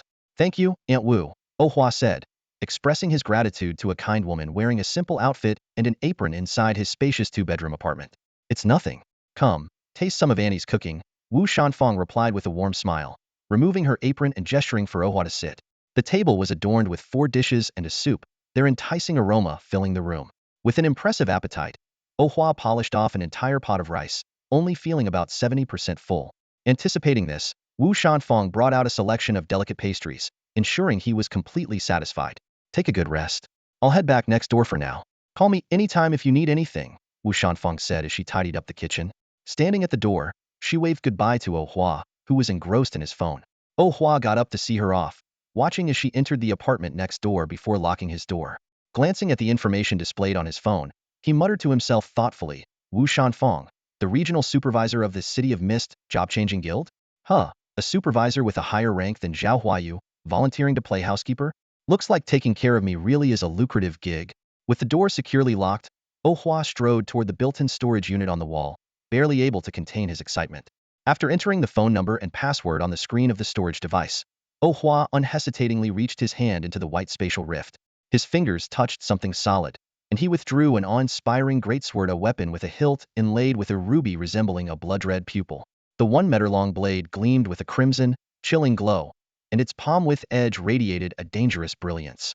This scarleteer weapon, named Curse of Bloodlust, boasted remarkable attributes: a full durability of 240 points, no level restrictions for equipping, and a base effect of absolute destruction. It provided a staggering boost of 120 strength, 180 agility, and 90 endurance. Moreover, it featured a bloodthirst, passive ability, converting 20 of damage dealt into health regeneration. Its unique Devour effect granted a 300-second attribute enhancement with every successful attack. The two active skills were equally formidable. Bloody Rebuke unleashed damage equal to the user's strength within a 90-degree cone, while Bloodstained Descent dispelled abnormal statuses and granted a 125 lifesteal effect for 5 seconds. However, this top-tier Crimson weapon came with a fatal flaw: it had a 10 chance per second to trigger a 10-second frenzy state. But this was precisely the feature that excited Ohua the most. With his skilled Frozen-Blooded Frenzy, he could store the frenzy effect and convert it into 10 seconds of control time against enemies. After securing this unparalleled weapon into his Na storage, he retrieved another Crimson weapon. The Cansano Holy Sword stood in stark contrast to the previous weapon. This two-handed greatsword had a hilt shaped like angel wings, and its straight, 2-inch-wide blade was etched with mysterious runes, exuding an aura of solemnity and reverence. It granted 190 strength, 140 endurance, and 30 intelligence, but penalized agility for users lacking sufficient base strength. Its passive ability, Immaculate Light, formed a shield that absorbed 400 points of damage, while Judgment Light inflicted continuous light attribute damage within its range. What captivated Ohua the most was its active skill, Cataclysmic Radiance. By consuming 300 mana, it unleashed area effect light damage equivalent to 10 times the user's strength, making it highly effective against large groups of enemies. After storing both weapons in his spatial ring, Ohua stepped onto the balcony. The setting sun bathed the sky in gold, its rays piercing through the sea of clouds and casting a dreamlike glow over the ethereal city. Small groups of adventurers on the streets below were still discussing their respective gains and regrets. Taking a deep breath to calm his excitement, Ohua began strategizing how to achieve his goal. While he didn't aspire to break the world record of reaching LV.120 in 11 years and 6 months, completing this monumental task within 30 years would be a worthy pursuit to dedicate himself to. At 4:20 in the morning, the alarm rang, snapping Ohua out of his deep sleep in an instant. He reached out to silence it. As he opened his eyes, 2 crimson glints flashed through the dim room. For a fleeting moment, his gaze was filled with rage, mania, and frenzy, only to be replaced almost immediately by the icy calm of unyielding rationality. With swift precision, Ohua tossed aside the blanket and got out of bed in one fluid motion. In less than 10 seconds, he was fully dressed. By the time he had finished washing up and quickly scarfed down a breakfast of bread and milk, the sound of keys turning in the door lock echoed through the apartment. Wu Shanfeng pushed the door open, only to freeze upon seeing Ohua already prepared to leave. She instinctively checked her phone. It was only 4:40. She had planned to arrive an hour early to prepare breakfast, but clearly, her employer was already set to head out. "I won't be back for lunch. Just save dinner for me," Ohua said while adjusting the blue outfit gifted to him by Zhao Huayu. 2 gleaming purple swords hung securely at his waist. As he focused on fastening his gloves with one hand, his perfectly proportioned physique was accentuated by the gear. His cold, indifferent gaze left Wu Shanfeng momentarily stunned. "From now on, just prepare breakfast the night before. No need to come so early, Aunt Wu." Snapping out of her daze, Wu Shanfeng pinched her leg discreetly and awkwardly sidestepped Ohua, who was still adjusting his gear. She quickly made her way to the balcony to fetch the cleaning tools. Ohua put on the non-prescription glasses he retrieved from Na, his expression blank as he stepped out of the room. The city at dawn was shrouded in a sea of clouds. Ohua walked through the mist, the cool morning breeze dispelling some of the irritation that came with waking early. A few career adventurers were already heading toward the outskirts of the city. Their expressions were cold, yet their eyes burned with determination. Even the act of grabbing breakfast at roadside stalls seemed like merely refueling machines for leveling up. At the jet ski rental station to the right of the city gates, Ohua swiped his card to pay a 2,000 yuan rental fee. A mechanic covered in grease rolled out a wild-looking jet ski. Its fiery red body was scarred with battle marks, and the sharp ram at the front still bore traces of some dried, brownish liquid of unknown origin. "Careful with Hershey's, a wild one." The mechanic, a cigarette dangling from his lips, grinned, revealing a set of teeth that gleamed starkly in the dim morning light. "If you're worried about falling off, take a parachute," he added, tossing the keys to Ohua with a casual flick of his wrist. Ohua placed the mock versions of the purple weapons, Eleusis' Extremity and Eleusis' Zeal, into the equipment storage compartment of the jet ski before swinging himself onto it. He inserted the key with precision, gave the starter pedal a firm kick, and twisted the throttle all the way open. The jet ski roared to life with a deafening engine growl, shattering the tranquility of the early morning. Twin columns of fire erupted from the exhaust pipes at the rear, surging 2 meters into the air, as if flaunting the untamed power capable of throwing its rider off balance. She's wild, and I like it, Oh Hua said calmly, pushing up his glasses that had been blown down by the gust of air. Little Four Eyes, you've got good taste. Ha ha ha, go all out. She's as wild as she is tough. The mechanic laughed heartily. Oh Hua shifted into gear, and the jet ski shot forward like an arrow into the rolling sea of clouds, kissed by the first light of dawn. The golden rays pierced through the clouds and bathed him in their glow, painting him in a radiant hue, yet failing to warm his cold, stern expression. The roaring engine, the dazzling sunlight, and the lurking creatures in the cloud sea formed the most electrifying scene of the morning. Roar! A cloud sea thunder eel at level 62, wrapped in blue crackling electricity, suddenly emerged from the clouds. Its spiral-shaped maw brimming with sharp teeth lunged straight at Oh Hua. With one hand on the jet ski's controls, his other hand wielded Na, which began to glow. The Kansano holy sword materialized in his grasp. A bloody mist erupted skyward, trailing a long crimson streak behind him as he sped forward. A brilliant beam of light, brighter than the morning sun, slashed diagonally across the sky, as if it aimed to strike down the very sun that had momentarily blinded him.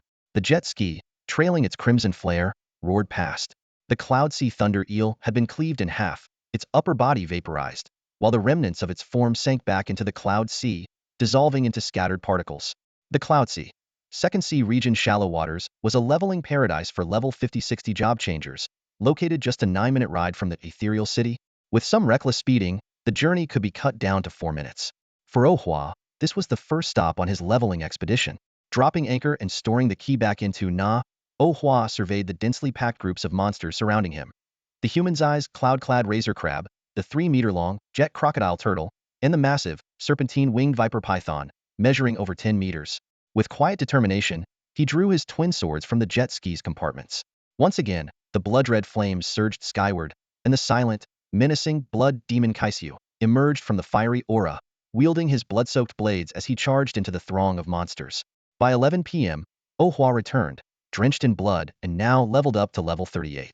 Amidst the complex gazes of other job changers filled with awe, fear, longing, and envy, he climbed back onto his jet ski. With a growling engine, he sped off toward the city.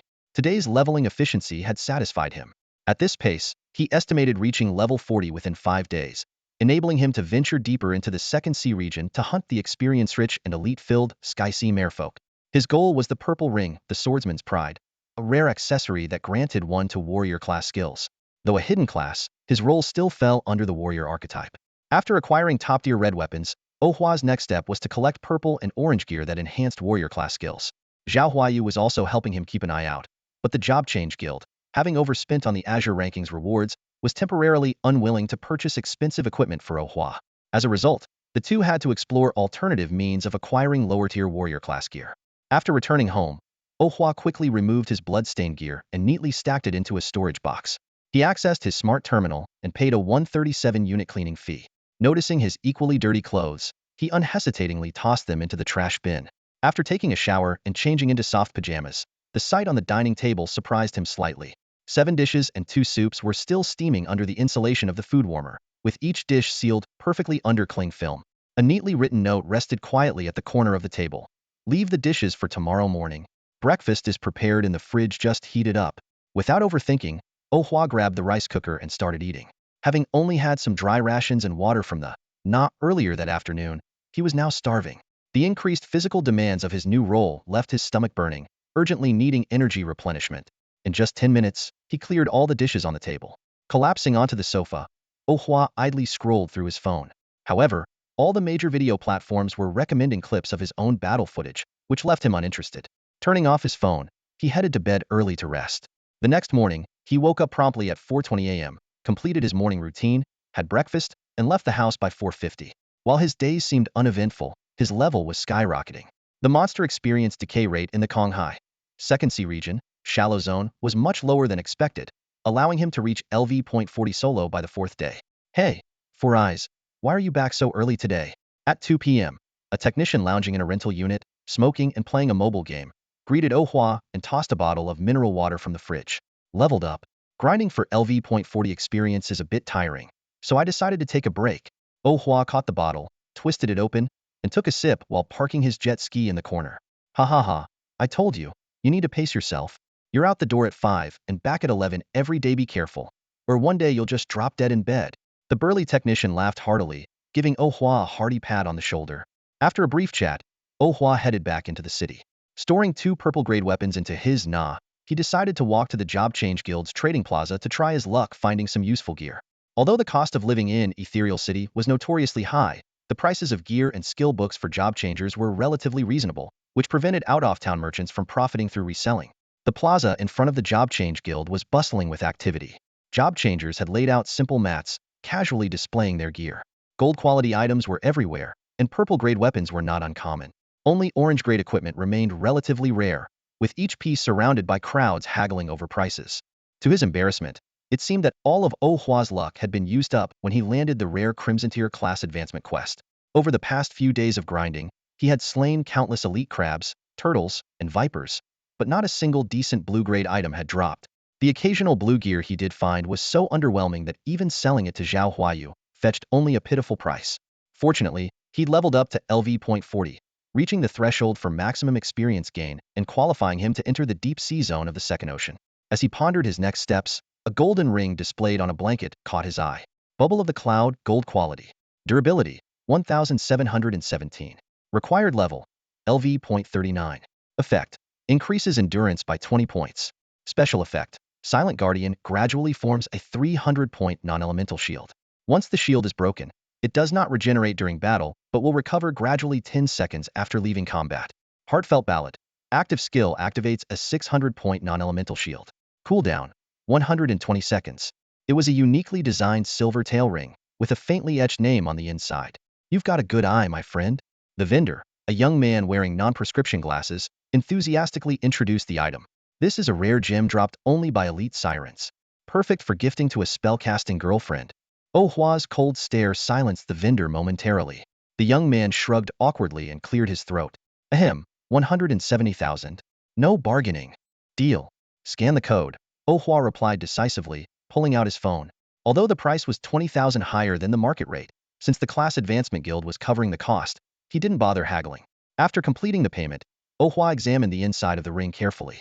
To my beloved Ariel, he read the worn engraving aloud. As soon as he finished speaking, colorful bubbles floated from the ring, dancing around him like playful sprites. A system prompt appeared. Bind, Bubble of the Cloud? Yes, no. Oh Hua slid the ring onto the pinky finger of his left hand and selected yes. The ring instantly adjusted to fit his finger perfectly. More colorful bubbles emerged, refracting vibrant rainbows under the sunlight. The ring's protective abilities were indeed impressive. His Kankano Holy Sword only provided a 400-point light attribute shield, while this gold tier ring offered a base 300-point shield, with an additional 600 points when its skill was triggered. Most importantly, its automatic shield could prevent him from getting bloodstained during relentless grinding sessions. The trading plaza was filled with dazzling equipment, each piece tempting him. Unfortunately, the Class Advancement Guild only reimbursed him 400,000 per month. After spending 170,000 on the ring, he had to be frugal with the remaining funds. Otherwise, in a few days, he might not even have enough to rent a motorboat and would be forced to swim through the clouded waters to the second ocean for leveling. Wearing plain glasses, Oh Hua wandered leisurely around the square, occasionally stopping at various stalls. He crouched in front of a weapons and equipment stall, carefully examining the items. People bustled around him, but not a single person recognized his identity.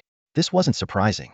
To passers-by, this bespectacled young man in off-brand clothing, comparing equipment prices, looked nothing like the image of a top scholar they had in mind. In their imagination, a top scholar should be driving a luxury sports car, accompanied by the eldest daughter of the G or Yi family, living a glamorous life, not scouring street stalls like an ordinary player searching for bargains. Wandering Blades is auctioning a rare orange tier item. Come check it out. Where? Wait for me. I'll pack up right now. Wait for you. Forget it. Hurry up on your own. Oh Hua watched as 2 neighboring stall owners hastily gathered their rugs and rushed off toward the crowd. Speaking of Wandering Blades, this guild left a lasting impression on Oh Hua due to its name similarity to one of the top 3 guilds, Knight's Journey. While Wandering Blades was a fairly competent small guild, its reputation online was generally poor. The name Wandering Blades originally referred to drifters and wanderers, but in practice, it often evoked associations with drunkards, bandits, and other unsavory characters. Curious to see the commotion, Oh Hua decided to follow. Thanks to his above-average height, he stood tall amidst the crowd, taking in the makeshift auction scene in full view. At this moment, Wandering Blades was auctioning an orange-tier headpiece called the Crown of the Siren Queen. The equipment's attributes were displayed for everyone to see. Crown of the Siren Queen orange-tier quality. Durability, 4,747. Required level, LV.38. Effect, 32 intelligence, 18 stamina. Special effect, Resonant Hymn when activated, consumes 5 mana per second. Grants immunity to charm, stun, and mental shock to allies and controlled units within a 50-meter radius. Unique effect, Swift Anthem when activated, consumes 9 mana per second. Increases agility by 40 points, and grants a 12 chance to perfectly evade physical attacks for allies and controlled units within a 50-meter radius. Unique effect, Decisive Battle Song when activated, consumes 12 mana per second. Increases all attributes of allies and controlled units within a 50-meter radius by 50 of the user's intelligence. Each attack deals additional water elemental magic damage, equal to 20 of the user's intelligence. I have to admit, this Siren Empress's crown is truly a top-tier item. This crystal-like crown was so dazzling that its attributes alone were enough to drive the players present into a frenzy. Not only did it provide an exceptional boost to support class damage output, but its low-level requirement made it accessible to almost all second job players. Even for fourth job players, the percentage-based bonuses ensured it would remain relevant, a truly ultimate headpiece. However, Oh Hua showed no interest in this remarkable item. For him, no matter how great support gear was, it simply failed to catch his attention. As the heated debates among the crowd began to escalate, he quietly slipped away without drawing any attention. His decision proved to be wise. Before long, what started as a verbal spat over kill-stealing and cliff-jumping quickly devolved into a massive magical battle. Explosions echoed one after another, and even bystanders who were unintentionally caught in the crossfire angrily joined the chaos, making the scene even more chaotic. By this point, Oh Hua was already standing safely on the roadside in the distance, leisurely enjoying an ice cream cone he had somehow acquired. He watched as police cars sped toward the scene, finding the unfolding chaos far more entertaining than a mere argument over an item. At 3 p.m., when Oh Hua returned home and changed into more comfortable clothes, Wu Shanfeng, who was busy in the kitchen, smiled and asked, "Why are you back so early today?" Xiaohua. Hit level 40. Staring at the experience bar was giving me a headache, so I decided to take a break, Oh Hua replied nonchalantly as he lounged on the sofa, casually scrolling through his phone. As the area manager, Wu Shanfeng was already required to report his leveling progress to the headquarters regularly, so there was no need to hide anything. Level 40 already? Wu Shanfeng was stunned, her mouth slightly agape. If it weren't for the fact that this young man was a double champion of the current term, she would never have believed anyone could reach such a level in just 4 days. Silently, she dubbed him a little monster in her mind while starting to wonder how long it would take him to hit level 50. After finishing dinner preparations, Wu Shanfeng left to attend to some matters. After having dinner, Oh Hua changed into a set of fitted athletic wear and put on his portable music player. Taking advantage of the setting sun, he decided to jog along the outskirts of the city, both to familiarize himself with the area and to loosen up his body, which felt a bit stiff due to insufficient exercise earlier in the day. As dusk deepened, he ran for over an hour before returning home. The moment he stepped through the door, he noticed his phone lying on the sofa with the screen lit up. Zhao Huayu had called him twice in the past half hour. "Uncle Zhao, what's going on?" Oh Hua called back immediately. "Xiao Hua, great news."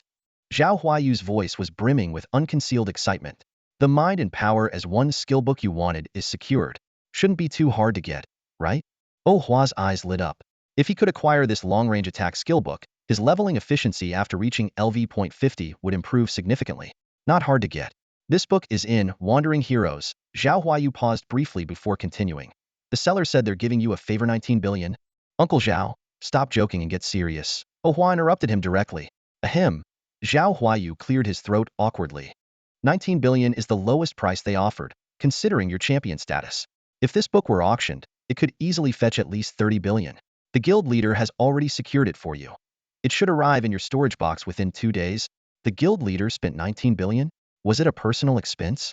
Oh Hua's expression turned serious, hated owing such personal favors. "Of course, it's personal," Zhao Huayu chuckled. "But the guild leader said it's a loan to you, and you have 10 years to repay it. Of course, if you don't repay, it's fine to just consider it as owing the guild leader a favor. He thinks spending 19 billion to earn your favor is a great deal. As long as I can repay the money, that's fine." Oh Hua let out a sigh of relief. Although carrying a debt of 19 billion at such a young age was daunting, he was confident he could pay it off within a year. The next morning, After a good half-day's rest, Oh Hua was brimming with energy. He had just finished breakfast and was about to head out when his phone suddenly vibrated. The caller ID showed Feng Xiaoxiao. Glancing at the time, it was not yet 5 in the morning. Oh Hua raised an eyebrow, thinking that the chairman's training regimen was indeed extraordinary. Hello, Xiaohua, where are you? Feng Xiaoxiao's voice was low and urgent. A video of you killing someone has gone viral online. Excuse me, chairman, I'll step out to talk, Oh Hua said, recognizing that she seemed to be in a tent. Are you in Ethereal City? Yes. The murder happened in Ethereal City, Feng Xiaoxiao replied, stepping out of her tent and continuing in a hushed tone. I know you're not the killer, but the video looks so real. Oh Hua's eyes narrowed. Interesting. Someone's trying to ruin my reputation? Alright, just send me the video link. I'll handle this myself. Not long after hanging up, Feng Xiaoxiao sent him a link. Oh Hua clicked on it and saw a surveillance video with mosaic editing. The footage showed the western construction road of Ethereal City, and the timestamp read 9:32 p.m. last night. In the video, a fashionable young woman was walking down a foggy street while talking on the phone. As she reached the center of the frame, a man in a hooded sweatshirt approached her. A red flash appeared, and the woman's head fell to the ground. The assailant turned toward the camera, revealing a face that was an exact match for Oh Hua's. 9:32, Oh Hua sneered. If they'd chosen around 6:30, when I was out running, it might have been a bit tricky. Too bad this is just a poor imitation, all surface and no substance. They didn't even bother to swap the wrist blade for a greatsword or an axe. Can't even mimic properly. Bad review. As Oh Hua steered his motorboat toward the Cloud Sea, Second Ocean's deep sea zone, his phone rang again. It was Zhao Huayu.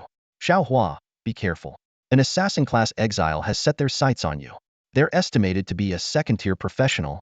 They're trying to force me out by killing people. Huh? Have the other members of the Green Cloud rankings been targeted too? Yes. Yi Feihua was attacked by a suicidal exile during a gathering with friends 2 days ago.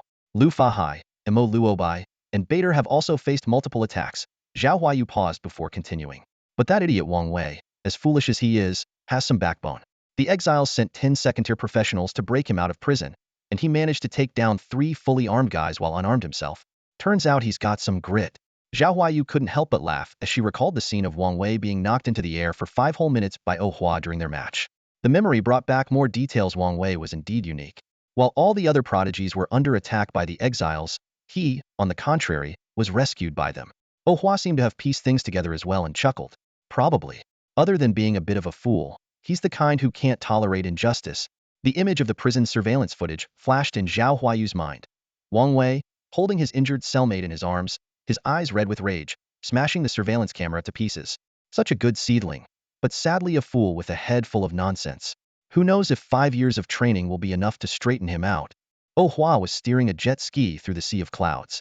A hint of restlessness flickered in his eyes as he suddenly revved the engine. Uncle Zhao, do we have any intel on the exile who's been impersonating me? Before Zhao could respond, Oh Hua rammed a massive sunbathing hermit crab with the prow of the jet ski, sending it flying. We do. The police call him Phantom. He's a serial killer. Zhao Huayu sighed deeply. At least 30 confirmed murders, but we know almost nothing about him. His identity, profession, even his level are all mysteries. This exile targeting Oh Hua was undoubtedly the most dangerous one yet. Fortunately, Oh Hua kept a low profile, unlike those who couldn't even eat a meal without posting their location on social media. Still, Zhao had a nagging feeling that this most troublesome exile might also end up being the unluckiest. That's all the info I need. Oh Hua responded curtly, steering the jet ski through a shallow sea filled with crabs, turtles, and snakes, heading for deeper waters. Soon, he arrived at a crescent-shaped island. Docking at the tip of the crescent, he grabbed 2 violet-ear weapons and ventured inland. He hadn't gone far when a winged venom python, 20 meters long with 3 pairs of feathery wings on its back, burst out of the sand. Its giant fanged maw lunged at him. Blood sprayed as the serpent froze mid-attack, but the level 64 creature had a massive health pool and wasn't taken down. It opened its maw, larger than Oh Hua's head, and aimed for his neck, only to bite into a colorful bubble. Even as it shattered the bubble, its venomous fangs were blocked by a golden shield. A level 64 monster with less than 600 damage? If it can't one-shot me, this'll be easy.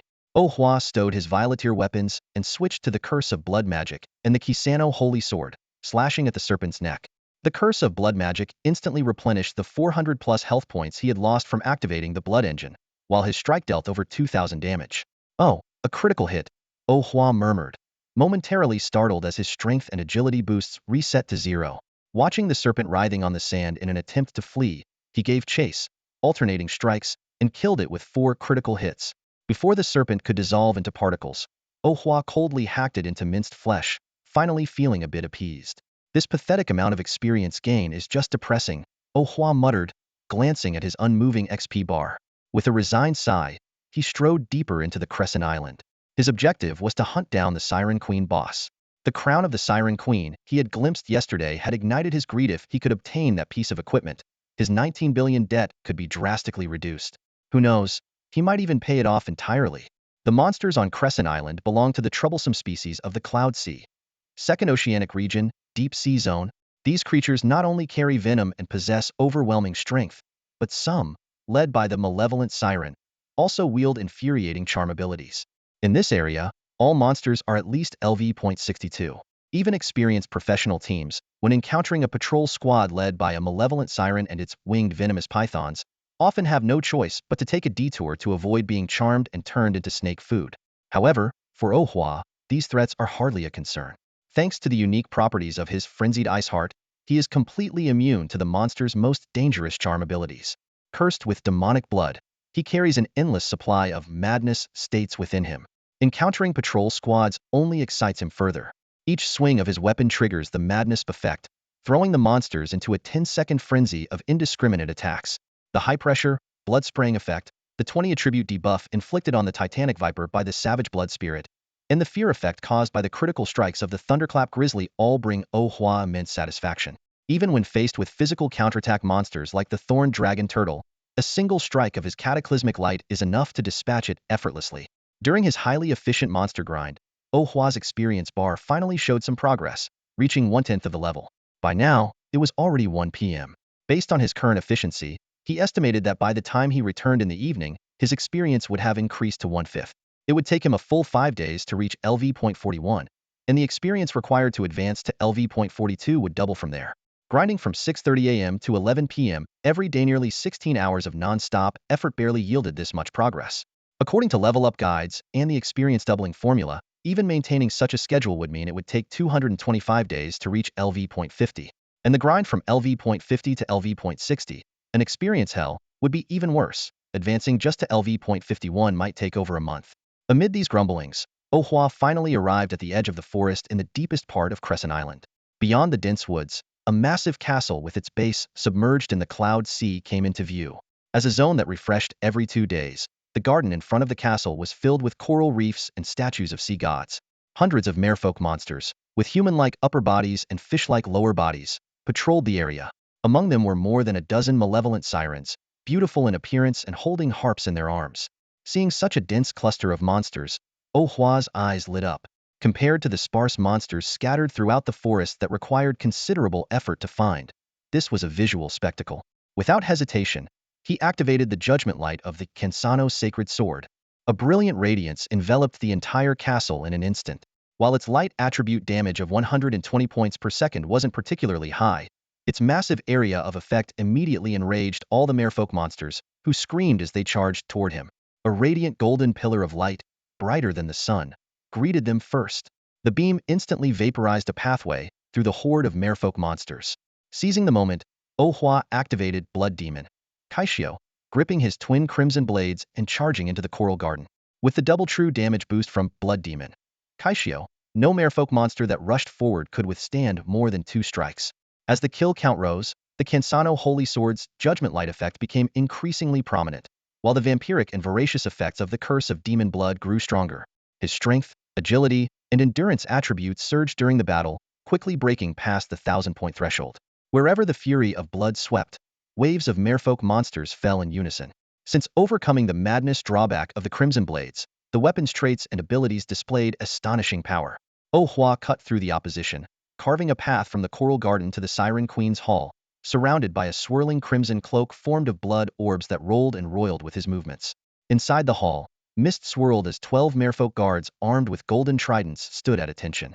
Their bodies were covered in teal scales, even their faces marked with dense, fine scales, making them far from handsome or charming.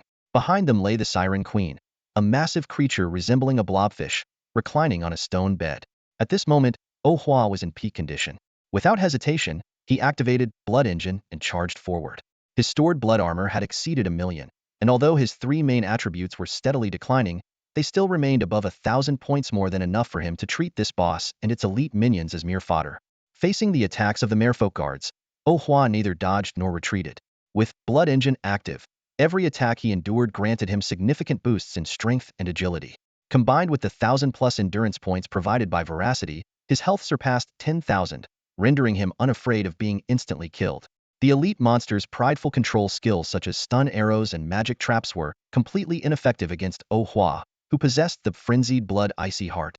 The blood blades of Blood Demon Kaishio were swift, precise, and lethal. Even with their resistant skin, the guards couldn't withstand more than a few strikes. Not even the physical evasion buff provided by the Siren Queen could save them. Against true damage, all defenses were futile. In less than 30 seconds, the 12 merfolk guards were utterly annihilated, others succumbing to fatal critical hits after being intimidated or drained dry by the Blood Demon when their health dropped below 10. Ignoring the golden dimensional box that dropped, Oh Hua strode directly toward the grotesque Siren Queen, whose body measured over 6 meters in length. As her piercing screech echoed through the hall, Oh Hua disregarded the effects of stun, confusion, and charm, slashing his blade toward her pale, bloated face. Although the first strike was weakened by physical resistance, the following blood blade tore through the wound, carving a massive gash from her cheek to her chest. Blood gushed forth like a fountain, soaking Oh Hua's crimson cloak. The Siren Queen not only suffered the backlash of her own stun, confusion, and charm effects, but also found herself afflicted with madness and fear. Under the relentless onslaught of bleeding, fear, critical hits, combos, and true damage, this level 68 boss was quickly reduced to a dried husk, cursing Oh Hua in the merfolk tongue with her final breath. Amidst the overwhelming hatred, a dazzling orange dimensional box dropped to the ground. Good news kept rolling in. Oh Hua had just leveled up in the Coral Castle solo dungeon and immediately scored a golden dimensional box dropped by the mermaid guards. To his amazement, the Siren Queen herself also dropped an orange dimensional box. This streak of unexpected luck left Oh Hua feeling on cloud 9, especially after just defeating Blood Demon Kaishio. Is the Siren Queen really this generous? Oh Hua gazed at the spoils before him, his heart filled with gratitude toward the boss often ranked among the top 10 ugliest bosses. To him, this coral castle now felt like a cozy little home. With anticipation, Oh Hua gently stroked the orange dimensional box. As a dazzling orange light burst forth, a crystal crown landed steadily in his hands, the crown of the Siren Queen. This was a top-tier item usable at level 38. Carefully polishing the first orange-tier equipment of his life, Oh Hua meticulously inspected its stats to verify its authenticity before solemnly storing it in his inventory. This is truly a day that changes everything, Oh Hua thought to himself. The equipment not only could help him pay off his 1.9 billion debt, but might even leave him with a profit. After all, this was a rare piece that allowed support players to both heal and provide team-wide buffs, and absolute treasure for wealthy players who would stop at nothing to obtain it. As Oh Hua was still basking in the joy of acquiring the orange tier item, the golden dimensional box suddenly began to glow. When the golden light faded, a golden trident appeared in his hands, filling him with excitement once again. The attributes of the trident of the Royal Guard unfolded before Oh Hua's eyes. Golden quality, durability 89/89, and an equipment level requirement of 62. This long staff not only boosts strength by 32 points, agility by 53 points, and stamina by 26 points, but it also comes with a piercing damage bonus. What stands out the most is its special effect, Wrath of the Sea God, which adds an extra 75 water magic damage to every attack. For the Spearman class, this weapon is a perfect fit. Third-tier spearmen are already known for their high attack speed, and paired with this cost-free special effect, each strike delivers additional magic damage, making it a rare and valuable weapon for warriors who often struggle with mana shortages. Oh Hua quickly calculated its price in his mind. The most recent transaction records showed that a similar weapon had been sold just last week, with an average price of around 1.8 million. If he had Zhao Huayu subtly raise the bidding price during an auction, selling it for 2 million wouldn't be a problem. Just as he was basking in the joy of calculating his profits, an angry shout came from the hall in trance. Damn it, bro, that guy swiped our orange chest. Oh Hua's expression instantly turned cold, his previously excited eyes now as icy as frost. Without a word, he retrieved a pair of plain glasses from his na and put them on.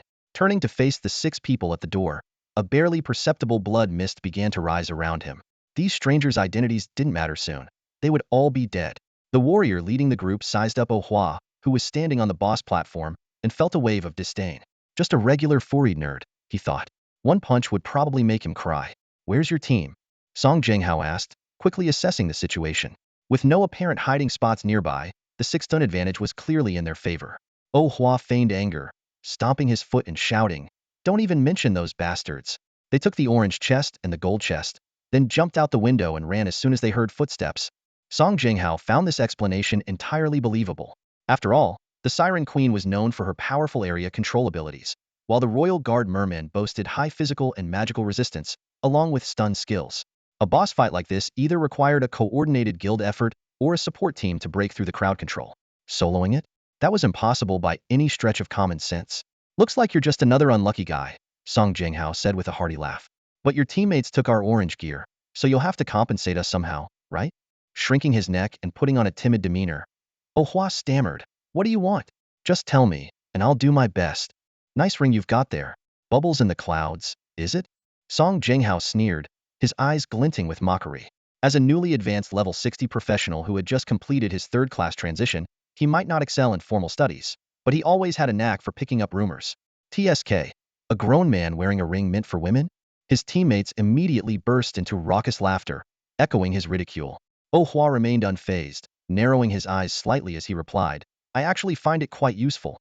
Besides, with its soap bubbles and little rainbows, it's clearly the ultimate macho accessory." Seeing Oh Hua take off the ring as if to toss it over, one of Song Jinghao's lackeys jumped up in fury. "Boss, that guy's disrespecting you. Let me drag him over here." "Hold it. Hold it. I'm coming over." Oh Hua shrank his neck and stumbled toward them, calculating his next move. If these guys dared to show up here, their levels had to be at least above 50, and their leader was clearly a third-class professional. He needed to close the distance to strike before they could react. As Oh Hua approached, Song Jinghao suddenly noticed something, and a dangerous gleam flashed in his eyes. "You've got a gnaw on your hand too? What are you, some noble scion?" The more he scrutinized Oh Hua, the more familiar he seemed. Song Jinghao's thoughts raced. This wasn't just an ordinary professional, this was a young heir from a prestigious family out on a training mission. To avoid retaliation from the influential professional clans, he couldn't let this kid leave alive. "Not exactly," Oh Hua replied calmly.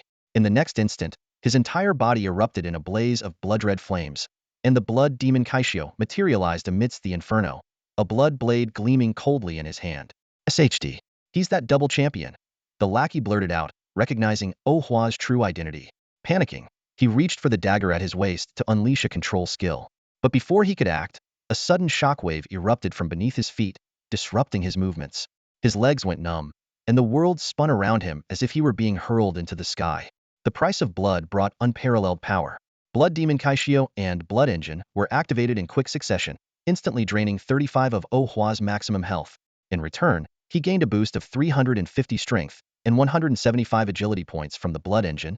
Adding to that, the 310 strength points provided by the Cursed Blood and the Cansano Holy Sword, along with his base strength of 193 points after his second-class advancement. Oh Hua's total strength surged to an astonishing 853 points. This immense power was demonstrated perfectly in the ensuing blood mist shockwave. Caught off guard, the caster, support, and assassin of the 6-person squad were hurled into the air by the shockwave fueled by 853 points of strength. Their health was instantly halved, leaving them teetering on the brink of death. As they struggled midair to mount a counterattack, a graceful, blood-red sword arc sliced through the sky at a perfect 90 angle. Though they managed to raise their weapons and deploy shields in defense, the follow-up sweeping strike of the blood blades left them with no room to escape. Unable to dodge, they were forced to endure the fatal blow Heeden. Song Jinghao watched helplessly as 3 of his subordinates were severed in half by the blood blades, their bodies falling to the ground in 6 lifeless pieces. Fear etched itself onto his face. Under Oh Hua and the blood demon's relentless and ferocious assault, he dared not let his guard down for even a moment. He could only evade incessantly, terrified of coming into contact with the blood blades that could inflict true damage. "Boss, help me," one of his subordinates, whose legs had been shattered by the shockwave, cried out in despair while suspended midair. Before his plea could fully escape his lips, a blood blade swept past, slicing off half of his head diagonally.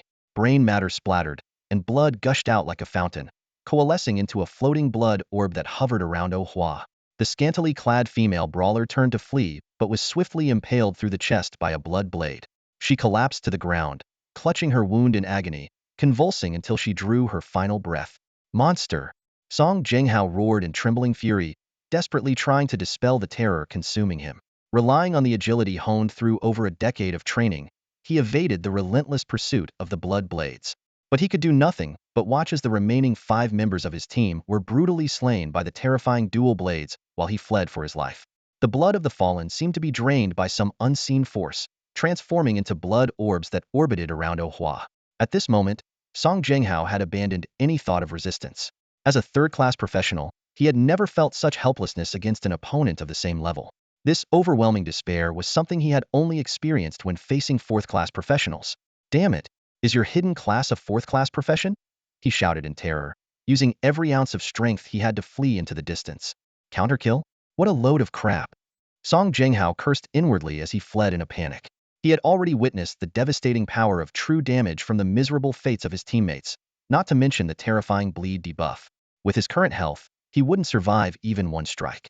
As he sprinted at full speed, he noticed a slight decrease in Oh Hua's speed due to the blood absorption effect after taking down his teammates.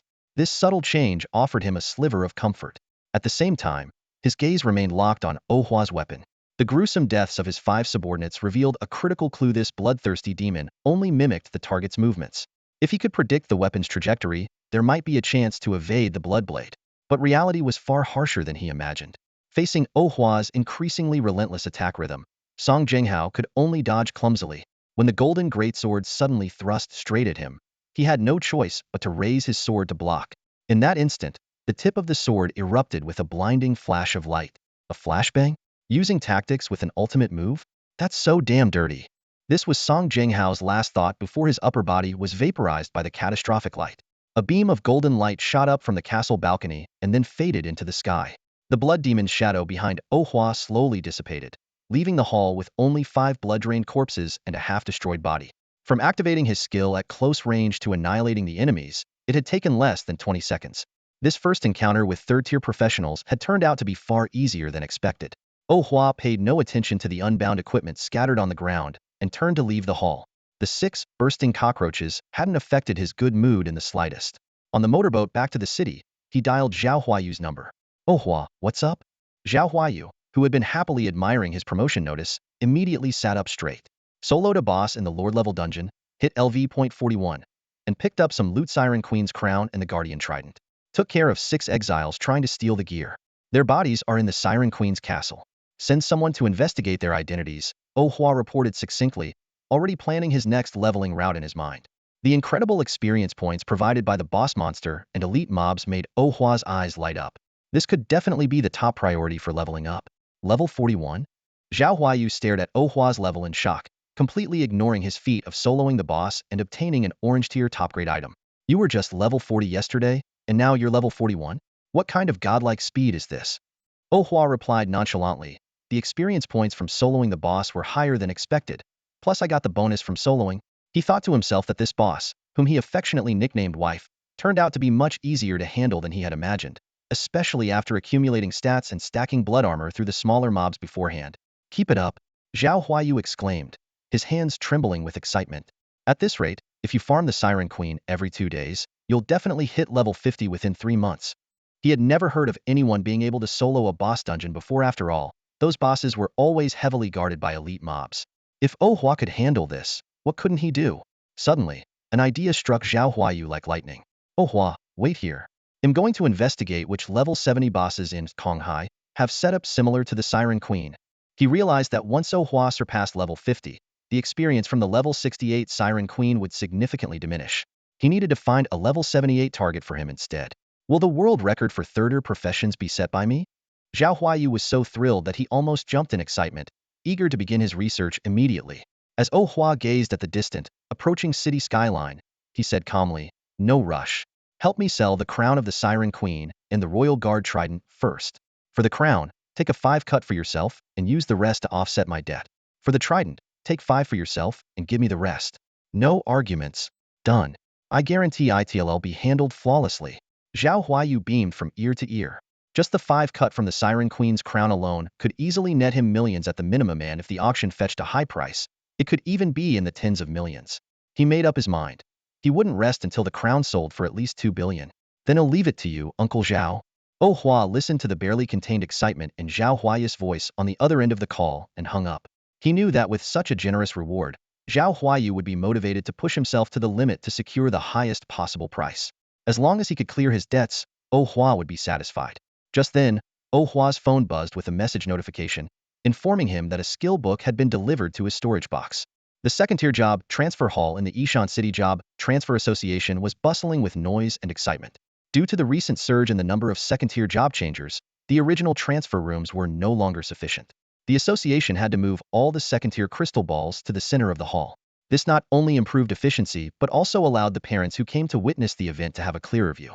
The hall shimmered with blue, gold, and purple lights. Suddenly, a dazzling orange light burst forth from the crowd.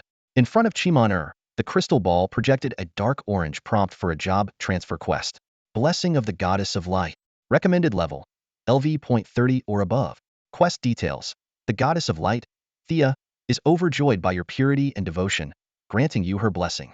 Within 10 days, travel to the Church of Light to receive your benediction. Quest objectives. Etch the Holy Cross on your right arm 01, and etch the sacred wings on your back 01. Note: the etching process will inflict pain far beyond the limits of endurance. Completing either the Holy Cross or the sacred wings will suffice to complete the transfer. Time limit, 240 hours. Accept? Yes, no. The hall erupted into a frenzy. This was an orange-tier chain job transfer quest, and even more astonishingly, it was the prerequisite for the ultra-rare 4th-tier class Starlight Knight, chosen of the Divine. As the only designated big shot class in the game, this was a massive stroke of luck for the Red Rose Guild. Even the second-tier Starlight Knight apprentice class already boasted incredible abilities, such as increasing all team members' stats, reducing damage taken by 30, and providing team-wide health, mana, and stamina regeneration, along with cooldown reduction auras.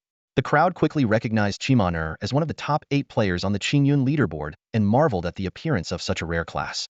However, Chiman pursed her lips with a look of displeasure. While this class was undeniably powerful, the vice president of the Red Rose Guild was currently the world's only Starlight Knight, chosen of the Divine, hailed as the ultimate support class and a game-changer in team strategy. Chiman was unimpressed. Though the class could triple a team's combat power and greatly enhance safety, overshadowing all other supports, healers, and tanks, she had her reasons. Being a healer won't save love, she thought to herself. More importantly, the job transfer required tattoos, and that was something she absolutely despised. Amid the gasps of the crowd, Chiman decisively selected no. Watching the crystal ball return to its blank state, she nodded in satisfaction before placing her hand on the second-tier crystal once again. Is she out of her mind? A shocked exclamation erupted from the crowd. She's giving up on the chain advancement quest just like that? However, before the voices of doubt could settle, the second advancement crystal suddenly burst into a blinding crimson glow, illuminating the entire space. Everyone's attention was immediately drawn to this extraordinary phenomenon. A task notification appeared before Chiman. Approval of the Goddess of Light. Recommended level, LV.55 and above. Task details. The Goddess of Light, Thea, holds the highest expectations for you. The deity herself has descended to bestow a trial. The shadow of the Dark Sovereign lurks in the lightless realm, watching the world with predatory eyes, awaiting challengers. Objective: defeat the shadow of the Dark Sovereign 01. Special conditions: all monsters and the boss will be suppressed to LV.30. No potions allowed. No party assistance allowed. Time limit, 720 hours. Accept? Yes, no. The crowd fell into a brief silence before erupting into a commotion. A second advancement hidden class, someone exclaimed, instantly sparking an even louder wave of discussion. She's being reckless. A parent shook their head in disapproval. No matter how strong a DPS class is, it can't compare to the team-enhancing significance of the chosen Star Knight. Meanwhile, Chiman stared at the crimson task notification, her eyes glistening slightly as her clenched fists betrayed her inner excitement. This was her chance to close the gap between her and Hyman, opportunity she couldn't afford to miss. As she was about to accept the task, the president of the Red Rose Guild strode over. The tall woman, standing at 1.78 meters and wearing high heels, exuded an undeniable aura of authority. Chiman, wait, she said with a grave expression. This task is far too dangerous. Even with the level suppression, LV.30 Lorder boss is not something you can handle alone. But Chiman had already made her decision. President, I have no other choice, she replied firmly, and without hesitation, she clicked accept. Under the astonished gazes of those around her, Chiman's face lit up with a radiant smile.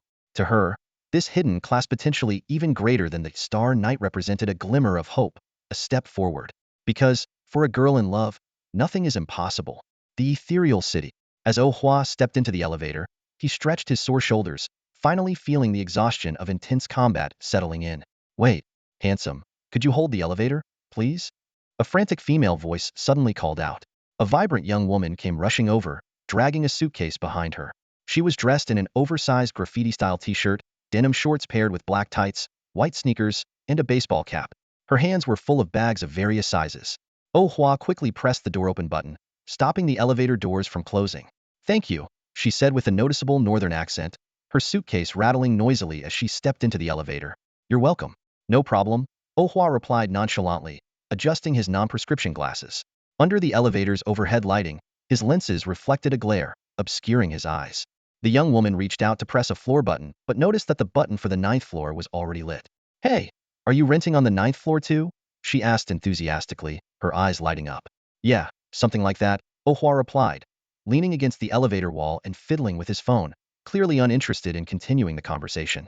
The girl awkwardly scratched her nose and thought to herself, as expected in a city full of transcenders, even the good-looking guys are so calm and collected. Back home, if I struck up a conversation, the boys would be blushing and asking for my WeChat by now. But seriously, this elevator's air conditioning is freezing, I've got goosebumps already. When the elevator reached the ninth floor, Oh Hua courteously stepped aside to let her out first. As he stood by his door searching for his keys, he heard the girl holler loudly from next door. Mom, open the door. Your precious daughter has answered your call and come home. Her vigorous knocking reminded Oh Hua of Feng Xiaoxiao. After knocking for a while with no response, the girl frowned and pulled out her phone to double-check the address. Weird. No one's home? It's definitely 902. Just as she was about to make a call, the door to apartment 901 suddenly swung open. Wearing an apron, Wu Shanfang greeted Oh Hua warmly. Oh, you're back early. Why didn't you let me know in advance? She had just heard from Zhao Huayu that Oh Hua had reached level 41. Heh, I wanted to surprise you, Mom. Oh Hua replied with a grin. With a quick snap, Wu Shanfang closed the door without even glancing at the girl next door. Stunned, the girl stood there with her mouth slightly agape, her bag slipping from her hands and falling to the floor. Unbelievable. Su Sini stood at the apartment door, her heart nearly leaping out of her chest in shock. Her usually cold and distant mother was having an affair, and the other woman was being kept right next door? The thought that her mother had never shown this kind of tenderness even to her younger brother made it all the more baffling. Am I about to have a stepdad who's years younger than me? She bit her lip, thinking. No way her father, who had loved her so dearly since childhood, couldn't be betrayed like this. She had to save this marriage herself. Wu Shanfang, hearing someone at the door of apartment 902, finally remembered that her daughter was visiting today. She opened the door and casually tossed the spare key to her. Su Sini froze for a moment. Could her usually icy mother really have such a wild side hidden beneath the surface? Not only had she fallen so far, but now she was openly throwing herself into it. What kind of bizarre family drama was this? In a rush, Su Sini unlocked the door to apartment 902, threw her luggage inside without care, and immediately pulled out her phone to investigate the mysterious person next door. However, as soon as she stepped inside and saw the side profile of someone removing their glasses, she silently turned off the recording function. Well, family drama isn't totally unacceptable, I guess. A younger stepdad could actually be kind of nice, she mused to herself. After all, morals often follow aesthetics, and with a face like that, but reality quickly crushed her fantasies. What?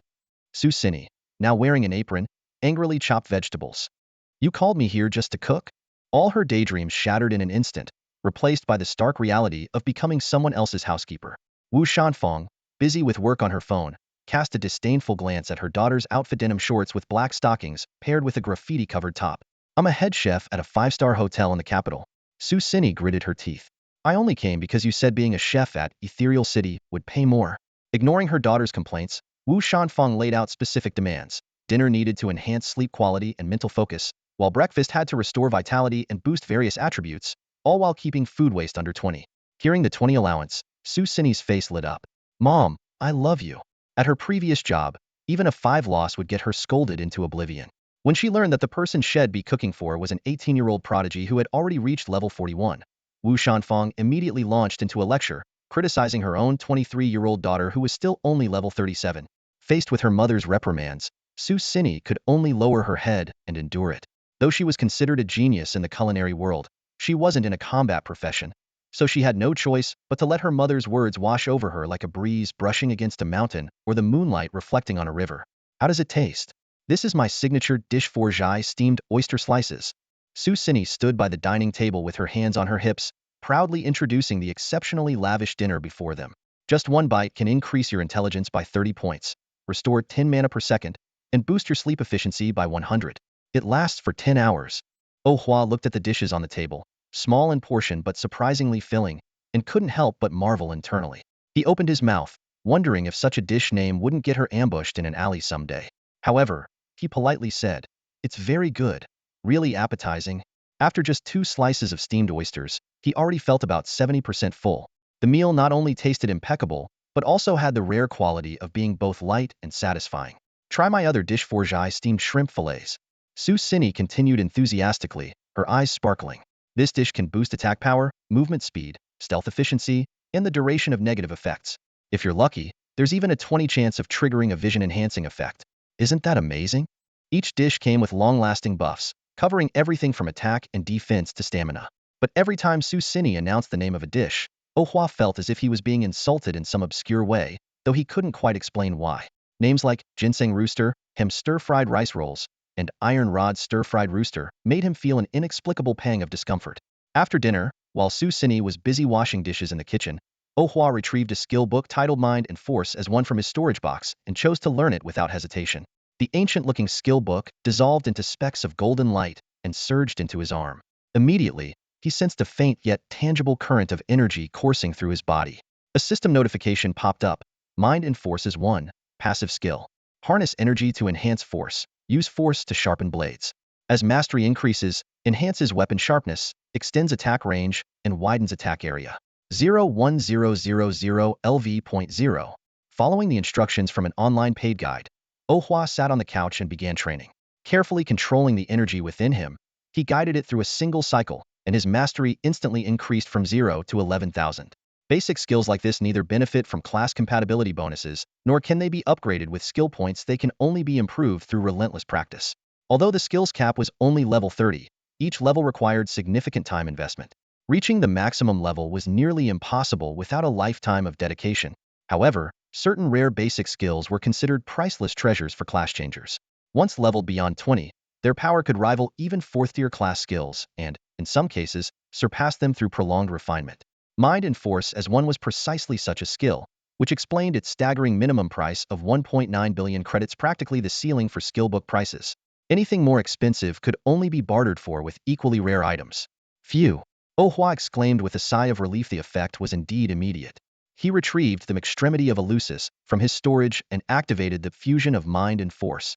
Instantly, a strand of energy coiled around the sword, enveloping the blade in a blood-red aura. The sword's sharpness was enhanced, and its attack range extended by nearly a centimeter. A glimmer of anticipation flashed in Oh Hua's eyes. Once the proficiency of fusion of Mind and Force reached level 10 and underwent a qualitative transformation, he would be able to extend his attack range to dozens, if not hundreds, of meters. At that point, he could return to the desolate highlands and exact his revenge on those foul vultures. The thought made him feel that the 19 billion debt he carried might not be entirely meaningless after all. As Oh Hua indulged in his fantasies of vengeance, a soft knock on the door interrupted his thoughts. He immediately gestured for silence, stopping Su Sini from asking any questions. Wu Shanfeng, who had been assisting in the kitchen, noticed something unusual and glanced at Oh Hua with confusion. He shook his head gently, signaling the two of them to hide in the spare bedroom. In the kitchen, Oh Hua wet his hands and clothes with dishwater to create the illusion that he was home alone before heading to the door. Standing outside was a plainly dressed woman. Despite her modest appearance, her natural beauty was undeniable. She nervously kept her head down, clutching the handles of a paper bag as she said, "Hello, I just moved into 903 across the hall. Sorry to bother you, but I brought some homemade desserts from my hometown." Instead of taking the bag right away, Oh Hua leaned slightly to glance at the same type of dessert bag placed in front of the door to Unit 904. He simply said, "Thanks," before accepting the bag and quickly shutting the door. Through the peephole, he watched as the woman walked towards Unit 902. Turning back, he addressed the two people peeking out from the spare bedroom. "Aunt Wu, you and Sister Su should stay here tonight."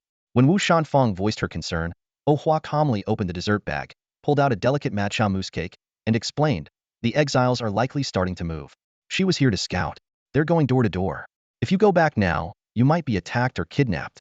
Su Sini initially thought Oh Hua was overreacting, but when Wu Shanfeng mentioned that this building was the dormitory for employees of the Job Transfer Guild, a realization struck her. Recalling the chilling sensation she had felt in the elevator earlier, she shuddered.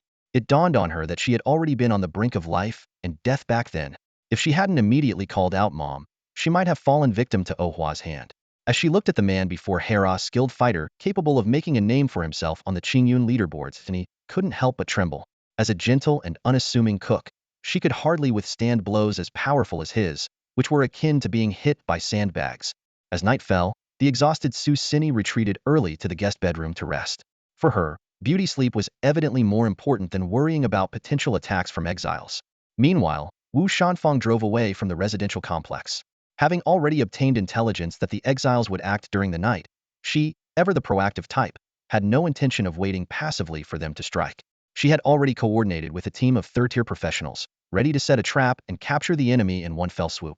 Lying on his bed, Oh Hua appeared to be in a deep, untroubled sleep, his breathing slow and steady. Earlier, he had eaten the delicate pastry brought to him by the rustic girl, which had been laced with effects like paralysis, weakness, and drowsiness. However, all these adverse effects had been quietly stored by his blood-frost heart skill. His ability to feign sleep so convincingly was a skill he had perfected in his youth to evade the overly energetic Feng Xiaoxiao. At 3:12 a.m., faint footsteps echoed from the balcony. The sliding glass door slowly opened, seemingly pushed by an invisible force. In the moonlight, the rustic girl who had delivered the pastry earlier had shed her modest attire and now wore an elegant white ruchuan, resembling a celestial being from a painting. Barefoot, she stepped onto the floor, the bells on her ankle jingling softly with each movement. The sound added a charm effect to Oh Hua's blood-frost heart. Stealing just a little shouldn't be noticed, right? A sly smile played on the girl's lips as her pink tongue lightly traced her full, rosy lips. She leaned down, moving closer to the seemingly sleeping Oh Hua for a kiss. Still fully alert, Oh Hua felt her warm breath brush against his face, followed by a sweet, intoxicating fragrance. In an instant, his status panel lit up with a cascade of debuffs: venom, enchantment poison, curse poison, and more, causing his mana to plummet. Unable to maintain his pretense any longer, his right hand shot out, aiming straight for the girl's slender neck. At that very moment, with his health already suppressed to its lowest, Oh Hua activated Blood Engine, and a surge of blood-red flames erupted around him. The girl recoiled in shock as black butterfly wings unfurled behind her. Her form became translucent as she evaded the fiery burst. However, as soon as she reappeared, her pale, delicate throat was firmly seized by a coarse, blood-red hand etched with demonic runes. Even this brief contact inflicted over 20 additional debuffs on Oh Hua, including blindness, immobilization, and frost poison. Yet, as his mana drained rapidly, all these effects were once again stored within his blood-frost heart.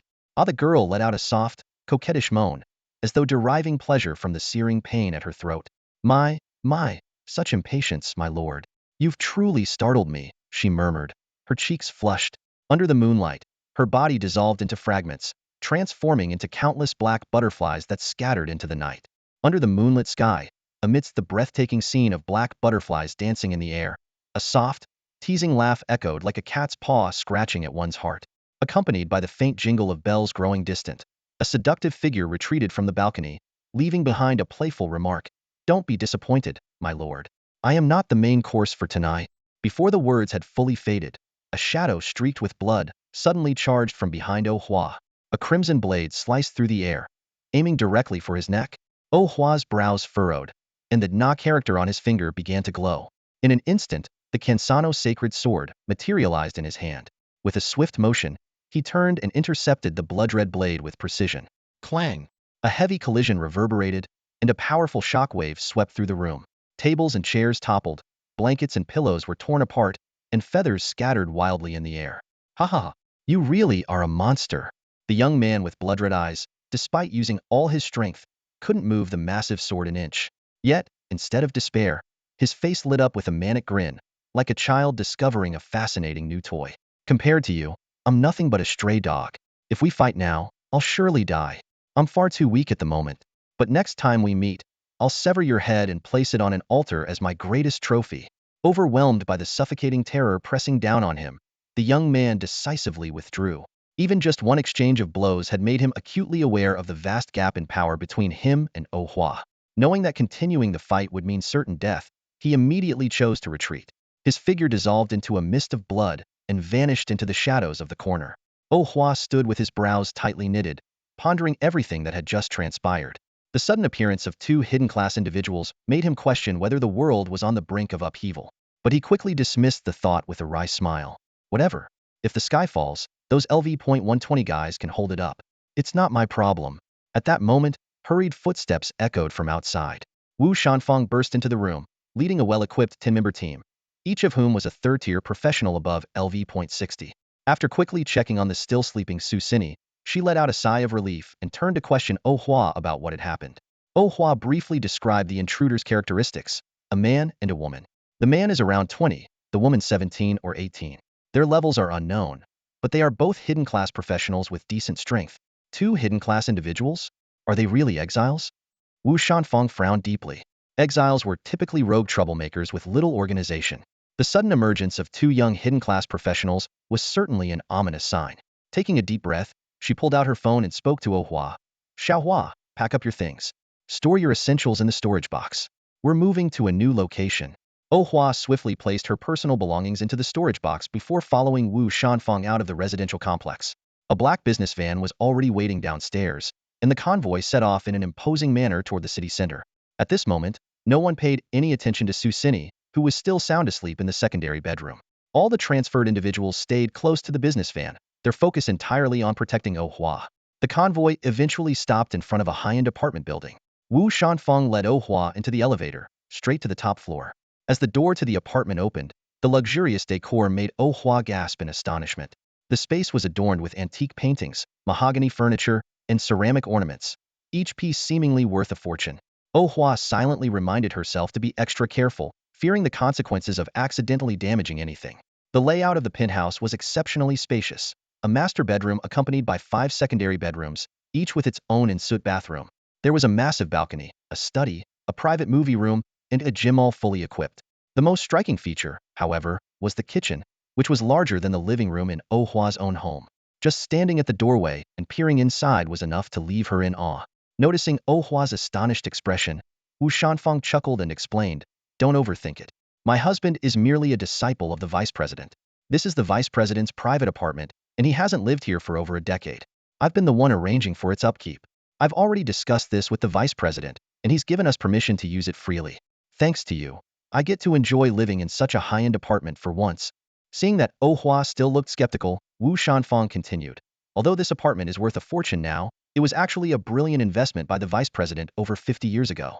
Back then, this area was still under development, and he secured a 300-year lease for this place at less than half the price of a single apartment elsewhere." Early in the morning, Oh Hua got up, showing no signs of being affected by the exile's attack from the previous night. He quickly settled his breakfast, a few slices of bread, a piece of cake, and a bottle of milk before eagerly heading out to level up. In the Cloud Sea, Second Ocean Deep Zone, Oh Hua swung his sword at an elite mermaid. With its unwilling shriek, a blue dimensional box dropped to the ground. Remembering how his wife had gotten an orange dimensional box yesterday, he couldn't even be bothered to give this lower-tier item a second glance. He casually picked it up and tossed it into his Na storage, planning to hand it over to Zhao Huayu later for conversion into cash. He sighed inwardly, lamenting that his wife's drop rate only refreshed every 2 days. Otherwise, he would have spoiled her again today. He stayed on Crescent Island, grinding until 9 in the evening. Staring at the pitiful progress on his experience, barbarely 1/20th filled Oh Hua let out a long sigh, mounted his jet ski, and headed back to his residence. When he opened the door, he found Su Xini, who had just moved in today, comfortably curled up on the sofa watching TV. She showed no signs of being new to the place, clearly already accustomed to the luxurious suites environment. "You're back? The food's ready. Want me to heat it up for you?" Su Xini paused the idle drama she had been watching and got up to head to the kitchen as she noticed the travel-worn Oh Hua. In her mind, she was silently criticizing the exaggerated acting of the young male stars in the show, particularly the greasy second male lead playing a prince. She couldn't help but imagine how much better it would be if the young master she was looking after could take on that role of the deranged prince. Unaware of Su Xini's imaginative thoughts, Oh Hua headed straight to his bedroom. By the time he had showered and changed, 2 dishes and a soup were already laid out on the dining table. "I figured you don't eat much, so I kept it simple," Su Xini said as she served him rice. "No problem. The simpler, the better." Oh Hua nodded in response. For him, as long as the meal was filling and nutritious, it was perfect. After dinner, while Su Xini cleaned up the dishes, Oh Hua stepped into the training room to begin his daily workout. The room was stocked with brand new fitness equipment, most of which seemed barely used. Carefully wrapping his hands with boxing bandages, he began channeling the energy within his body and releasing it. A 3 centimeter thick blood-red aura formed over his fists. Facing the magical punching bag, his fists hadn't even made contact before the bag reacted to the impact. The attack range had indeed increased by about 3 centimeters. Skill level up, mind and force integration LV1. Release, exhaust, rest, recover, and release again. Through this relentless cycle of training, the energy within Ohua grew increasingly powerful. After upgrading mind and force unity to LV.1, Ohua noticed a faint red glow radiating from his fists during every attack, striking the punching bag 10 centimeters ahead of contact. This thrilled him. If paired with his two red weapons, not only could it expand his attack range, but it would also enhance his lifesteal and monster-slaying efficiency. Though practicing mind and force unity left his arms sore and aching, every time he saw his proficiency increase by 1 and felt the energy chi within him grow stronger, a profound sense of satisfaction filled his heart. This high-efficiency training method had indeed multiplied his proficiency gains, though it left him utterly exhausted. By 1 a.m., Ohua finally managed to level mind and force unity up to LV.2. His arms hung weakly at his sides, trembling slightly from overuse. The chi within him was now significantly denser, and even at LV.2, his attack range had extended to 30 centimeters. He secretly looked forward to tomorrow, imagining himself efficiently showering affection on his Siren Empress wife. Meanwhile, Susini, who had been up late binge-watching dramas, heard noises from the gym and came to check. When she saw the faint outlines of Ohua's muscles beneath his sweat-soaked t-shirt, she couldn't help but stare, mesmerized. In that moment, chips, soda, and dramas all lost their appeal. How about I give you a back rub? My back rubbing skills are top-notch. I can even scrub off old, stubborn layers of skin, she teased. Exhausted, Ohua wiped the sweat from his forehead as he made his way to his room. Make me some late-night snacks to recover my fatigue, would you? Thanks. As he wiped his sweat, revealing his abs, Susini couldn't stop swallowing nervously, silently lamenting how women these days seem to be more lustful than men. She hurriedly prepared a bowl of meat porridge and a cup of hot milk, intending to take them to his room. But before she could deliver them, Ohua, freshly showered and dressed, emerged. He quickly finished the snack and went to rest.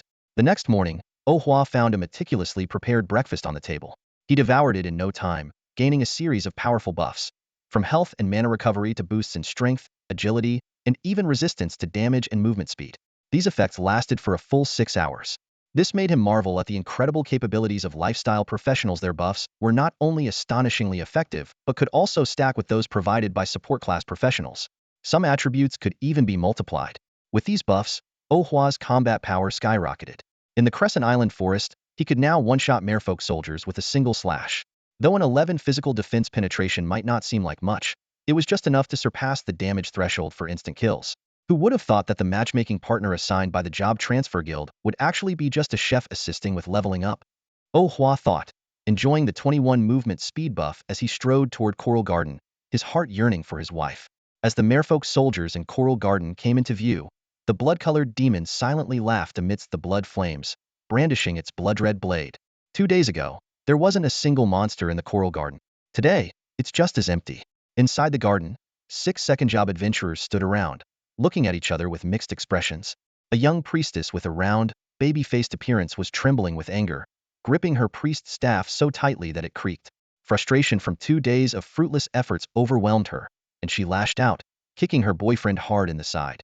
Unfortunately, she had forgotten one critical detail. Her boyfriend was a counter-damage tank, wearing armor that enhanced his reflective damage ability. The result was predictable. She fractured her foot and collapsed to the ground in pain. Calm down, the team leader said helplessly. All monsters are first come, first served. If someone else gets here early and clears them out, there's nothing we can do. Let's just leave before people think we're here to steal a boss. This retribution knight sighed as he watched the absurd scene unfold. Ignoring her pain, the priestess grabbed her boyfriend's ear and began interrogating him. Why didn't you turn off your counter-damage passive? Do you not love me anymore? Her boyfriend, meanwhile, kept pleading for forgiveness. As the team leader issued the order to retreat, he couldn't help but think of the Siren Queen's crown he had seen at the guild square 2 days ago. He had intended to help this priestess get one, but after 2 failed attempts, the frustration was understandable. Next time, we'll leave 3 hours earlier. The team leader raised his voice to motivate the group. If you want top-tier gear, you'll have to sacrifice some sleep. Just as the team was preparing to leave, Ohua stepped out of the castle and spotted them, his expression complicated. The Retribution Knight quickly explained, "Don't misunderstand, friend. We're from the guild's succubus sister is the best, and we're just about to leave when we saw someone here." To emphasize his point, He even showed off the pink succubus emblem on his armor's right shoulder. Oh Hua opened his mouth but hesitated, unsure of how to respond to such a peculiar guild name. The name alone made him strangely tempted to join, wondering whether the guild leader was a succubus herself, or if they simply had an extensive collection of succubus-themed items. The counter-damage tank, who had just calmed his girlfriend down, looked at Oh Hua curiously and asked, "Bro, is a big guild clearing the map inside?" "I'm not sure," Oh Hua replied, shaking his head. "I went in to check when I saw there were no monsters, but there was nothing in Cedino monsters, no people." He feigned a puzzled expression, perfectly hiding the fact that he had just speed-cleared the dungeon boss. The tank nodded in sudden realization. "I see. But listen, bro, in the future, don't wander into places like that on your own. If you run into people, they might think you're there to steal the boss. Getting into trouble, just for being curious isn't worth it." The Retribution Knight watched as Oh Hua walked straight ahead, shaking his head and mocking his recklessness. In a situation like this, you still dare to wander around? If you stumble upon a team fighting a boss, they might beat the crap out of you. Some ruthless teams might even chop off your limbs and toss you into a mob of monsters. Sorry, I was just too curious. Next time, I'll definitely keep my distance." Oh Hua scratched his head, sincerely admitting his mistake. The six-member team chuckled at his response, waved goodbye, and then turned to leave Crescent Island, heading deeper into the sea. Just as the members of the Succubus Sisters Forever Guild departed, Oh Hua's phone suddenly rang. On the other end was Zhao Huayu's voice, cold and sharp as he flipped through some documents in his office. "I found out who tried to steal your gear. It was members of Ronin." "Ronin?" Oh Hua let out a cold laugh. "I heard they were auctioning off the Siren Queen's crown. Did they manage to sell it?" Although he had already suspected Ronin, the confirmation solidified his thoughts. Zhao Huayu's voice grew even icier. "Not yet. That piece of equipment might also have been stolen by them. It's currently being held at the Bureau, awaiting judgment. The odds are not in their favor since we have both witnesses and evidence. The injuries on those transferees who survived jumping from the cloud sea have been confirmed to match their weapons and skills." Oh Hua frowned, deep in thought. "I suspect Ronin has ties to the exiles, but there's no concrete evidence yet." He recalled being tailed by Ronin 2 days ago and then drugged by the exiles yesterday. While seemingly unrelated, these actions felt like deliberate attempts to test his true strength. "I'll make sure Wu Jie handles this seriously," Zhao Huayu assured, his tone softening suddenly. "By the way, how are you settling into Ethereal City? Do you want me to send you some local specialties? Send me a few boxes of hot pot soup base. The food here is way too bland." Oh Hua replied without hesitation. "Done. ITLL arrive the day after tomorrow." Zhao Huayu chuckled, his smile radiating warmth, one that could be considered among the top 10 most comforting smiles in Ishan City. "Oh, and Uncle Zhao, help me get some level 42 gear," Oh Hua said as he glanced down at his low-level blue and yellow equipment. It was definitely time for an upgrade. "Wait a minute, you're already level 42? Zhao Huayu's smile froze, his eyes widening in disbelief. "Yeah, my wife gave me a lot of experience, though no gear drop this time." Oh Hua responded casually as he walked toward the jet ski parked on the outskirts of Crescent Island. The scattered low-level mobs no longer posed any challenge to him. "Your wife all right?" "All right. I'll handle it." Zhao Huayu, though speechless at Oh Hua referring to the Siren Queen as his wife, immediately hung up the phone and called the guild leader. Oh Hua leisurely rode the jet ski across the cloud sea, basking in the morning sun at 9 a.m. He wasn't in a hurry to return and decided to stop by the guild plaza to browse for some equipment. He knew Zhao Huayu would definitely inform the guild leader about his advancement to level 42, and the leader would undoubtedly be willing to spend money outfitting their image ambassador with proper gear. After all, no one would want their representative parading around in trashy equipment. In the bustling square of the Ethereal City Job Change Guild, countless adventurers had spread out their blankets, displaying an array of dazzling equipment that shimmered with various lights. Oh Hua weaved through the dense maze of stalls, his eyes darting from one piece of gear to another. Every item tempted him, but his empty wallet left him with no choice but to wait for the guild leader to confirm his level through Zhao Huayu and issue him some relief funds. After comparing over 30 stalls, Oh Hua finally stopped in front of a modest blanket. A golden quality necklace lay quietly on display, drawing all his attention. Rex's Beast Soul Golden Quality. Durability, 5153. Equipment level, LV.42. Effect, 42 strength, 38 agility, 33 stamina. Special effect, Blazing Soul, Warrior Skills 1. The necklace, though slightly worn, had impressively strong attributes. While it only had one special effect, granting one to warrior skills, it was still considered a rare find among golden grade equipment. 210,000. No bargaining, the girl sitting on the blanket said without looking up, idly playing with a phone that had a cracked screen. She looked travel-worn, and her tone carried a hint of fatigue. This was likely the umpteenth time she had repeated the price that day. Oh Hua calculated silently. The price was 1,000 above the market average, making it both painful and hard to resist. All right, I'll buy it. I'll scan the code. Knock off 2,000 for May. Still need to rent a jet ski tomorrow. Despite having over 280,000 in his account, he felt compelled to haggle. Skipping it would feel like a loss. The girl silently grumbled to herself about how stingy he was but relented. 208,000. Thanks for your business. After half a year of setting up her stall in the third sea zone, she finally sold her last piece of equipment. She eagerly packed up and headed toward the hotel district. The moment Oh Hua put on the necklace, he felt a noticeable boost. All his skill effects had increased by 1. His Blood Engine skill now granted an additional 11 strength and 5.5 agility for every 1 health lost, while Blood Demon Kaishi consumed 9 health to deal 2.1 times true damage, raising the instant kill threshold to 11. I wonder what kind of transformation would occur if I maxed all my skills to LV.20, Oh Hua mused, rubbing his chin. As long as I'm willing to spend, getting a full set of equipment with 10 skill points shouldn't be too hard. As he strolled along the street, leaving the guild square, he suddenly sensed someone watching him. Using his peripheral vision, he scanned the area casually, and the prying gaze vanished without a trace. Heh, looks like it's about to begin, he muttered to himself. It shouldn't be those 2 hidden class players, right? If that's the case, even the exiles aren't as unified as they seem. With a shrug of resignation, Oh Hua continued on his way. Too afraid to fight, yet unwilling to stay far away. What a bunch of uninspiring trash. After returning to his high-end apartment, Oh Hua took a refreshing hot shower and changed into a set of dry casual clothes. Just as he was about to step out, he heard hushed voices outside the door. Thinking it was Su Sini chatting with friends, he didn't pay much attention. But in the next instant, the door was violently pushed open, and a flash of cold steel revealed a long sword aiming straight for his vitals. An exile? Oh Hua's mind raced. Instantly, cloud foam unleashed countless colorful bubbles, while the gem Na on his finger glowed, summoning the Kensano sacred sword and activating a protective shield. The long sword pierced through the bubbles, which could absorb up to 600 points of damage, but was stopped by the golden shield. The girl who had launched the ambush tried to retreat, but Oh Hua grabbed her wrist and yanked her into the room. He swiftly kicked her leg, causing her to lose balance and fall face first onto the floor. Her teeth cut into her lip, and blood gushed out like a stream. Ah! The girl's scream filled the room as Oh Hua, without hesitation, drove the Kensano sacred sword through her shoulder, pinning her to the ground. I suggest you all stop, or this will be a regrettable case of self-defense, Oh Hua warned coldly. He planted a foot firmly on the pinned girl's back, while his other hand brought out the curse of bloodlust, pressing it against the back of her neck. Within seconds, the blood spilling from her wound defied gravity, forming floating spheres around Oh Hua. Who are you?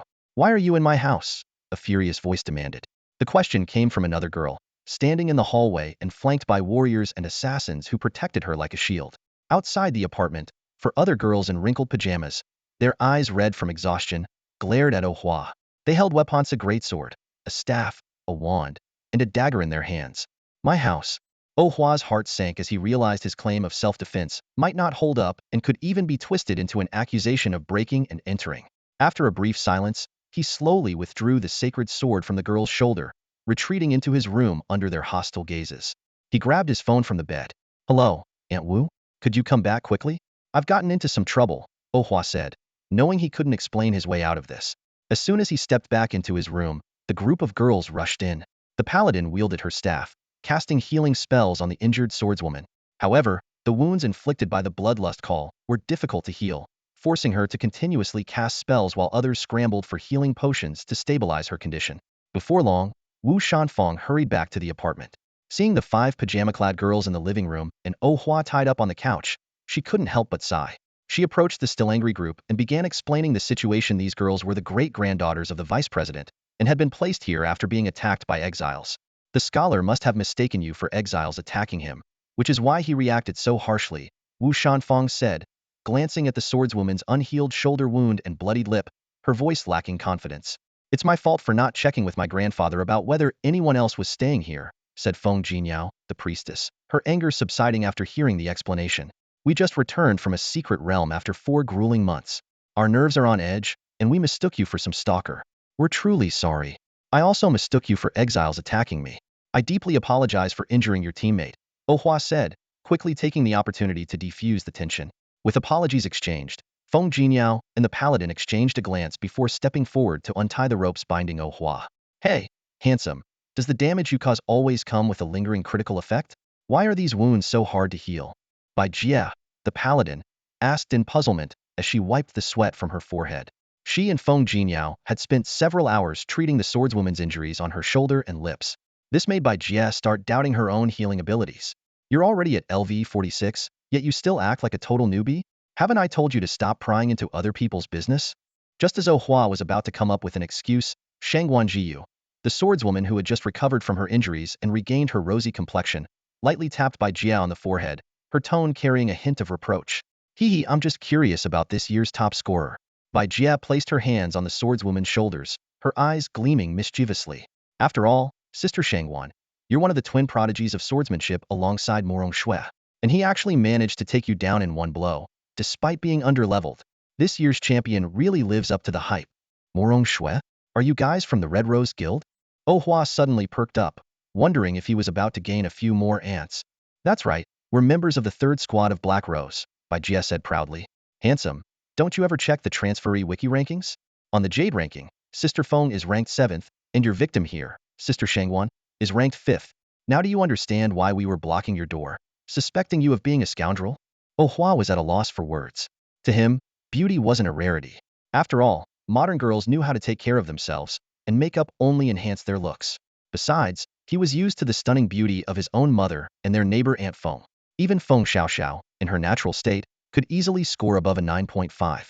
Honestly, the girls he encountered on the Azure Cloud ranking were all beauties, and he was already experiencing aesthetic fatigue.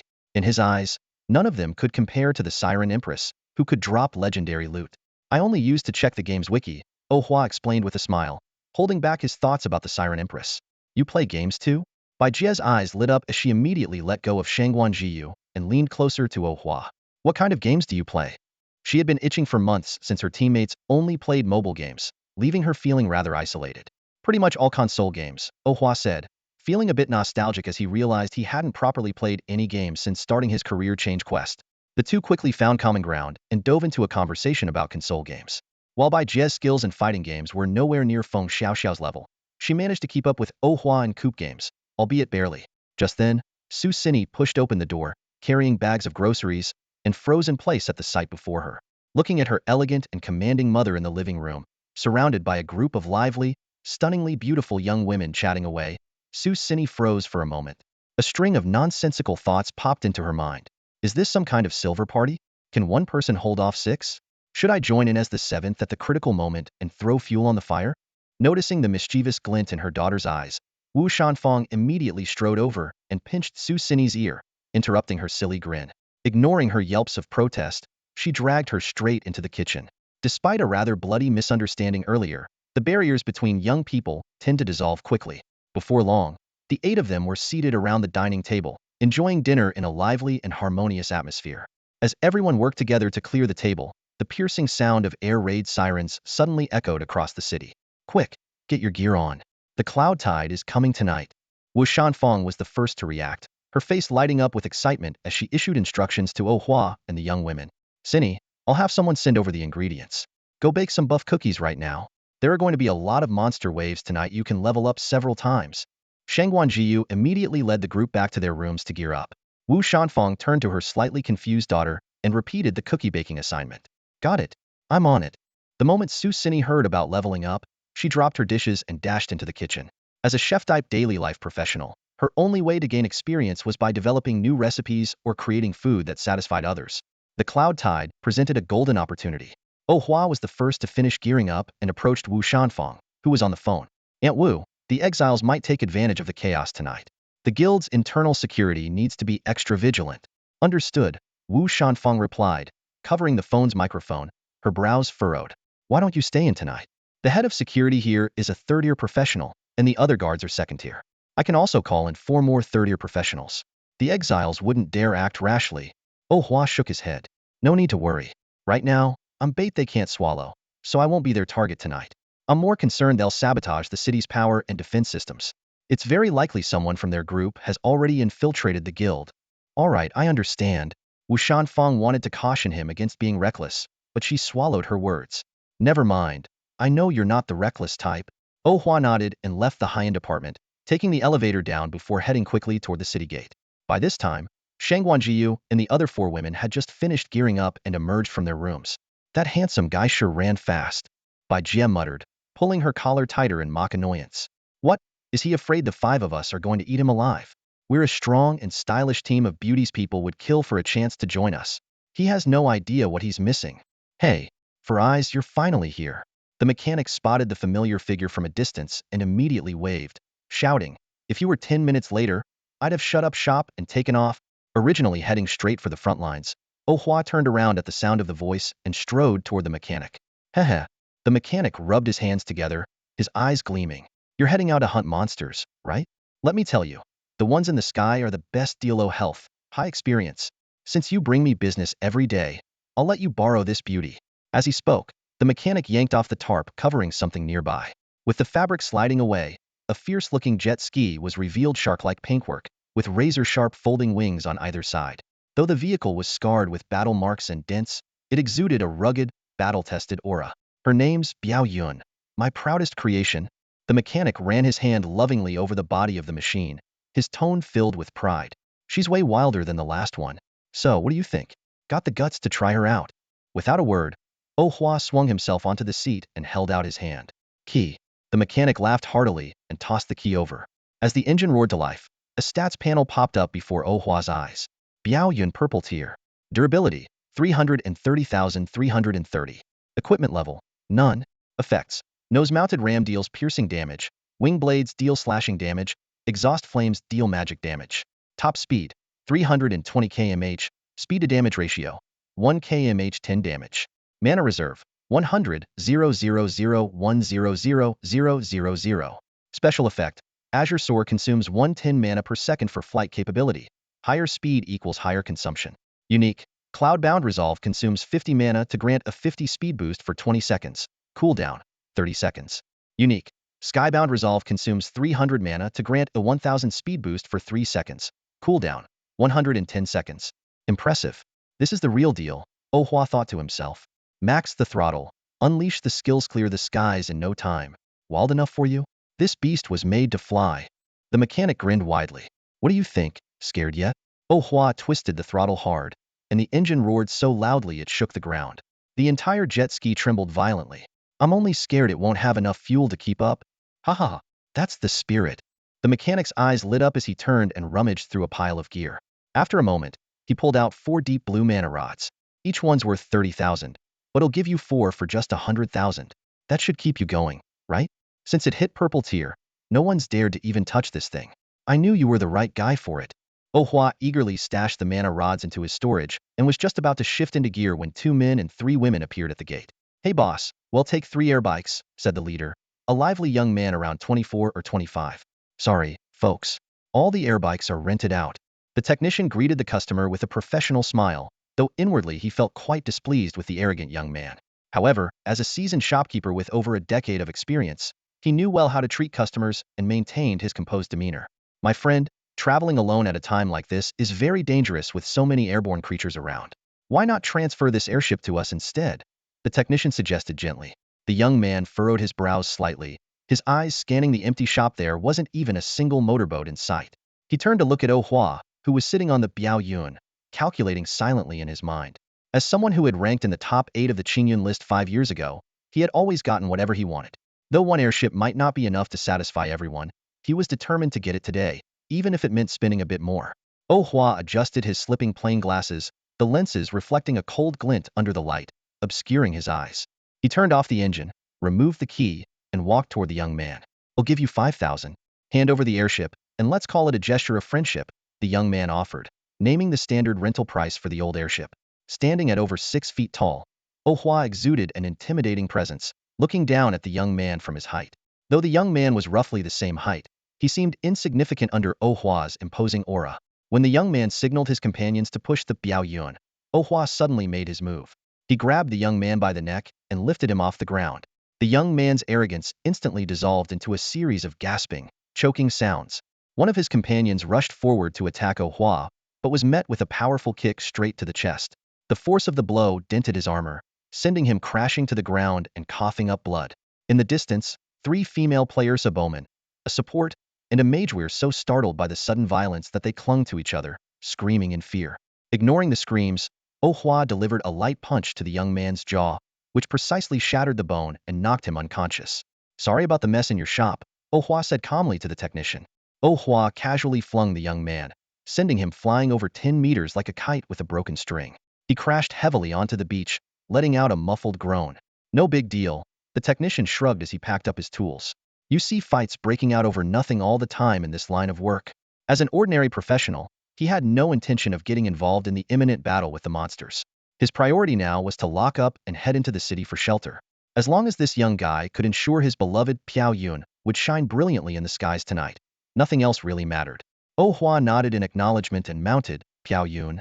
The engine roared to life, and the three young women had already stepped aside, lowering their heads to avoid meeting his gaze as he passed. Twin columns of magical fire, 4 to 5 meters high, burst from the exhaust pipes as the wings on either side of Piao Yun unfolded slowly. In the distance, the sea of clouds churned ominously, resembling an apocalyptic storm. Walls of clouds crashed against the beach, and the number of monsters crawling out from the cloud banks was several times greater than usual. Above, hundreds of airships of various shapes darted back and forth, some resembling motorboats, others miniature cruise ships, and even an array of flying creatures serving as mounts. As the number of monsters in the sky continued to grow, Oh Hua piloted Piao Yun straight into the heavens, effortlessly surpassing the speed of ordinary airships by more than threefold. After watching Oh Hua disappear into the sky, the three young women finally called for an ambulance. However, when the paramedics asked who would accompany the injured, they all claimed to be mere bystanders with no involvement in the matter. Without hesitation, they turned toward the increasingly dense crowd nearby and joined a team lacking support and mage roles, diving into the monster waves brought by the cloud surge to level up. To them, a rare large-scale monster event like this was no time to waste at the hospital babysitting a couple of fools. No way. The howling wind rushing past his ears and the roaring engine reverberating in his chest made him finally understand why some people were so obsessed with street racing. The unique roar of the Piaoyun engine instantly caught everyone's attention. Transferees in the sky, above the sea of clouds, and on the beach all turned to look in his direction, making him feel as if he were standing in the spotlight at this moment. He was undoubtedly the star of Ethereal City. But with all the attention came immense pressure, forcing Oh Hua to tread carefully. On this stage, under the gaze of countless eyes, he would either become a revered speedster or a laughingstock known as the reckless Ghostfire Boy. Worse still, with his top-ranking status, he might even end up being featured in one of those tear-jerking traffic safety awareness videos. The performance of the Piaoyun was indeed astounding, accelerating from 0 to 100 km/h in less than a second. The powerful wind resistance made controlling the handlebars a daunting task. Without a strength stat of at least 400 or 500, it was impossible to keep it in check. This wild and untamable metal beast constantly threatened to throw its rider off, living up to its name, Piaoyun. Compared to it, those slow and steady flying pets were utterly unimpressive. Only this life-or-death racing motorcycle could deliver such an adrenaline rush. Oh Hua brought the vehicle to a stop in midair, unable to resist complaining about the reckless mechanic who didn't install a seatbelt. If the mechanic were here, he would likely argue with some excuse like, a seatbelt would displease the machine's spirit. Just then, a flying jet ski pulled up beside him. Its rider was a young man clad in leather armor, a greatsword strapped to his weapon slot. On the back seat sat a composed yet alluring mage in her early 20s, wearing light makeup. Hey, man, this air bike is insane. Is it a blue-grade mechanical gear? The young man whistled and asked. No, it's actually a purple-grade Piaoyun from Old Xian's workshop, Oh Hua replied truthfully. After all, the mechanic clearly intended for this airbike to steal the spotlight. Whoa, Old Xian's purple grade gear? The young man looked astonished. Wasn't his last one a yellow grade bike? Didn't it crash 2 months ago while fighting a boss in the 3rd sea zone? And now it's repaired and even upgraded. The moment the mage heard purple grade, her gaze became noticeably more intense. Initially, she had agreed to ride along because of the yellow grade airbike, but discovering that this fit and capable young man was piloting a purple grade Piaoyun was a pleasant surprise. Youth had its perks. She certainly seemed like he could go the distance. Oblivious to his female companion's thoughts, the young man grinned and extended a team invitation to Oh Hua. When he declined the young man's invitation to team up, the sea of clouds below began to churn violently. Waves upon waves of clouds surged, and countless monsters burst forth, breaking through the clouds and rushing toward the shore like a relentless tide. More flying creatures took to the skies. The 6-winged, venomous winged python slithered through the clouds, the grotesque harpies shrieked piercingly, the massive elite monster wyverns spread their enormous wings, and a dense flock of lost migratory birds blotted out the sky. Most striking of all was the 30-meter-long cloud tide boss, the storm dragon.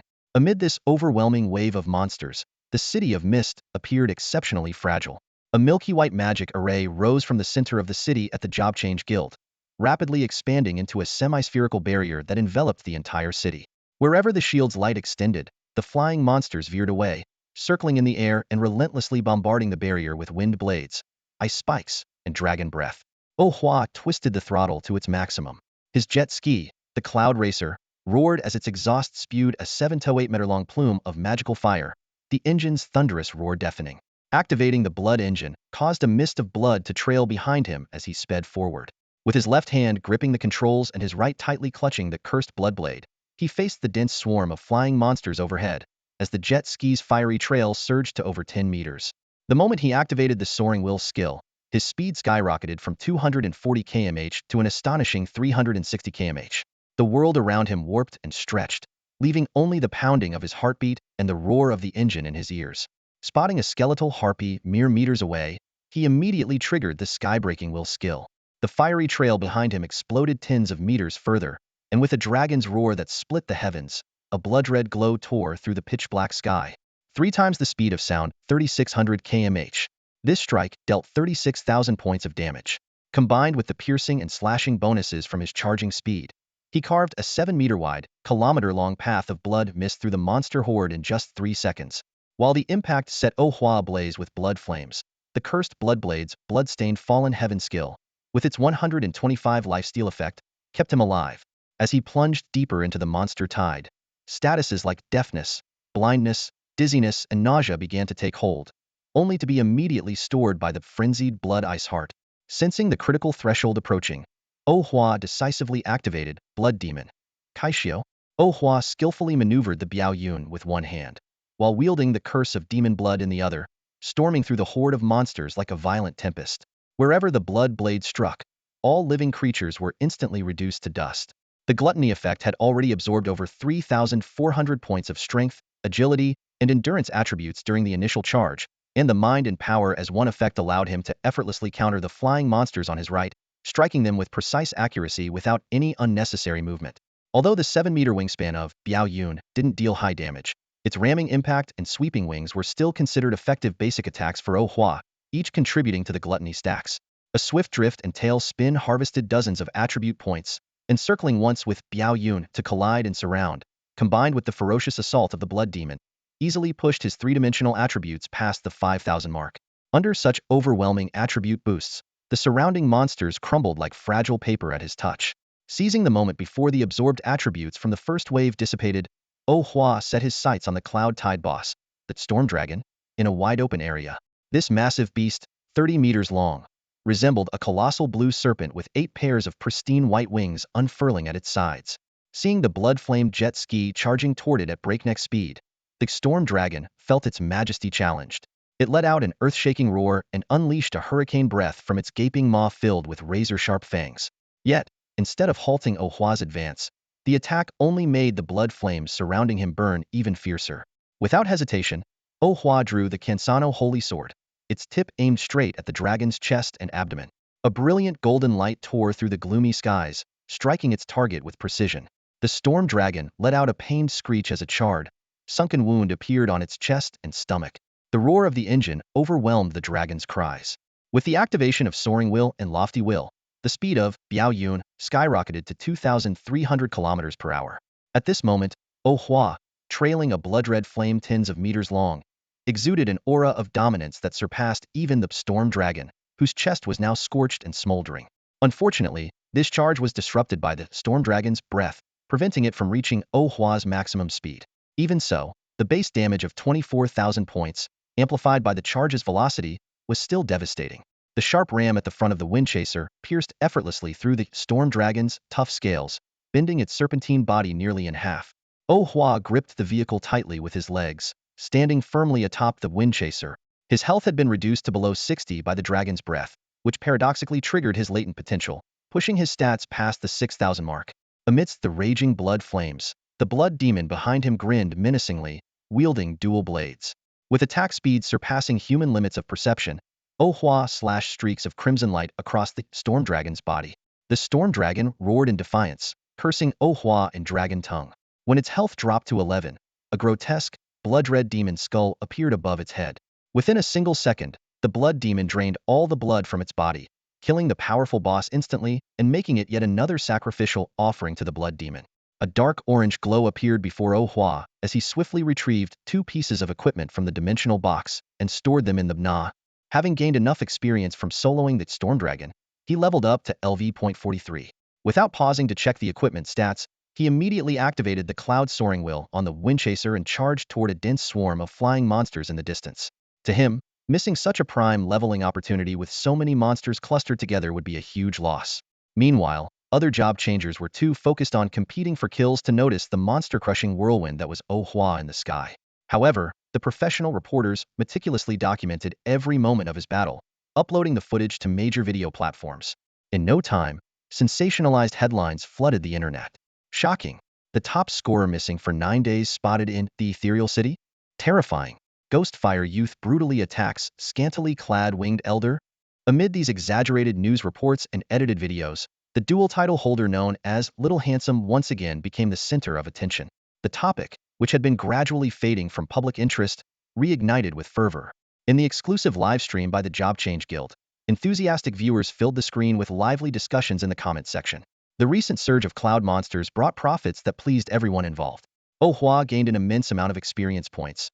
The Job Change Guild saw a staggering increase in traffic, and Zhao Huayu, who managed the guild's exclusive live stream, reaped the most benefits.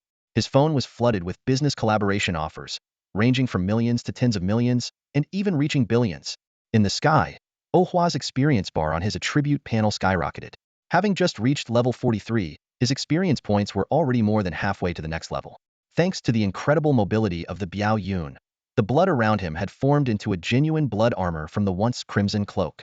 However, the sky was no longer as densely packed with monsters as before. Despite the numbers still exceeding those of typical boss raid dungeons, for Oh Hua, who had witnessed far greater spectacles, this wave was hardly satisfying. His gaze shifted to the dense waves of monsters surging across the sea of clouds below. Though the experience points from each individual monster weren't as rewarding as those in the air, their overwhelming numbers made up for it. The durability of the Biao Yun had already dropped to 154330, and it seemed like it would only last through 2 more magic rods before reaching 0. Without hesitation, Oh Hua turned the vehicle downward. Cursing himself for being overly concerned about equipment durability, he activated Soaring Will. The speed of the Biao Yun instantly surged to 430 km/h, far surpassing the dashboard's 320 km/h limit. Just as he was about to breach the sea of clouds, he gripped the curse of blood magic tightly in his right hand, activating Bloodstained Descent, and simultaneously unleashed Lofty Will. The Biao Yun suddenly accelerated to an astonishing 4,300 km/h. Accompanied by an engine roar akin to a dragon's cry, a blood-red streak tore through the clouds. Within the 3 short seconds of Lofty Will's duration, he carved a massive 500-meter-long gash through the monster wave. This single strike dealt 43,000 damage, including the charge bonus, and instantly propelled Oh Hua to level 44. The job changers on the ground were left in shock, their eyes turning red with envy. Damn, that guy's done with the sky, and now he's coming for the ground. Don't hold back, everyone. Use your ultimates to steal the monsters. How is he even surviving a full-speed collision with the Qin family's Biao Yun? He's like an alien. Holy crap. Stay away from us, man. Amid the rising shouts of frustration, the previously disciplined job changers broke their defensive lines. Instead of holding their positions, they surged forward to compete for the monsters, fearing they wouldn't even get scraps otherwise.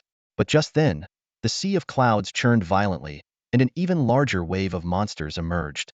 Seeing this, the job changers who had just charged out immediately began cursing and retreated back to their defensive lines. Sure, you can fight for the monster, but you need to stay alive to do so. Oh Hua stared intently at the scene before him, his expression grave.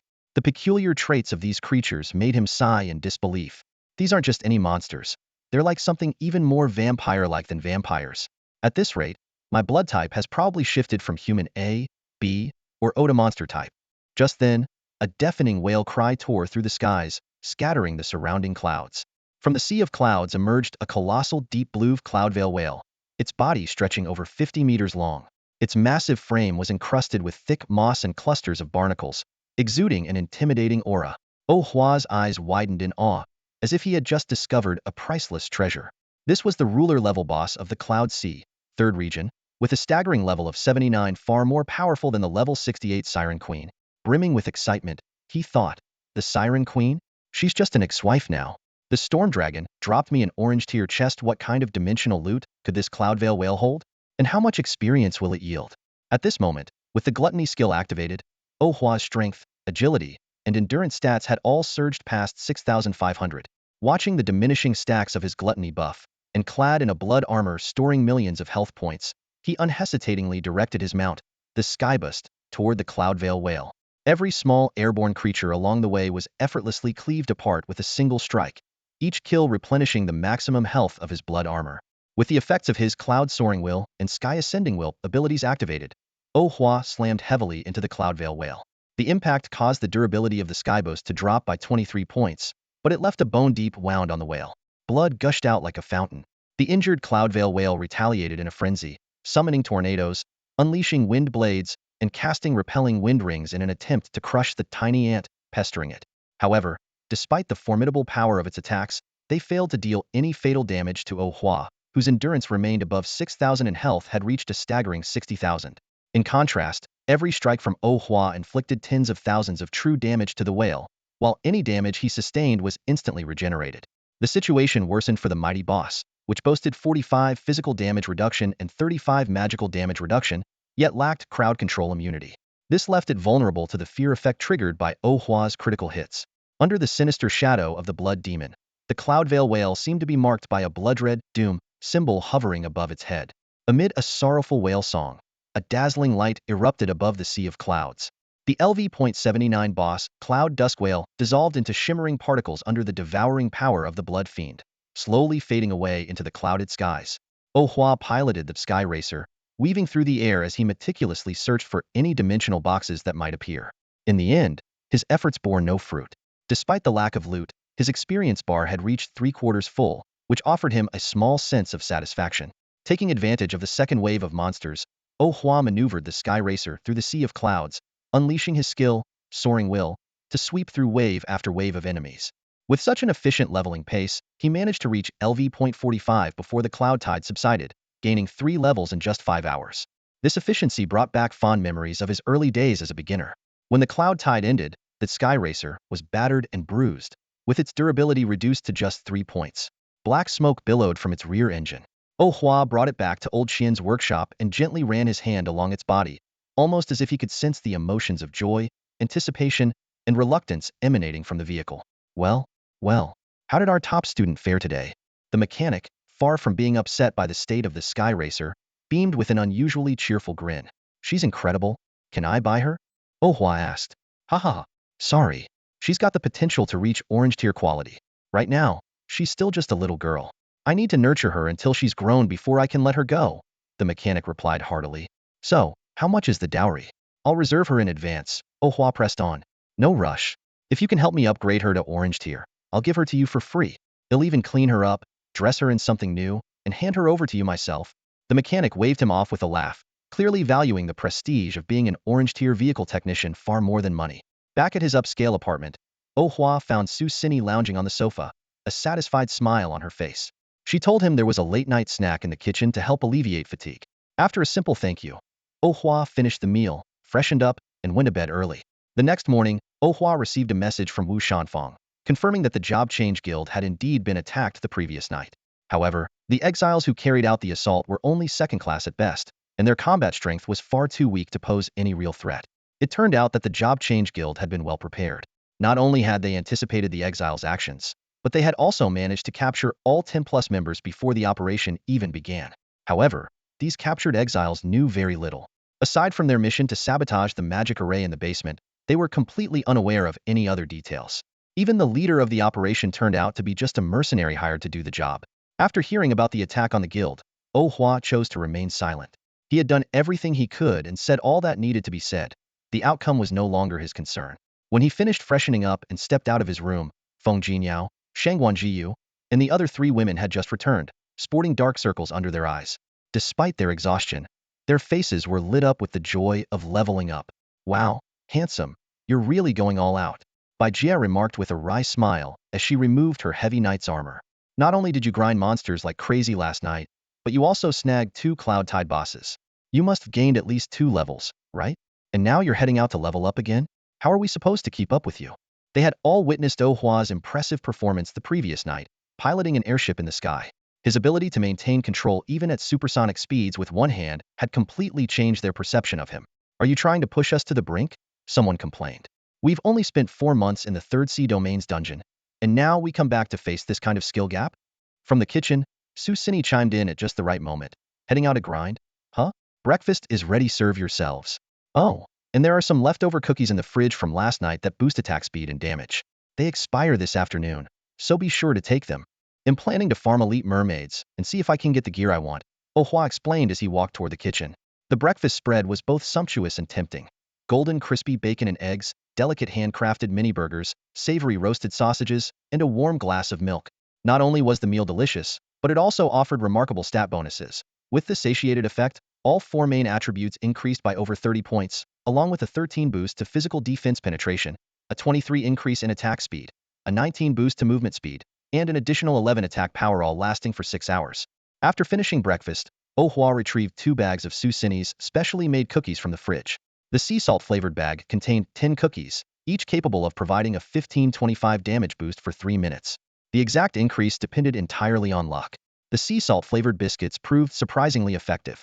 Each biscuit provides a 50 damage boost for 40 seconds, which can stack with the effects of a berserk potion and is equally effective for both physical and magical damage.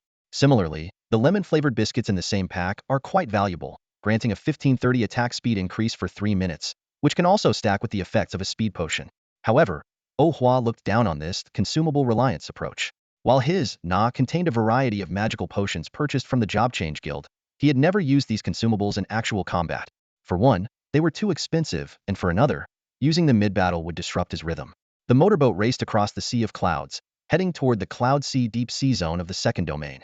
Oh Hua retrieved an orange-grade item dropped by the Storm Dragon yesterday from his Na.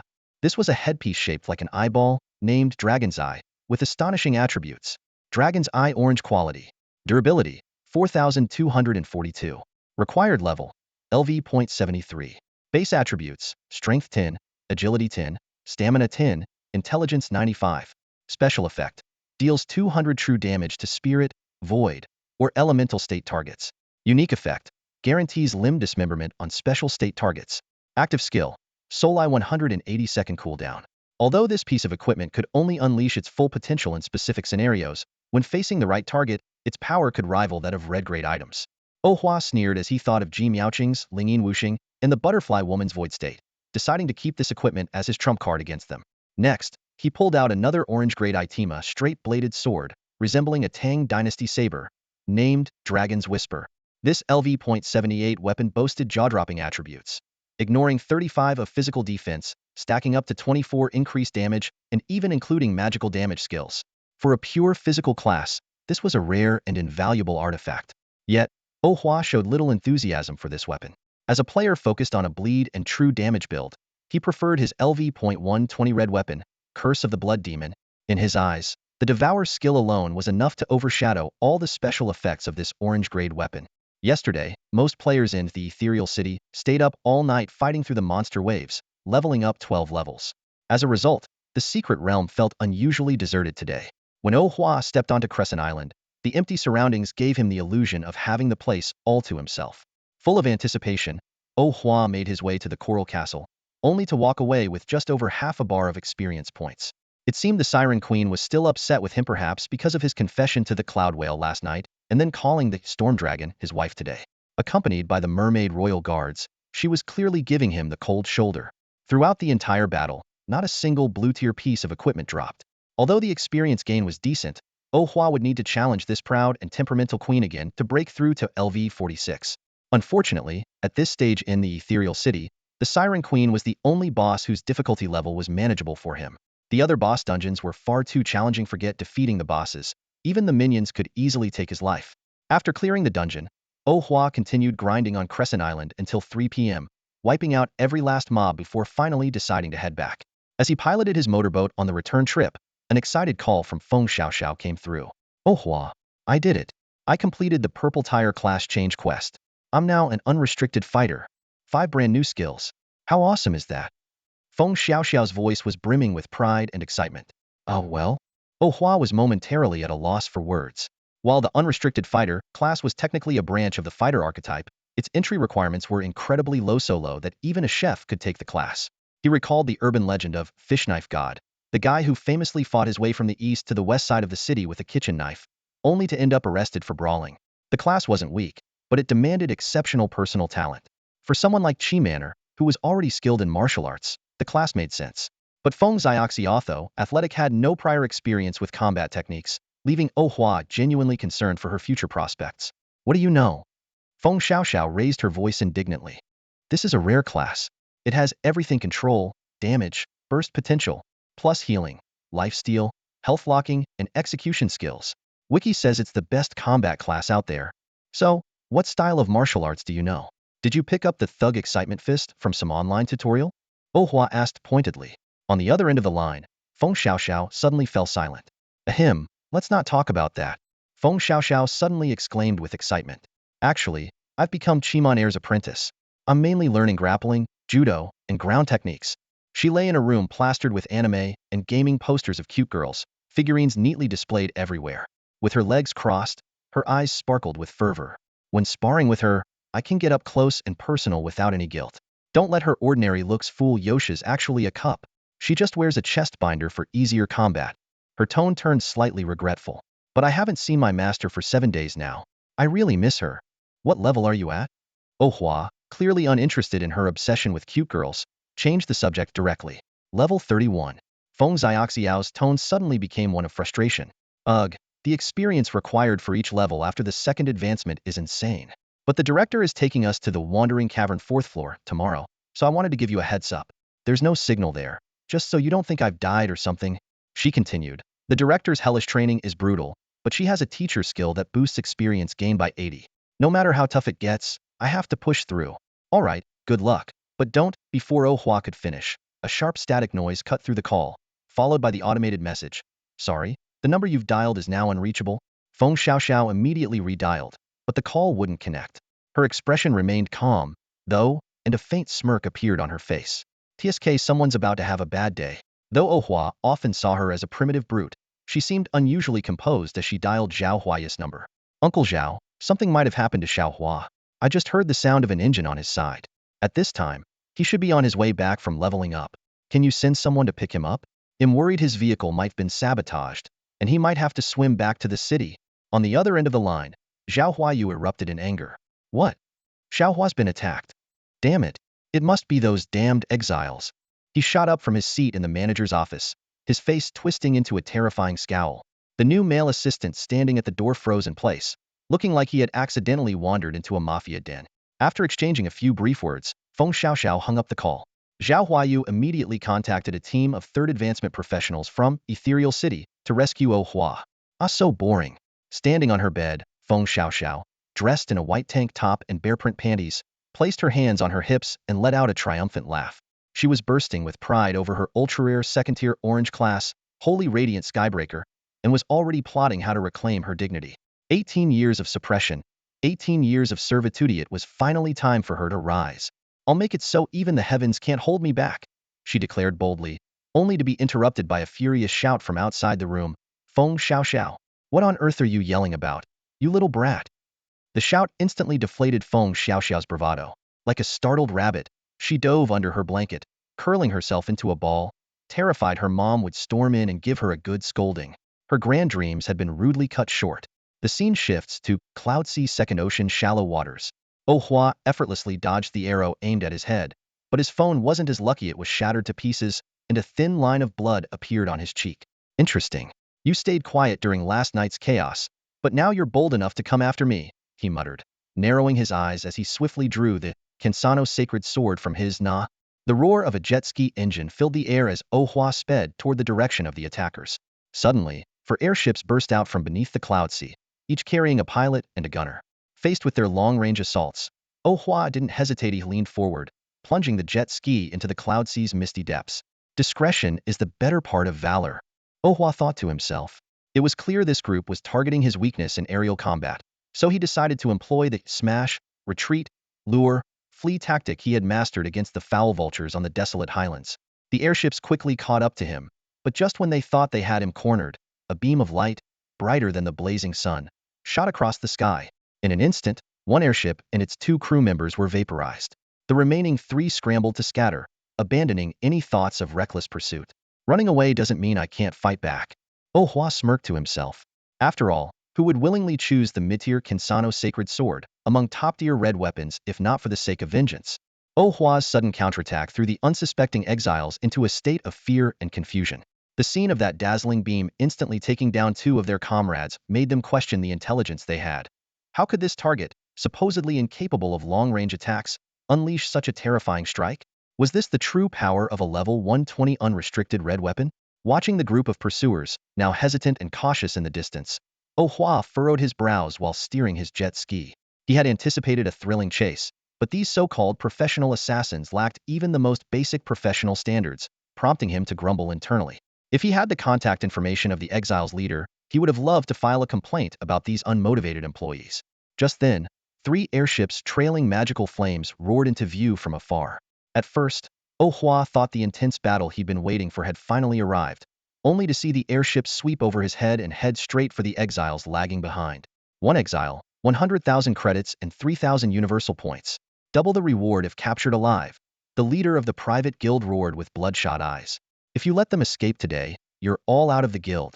The guild members behind him howled with excitement, eager for the hunt. Reinforcements, huh? How boring, Oh Hua muttered, curling his lip. He slowed down as the outline of the city ahead grew clearer. Upon returning to his residence, Wu Shanfang, who had already been informed of the situation, immediately came to greet him and asked about his condition in detail. Learning that Oh Hua's phone had been damaged during the fight, she promptly arranged for a new phone and SIM card, ensuring the old one wouldn't fall into enemy hands and be decrypted. It was just a probing attack, Oh Hua said nonchalantly while adding contacts to his new phone.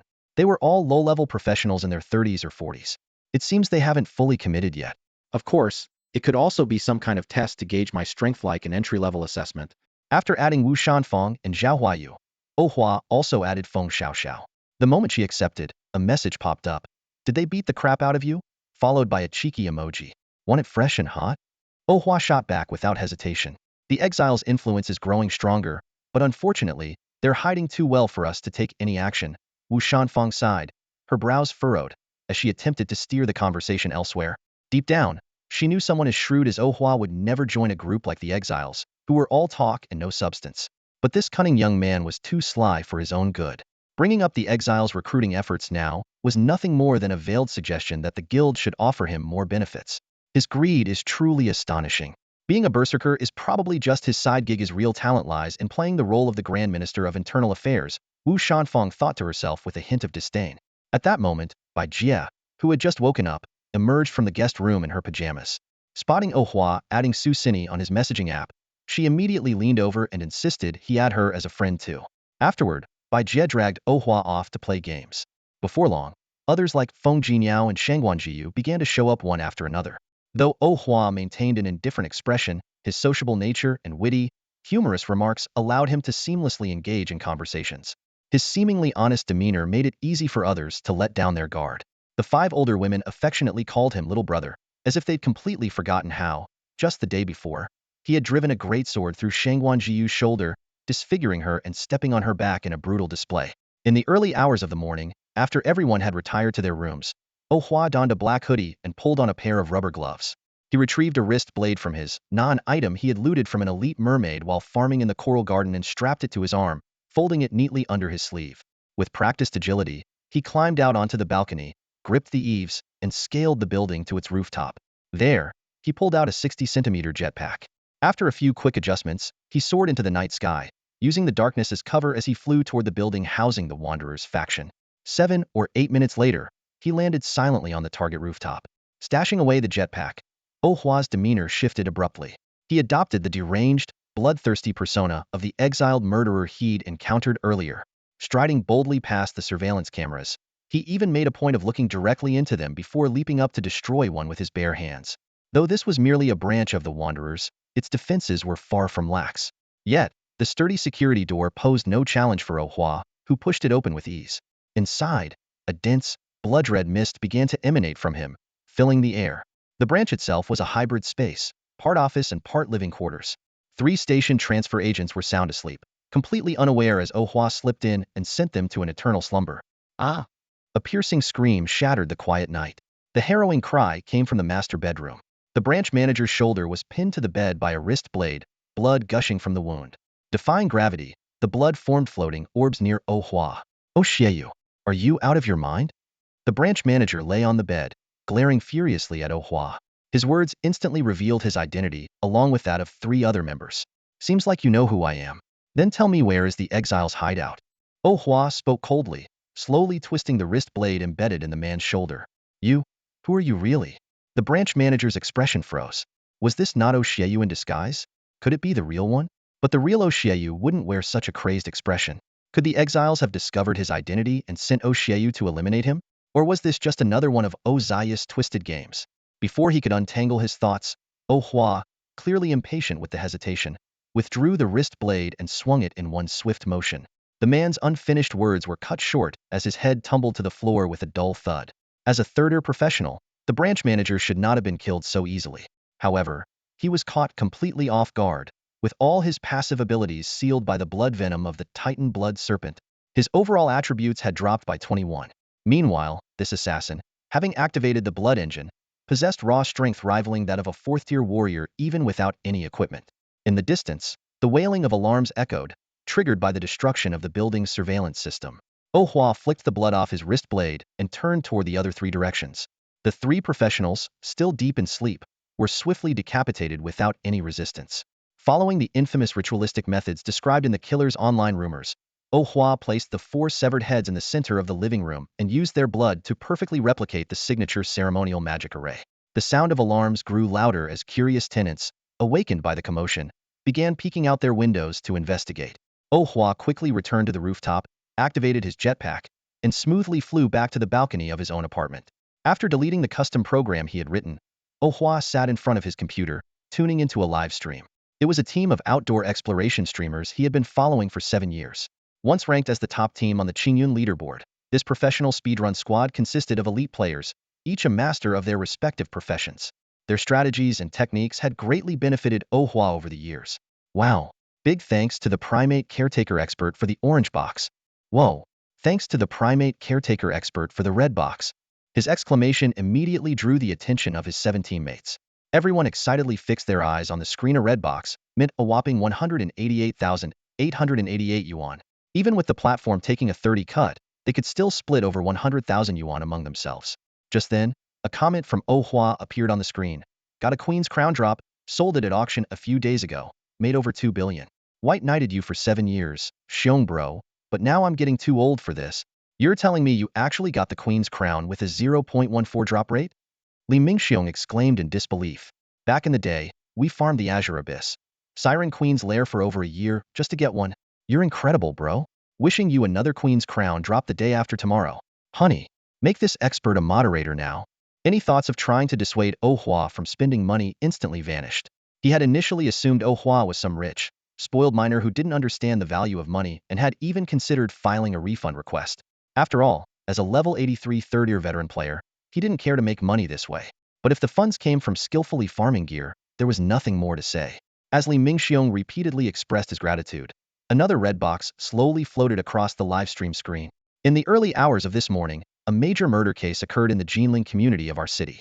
The victims included the branch leader of the Wanderers Guild and 3 senior members who had stayed behind. The news anchor's voice echoed through the living room, reporting that the 4 deaths were suspected to be a retaliatory act by an exile. Oh Hua sat leisurely on the sofa, the steam rising from the coffee cup in his hand. A mocking smile played on his lips as he watched the news, feeling a sense of smug satisfaction. His lifelong rivalry with Feng Xiaoxiao had honed his skill in underhanded tactics. This time, his plan to redirect the blame was clearly far superior to that of the murderer. Thanks to his maneuvering, Zhao Huayu had already mobilized the Career Change Guild to issue statements across the internet.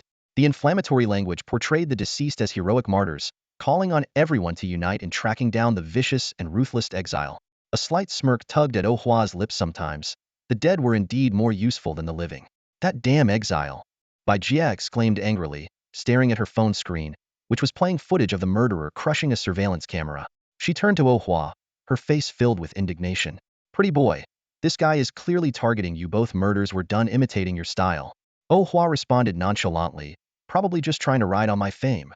His indifferent tone stood in stark contrast to Bai Jie's outrage. Aren't you leveling up today? Bai Jie stretched lazily, her tone casual. She had long decided to keep a safe distance from this enigmatic little monster, content to admire his looks as just a regular friend. Planning to buy some gear today. I'll train again tomorrow, Ohua replied, glancing at the clock. It was 8:23 am, still early to head out. At that moment, Feng Jinyao, Shangguan Jiyu, and two others emerged from their bedrooms, still dressed in various styles of sleepwear. They chattered animatedly about last night's drama series and makeup products, their conversation punctuated by occasional bursts of laughter. Once they went to have breakfast, Ohua, already done with his, stood up and left the apartment, heading toward the Guild Plaza. As he reached the pedestrian street in the Career Change Guild shopping district, a pair of police officers, a middle-aged man and a young female officer, stopped him at the intersection. Hello, my name is Liang Kai, a third transition professional spiritual vision detective. The middle-aged officer, with 3 silver flowers pinned to his shoulder, gave Ohua a crisp salute, his sharp eyes gleaming like a mirror. What do you want? Ohua stared coldly at the spirited official. It seemed the police had finally started suspecting him. I'm here to ask about the murder case that occurred early this morning. I'd like to know some details. Liang Kai maintained a professional smile as he activated the recorder on his shoulder and pulled a notebook from his pocket. Officer, why are you questioning me like a suspect? Ohua frowned. Am I a suspect? Or do you think I know some critical details? Do you have a warrant? Or is this some special circumstance? Relax, I just want to hear your perspective. After all, you're a victim too. Despite Ohua's sharp questioning, Liang Kai remained composed. I have no perspective. Ohua's tone carried a hint of anger as he listened to the murmurs of nearby transitioners. I just want you to clear my name as soon as possible. Because of the police's inaction, I've been framed twice and even attacked by a fugitive impersonating me. Ohua narrowed his eyes, exuding an intense and volatile aura, like a volcano on the verge of eruption. That's all for now. Thank you for your cooperation. We will catch the real culprit as soon as possible, Liang Kai said as he turned off the recorder and slipped the blank notebook back into his pocket. In this unspoken battle, he chose to retreat for now. I hope you mean what you say. Ohua cast a cold glance at Liang Kai and walked straight ahead, seemingly intending to bump into him. Liang Kai stepped aside with a smile, unfazed by the young man's rudeness. Captain Ian, my detection skill didn't show any signs of him lying, the female officer beside him said, glaring at Ohua's retreating figure in dissatisfaction. He didn't directly answer the questions, so naturally, there's nothing to detect. Liang Kai replied with a bitter smile. The perpetrator of the brutal murder in Jinling community is him. Don't be fooled by his irritable facade. This guy is extremely dangerous. My spiritual vision couldn't detect any lingering resentment or hostility, which means the victim likely didn't even know who killed them. Right now, all the evidence and public opinion point to that fugitive serial killer. No one would suspect this double laureate. Even veteran officers are speaking up for him. Liang Kai's expression darkened. He's very clever, diverting all suspicion onto the fugitive. Soon, rumors will likely spread online claiming that the wanderer and the fugitive are accomplices. The mastermind behind this narrative is probably this so-called victim laureate. Should we assign someone to follow him? The female officer suggested.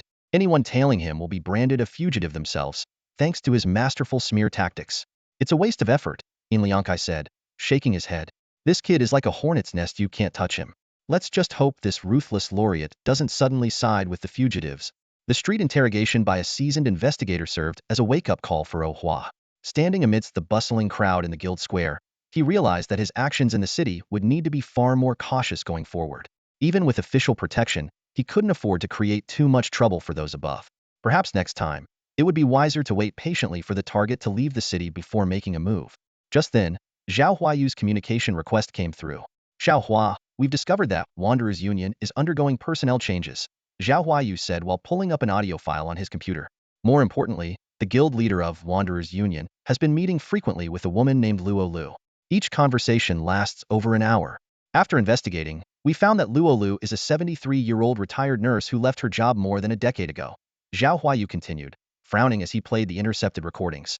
But strangely, the voices in the recordings are all male. We've decided to closely monitor the Wanderers Union Guild, though we haven't pinpointed Luo Lu's exact location yet. Every time Zhao Huayu listened to the recording, he could discern a subtle non-human characteristic in Luo Lu's tone. However, Ohua appeared confident. That guy is definitely still in Ethereal City. After taking a beating, a dog always retreats to its den first. Once Wanderers Union finishes recruiting and preparing, they'll inevitably expose themselves. After the call ended, Ohua reflected to himself. It seems like the Wanderers' Union has support from more than just exiles, but he quickly set aside these thoughts, focusing instead on selecting his equipment. 3 hours later, he spent over 2 million to acquire 3 pieces of gear. A yellow tier flame heart ring, which boosted strength, agility, and stamina, along with an attack speed bonus. A yellow tier pair of defender's gloves, providing strength and agility bonuses. The most expensive item, a pair of purple tire Kyrak war boots valued at 1.55 million. These boots offered an impressive 87-point agility boost and a movement speed enhancement effect. The seller insisted it was a top-tier item, invaluable for swordsmen, assassins, and archers, refusing to lower the price by even a fraction. Besides these 3 pieces of equipment, Oh Hua found that the 4 types of gear clothes, pants, headwear, and belts did not meet his needs. As it was nearing noon, he left the shop and returned to his residence. At this point, the gear he was wearing provided him with a 4 skill point bonus. With all his skills reaching level 14, his abilities had seen significant improvement. Blood Engine granted 14 strength and 7 agility for every one of maximum health lost. Blood Demon Kaishio increased the instant death execution threshold to 14, and each attack dealt 2.4 times true damage of his attack power. Savage Blood Spirit boosted Thunder Bearhawk's critical damage to 240 and reduced Titan Python's overall stats by 24. What surprised Oh Hua even more was that he discovered in battle that the true damage caused by the Blood Demon could also benefit from the Thunder Bearhawk's 240 critical damage bonus. This meant that if a normal attack dealt 100 damage and triggered a critical hit, the final true damage would reach an astonishing 576 points. Unlike regular damage, this true damage would not be mitigated by any defensive mechanisms unless specifically countered by true damage reduction.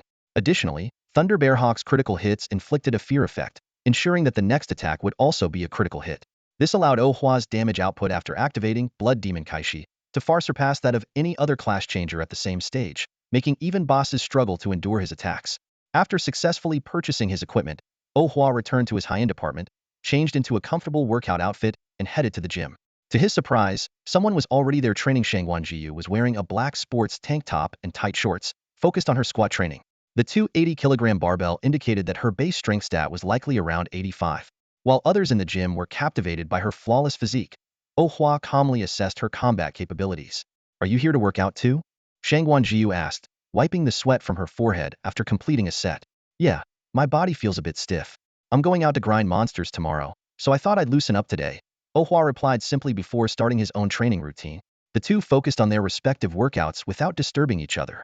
At first, Shangwan Jiyu secretly tried to compete with Oh Hua, but when she saw him effortlessly handling a 520-kilogram barbell during his squats, she completely abandoned the idea. When she saw Oh Hua throwing punches at the magic punching bag, with the power level set to 200 and his fists moving so fast they left afterimages, causing the bag to swing violently, a wave of helplessness and frustration surged in her heart. Was this the gap between an overachiever and an average person? Shangwan Jiyu realized she was just an ordinary swordswoman and shouldn't even try to compare herself to this monster who could endure 4 times the speed of sound. "Girls, dinner in half an hour." Su Sini's voice called out loudly from the kitchen. Hearing this, Shangwan Jiyu immediately put down the dumbbells and dashed out of the gym as if fleeing for her life. She silently vowed never to work out in the same gym as Oh Hua again to avoid bruising her self-esteem and even considered not stepping into the gym at all. Meanwhile, Oh Hua continued throwing punches at the bag, moving his body and channeling the chi within him, fully focused on honing his Mind Force Unity technique. After some time of dedicated practice, he had advanced his mastery of Mind Force Unity to level 5. After half an hour of punching, drenched in sweat and feeling accomplished, he left the gym and returned to his room for a shower. When he emerged from his room, freshly dressed, Su Sini and the others were just starting to serve the dishes. His timing was impeccable. After a lively and noisy dinner, Feng Jinyao and Su Sini took charge of washing the dishes, while the others busied themselves with gaming, binge-watching dramas, or applying face masks. The next morning, as Oh Hua prepared to head out, Feng Jinyao and the others were also ready to leave. After breakfast, the girls bid farewell to Oh Hua and Su Sini and departed in a hurry. Motivated by Oh Hua's relentless effort, they decided to immediately begin their next secret realm leveling plan after 4 days of rest. The exact duration of their trip was uncertain, but they aimed to gain at least 2 levels before returning for another break.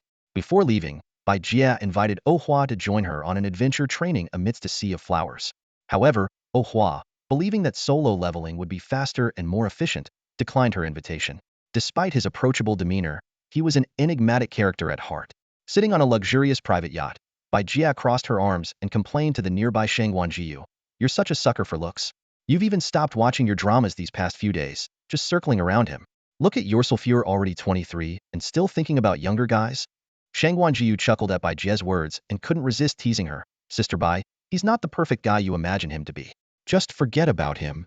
Feng Jinyao pursed her lips, fully aware of how intimidating Oh Hua truly was. Definitely a master of cunning and strategy. Though she was sworn to secrecy by the vice president's great-grandfather, she subtly warned her teammates to avoid getting involved with him, lest they invite trouble upon themselves.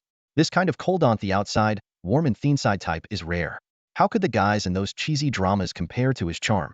Bai Jie grew more animated as she spoke. Just yesterday, she had secretly observed him in the gym for half a day, and her impression of him skyrocketed. She was even worried she might lose interest in other men altogether. At this point, her phone's wallpaper had already been changed to a high-definition photo of Oh Hua punching the magic bag. I'm not trying to date him or anything. I just want to have him around in the deep-sea zones of the Third Sea region, surrounded by those hideous monsters, to keep my eyes refreshed and my spirit uplifted. After Shang Guanjiyu's teasing and Feng Jinyao's reminder, Bai Jie quickly denied any intention of pursuing Oh Hua. She wasn't foolish enough to try her luck with him. In fact, it wasn't self-awareness but pure self-preservation that kept her in check. After the Black Rose squad departed, the luxurious apartment fell silent once more. During this period, both Wanderer and the Exile seemed to have vanished into thin air. Oh Hua returned to his highly disciplined routine, leaving at 4 or 5 in the morning and not coming back until around 10:30 at night, utterly exhausted. With this near-masochistic level of grinding, coupled with the generous experience boost provided by the Siren Empress, his level skyrocketed. However, even with such progress, his 2 red weapons had broken down 4 times in the 57 days he had spent in the Ethereal City due to overuse, and the repair costs were no small expense. Fortunately, his efforts weren't in vain, as he finally leveled up from LV.45 to LV.50. Damn it! This experience grind is killing me. Standing in the boss hall of Coral Castle, Oh Hua stared at the experience bar on his stats panel, his vision darkening. Even with the frenzied blood ice heart, he felt a rare wave of dizziness. At this rate, even farming the Siren Empress every 2 days would take him an entire year to reach LV.60. Looks like it's time to bid farewell to this ex-wife I've been stuck with for over 40 days, he muttered with a wry smile as he drove his smoke-belching Sky Racer away from Coral Castle. He decided to take a 3-day break. Just looking at that experience bar made him feel mentally and physically drained. After dropping off the Sky Racer for repairs with a mechanic, Oh Hua took a rare leisurely stroll through the streets. Suddenly, he felt a heavy weight on his back, nearly throwing him off balance. He surprised? Happy to see me? Feng Xiaoxiao's short hair glinted in the sunlight as she wrapped her arms tightly around Oh Hua's neck, looking like she was ready to strangle him. Oh Hua adjusted his skewed glasses and pulled out his phone from his pocket to show her. Why do you think I came back so early? What? Mom betrayed me. Feng Xiaoxiao snatched the phone from him and, upon seeing the chat history between Oh Hua and her mother, stomped her feet in frustration. At that moment, Lu Xiqing approached from the other end of the street, accompanied by Kim Yaoyan, Yang Lang, and Zhao Xiaochuan, all of whom had completed their second advancement. I heard you're at LV.49? You've been working hard, but don't forget to take breaks. A bowstring stretched too tight will snap. Oh Hua glanced at Feng Xiaoxiao, who was now engrossed in a heated debate with her mother, then turned to Lu Xiqing. Yeah, I'm planning to take 3 days off before grinding again. By the way, Chairman, do you have a place to rest? The accommodations have been arranged. What's the matter? Lu Xiqing asked with a smile. Nothing, really. The place I'm staying at is quite large with plenty of rooms. But with just the 2 of us living there, it feels a bit lonely. If you don't mind, why not move in with me? Oh Hua invited, looking at Lu Xiqing. He was referring to the luxurious apartment complex. You mean the vice president's apartment, right? Lu Xiqing thought for a moment before replying. I don't mind, but as outsiders, suddenly moving in might upset the owner. Although her business dealings with the vice president's grandson had left them on good terms, showing up uninvited still felt inappropriate. Besides, with her family's full support, the apartment shed arranged wouldn't be any less luxurious than the vice president's. As the leader of the top-ranked team, any inadequacies in accommodations could tarnish the Lu family's reputation. Don't worry about that. I've already discussed it with the vice president, and he's perfectly fine with it. He said we're free to use the places we like, Oh Hua explained with a smile. In reality, his carefully laid plans over the past month required cooperation from the chairman and Feng Xiaoxiao. If Lu Xiqing declined, at the very least, he intended to keep Feng Xiaoxiao close as a future offering. Reassured by this explanation, Lu Xiqing no longer hesitated.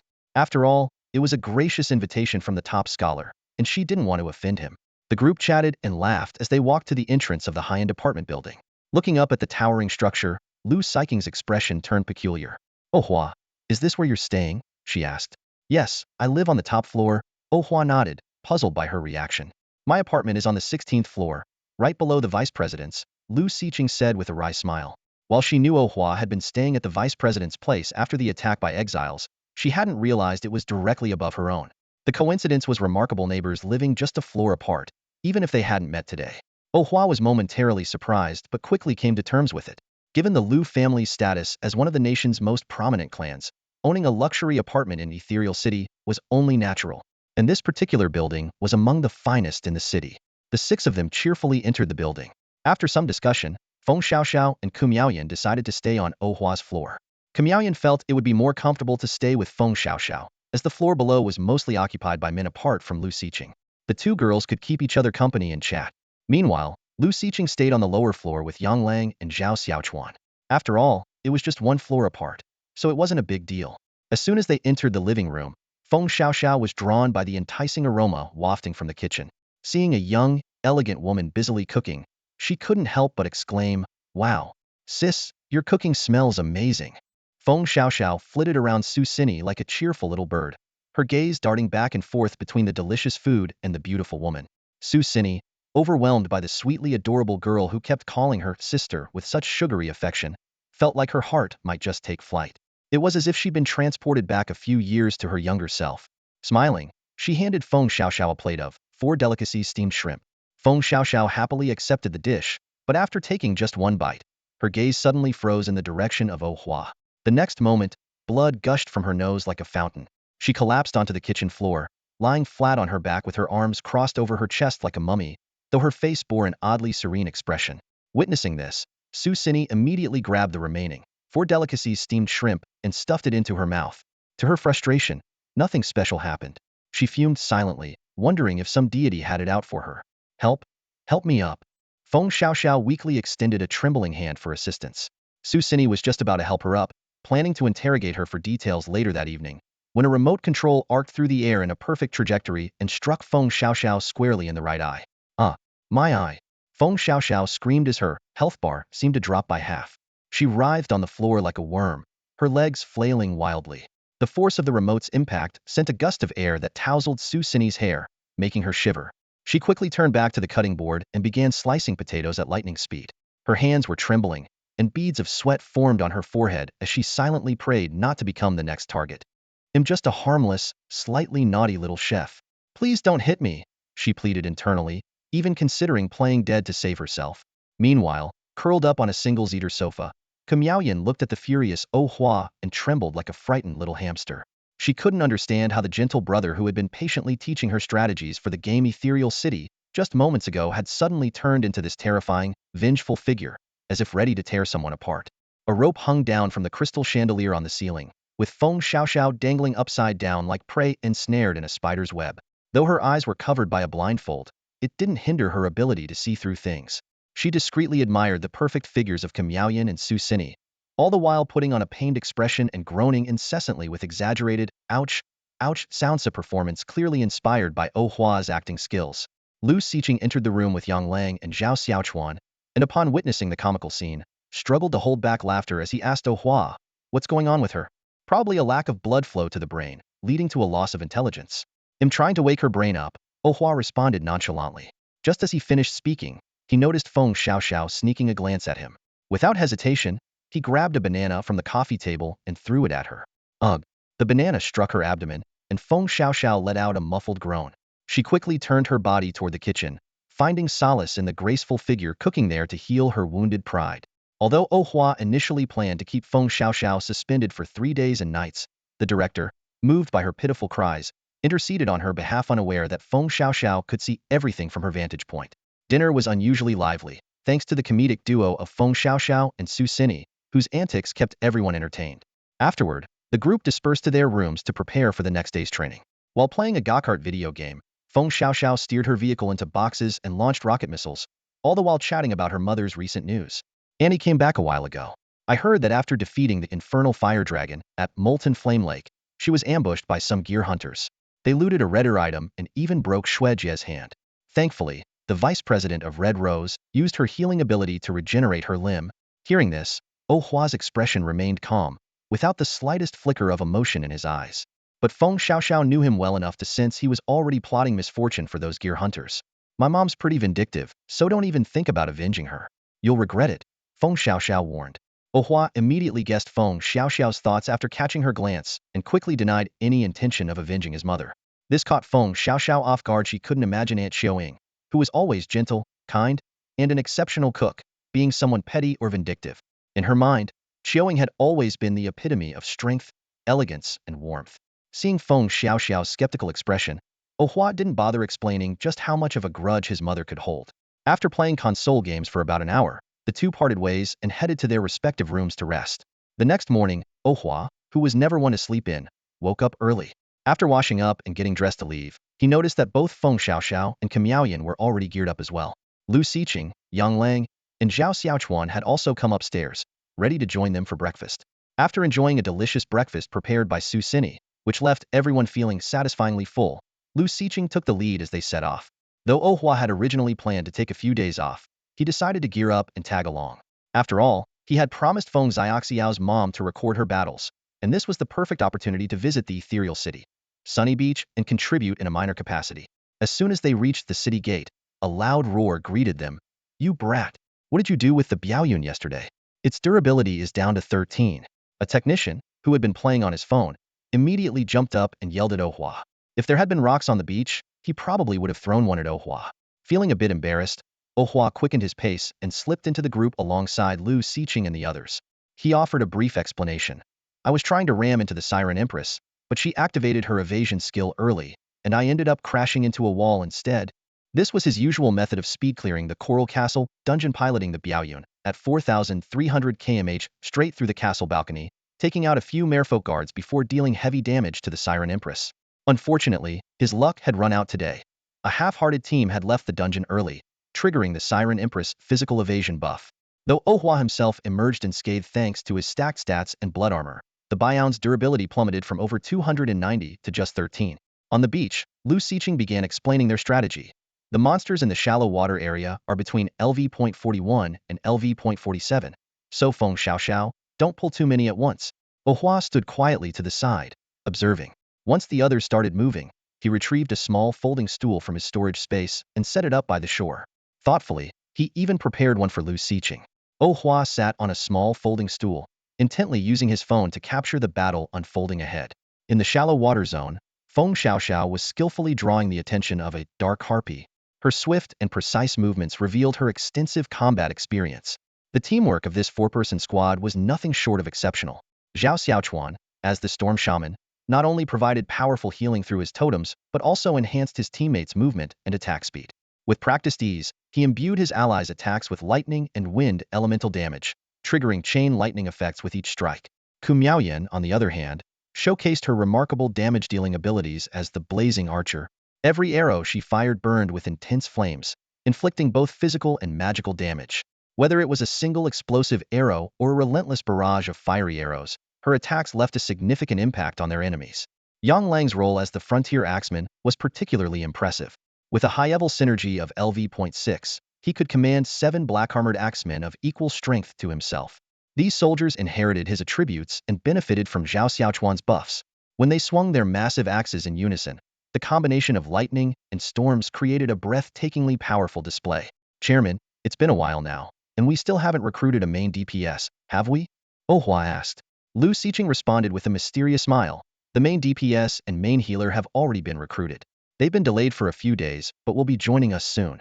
With their addition, we'll undoubtedly achieve great results at next year's Olympus Festival in the 4 island nations. Hearing the mention of transfer students, Ohua immediately thought of Ji Miaoqing and Yi Feihua. However, to his surprise, Lu Xiqing was referring to 2 entirely different individuals. Imo Luobai and Miao Shiqi, whom you've faced before, Lu Xiqing admitted with a hint of embarrassment. I used your reputation to bring them over. Yuri, not upset, are you? Of course not. It's an honor to contribute to the school, Ohua replied with a smile, though his mind was already analyzing the situation. Imo Luobai from the Magic City team and Miao Shiqi from the Imperial City team were both hidden class players. His reputation alone was unlikely to have persuaded them to transfer. However, since the chairman had given him credit, he wouldn't expose the truth. The Olympus Festival, held once every 4 years, had no individual entry slots. Participants had to be part of an eligible team. The top-ranked Ishan Team 2 on the Qingyun leaderboard happened to qualify, which was likely the real reason Mo Luobai and Miao Shiqi were drawn in.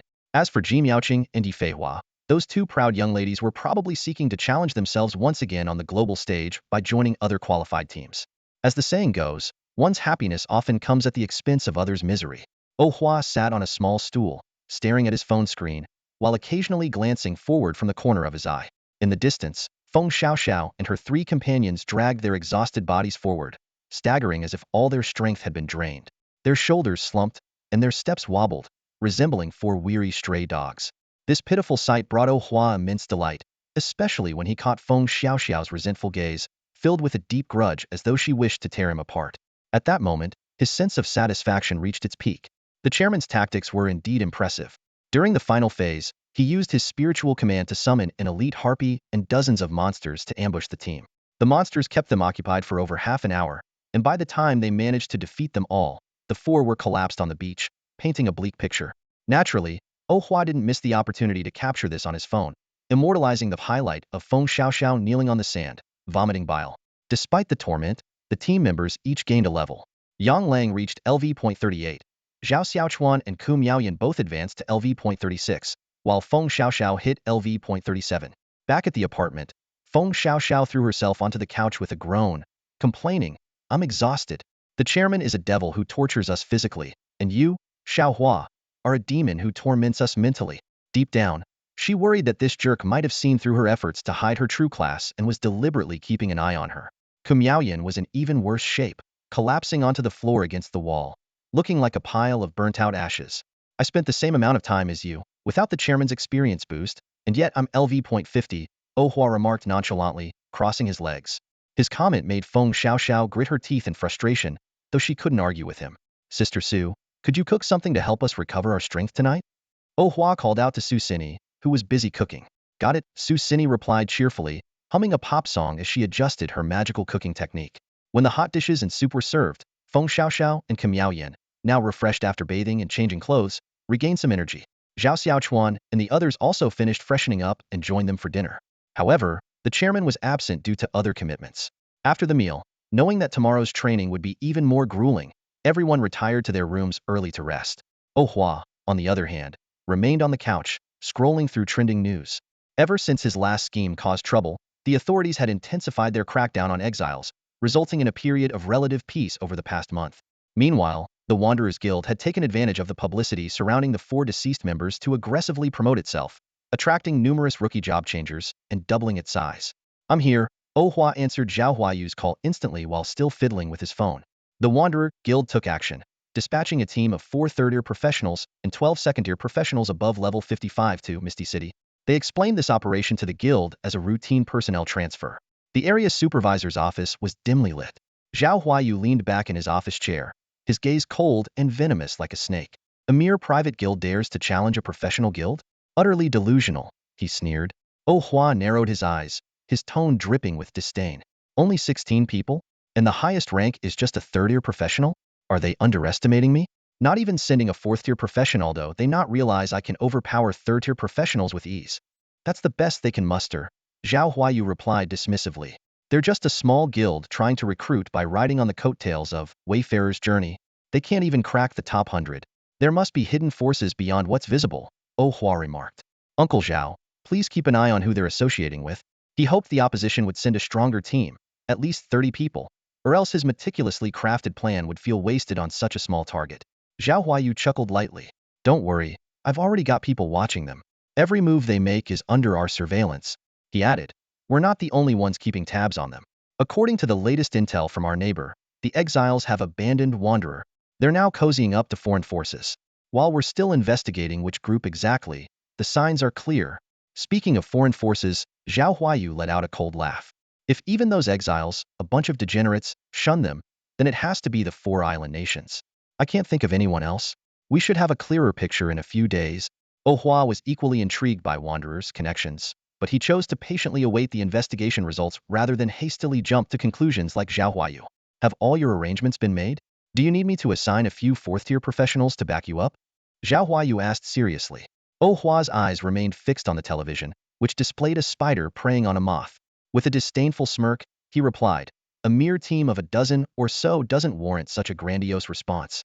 With the chairman and his people assisting, that's more than enough. And now we've got two powerful reinforcements. The success rate has already far exceeded expectations. After ending the call with Zhao Huayu, Hua retired to his room for the night. The following morning, he joined Feng Xiaoxiao's team as usual to leave the city. However, to his surprise, at the city gates, he encountered Imo Luobai and Miao Shiqi, who were originally expected to arrive in Misty City several days later. The two of them stood on opposite sides of the city gate, forming a stark contrast. Miao Shiqi leaned against a sleek, well-equipped combat speedboat, its deck neatly lined with imposing guns and cannons. In contrast, behind Imo Luobai was an opulent yacht adorned with gold and silver engravings, exuding luxury. As heirs of affluent families, everything about them radiated status and privilege, decked out in purple and orange gear, accompanied by bodyguards and maids. The moment they spotted Lu Siqing approaching, they immediately stepped forward to greet her, while their attendants tactfully turned to carry the luggage to the apartment. Imo Luobai, dressed in a flowing robe of black and white bamboo patterns, carried himself with the refined elegance of an ancient nobleman. He eagerly extended his hand toward Hua, his eyes gleaming with barely concealed excitement. To him, this team-up was nothing short of a divine match. His role as the top-tier magic damage dealer, Qi Tian, paired with the nation's strongest physical damage dealer, Hua, was the perfect combination. With such a formidable teammate who could deal devastating damage and was nearly impossible to kill, he was assured a safe and optimal environment to unleash his power. I still vividly remember that battle.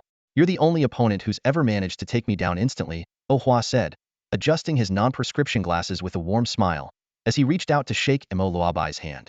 The compliment brought an uncharacteristic sense of genuine pleasure to Imo Luobai, who typically despised flattery. For once, he set aside his usual disdain for the ordinary masses and engaged in an enthusiastic conversation with Hua, frequently seeking his input. His satisfaction and goodwill toward Hua soared exponentially. Meanwhile, Miao Shiqi, standing nearby, attempted to join the conversation but quickly realized how out of place she was. As a hidden class player, she found herself completely overshadowed by these two elite damage dealers. Imo Luobai was entirely absorbed in explaining his abilities to Hua, who smiled politely and gestured for them to walk and talk, all without sparing Miao Shiqi so much as a glance. At that moment, she came to a sobering realization. In the presence of such an ADC and APC duo, her role as a hidden class player was no more than that of an unremarkable, ordinary competitor. Hua carefully examined the attribute panel shared by Imo Luobai. It detailed an exceptionally comprehensive skill system. Basic attributes. Mastery level, LV.7. Health, 42 points. Mana regeneration, 5900.58s. Strength, 437. Intelligence, 4287. Agility, 367. Endurance, 527. Extra attribute points, 0. Skill points, 8. Core skills. Yin Yang Wu Lu LV.7. Generates 361 mana pieces, each granting 14 intelligence points for 7 seconds. Using a piece refreshes its duration. Cooldown, 116 seconds. Xian Su LV.7. Consumes 7 pieces to fire a magic projectile, dealing damage equal to 70 of intelligence. Can trigger various elemental effects. Cooldown, 1 second. Wimping Troop Deployment, LV.7. Consumes 2 pieces to summon a long spear-wielding terracotta soldier, with a maximum of 7 stored. Soldiers last for 210 seconds and deal non-elemental magic damage based on the summoner's intelligence. Wimping General Deployment. When 14 soldiers are present, a single cavalry terracotta warrior can be summoned, lasting 600 seconds with a limit of 1. Deals non-elemental magic damage equal to 7 times the summoner's intelligence. Support skills. Star Array, LV.7. Each piece consumed increases magic damage by 0.7, stackable up to 361 layers, lasting 30 seconds. Forget Worries, LV.7. While stationary, gains 1 layer of Forget Worries every 7 seconds, each reducing skill cooldown by 7, up to a maximum of 6 layers. When removed, each layer increases movement speed by 14, lasting 21 seconds. Ultimate Strike, LV.7. Depending on remaining pieces, executes consecutive skills like Painting the Dragon, Dotting the Eyes, and Dragon's Majestic Stroke. This skill system revolves around mana pieces, offering both offensive and summoning capabilities. When used strategically, it can unleash astonishing power. Given enough time, Imo Luobai could stack his intelligence to an astonishing tens of thousands, or even hundreds of thousands.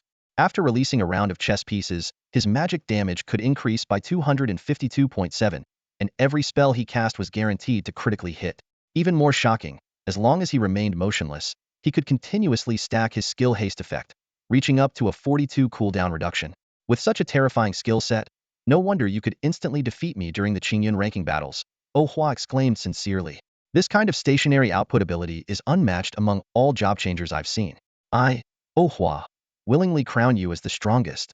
As he spoke, he gave Imo Luobai a thumbs up, his eyes full of admiration. However, the hidden class Kaishin came at a cost, trading survivability for spell power. As powerful as it was, it resembled a fragile glass cannon, shattering upon contact. It was entirely unsuitable for the front lines. Even with the Forget Worries skill granting a 98 movement speed boost, his inherently slow pace remained tortoise-like. The terracotta warriors with devastating attack power were brittle, shattering upon impact. Without any survival skills, he was nothing more than a sitting duck without a tank to shield him. If his opponent had bloodlocking or magic immunity abilities, he was like fish on a chopping block, at the mercy of others. When Imo Luobai saw the shared stats and skill set from Oh Hua, the usually arrogant and disdainful man was left utterly speechless, exclaiming what the? 3 times in a row, his eyes wide with shock. His usual eloquence was reduced to the simplest expressions of disbelief. The power of skills in this world is but 10 parts. Brother O claims 8 of them, I have 1, and the rest of the world shares the last one. Impressive, truly impressive. Imo Luobai praised sincerely. Oh Hua, at level 50, with all maxed out skills and the devastating Blood Demon Kaishio, which boasted combo, true damage, and execution effects, completely shattered Imo Luobai's understanding of power. After exchanging compliments, Imo Luobai, deeply shaken by Oh Hua's level 50 prowess, had his confidence severely dented. Once he joined the team, he became a different person, shedding all his usual arrogance in front of Lu Siqing. He worked tirelessly, humbly devoting himself to training with unprecedented effort. Apparently, Imo Luobai mistakenly attributed Oh Hua's level 50 advancement to Lu Siqing's efforts. If Oh Hua's former teammates from the Magic City team or the principal were to witness this scene, they might think they'd been transported to a parallel universe. Although Oh Hua had realized why Imo Luobai was so deferential in front of Lu Siqing, he chose to let the amusing misunderstanding slide. With the addition of Imo Luobai and Miao Shiqi, the team's leveling efficiency skyrocketed. They developed a seamless coordination strategy. Imo Luobai's terracotta warriors formed a defensive front. Feng Xiaoxiao and Yang Lang focused on luring monsters, while Imo Luobai, Zhao Xiaochuan, and Ku Miaoyan used area effect skills to swiftly eliminate groups of enemies. As a light healer, Miao Shiqi had a relatively easier role, only needing to occasionally cast healing light spheres on Feng Xiaoxiao and Yang Lang as they drew the monsters. Despite her powerful skills and a profession compatibility level of 5, each of her abilities came with frustrating cooldown times. These ultimate level skills were clearly not meant for ordinary monsters, but should be reserved for encounters with elite mobs or bosses. Seeing the team's significant improvement in strength, Lu Siqing raised her ambitions. She began considering leading the team to Crescent Island in the Cloud Sea, second domain, to challenge the Siren Queen. The team's composition was nearly ideal. Miao Shiqi not only had crowd control clearing abilities, but also possessed the top-tier healing skill, Sanctuary. Yang Lang, as a frontline axeman, along with his summoned black-armored halberdiers, had a 30 resistance to abnormal statuses, making them well-suited to counter the Siren Queen and her mermaid guard's status-inflicting attacks. However, before taking action, Lu Siqing decided to send scouts to Crescent Island to confirm if the Siren Queen had respawned. If the timing was right, they could launch the operation tomorrow and take on a more challenging battle. Outside the beaches of the ethereal City of Mist, Oh Hua sat leisurely on a small folding stool, observing Feng Xiaoxiao and the others as they leveled up. Suddenly, his phone vibrated. It was a call from Zhao Huayu. Got it. Oh Hua responded briefly before ending the call. He then swept a cautious gaze over the surrounding crowd. Despite his efforts to keep a low profile, Imo Luobai's otherworldly, almost celestial demeanor naturally drew attention, like a spotlight in the crowd. As more and more people began to notice, someone finally recognized this as the top-ranked team on the Qingyun leaderboard, led by Lu Siqing. Sensing the growing commotion, Oh Hua slowly removed his non-prescription glasses and slicked his bangs to the side with hair gel. This simple gesture caused an uproar. A dual champion, the top squad on the team leaderboard, and 3 hidden class players in one team. These identities quickly set the internet abuzz. Some fervent fans even piloted private spacecraft from afar just to catch a glimpse. Major online streaming platforms exploded with activity. Online, people even started hyping up Oh Hua and Lu Siqing's matching folding stools, driving the price to triple its original value. The crowd was abuzz with chatter. Seriously? The champion is just sitting on a folding stool watching others grind? I strongly condemn the president for not preparing snacks and drinks for our top scorer. Lazy, that's what it is. Lazy? He's already level 50, 6 levels ahead of the runner-up, Ji Miaoqing, and 7 ahead of the third-place Yi Feihua. That's just a hater's take. Guys, let's teach him a lesson. In this largely unregulated wilderness zone, any dissenting voices were quickly silenced by the iron fists of outraged fans. Lu Siqing, unfazed by the spectacle, sipped leisurely from her thermos of beauty-enhancing tea. Calmly, she remarked, "We'll grind somewhere else tomorrow." Feng Xiaoxiao's group, seasoned veterans of public attention from crowds numbering in the hundreds of thousands, remained equally unbothered. At 6 p.m., Lu Siqing softly chanted an incantation, summoning over 100 monsters. Leveraging his amplified intelligence, Imo Luobai unleashed the Dragon Stroke finisher skill, a devastating move that brought down hundreds of dragon-shaped beams of light, obliterating the monsters instantly and leaving the spectators in awe. As the team prepared to head back to the city, 2 of their earlier luggage transport ships arrived at the beach to pick them up. Given their now exposed identities, they opted to use the ships to avoid revealing their residence. The spacecraft circled cautiously around the outskirts of the city, ensuring they weren't being tailed by paparazzi, before finally landing discreetly in front of their apartment. Imo Luobai decisively chose to share the same floor with Oh Hua, while Miao Shiqi moved to the top floor with the other girls. After Su Xinyi's carefully prepared special buff meal, everyone in the apartment engaged in their own leisure activities. In one corner of the living room, a gaming squad consisting of Yang Lang, Zhao Xiaochuan, and Feng Xiaoxiao was passionately battling online. Feng Xiaoxiao, in particular, stood out with her signature high-pitched voice during in-game trash talk, often leaving her opponents so flustered that they voluntarily surrendered buffs and even begged her to insult them more. This left her 2 teammates both dumbfounded and amused. On the other side of the room, Miao Yin, Miao Shiqi, and Su Xinyi were seated on the sofa, chatting about topics only wealthy girls would understand. Surprisingly, Kamaya Yanho was usually dragged around by Feng Xiaoxiao turned out to also come from a privileged background. Though her family wealth didn't quite match Miao Shiqi's, who lived within the prestigious second ring of the capital, it was comparable to Su Xinyi's. In the center of the living room, a high-level chess match was underway. Imo Luobai studied the black and white pieces on the board with a mixture of awe and determination. "Brother O, your chess skills are truly eye-opening," he exclaimed. Oh Hua responded modestly, "Just a bit of luck. I studied chess for a while in the past but gave it up due to a lack of opponents. If I had met someone as skilled as you earlier, Brother Luobai, I might have stuck with it." Though he knew he was only 3 moves away from losing, the chance to spar with a professional player was an honor in itself. The 2 played 3 games. Imo Luobai won 2, but in the final match, he unexpectedly fell into Oh Hua's trap. This defeat thrilled Imo Luobai. He hurried back to his room, clutching the chessboard, intent on analyzing the losing game through the night. Meanwhile, Feng Xiaoxiao, who had just suffered 7 consecutive losses, barged into Oh Hua's room with Yang Lang and Zhao Xiaochuan in tow. "Oh Hua, we need backup," she cried. However, after Oh Hua joined their team, things only got worse. They ended up losing 17 games in a row. It wasn't until 1 a.m., when an opponent disconnected mid-match, that they finally managed to eke out a win.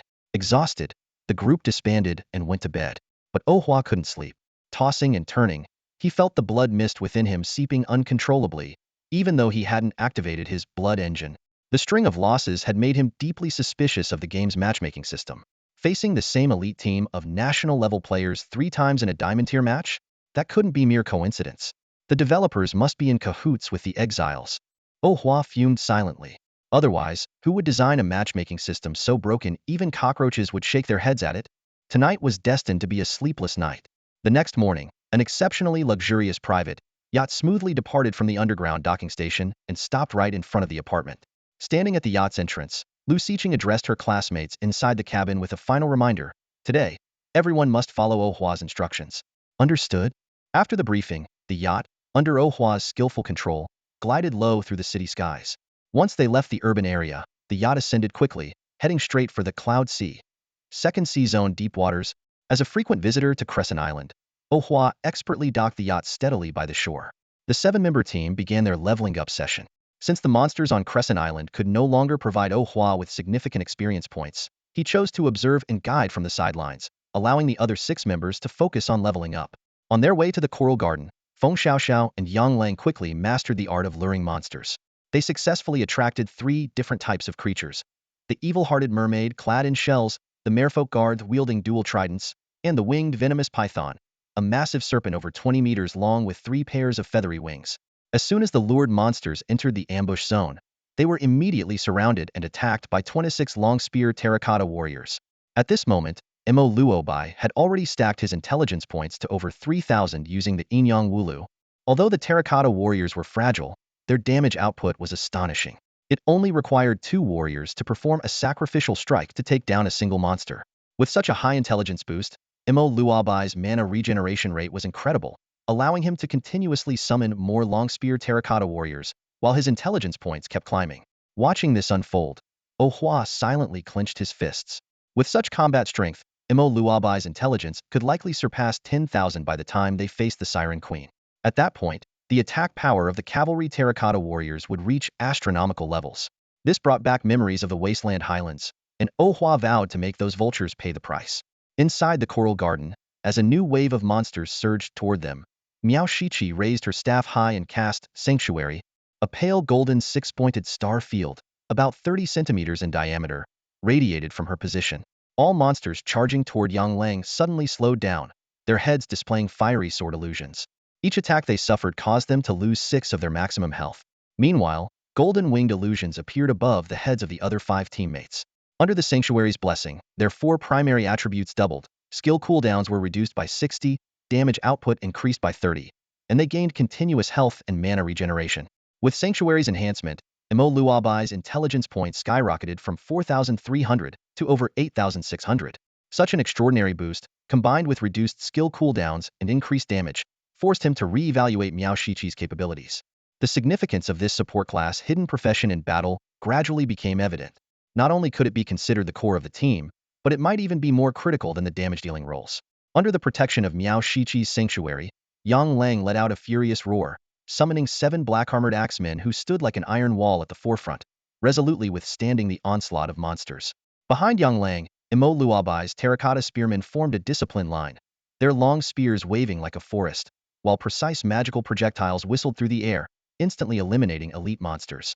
Nearly 1,000 creatures fell one after another under their seamless teamwork, until Ku Miaoyan's explosive arrow finished off the last remaining foe. However, the MVP of this battle was neither Miao Shichi, who maintained her sanctuary for 120 seconds, nor Imo Luobai, who summoned more than 30 terracotta warriors, nor Feng Xiaoxiao, who yawned lazily in the rear. The true stars were Zhao Xiaochuan, quietly unleashing the wind thunder totem, and Ku Miaoyan, relentlessly raining down magical arrows. With Zhao Xiaochuan's totem in play, every attack on the battlefield triggered a chain of lightning that leaped through the horde of monsters more than 10 times. While the chain lightning couldn't achieve nuclear fission-level devastation, when combined with Ku Miaoyan's dense, rain-like magical arrows, the results were astonishing. Each wave of arrows ignited hundreds of interwoven lightning chains, and before the previous flashes had even faded, new bolts of electricity surged across the battlefield. After clearing the garden, Ohua emerged from the forest and led the team into the coral castle. In the castle's narrow corridors, Feng Xiaoxiao finally found her moment to shine. Her taunting skills, paired with Ku Miaoyan's precise shots, allowed the team to reach the Grand Hall in just over 10 minutes. Facing the final boss, the Siren Queen, Miao Shichi once again activated her sanctuary, and Yang Lang led the charge with his troops. Standing at the entrance, Ohua watched as the Siren Queen, whom he had often favored, wailed in agony under Imo Luobai's magical bombardment. Her bloated form quivered uncontrollably, leaving Ohua with mixed emotions. After all, it felt like his beloved was being conquered right before his eyes. With a heart-wrenching scream of unwillingness, the 6-meter-long Siren Queen fell to the ground in bitterness. In her final moments, she cast a fierce, resentful glare at Ohua, who was standing at a distance. That look, filled with hatred, made Ohua instinctively avert his gaze. Suddenly, a dark orange light burst forth in the Grand Hall. An orange dimensional rift tore open from the Siren Queen's chest, radiating brilliant light. The Siren Queen's drop rate is this high? An orange loot box on the first try. Feng Xiaoxiao cheered excitedly. However, the 6 people present remained unusually calm, with none of them rushing forward. After all, for a team where everyone already had at least one red weapon or piece of red gear, the allure of orange gear was no longer as significant. Feeling the vibration of his phone in his pocket, Ohua, who was standing by the door, strode purposefully toward the orange dimensional box. On his way, he had to gently push Feng Xiaoxiao aside, who was blocking his path, and then reached his hand into the dimensional rift. In an instant, the rift disappeared, replaced by an exquisitely crafted crystal crown that appeared in his hand. Is my luck really this good? Ohua stood there in a daze.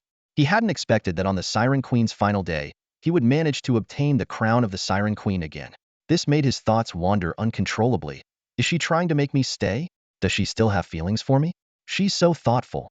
Is this crystal crown that good? Feng Xiaoxiao curiously leaned over to ask Kumiaoyan in a low voice. If sold well, it could go for over 1 billion, Kumiaoyan replied, unable to hide her excitement. This is a top-tier accessory for support classes, usable from level 38. More importantly, it's a symbol of extreme luck. Anyone who can get this from a tough boss like the Siren Queen is truly chosen by fate. 1 billion. Feng Xiaoxiao's face lit up with excitement. That's 200 million each. I can finally become a little rich lady. I can order all the limited edition cakes I want, and still have enough to buy a sports car to charm some cute JK girls. As everyone reveled in joy, Imo Luobai, who had remained silent up until now, suddenly spoke up. 1 billion is nothing remarkable. Since we're already a team, I suggest I be the one to use this crystal crown. With my intelligence stat capable of infinite stacking, activating the final battle anthem can easily provide the team with thousands of points in all attributes, as well as thousands of points in water magic damage for the entire group. Unique. Final battle anthem. When activated, consumes 12 magic points per second. Within a 50-meter radius, allies and controlled units gain an all-attribute increase equivalent to 50 of the user's intelligence. Each attack inflicts additional water magic damage equal to 20 of the user's intelligence. The Queen's Crown Anthem of Triumph is a skill that provides a tremendous boost to the entire team. It converts 50 of the user's intelligence into an all-around attribute enhancement for teammates.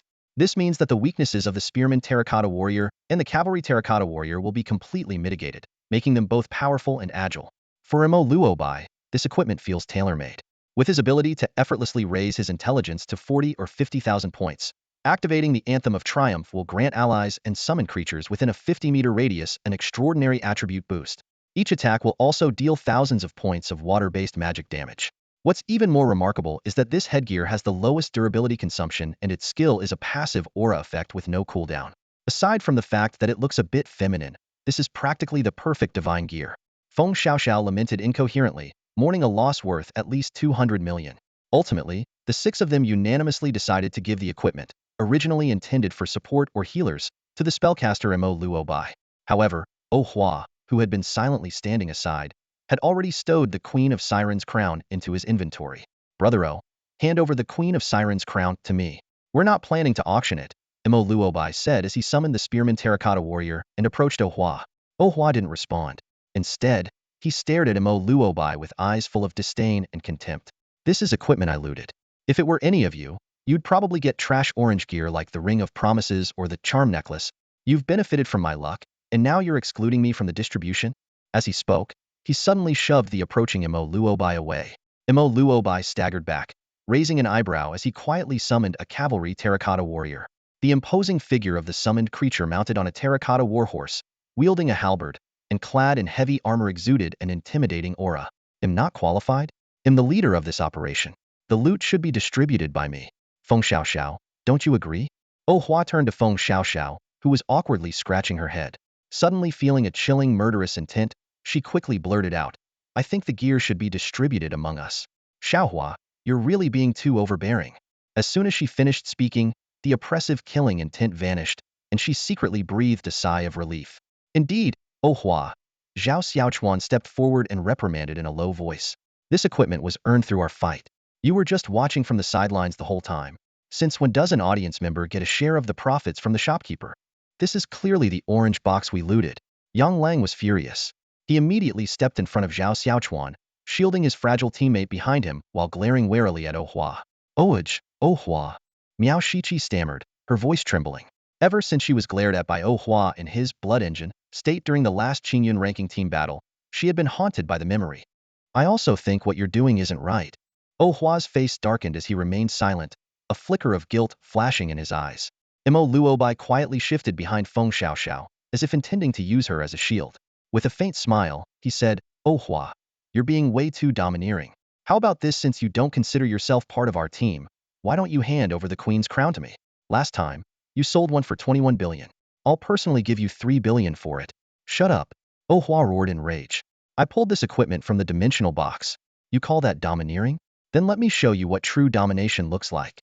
A blood-red mist surged into the air as Oh Hua activated Blood Engine. With a vicious expression, he charged at Imo Luobai, wielding a crimson weapon in each hand. The curse of blood magic in his grasp slashed out a perfect 90-degree arc of blood-red energy. Sanctuary. Miao Shiqi, standing at the very back, acted immediately. She raised her staff high and activated her skill. A golden hexagram magic array instantly enveloped the entire hall, bathing it in a faint golden glow. Yang Lang commanded his black-armored greatsword soldiers, who hadn't yet retreated, to intercept the attack, using their bodies to withstand the blood-red arc. Under the sanctuary's rapid healing effect, the soldiers' massive wounds closed instantly, without even a drop of blood spilling. As Oh Hua entered the sanctuary, his movements slowed dramatically, as if he were trapped in quicksand. The fiery sword phantom above him was immediately absorbed by the frenzied blood ice heart. AoE slow and rapid healing instead of targeting individual debuffs? She's a perfect counter to me. Oh Hua thought grimly. Imo Luobai ensures the team's survival, but she raises the team's overall potential. She's the one I need to watch out for. Even as he strategized, he raised the Cansano Holy Sword in his left hand. Its tip radiated with an intense golden light, aimed directly at Imo Luobai. Life-saving totem. Zhao Xiaochuan, alarmed by the terrifying surge of magical energy, quickly summoned a glowing black totem pole that shrouded the group in its protective aura. Blinding golden light engulfed Imo Luobai and the still bewildered Feng Xiaoxiao. What the? You're not holding back? Feng Xiaoxiao exclaimed in shock as she activated Unyielding Elegy, locking her health at one point. You forced my hand. Finishing touch ultimate strike. Imo Luobai's furious shout echoed through the hall, accompanied by the crisp sound of a chess piece being placed. A massive pillar of light, several meters wide, descended with a deafening roar. The entire coral fortress shook violently. The ceiling was pierced by the beam of light. When the radiance finally faded, a giant crater was left in the ground. In its center lay a charred corpse, with the curse of blood magic and the Cansano Holy Sword scattered on either side. The pillar of light from the cataclysm's radiance faded, and Imo Luobai knelt on one knee, coughing up blood incessantly, his face pale and ashen. The life-saving totem that had shielded him from a fatal blow disintegrated into dust and vanished. Forcing himself to stand, he immediately activated Yin Yang Crow, summoning 361 chess pieces that swiftly materialized into a squad of long-armed terracotta warriors. Following them, a cavalry terracotta warrior appeared, riding a terracotta warhorse and wielding a Fangtian halberd, ready for battle. Miao Shiqi. Heal Feng Xiaoxiao now. Her health is critically low. Imo Luobai glanced at Feng Xiaoxiao, who lay scorched and motionless on the ground. The price of using her life-locking skill to withstand the cataclysm's radiance was evident. A fleeting hint of pity crossed his mind, but there was no time for sentiment. Snapping out of her daze, Miao Shiqi stammered. Huh? Oh, got it. Her eyes darted over the sunken remains nearby before she began casting healing magic. Feng Xiaoxiao lay on the ground, her eyes tightly shut, silent tears streaming from the corners of her eyes. The emotional trauma she endured was far deeper than her physical injuries. Yang Lang, retrieve that guy's spatial ring and the unrestricted red tier weapons. Imo Luobai continued issuing commands. Zhao Xiaochuan, I'm completely drained. Help me up. We need to get out of here now. Caught off guard by the chaotic battle, Yang Lang and Zhao Xiaochuan exchanged bewildered glances before finally springing into action. Yang Lang dashed toward the sunken area, while Zhao Xiaochuan supported the still bleeding Imo Luobai. Just as Yang Lang reached for the ring on the corpse's hand, a barrage of arrows suddenly whizzed through the air. Forced to retreat into the protective circle of the terracotta warriors, he still took several hits to his back, causing his health to plummet by more than half. Fortunately, Zhao Xiaochuan and Miao Shiqi acted quickly, restoring his health to full capacity in no time. What a spectacular dog-eat-dog show! A shrill, mocking voice echoed from the entrance of the grand hall. A man in his 30s, flanked by over 20 job changers, strode in confidently. He carried 2 katanas at his waist, clearly a third-tier professional. His narrow, sinister eyes roved lecherously over Miao Shiqi, Miao Yin, and the fallen Feng Xiaoxiao, filled with malicious intent. When his gaze landed on the 2 unrestricted level 120 red-tier weapons lying in the sunken area, greed instantly flared in his eyes. The Shenzhou Job Changer Guild sure knows how to splurge on a top candidate. Well, no matter. They're mine now. Meanwhile, outside the balcony on the right side of the Grand Hall, 2 heavily armed airships hovered in midair. On their decks, for job changers manned large-caliber cannons, their barrels aimed squarely at Imo Luobai and his group inside the hall. The emblem on your shoulders? You must be from the Wanderers Guild, right? Imo Luobai spat out a mouthful of blood, his lips still bleeding, yet his glare remained locked on the leading third-tier combatant across from him. Wanderers? The third-tier combatant spread his arms with a mocking smirk, his posture relaxed but exuding confidence. Sorry to disappoint, but I'm just a bystander who enjoys a good show. However, you mentioned the Shenzhou scholar. Could it be that you're not one of our nation's combatants? Imo Luobai pressed a hand to his chest, barely managing to suppress his coughing. His face was pale, but his eyes burned with intensity. Not too dumb. Too bad you're all too young. Yamada 52's smile turned cold. Still, I must thank you for taking out a major thorn in our side. That brat dared to sabotage our dealings with the exiles, costing me 6 billion in dog food expenses. Truly unforgivable. As his words fell, the bodyguards and those turncoats who willingly acted as lackeys quickly formed a surrounding formation. The archers had their bows drawn, the mages' incantations hummed in the air, and the glow of support skills flickered from their allies. Yamada 52's gaze turned lecherous as he eyed Miao Shichi, Kamiaoyan, and Feng Xiaoxiaoho was still pretending to be dead on the ground. Clicking his tongue in feigned admiration, he sneered, 3 beauties, all still untouched. If the family head hadn't ordered the elimination of Shunzhou's hidden classes, I'd have loved to take them back to the 4 islands for some proper care. Seems Brothero was right after all. Imo Luobai's piercing gaze swept over everyone present, his killing intent undisguised. Wanderers clearly has powerful backers. You traitorous scum. No wonder even the exiles despise you. Kill them. Yamada 52 barked, sensing Imo Luobai's murderous aura. In an instant, all the ranged combatants launched their attacks simultaneously. The ship's deck-mounted cannons outside the balcony roared to life, unleashing a barrage of armor-piercing rounds that tore through the air. At this critical moment, Miao Shichi, seething with rage from Yamada 52's lecherous gaze, raised her staff high. Her clear voice rang out, reverberating through the space. Absolution. A golden apparition formed behind her, its radiant, pure gold wings slowly unfurling. The shimmering light bathed all her teammates and summoned creatures in its protective glow. The golden light of amnesty enveloped the entire battlefield. This simple yet domineering active skill granted all team members 8 seconds of invincibility. Under the protection of this golden radiance, no physical attacks, magical assaults, or even anti-material armor-piercing rounds could harm them in the slightest. Even the fragile spear-wielding terracotta warriors and the cavalry terracotta soldiers enjoyed the same invulnerability. Taking advantage of this opportunity, Imo Luobai quietly completed his preparation. The 9 remaining magical chess pieces around him transformed into streaks of light under his chanting, ultimately converging into a single black piece. With a crisp click as the piece landed, the entire world seemed to freeze.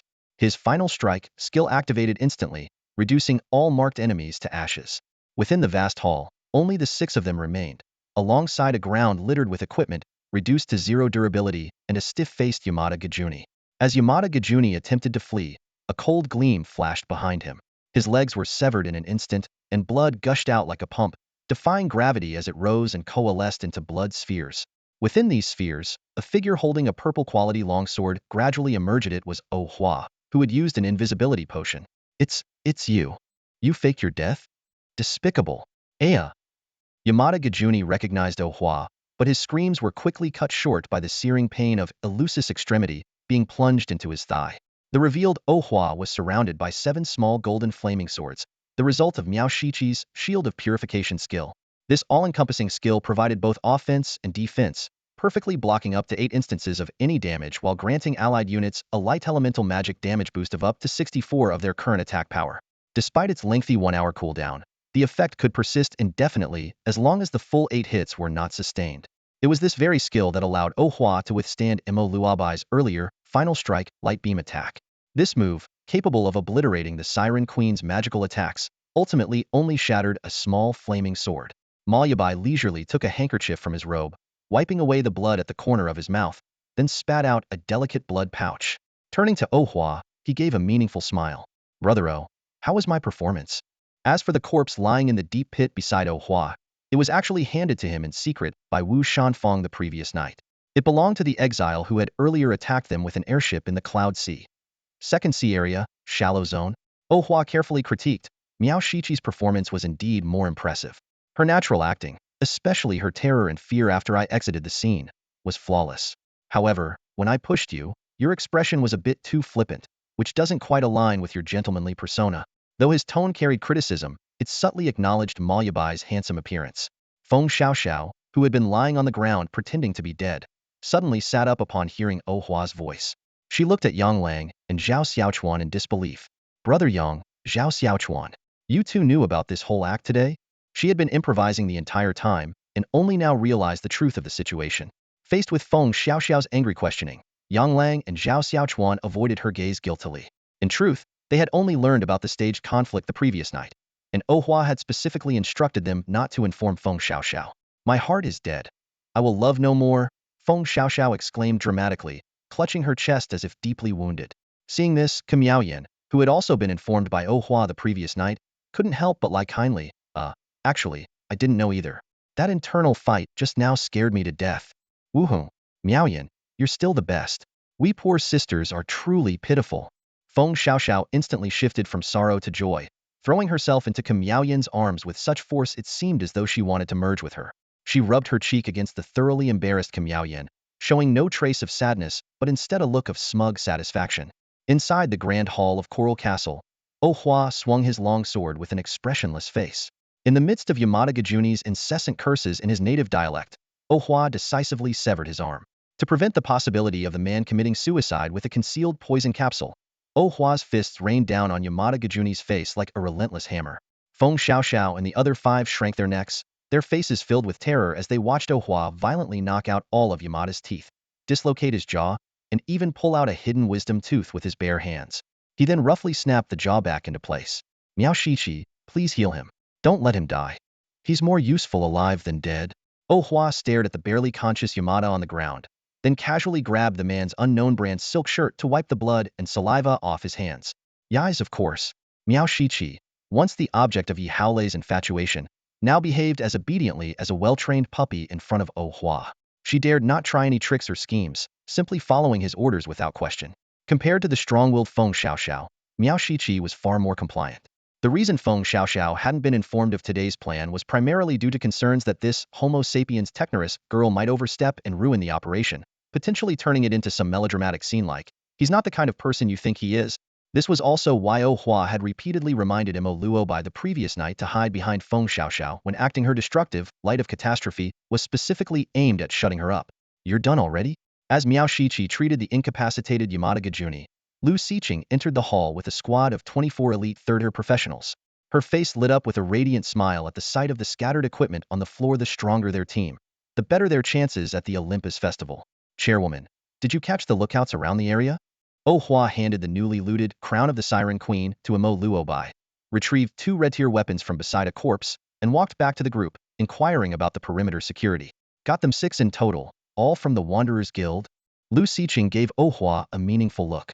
This kid was meticulous and bold. After learning about the personnel changes within the Wanderers Guild from the Job Transfer Guild, he had immediately begun planning this annihilation operation. It turned out that for 2 consecutive days, he had been tagging along with the squad, seemingly doing nothing, only to meticulously set up this deadly trap.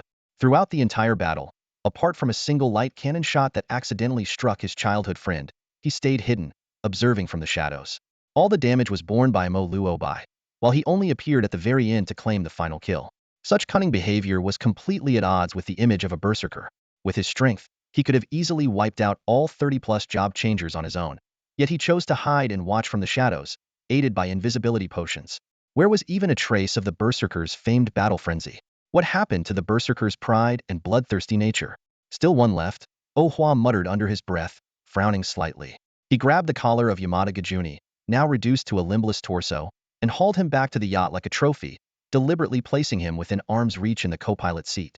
Even if Yamada Gajuni had some kind of teleportation skill, Oh Hua ensured that if he did teleport away, it would only be as a lifeless corpse.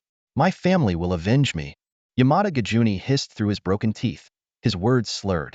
His swollen, battered face made him look particularly grotesque. Even in his current state, the self-proclaimed noble samurai glared at Oh Hua with defiance, issuing a threat. Oh Hua turned his head slightly to look at him, his voice as calm as if discussing the weather. They'll trace your family through the surname Yamada.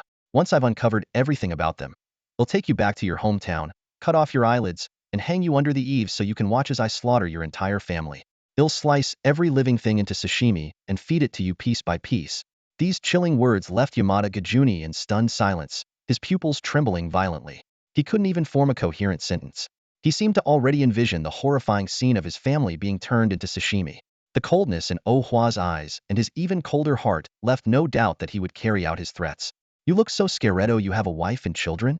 Oh Hua continued in a conversational tone, as if chatting with an old friend. What's your preference? Wasabi? Or plain? Maybe we'll go traditional wife cakes and claypot rice? This bizarre conversation plunged the entire yacht into an eerie silence. In the back, Feng Xiaoxiao, Mo Luobai, and Miao Shichi exchanged uneasy glances, barely daring to breathe, lest they attract the attention of the human-shaped devil at the helm. Under Oh-Hwa's cold, unyielding gaze, Yamada Gajuni gasped for air, his chest heaving violently. Though Oh-Hwa exuded no tangible killing intent, the oppressive aura alone was unbearable for Yamada Gajuni.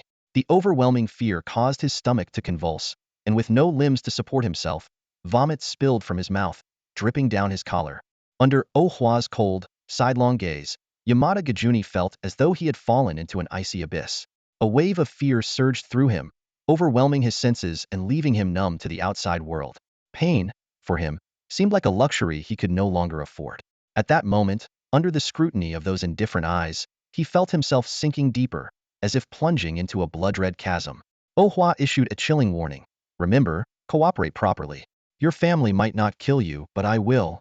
He frowned, his face twisting in displeasure as the stench of vomit reached his nose.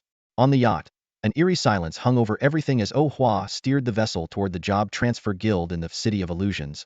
Upon docking, Wu Shanfeng waited with his team at the underground marina, immediately taking Yamada Gajuni into custody. He left an employee behind to clean the vomit-stained areas of the yacht. Oh-Hwa, were you joking earlier? Feng Xiaoxiao asked nervously after the others had walked away, her face full of concern as she approached him. Oh-Hwa, wearing his non-prescription glasses, gave her a look that screamed disbelief, as if questioning why she would even ask. Of course I was. I wouldn't bother with such a troublesome task, he replied indifferently. What are you two talking about? The director asked us to head up Quicklish's treating us to a seafood buffet. Yang Lang, the team leader, shouted back at them, completely indifferent to Oh-Hwa's earlier threats toward Yamada Gajuni. He urged them to catch up. All right, we're coming, Oh-Hwa called back with a smile. Then, he placed a hand lightly on Feng Xiaoxiao's slender neck, almost as if guiding a child, and steered her in Yang Lang's direction. TCH, your mouth and brain aren't even on the same wavelength. You say one thing, but who knows what you're really thinking? Feng Xiaoxiao muttered with disdain, though she felt relieved by his answer. She couldn't help but complain about his insincerity. Is this some kind of flaw in smart people? Huh. Do you think everyone's as dumb as you, saying exactly what they mean? Wait a second. Are you hiding something from me lately? Feng Xiaoxiao's instincts kicked in, and though her expression showed unease, she stubbornly pressed on, suspecting that her true profession might have been uncovered. How dense can you be? Oh-Hwa sighed in exasperation, shaking Feng Xiaoxiao's shoulders as if trying to rattle some sense into her. She swayed unsteadily, bewildered by the sudden gesture. She couldn't believe that her childhood friend, someone she had grown up with, could be so calculating. I believe in the theory of victim culpability. If you were deceived, then you're the one at fault. And criminals don't deserve to have opinions, Oh-Hwa said, his eyes filled with disdain as he watched her flustered reaction. This simple-minded girl, her thoughts seemed to revolve solely around resisting his concern for her. Did she really think she could defy him? Maybe after evolving for another 5 million years, she'd stand a chance. Yamada Gajuni? I'll get to the bottom of everything he's been up to in the Four Islands. Zhao Huayu looked at the promotion report in front of him, beaming as he reassured Oh-Hwa. Just over a month ago, he had been promoted to regional supervisor, and now, in less than a month, he was being promoted again to regional director. And not just any director, he was now in charge of overseeing 4 new player cities. This status, this position, how could he not feel ecstatic? Having close ties with the Ronin, Zhao Huayu was planning to edit the mobile footage of their attack on Imo Luobai before sending it to Oh-Hwa. It would serve as a solid piece of evidence. At a seafood buffet restaurant, Oh-Hwa, wearing non-prescription glasses, stood on the balcony of a private room, gazing out at the night view of the misty city. Under the neon lights, the lenses of his glasses reflected a kaleidoscope of colors, making him appear particularly nonchalant, as if nothing around him could pique his interest. Anyone seeing this frail-looking, bespectacled man would think he was completely harmless, someone who'd probably cry at home for 3 days if punched. All right, leave it to me. I know what to do, Zhao Huayu nodded, carefully placing the promotion notice into his briefcase, ready to take it home to surprise his pregnant wife. Xiaohua, what are you doing out here? The food's ready. Feng Xiaoxiao suddenly slid open the balcony door, holding a skewer of grilled squid in her hand. She anxiously called out to Oh-Hwa, worried that if he delayed any longer, the others would devour all her hard-cooked seafood. Uncle Zhao, it's dinner time. They'll hang up now, Oh-Hwa replied. All right, eat more. You look so skinny in the photos. Zhao Huayu reminded him again and again, his concern for this young man overflowing. If Oh-Hwa so much as lost a strand of hair, Zhao Huayu would probably feel heartache for days. After exchanging a few more words with Zhao Huayu, Oh-Hwa hung up and followed Feng Xiaoxiao back into the private room. Today, they had managed to obtain the incredibly rare crown of the Siren Empress and resolve a major threat, so everyone was in high spirits, raising their glasses repeatedly in celebration. However, since their team had plans to head to the Cloud Sea, Second Ocean's deepwater zone, for leveling up the next day, they were all sticking to non-alcoholic drinks. During the meal, Luobai took out the exquisite Siren Empress crown under the light, admiring it endlessly. He held it, touched it, and couldn't hide his joy. First of all, he was straight. Secondly, he had a soft spot for delicate and gentle beauties. But the main reason for his excitement was that the drop rate for the crown of the Siren Empress was extraordinarily low. Even with his substantial wealth, he couldn't outbid those aristocratic families who threw money around like it was nothing, spending billions without batting an eye. Moreover, with the second, third, and fourth branches of the family all living in the same building, they saw each other every day. With so many siblings in the family, the clan leader couldn't possibly buy such a luxury item just for him. Even though he had achieved second place on the Qingyun leaderboard and earned the right to choose 2 orange-tier items, he prioritized survival gear over the Siren Empress crown. The fact that the Empress crown enhances the entire team's damage output isn't the most exciting part. Its real value lies in significantly boosting the survivability of my terracotta warriors. It transforms them from fragile glass cannons into true tanks. My own safety factor has increased exponentially. This Empress crown is more valuable to me than most red-tier gear. Unless an even stronger red-tier headpiece drops, I could use this Empress crown for a lifetime. Oh, brother-o, your luck is truly incredible. You've only been in Ethereal City for less than 2 months, and you've already gotten your hands on 2 Empress crowns, haven't you? Sitting to Ohua's left, Luobai raised his glass of juice and toasted him, his tone filled with gratitude. Although the orange-tier dimensional box was something they had earned together, as Ohua mentioned, if it had been up to them to open it, who knows what kind of junk orange-tier gear they might have pulled. This time, they definitely benefited from Ohua's luck. Even though they were all teammates in the same squad, it wouldn't feel right not to properly thank him. Haha, my luck's not bad. Next time you guys get any orange or red boxes, I'd be happy to open them for you. Let me show you the double jackpot I pulled from Cloud Tide last month, Ohua said, glancing briefly at the chairman, who was on a phone call nearby. A thought crossed his mind, and he flashed a smile so unsettling it made Feng Xiaoxiao shiver and sent chills down her spine. He retrieved the Dragon's Eye and Dragon's Whisper from the Na space. The special orange-tier gear Dragon's Eye had received only lukewarm reactions from their group. However, the orange-tier weapon, Dragon's Whisper, left everyone astonished. This weapon could easily be considered a legacy item for swordsmen. Not only did it look incredibly stylish, but it also came with a 35 defense penetration, a 24 damage boost, and even a unique sword sheath skill. If swordsmen with blade drawing skills found out about it, they'd likely camp outside Ohua's door every day, begging him to sell Dragon's Whisper to them. After all, the drop rate for Dragon's Whisper was no higher than that of the Siren Empress crown. Although storm dragons could be found worldwide, the orange-tier boxes they dropped contained anywhere from 80 to 100 possible items. Getting Dragon's Whisper specifically was exceptionally difficult. On top of that, as a primary weapon, it had a 25 price premium compared to similar tier gear. Usually, you'd have to trade 2 items for 1 or exchange a red tier item for an orange tier one to acquire Dragon's Whisper. If it were sold for cash, the starting price would be 2 billion, with no upper limit. Brother O's luck is truly jaw-dropping. Then again, anyone capable of transitioning to a hidden profession is bound to have decent luck. Luobai's eyes burned with determination as he listened to Ohua. Clearly, he took Ohua's words to heart. The next time he came across orange or red boxes, he really planned to spend some money to have Ohua open them. While Luobai was confident in his own strength, he had always been dissatisfied with his luck. Otherwise, he wouldn't have encountered Ohua in this year's Azure Cloud rankings. Without this guy, the top spot in the team rankings would undoubtedly have been his. Why did fate have to create O when it already had him O?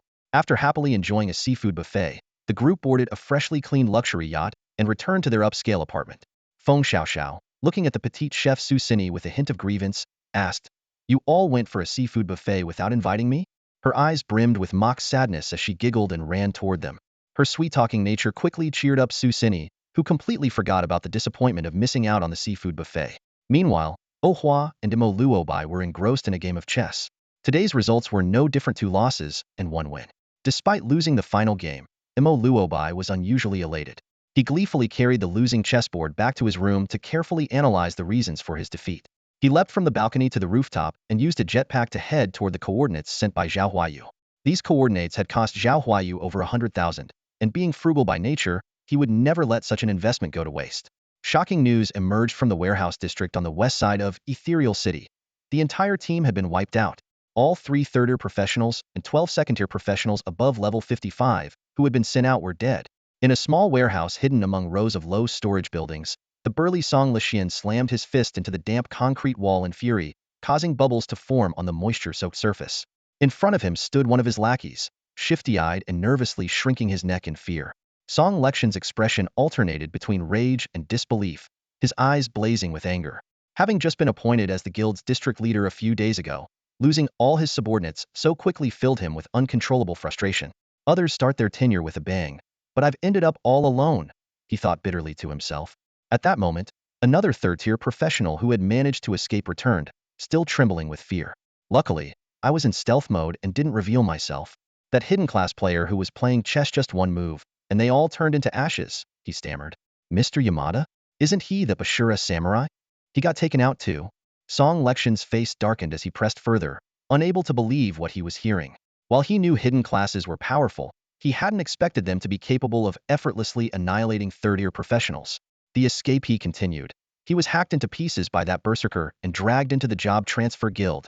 Boss, let's run. We should join the exiles. There's no way we can stay in Wanderer's Path after this. Zhao Si pleaded, his face filled with dread. What he feared most was being reassigned to another team by those detestable vice presidents to hunt down maniacs. You're right. We don't have anything tying us down anyway. Let's join the exiles. There's no future for us in Wanderer's Path anymore, Song Lixian muttered, frowning as he deliberated. Returning would be akin to walking into a death trap. Wait a second, boss. Zhao Si suddenly cried out, his face pale with shock as he pointed behind Song Lixian. What's gotten into you now? Song Lixian snapped impatiently. Be behind you. Zhao Si stammered, his hand trembling as he pointed behind Song Lixian, his voice shaking with terror. At that very moment, a blood-red blade swept diagonally under the dim light, slicing through the air. Blood began to ooze slowly from Zhao Si's chest, and crimson blood, white lung tissue, and red intestines spilled onto the ground like a collapsing tower of blocks. Zhao Si's upper body hit the ground, his internal organs spilling everywhere as he let out a terrified scream. His hands frantically clawed at the floor, desperately trying to crawl away. But before he'd even moved a few inches, his life slipped away, his eyes frozen in an expression of unwillingness. Song Lixian turned his head, only to be met with the sight of a towering, three-meter blood-red demon. Wielding a blade dripping with blood, the demon loomed over him, grinning menacingly. In the moment Song Lixian tried to flee, he realized he could no longer control his body. It wasn't that he had turned his head, it was that his head had already been severed. As his vision spun uncontrollably, Song Lixian's disoriented mind followed his head as it rolled to a corner of the room like a ball. From the corner of his sight, he could see the blood-red demon letting out an arrogant laugh before slowly fading away. Meanwhile, the familiar figure of a young man, who had frequently appeared on TV and viral videos as the top scholar, casually sheathed his weapon into his spatial ring. Still alive, Song Lixian's mouth opened and closed, and his eyes blinked repeatedly as he desperately tried to plead for help from the scholar. A thought raced through his mind. I'm not dead yet. If I can just reattach my head and use a top-tier healing potion, he'll survive. I have one in my pocket. But the unbearable pain in his neck and the overwhelming fatigue pulling at his spirit gradually dragged his soul downward. Finally, helpless and engulfed by agony, Song Lixian's eyes slowly closed. Staring at the corpse of the third-tier assassin, Oh Hua, who had just enjoyed an Aliocaniate seafood buffet, nodded in satisfaction. He then turned and made his way toward the door. From his pocket, he retrieved a phone he had picked up in the Coral Castle's Grand Hall and dialed a number belonging to a professional contact. After ending the call, he pulled out a black briefcase filled with cash from his spatial storage and placed it by the entrance. Without hesitation, he crushed the phone in his hand and tossed the pieces into the pool of blood beneath the corpse. Taking a sip of an invisibility potion, he opened the door and exited the warehouse. Although the guild Wanderer's Path was considered insignificant among the larger organizations, news of one of their elite members being beheaded would undoubtedly reach them, courtesy of the professionals Oh Hua had contacted, who would sell the information for an extra profit. This was precisely what Oh Hua had intended. Otherwise, the Wanderer's Path might continue to think of him as someone they could manipulate at will. This was merely a warninga prelude to what was to come. Last night felt as though nothing had happened, and the morning was unusually serene. At 4:20, the alarm went off right on time. After getting up, Oh Hua felt refreshed, the satisfaction from indulging his perfectionism the previous night still lingering. It was a sense of joy akin to finding the perfect stone as a child and setting a new record for skipping it across the water. In this good mood, he quickly finished his morning routine and enjoyed the breakfast prepared by Susini. Feeling energized and full, Oh Hua immediately set off for his leveling up destination. Half an hour after he left, Feng Xiaoxiao and the others began to wake up one after another. The Third Sea region shallow waters of the City of Mist was located on the city's outermost edge. Oh Hua donned a specially designed breathing mask and piloted the Biao Yun through the rippling, water-like entrance to the secret realm. What unfolded before him was a vast space shrouded in a sea of clouds. Under the dim light, various strange fish-like creatures swam through the air. The LV.64 lightning ray eel, over 10 meters long and crackling with electricity, darted aggressively through the area. The region's boss, a 30-meter-long LV.68 Sky Sea Overlord squid, flaunted its abilities of constriction, venom, and devouring. Meanwhile, swarms of LV.52 blue-spotted pomfret, numbering in the thousands, swept through like dark clouds. Although this secret realm was hollow, there was no breathable oxygen within. Oh Hua's breathing sounded heavy and rasping through his mask. Fortunately, the realm offered several ways to replenish oxygen. Floating bubbles, sky sea corals rooted in the walls of the cloud sea, and the swift LV.2831 sky sea scorpion bugs, which carried substantial amounts of oxygen. Oh Hua parked the Biao Yun atop a massive white cloud. Gazing up at the fish-like monsters, glowing jellyfish, and vibrant corals drifting above, the aquatic world suspended in the sky was utterly mesmerizing. He stepped onto the cloud, feeling its soft, waterbed-like texture that could surprisingly bear weight. While walking on it was effortless, engaging in combat required specialized training. Suddenly, a golden beam of light shot skyward. The scorching radiant calamity precisely pierced through an elite LV.68 lightning ray eel. Watching the creature dissipate into particles of light, Oh Hua frowned as he checked the experience points gained. Although the experience points in the Third Sea region were several times higher than those in the Second Sea region, after surpassing LV.50, merely hunting 2 or 3 minor creatures barely made a dent in his experience bar anymore. To level up quickly, you must head to the deep sea zone to find the boss, Cloudveil Whale. Fly directly from the shallow sea zone for about 30 kilometers, and you'll reach the deep sea zone. Piloting the Cloud Rider at full speed will only take a few minutes.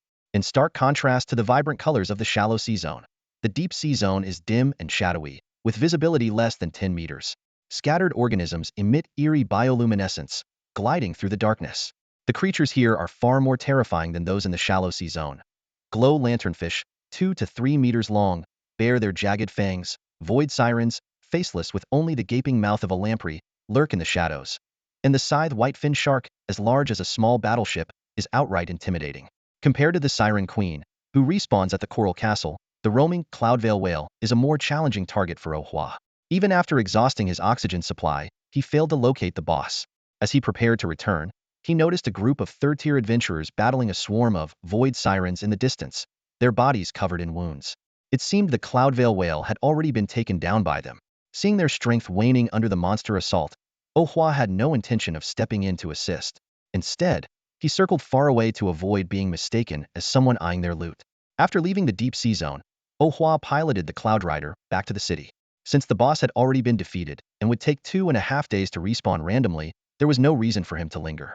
At a shop near the city gates, Oh Hua found the technician, Lao Qian, who was engrossed in a mobile game. "Are there any long-term yacht rentals in the shallow sea zone of the Third Sea region?" he asked. Lao Qian put down his phone and grinned. "Sure, they start at 200,000 a month for basic models, 400,000 for mid-range, 600,000 for high-end, and the best ones go for 1.2 million a month." "That expensive?" "Lao Qian, you're ripping off an old customer. For a few million, I could buy a new one." Oh Hua frowned in frustration. "This is already the best deal," Lao Qian said confidently.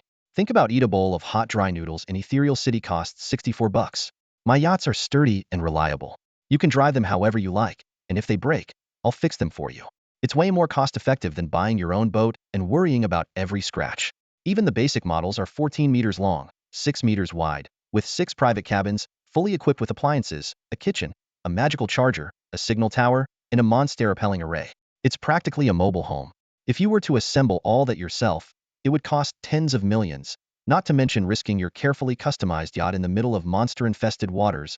The technician explained the difference between renting and purchasing with a cheerful smile. As he elaborated in detail, Oh Hua gradually understood why the rental fees were so exorbitant. "What kind of ship can accommodate Biaoyun inside?" Oh Hua asked after pondering for a moment.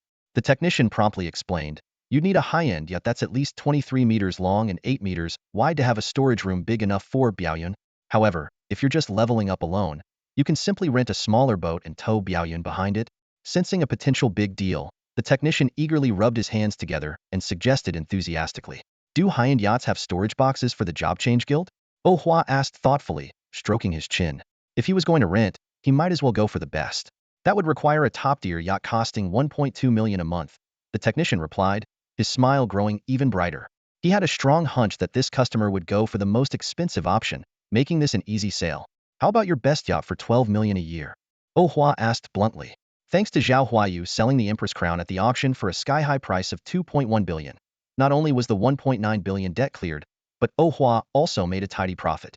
Coupled with the occasional hundreds of thousands or millions sent by the guild leader and Zhao Huayu, Oh Hua was no longer strapped for cash. You sure know how to bargain. Knocking off 2.4 million right off the bat. The technician feigned a complaint, but quickly agreed with a grin. Since you're a regular, let's settle on 12 million. Oh, and about the magic wand, are you buying one yourself to have it delivered to the storage box? Or would you like to purchase it from me? After signing a 1-year rental agreement and paying the 12 million, Oh Hua returned to his apartment. He had already devised a strategy to deal with the Yunmu whale. He would simply camp at the monster's respawn point and eliminate it the moment it appeared, ensuring no one else could beat him to it. Inside the apartment, only Su Cini was there, lounging on the sofa watching a variety show. Su Jia, starting tomorrow, could I trouble you to prepare buff meals and transfer them to me through the storage box? Although Su Cini was specifically sent by the Job Change Guild to cook for him, Oh Hua still asked politely.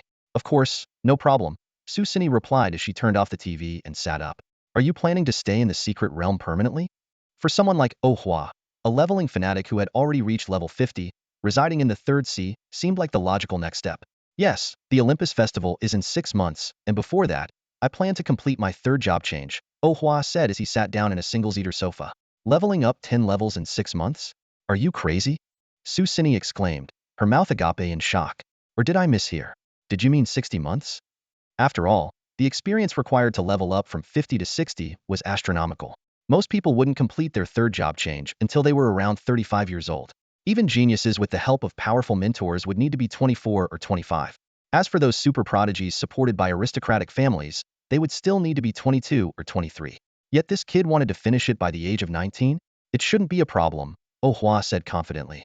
The level 79 Yunmu whale, despite being a lordier boss, had no resistance to abnormal statuses, which made it an easy target for the elder bear brother in his feral blood spirit, coupled with Biaoyun helping to lure mobs and stack gluttony layers. As long as every respawned Yunmu whale was defeated by him, leveling up 10 levels and completing the third job change within 6 months was definitely achievable. The next morning, a luxurious yacht measuring 27 meters long, 8 meters wide, and 11 meters high quietly docked in front of Lao Qian's shop. In the morning light, the yacht's white hull shimmered on the water, attracting the attention of early risers passing by. Yachts of this caliber usually only appear during major events hosted by large guilds. Zhuangyi Wanlang, I picked the biggest and fastest one for you. How's that? Satisfied? The technician stood on the deck, arms crossed, a smug smile on his face. Oh Hua ran his hands over the yacht's weathered and rusty railings, his eyes sparkling with excitement. Very satisfied. I didn't expect it to be equipment. Haha. Otherwise, how could I dare rent it out for 1.2 million a month? Every luxury yacht here is equipment. The technician laughed heartily. The yacht's stats panel appeared. Luxurious large yacht white quality. Durability, 24002400. Equipment level, none. Effect, consumes 3 stored mana points per second to enable flight. Mana storage, 10000010000000. Special effect, optical cloak reduces monster hostility and makes it less likely to become a target of monster attacks. Just as Oh Hua nodded in satisfaction, Feng Xiaoxiao came bounding out of the cabin, exclaiming excitedly, this ship is amazing. The fridge is huge. It was only 4:50 in the morning, earlier than the usual departure time of 5:30 for the guild leaders. Feng Xiaoxiao had stubbornly insisted on tagging along with Oh Hua during this early hour. The technician observed the scene with a warm smile before tactfully leaving the deck. Oh Hua, on the other hand, shot Feng Xiaoxiao a cold smirk. This ape-like person, who managed to wake up even earlier than him, had been clinging to him since dawn and refused to leave no matter what. How often will you come back? No matter how long you stay out, you should return to the City of Illusions eventually, right? Feng Xiaoxiao asked with concern. Though Oh Hua saw her as a human-like ape, she was well aware of his current situation, being targeted by exiles and major powers from the 4 nations. Despite his formidable strength and level 50 status, facing coordinated attacks could still be dangerous, especially in the secret realm where no one could come to his aid. He'll return to the city once a week to restock, Oh Hua replied, pinching his thigh hard to confirm he wasn't dreaming. This yacht has enhanced signal capabilities, so there won't be any issues with communication. He was surprised to realize that this ape-like person had started to think critically, and he couldn't help but mutter to himself. Could it be that the intelligence stat from her equipment is finally kicking in? Finally, Oh Hua leaned closer to Feng Xiaoxiao, wrapped an arm around her shoulders, and lowered his voice. I have a task for you. I remember you have Swift Sound, right? When you're free, upload some of our old photos and edit our interactions to make them look sweeter. How do you expect my confidant to see me now? Oh Hua grabbed Feng Xiaoxiao by the shoulders, his grip tightening unconsciously. Those photos were uploaded looking so lovey-dovey, bound to break up with me. Feng Xiaoxiao winced in pain and yelped, ouch. Huage, if you need something, just say it. Talking about money ruins relationships, you know? Confidant? Huh. Oh Hua sneered coldly. I only have a childhood sweetheart. Those photos aren't intimate enough. Come on, let's head to the cabin and take some rated ones, sister and brother style. As soon as her phone pinged with a 5 million transfer notification, Feng Xiaoxiao was instantly persuaded by the staggering amount. She thought to herself, with such a loaded childhood friend, who needs a confidant? After getting the money, she could buy the confidant a designer bag, and then tell her that Oh Hua was actually just a closeted gay guy that should smooth things over. Remember, if you feel like you're being followed, just send an SOS signal to Uncle Zhao, Oh Hua said, suppressing his discomfort and speaking in a gentle tone. And don't go knocking out everyone who comes after you. Of course. Plan C, right? Feng Xiaoxiao replied excitedly. Isn't it just pretending to be the weak girlfriend getting kidnapped? I've got it all figured out. Oh Hua gave her an intense look, then patted her shoulder. Xiaoxiao, I'll get you a great sage green set. I was born a few seconds before you. I'm the big sister. Feng Xiaoxiao rolled her eyes. Besides, the great sage set is for mages. What do I need it for? To show off, obviously. Prove you've got wealth and power. Oh Hua released her shoulders, secretly resolving to get her a set that would boost intelligence by 4,700 points, hoping it might evolve her from a primate to at least a primitive human. With the hefty sum in her account, Feng Xiaoxiao left the yacht, still puzzled. She lounged on the sofa at the Qian family's place, browsing gifts for her parents while waiting for the chairman and others to show up. Meanwhile, Oh Hua steered the yacht toward the deep-sea zone of the third sector in Yunhai. To him, Feng Xiaoxiao was nothing more than a disposable pawn. If someone actually took the bait, it would only prove their stupidity. As for Feng Xiaoxiao's safety, he wasn't the least bit worried. After all, one should never use common sense to judge great apes. Speaking of Feng Xiaoxiao, her capabilities far exceed what anyone could imagine. Back in her mountain hometown, she was Oh Hua's miraculous tool person. Whether it was luring out ferocious silverback wild boars, driving away venomous white-clawed geese from the river, or attracting the dreaded paralyzing venomous bees, she always managed to complete the tasks in an almost magical way and return unscathed. At most, she might appear a little disheveled, but even minor injuries were rare. It was precisely this almost uncanny survival ability that made Oh Hua increasingly reckless. From being a safe decoy at first to becoming an all-purpose tool person, Feng Xiaoxiao was infallible in Oh Hua's hands. In return, Oh Hua took care of her in his own way, framing the neighboring siblings, Go Dan and Yadan, on her behalf, giving her candy, or tricking the twins into doing her holiday homework. His care was meticulous, and the reason was simple. Someone who would foolishly believe being exploited was just training was simply too rare to pass up. After arriving at the deep-sea zone of the third region of Yunhai on a luxury yacht, Oh Hua began his monotonous leveling grind. Equipped with a breathing aid mask, he used the yacht as his base, returning every 6 hours to replenish with Su Sini's specially prepared buff meals. Although hunting lanternfish, merfolk, and sharks yielded slow experience gains, 2 days of relentless grinding still increased his experience bar by a third. On the third day, just before dawn at 4 a.m., Oh Hua finally discovered a freshly spawned target, the Yunmu whale. This colossal beast, over 50 meters in length, was surrounded by around 300 ghostly glow sawsharks, each 3 meters long, their bellies emitting an eerie green glow, with a combat level of 68. To make matters worse, there were also over 30 elite abyssal merfolk wielding black tridents, each at level 71, hidden among them. These grotesque abyssal merfolk were a nomadic tribe that herded Yunmu whales and ghostly glow sawsharks as livestock. While the Yunmu whale possessed powerful wind and water dual-element abilities, it was slow-moving. On the other hand, the ghostly glow sawsharks were as agile and lethal as fighter jets, perfectly compensating for the Yunmu whale's shortcomings. The strategy was straightforward. First, lure away the dangerous ghostly glow sawsharks and eliminate them in batches, then gradually wear down the sluggish Yunmu whale. Driving the high-speed yacht, Biaoyuan, Oh Hua's speed, boosted by various buffs, soared to 4,300 kilometers per hour.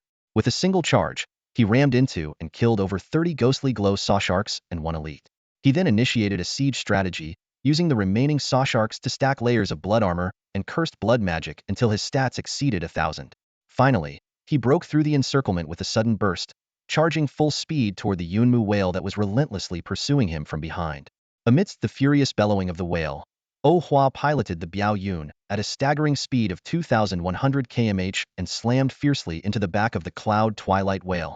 As the ramming spike pierced into the massive beast's back, he swiftly leapt off the aircraft, landing on its enormous body, encrusted with barnacles and algae. Armed with the curse of blood magic in one hand and the Cansano holy sword in the other, Oh Hua unleashed a relentless assault. The Cloud Twilight whale retaliated with wind blades, hurricanes, and ice spikes, bombarding him continuously.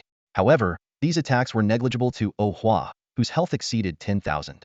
With the 25 lifesteal effect of the Curse of Blood Magic, he could instantly recover lost health and reflect all negative effects inflicted by the enemy, such as freezing, slowing, or attack speed reduction. After slashing over 30 consecutive strikes, the sorrowful wail of the whale signaled the activation of the fear effect. Despite the Cloud Twilight whale thrashing desperately to throw him off, Oh Hua, with his high stack of gluttony effects, only increased his attack speed. The Sky Abyss merfolk rushing in to rescue the boss fell helplessly before the blood magic blades, instead becoming a source for Oh Hua to replenish his health and stack more gluttony effects. Under the unrelenting critical blows, the Lord Boss of the Third Sea Region Deep Sea Zone let out one final, harrowing cry. Moments later, a crimson spatial rift erupted from the beast's body, illuminating the dim depths of the sea. Without hesitation, Oh Hua sheathed the Cansano holy sword, boarded the Biao Yun, and flew toward the red-dimensional chest, swiftly collecting the equipment and items into his inventory. The thrill of acquiring his first red chest filled Oh Hua with excitement. He immediately began clearing the battlefield, slaying the remaining mobs and elite monsters. The drop rate in high-level zones proved to be astonishing. The 30 or so Sky Abyss merfolk had yielded 2 gold chests and 1 purple chest. Now, at level 50, Oh Hua's experience bar was stuck at 98. Even after defeating the Cloud Twilight whale and all its minions, he had not leveled up. Eager to inspect his new gear, he decided to return to his yacht first. However, he had barely flown a short distance when 6 airships surrounded him. This team, consisting of 6 men and 3 women, bore the sun-shaped insignia of the Radiant Sun Guild on their shoulders. Quickly, Oh Hua donned his breathing assist mask and goggles, instantly recognizing the guild. Months ago, this very guild had attempted to recruit Feng Xiaoxiao, and due to a particularly arrogant headhunter, Oh Hua had gone out of his way to write a program to investigate the Radiant Sun Guild's information and key members. So, Oh Hua had particularly vivid memories of this guild, all of them unpleasant. Now, he finally found a suitable reason to deal with them. Hey, where are you from? Did you see the team that just took down the Cloud Twilight whale? A burly third-tier greatsword warrior scanned Oh Hua's plain equipment with obvious disdain in his tone. I saw them. Oh Hua feigned excitement, pumping his fist. They headed toward the shallow sea zone. I saw them drop a red dimension box. I wanted to snatch it, but they used an acceleration scroll and ran too fast. Chase them. The greatsword warrior barely glanced at Oh Hua, who was wearing a breathing mask, dismissing him as insignificant before immediately leading his team toward the shallow sea zone. As they left, a few of the other job changers mocked Oh Hua's comment about wanting to steal the box. The anger on Oh Hua's face instantly vanished, replaced by a deep and calculating gaze behind his mask. Once the 9 of them were far enough ahead, he piloted his sky racer at the lowest speed and quietly followed. Boss, that guy seems suspicious to me. Should we send someone to tail him? On their way to the shallow sea zone, a third-tier assassin sidled up to the greatsword warrior and suggested. The greatsword warrior grabbed a walkie-talkie from the front of the airship. Old Lu, there's a solo runner in Zone A. Send someone to keep an eye on him. Don't let him get away. No problem, I'll handle it, came a curt response from the other end of the walkie-talkie. Meanwhile, aboard a 19-meter yacht in the deep sea zone, Old Lu, a man with a scar on his forehead, set the walkie-talkie down and got up from his bed. All right, time to get to work, he said, giving the chest of the naked woman beside him a firm squeeze, eliciting a coquettish yelp. You were too rough last night. My legs are still weak. Let me sleep a little longer. The mature, alluring woman pouted, half complaining. Fine, fine. You've earned your rest. Relax however you want. Old Lu chuckled as he got dressed. By the way, I heard your daughter just completed her job change. Want Uncle Lu to guide her? The woman immediately got up to help him dress, but pinched him hard. In your dreams. I am just looking out for your girl, Old Lu said, rubbing the spot where he'd been pinched. Your office husband doesn't have time to help her, does he? Leveling up is crucial for combat jobs in the early stages. He grinned, giving her a playful squeeze on her rounded hip as he spoke. After exchanging some sweet words with the beautiful woman, Old Lu slung his mighty axe over his shoulder and left the bedroom. All right, brothers, grab your gear. Time to get to work. Old Lou bellowed with high spirits as he stood in the center of the living room, addressing the 7 sluggish job switchers lounging around. Hearing there was another mission, the resting team members reluctantly began gearing up, their faces filled with discontent. They couldn't help but grumble internally. Old Lou was vacationing with his lover, while they were stuck living like monks, devoid of any indulgences.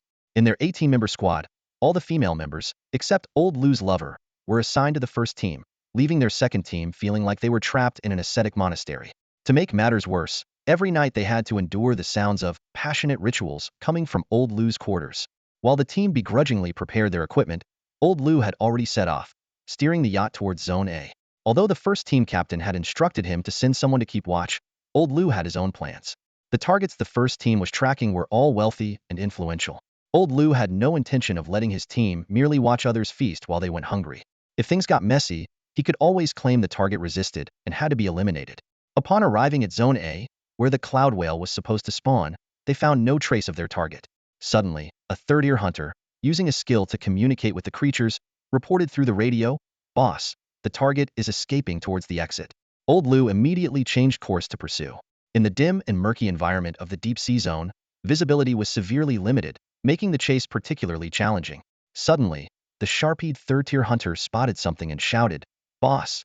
20 meters to the right there's an airship. As they approached, the hunter gasped, "Oh my god! It's the Qian family's legendary purple tire wind chaser. This beast can hit speeds of up to 8,400 km/h, though its durability is only 3 seconds.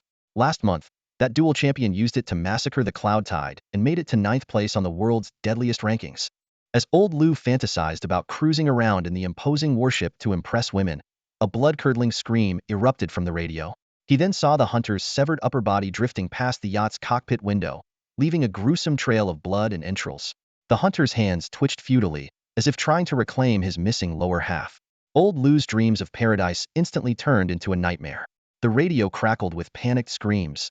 "A monster! How is the abyssal blood domain's roaming boss here?" Lou Turtlehead, open the door. Terrified, Old Lou didn't dare glance at the deck to see what was happening. He stumbled towards the main hall in a panic, which was already bathed in an ominous crimson glow from the blood outside. "Old Lou, what's going on?" The beautiful woman, dressed in a sheer spaghetti-strap nightgown, emerged from the room, her face pale with terror from the screams over the radio. She reached out to grab his arm. "Get out of my way!" Old Lou snarled, shoving her aside. Just as he prepared to escape through the engine maintenance hatch at the bottom of the ship, a brilliant beam of light suddenly pierced through the hull, illuminating the entire hall. The blinding radiance forced them to shield their eyes and shut them tightly. "Have you found that squad yet?" The greatsword warrior standing on the deck of a more than 20-meter-long yacht shouted angrily at the teammates returning one after another on their airships. They were currently at the boundary between the shallow sea zone and the deep sea zone. "No. We searched every direction in the shallow sea zone, but there's no sign that the monsters there have been lured away." A third-tier assassin, carrying a support teammate, replied through gritted teeth. "We must have been tricked by that kid with the breathing mask." The greatsword warrior's face darkened with even more fury. This mission had cost them far too much equipment from the red chests. Even the lowest level drops could sell for tens of millions, potentially fetching billions at auction. They had already farmed the Cloud Dusk Whale 6 or 7 times, but all they got were a few worthless orange chests that didn't even cover their resource expenses. "Let's go. We're going back to settle the score with that kid," the greatsword warrior commanded. "He'll break his legs if I have to until he comes clean." The yacht immediately turned around. At that moment, the assassin maneuvered his airship closer to the yacht, excitedly tossing his phone to the greatsword warrior. "Boss, I thought that four-eyed guy looked familiar, so I looked him up. Turns out, he's this year's double champion. He's got 2 LV.120 unrestricted red weapons. He could solo the Cloud Dusk Whale back during the Cloud Tide. I'm telling you, he's the one who stole our Cloud Dusk Whale." The greatsword warrior stared at the video on the phone showing Ohua's combat footage in the Cloud Tide. His expression shifted from grim to ecstatic. The LV.120 Curse of Demon Blood might not be popular due to its 10 frenzy chance, but its value was astronomical. With a control clearing support, that flaw could easily be mitigated. The auction price for such a top-tier red weapon started at tens of billions, and the Kensano Holy Sword, with its area damage scaling tenfold with strength, was practically tailor-made for him.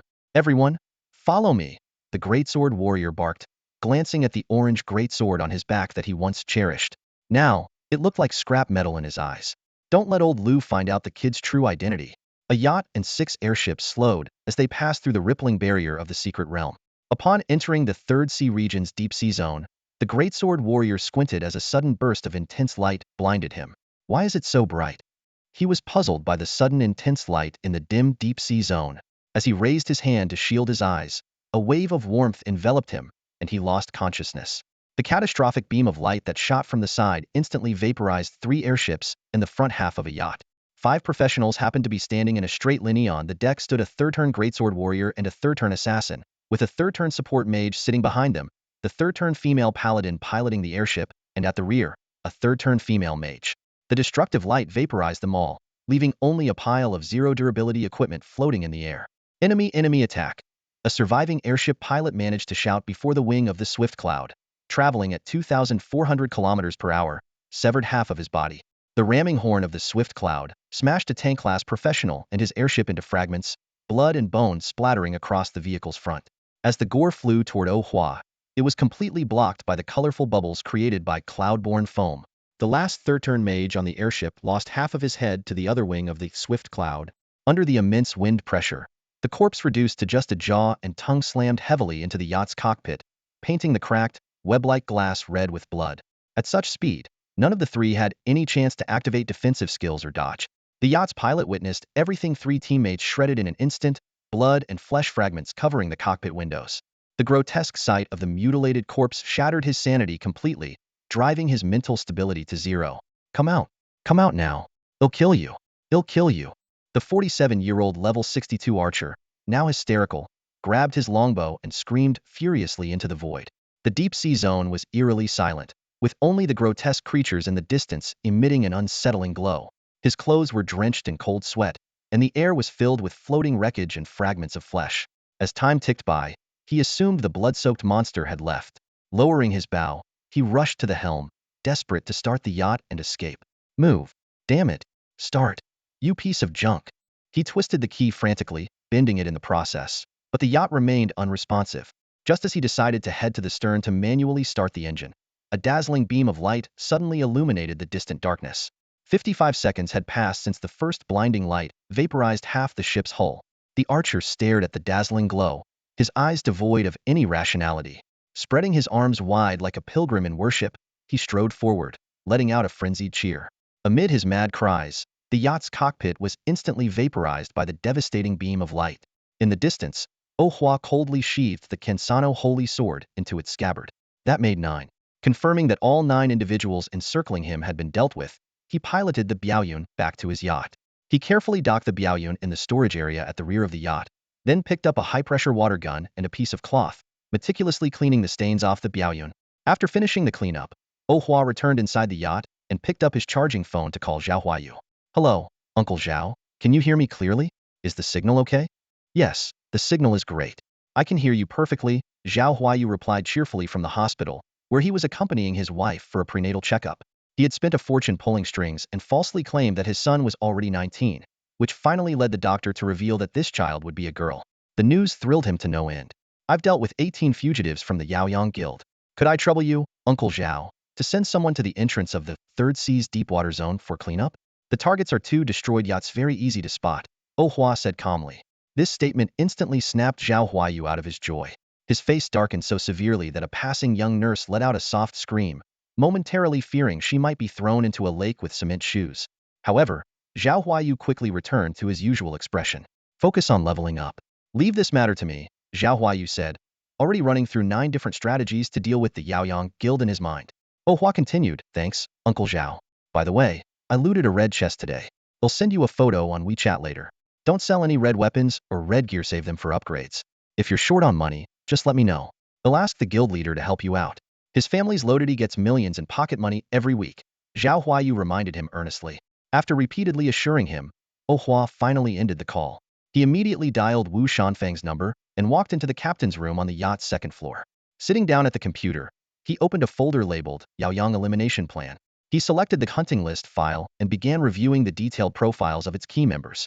Aunt Wu, does the Yaoyang Guild have a branch in Ethereal City? In the middle of a meeting, Wu Shanfeng motioned for her employees to stay quiet. Yes, they do. Why?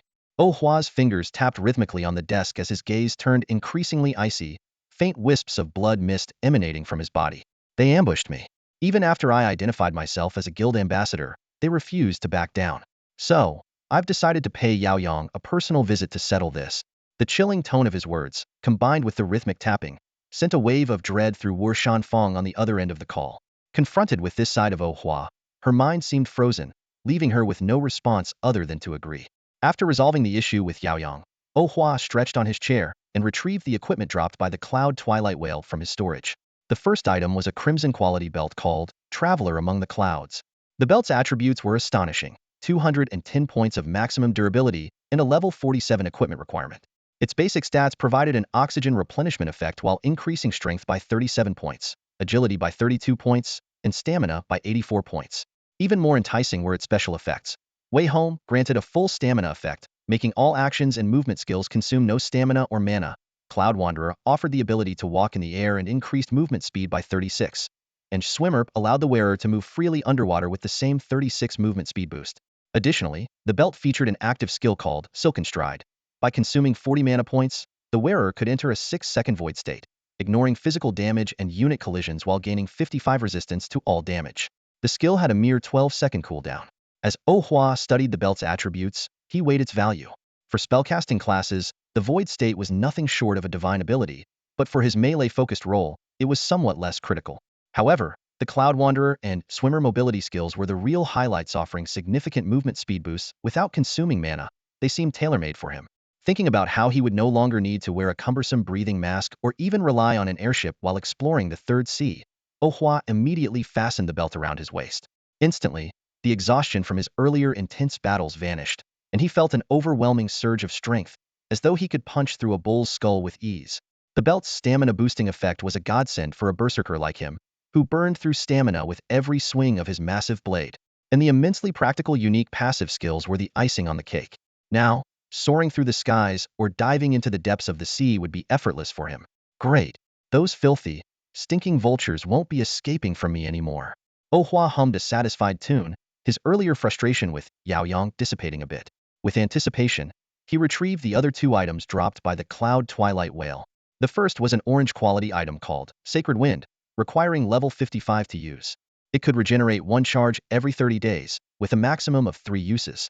Its effects were incredibly powerful. Upon activation, it granted 300 agility points for 30 seconds and provided Storm's Blessing, which could deflect up to 9 physical or single-target magical attacks.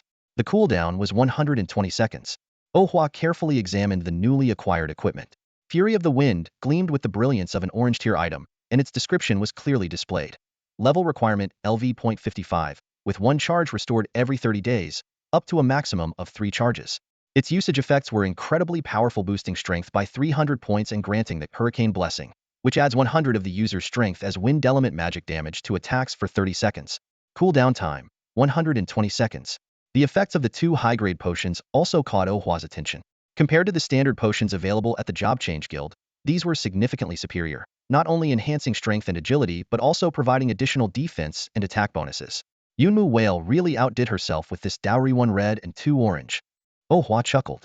As her husband, the least I can do is repay her generosity with my favor once every 2.5 days. He continued to sort through the equipment in his spatial ring. After some inspection, he realized that 6 of the items were unsuitable for his use. Selling them might fetch around 3.4 million at most, which wouldn't even cover the cost of this outing. He casually tossed the items into his storage box and sent Zhao Huayu a list of the equipment for sale. Over the next week, leveraging his familiarity with respawn locations, Oh Hua successfully hunted the Yunmu Whale 2 more times. Although it only dropped gold and purple tire equipment, which he couldn't use and had limited resale value, his level had already climbed to LV.51, and his experience points had reached 98. On his way back, he made a detour to Coral Garden to favor the Siren Queen. While the experience gains were now minimal, the sheer number of nearly 1,000 mermaid monsters allowed him to successfully break through to LV.52. As he contentedly exited the Coral Castle, he unexpectedly ran into Yang Lang leading the Yishan team too. Seriously, man? A LV.50 player stealing our little guy's boss? Yang Lang groaned, clutching his forehead in exasperation. Ahem, I was just about to hit LV.52, and I happened to pass by, so I figured I'd clear it out. Totally forgot you guys were here. Oh Hua explained awkwardly. To be fair, at his current level, he could easily level up by grinding in the deep sea zone of the third sea area for a day. He was merely taking advantage of the densely packed monsters here for convenience. You're already LV.52? Soloing a boss gives that much experience? Luobai, who had paused stacking his Inyang Crow, walked over curiously. Of course, as a squishy mage without a healer or tank, he wouldn't dare get too close. Even a minor hit from a random mob could spell instant death for him. He wouldn't dare to solo any boss. No, to be precise, he wouldn't dare to solo anything, not even small mobs. Every time his life-saving skills were used up, even a random small mob could instantly take his life. The experience points are indeed high. Every time it boosts the XP bar significantly, Ohua responded without hesitation. He paused for a moment before suggesting, "Do you guys want to try the roaming boss Void Sea Kraken in the 3rd Sea Shallow Waters? Its level is even higher than the Siren Queen's. Our team isn't suited for dealing with single-target bosses." Luobai shook his head decisively. Besides, the Void Sea Kraken has an instant death skill, and there's no foothold in its area. If it sweeps you away, no one will be able to save you. Ah, you're right. Monsters with instant death skills are indeed tough to deal with. Ohua froze for a moment, then smiled and nodded in agreement. He recalled the giant squid boss he had encountered 2 days ago while venting his emotions in the shallow waters. Back then, he had activated Storm Rush, and with just one charge, he sent the monster flying dozens of meters. Chasing it down, he summoned his blood demon and slashed it dozens of times, draining every drop of its blood and ink. At that moment, Ohua deeply realized that he and Luobai's team were on completely different levels. Even though they were all top-tier hidden classes, there seemed to be no common ground between them. Clearly, they were unworthy of competing on the same stage as him. "Consider today a lesson from me," Ohua said with a carefree wave, striking a greasy pose like that of an arrogant prince. "The early bird catches the worm, don't blame me. This world is simply survival of the fittest." His smug attitude successfully steered the conversation away from leveling, and soon, the others started chattering about unrelated topics. However, behind his plain glasses, his calm and indifferent eyes had been fixed on Feng Xiaoxiao, who was unusually quiet within the group. Based on her personality, if she encountered a major problem, she would have come to him for help without hesitation. But her current hesitant demeanor suggested she was likely facing a minor yet particularly embarrassing issue, debating whether or not to ask for his assistance. The scorching sun hung high in the sky, and the yacht remained quietly anchored on the sea. During the midday break, Feng Xiaoxiao, wearing a troubled expression, approached Ohua, who was resting on the deck, desperately seeking help. "Ohua, I need your help. It's an emergency," Feng Xiaoxiao exclaimed anxiously. "A few days ago, I posted a photo with a girl on Rapid Sound, and now she's tracked me down to Ethereal City, threatening to sew me up." Ohua opened his mouth but found himself at a loss for words. Staring at his childhood friend, who seemed to attract trouble like a magnet, he could only wait for the rest of the story. "She's really gorgeous," Feng Xiaoxiao admitted, scratching his head with a hint of pride on his face. "Her Rapid Sound is full of pictures of designer handbags, luxury cars, and mansions. She even attends a prestigious private school. I thought I'd try flirting with her, and to my surprise, it actually worked." But then his expression turned to one of sheer terror. "Then I found out her real identity. She's the only daughter of the Deep Blue Pharmaceuticals Group. Her grandmother is the world's only 4th-tier master of Qi Huang. Her mother is a 3rd-tier venomous healer, and she herself is a rare 2nd-tier Gigu mystic physician. Every doctor, poison master, and healer in the country is her sworn sibling. And it's all your fault for getting me into this mess." The more Feng Xiaoxiao spoke, the more regretful he became. What a perfect rich girl she could have been. I could have graduated, become her personal bodyguard, clung to her golden thighs, and leveled up like crazy. Her family's so wealthy. I'd have been swimming in legendary gear. But no, all because of you, my so-called best friend. I'm about to get stitched up instead." Ohua smirked. "Don't worry. If it really comes to that, they'll figure out how to smuggle you abroad for the unstitching." Watching his friend squirm in distress, Ohua found it highly entertaining. He didn't smoke, drink, gamble, or play cards. His greatest joy in life was watching drama unfold. This was far more amusing than grinding levels. "You brought this on yourself," Ohua said, making no effort to hide his schadenfreude. "Do you know why I never flirt with rich girls like Ji Miaoqing or Yi Feihua? They're way too intense. Once you get involved, you're in deep trouble, and no amount of acid baths can clean up the mess." Feng Xiaoxiao pulled out his phone and showed Ohua his chat history with the wealthy girl. "She said she's going to personally cut me up." Ohua skimmed through the messages, which were disturbingly filled with medical diagrams and dissection sketches, and couldn't help but shudder. "Yikes, what a vicious woman. We need to think this through carefully." "Easy for you to say," Feng Xiaoxiao grumbled, casting a resentful look at Ohua. "You're hiding safely in a secret realm, while I'm living in constant fear that she'll jump out of nowhere and stab me dozens of times. Even worse, what if I end up in the hospital, and she's the attending physician? I'd wake up with random gauze, scissors, and surgical knives left inside me. For once, the usually fearless Feng Xiaoxiao seemed genuinely terrified. Are you saying she could seriously ruin our plans? Oh Hua's eyes narrowed slightly, and the sudden smile that appeared on his face sent an involuntary chill down Feng Xiaoxiao's spine. Don't go bullying her. Feng Xiaoxiao grabbed Oh Hua's shoulder, her tone pleading. She's really pitiful. Her mom lost her grandpa when she was 2, then her dad ran off with a mistress when she was 3. Now she even has androphobia. Please don't make it worse for her. I'm afraid of offending the pharmaceutical group, so I won't bully her, Oh Hua replied, maintaining that enigmatic smile as he gently shook his head. His calm expression left Feng Xiaoxiao completely unable to guess his true thoughts. After weighing her options, Feng Xiaoxiao ultimately chose to side with her childhood friend. You don't have to love her, but at least don't hurt her. Although she felt sorry for that poor confidant, threatening to harm her childhood friend was already crossing the line. And to top it off, threatening to cut ties with him? That was nothing short of asking for trouble. After lunch, the group rested on the yacht for about 20 minutes. With a worried heart, Feng Xiaoxiao followed the team to level up, while Oh Hua stayed behind, docking the yacht near Crescent Island and idly playing on his phone as he waited. It wasn't until 10 p.m. that the exhausted team returned to the yacht, and Oh Hua piloted them back to the city. The next morning at 5 a.m., the chairman finished handling his affairs and led a team out to level up. Choosing to stay behind, Oh Hua sat in front of his computer, fully focused on coding. With the press of the final enter key, his program began automatically retrieving information about Yan Jishi. Through the program, he quickly found her Xuanin account, boasting over 300,000 followers. The account was filled mostly with videos flaunting her wealth and expressing misandrist views. In her latest post, titled, "I've arrived at Ethereal City," Oh Hua discovered that she was staying at a 5-star hotel just 50 meters across the street. In the video, the petite yet curvaceous girl was seen scolding Feng Xiaoxiao. Oh Hua left a comment under the video. To the self-proclaimed primate expert, it seems the top-ranked team is leveling up on Crescent Island in the Second Sea region. Not sure if you're looking for Feng Xiaoxiao from that team, but if so, hope this helps. After posting the comment, he deleted the program and browsing history, closed his computer, and immediately dialed Wu Shanfeng. Aunt Wu, how did the interrogation go? Oh Hua got straight to the point. He lost a lot of blood and only fully regained consciousness yesterday, but he's been quite cooperative, Wu Shanfeng replied with a chuckle. I can't explain everything over the phone, but I'll compile a report and send it to you tonight. Oh Hua rhythmically tapped his fingers on the desk. Aunt Wu, do you know anyone from the Yin family? His tone carried a trace of unease. Yes, why? Need to buy high-grade potions? No. Oh Hua's eyes grew colder, though his expression remained unchanged. My childhood friend said the Yin family's eldest daughter has been causing her trouble in Ethereal City. Could you mediate on her behalf? Ah, well. In the office of the Ethereal City branch of the Job Change Guild, Wu Shanfeng's face showed hesitation. The Yin family is fiercely protective. They won't even give the guild leader any face. This might be difficult. Oh Hua's fingers abruptly stopped tapping, and a glint of frost flashed in his eyes. All right, I guess I'll just have to tell my childhood friend to steer clear of her. Crush her. Oh Hua packed his belongings and left the apartment.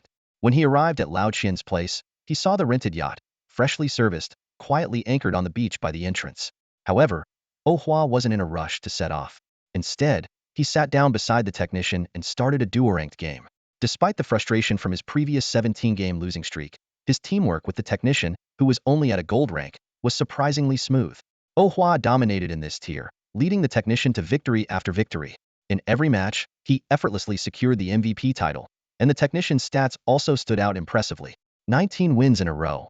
Wow, I didn't know you were this good at gaming. A true all-rounder. The technician beamed with excitement, eagerly queuing up for the next match. Not bad.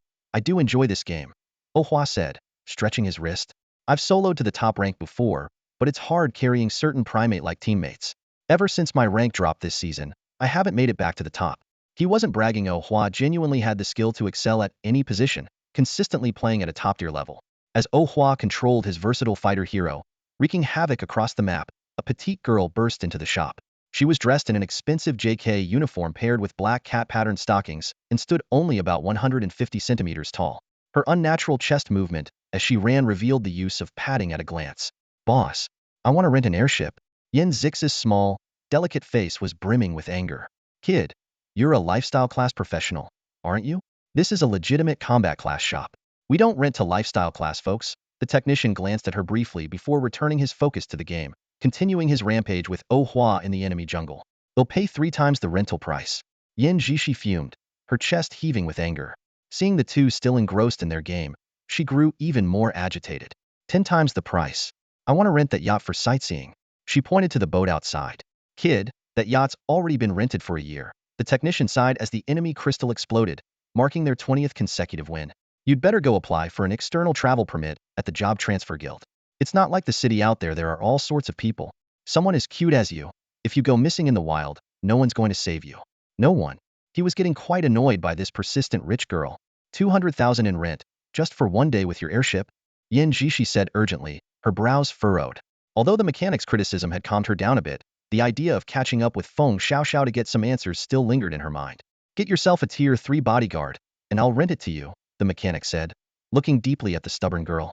If she were his daughter, he thought, he wouldn't hesitate to give her a hard slap. Hey, I'll transfer you 100,000. Protect me on my way to Crescent Island. Yin Jishi shot a disdainful glance at Oh Hua, who was sitting next to the mechanic. Despite her reluctance, she had no choice but to follow the mechanic's advice. Sorry, I have a 30-win streak challenge with Lao Qian today. Can't help you, Oh Hua said decisively, shaking his head amid Lao Qian's barely concealed laughter. The mechanic couldn't hold back anymore. Go to the guild and apply for an external permit. It'll be approved in half an hour. The bodyguards they send will be more reliable than this guy. Inwardly, he scoffed at the absurdity of her offer, trying to hire a prodigy worth billions with a mere 100,000. Even the full set of rare red tier gear offered by the guild leader of Xiaku Xing hadn't tempted Oh Hua. Are you renting it or not? 300,000. Before Yin Jishi could finish her words, the mechanic slammed his hand heavily on the handmade welded coffee table. The loud bang instantly silenced the usually arrogant and spoiled young lady. Get out of my shop. If you want to die, go die somewhere else, the mechanic roared, his eyes blazing with anger. Don't think everyone cares about you. Even if your mom or grandma came here, they'd still have to follow the rules. Yin Jishi bit her lip, tears welling up in her eyes. She had been pampered her entire life and had never been scolded like this before. Overwhelmed with grievance, she turned and ran out of Lao Qian's place. Those two women really did her no favors. If you don't know how to raise a daughter, just don't, the mechanic muttered, rubbing the corners of his eyes as he watched the girl's retreating figure. Dressed in a JK uniform with black stockings, looking like a high schooler though she was a university student, she might get away with this outfit in the city, but outside the city, it was practically inviting trouble. Think she'll come back? Oh Hua asked, glancing in the direction Yin Jishi had fled. Not playing anymore, the mechanic replied, lighting a cigarette and taking a deep drag. I reckon something big is going to happen in Xinzhou in a few days. Oh Hua patted his old friend on the shoulder, a man who had lost both his son and wife. She's probably blessed with good fortune. Maybe she's destined to meet her Prince Charming. Yeah, right? You're the real child of fortune. You've only been in the City of Clouds for a few months, and you've already scored 2 Empress Crowns and a Wind Dragon Blade, the mechanic retorted, clearly unimpressed. Enough about that. Since you're done playing, you'll head off to level up, Oh Hua said, taking his leave. He stepped onto the deck and glanced back toward the city gates. There, Yin Jishi was paying another airship pilot preparing for takeoff. Watching this easy catch take the bait, his brows furrowed slightly, feeling no sense of accomplishment at all. Die, Xiao Xiao. Yin Jishi shouted furiously aboard the airship. You wicked Xiao Xiao. Don't let me catch you. If I do, I'll yank your bra right off. The airship, rented for 300,000 from a class switcher, was moving forward at a slow pace. With her lips pouting in grievance and her eyes red-rimmed, she kept replaying the heartbreaking scene in her mind. The woman she loved most suddenly falling for a man. Am I not beautiful enough? Are my enhancements not big enough? Or is my family not rich enough? She muttered through gritted teeth. And that damn man, how dare he lay a hand on my sister's woman? I swear I'll make him pay for this. The cold wind howled as Yin Jishi, dressed in a JK uniform and black stockings, shivered from the chill. The airship flew forward at 30 km/h, with the navigation indicating about 10 more minutes of travel. Are you cold?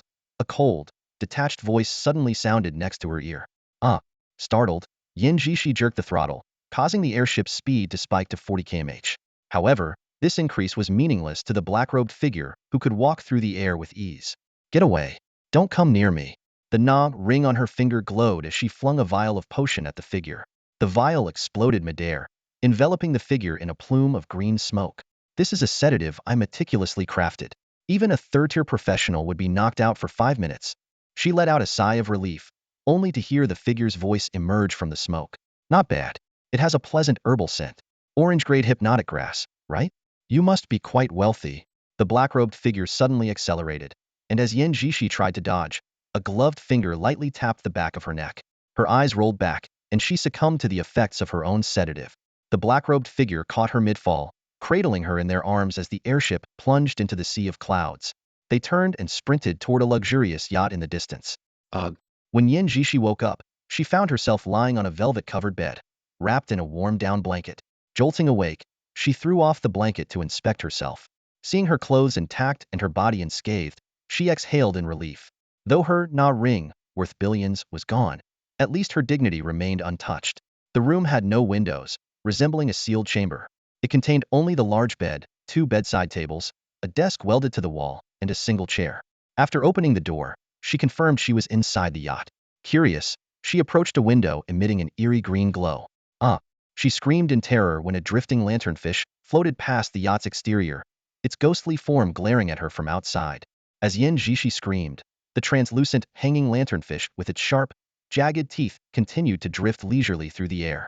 Thankfully, the yacht's excellent sealing and soundproofing prevented her piercing cry from attracting a swarm of monsters. Where is this? What is this place? Terrified, Yin Jishi ran back to her bedroom, wrapping herself tightly in a blanket. Her face was pale as she trembled uncontrollably. When she turned and saw her phone on the bedside table, she immediately reached for it. It was practically her lifeline. How could she have gone so long without it? However, upon unlocking it, she discovered the phone had no signal. Yin Jishi instantly realized why the kidnappers had been so bold as to leave it by her bedside. It was a cruel joke. The humiliation of being treated like a child being tricked filled her with rage. Suddenly, the sound of a door opening and closing echoed from outside the room. In the dim light of the bedside lamp, Yin Jishi held her breath, straining to listen. In the near silence, her own rapid heartbeat and shallow breathing were deafeningly clear. She clutched a pillow, imagining it as a makeshift weapon that might somehow subdue her enemy. The sound of lights switching on came from the hall, followed by the eerie opening music of some bizarre monster world. After waiting a long while without anyone entering, Yin Jishi crept to the door and pressed her ear against it to listen for any movement outside. Just as she was about to open the door to investigate, footsteps suddenly approached. The thought of a combo attack fled her mind as cold sweat broke out across her skin. She quickly slipped back into bed and pretended to be asleep. When the door creaked open, she worked to steady her breathing, maintaining the illusion of unconsciousness. The footsteps stopped beside her bed, and she could feel the presence of someone standing close. Take this, my imperial sword. Yin Jishi suddenly sprang up, swinging the pillow with all her might at the figure by her bed. With a soft thwack, the pillow landed squarely on the person's face, releasing a faint puffing sound from its velvet cover. However, her lethal strike had no effect. The man, whose glasses had been knocked askew, looked at the petite girl on the bed with an expression of helplessness. Yin Jishi, recognizing this homewrecker and seething with fury, was about to erupt when Oh Hua calmly began to explain. Feng Xiaoxiao and I are just childhood friends. I paid her 5 million to pretend to be my girlfriend. I chose her because she's gay and has no interest in me.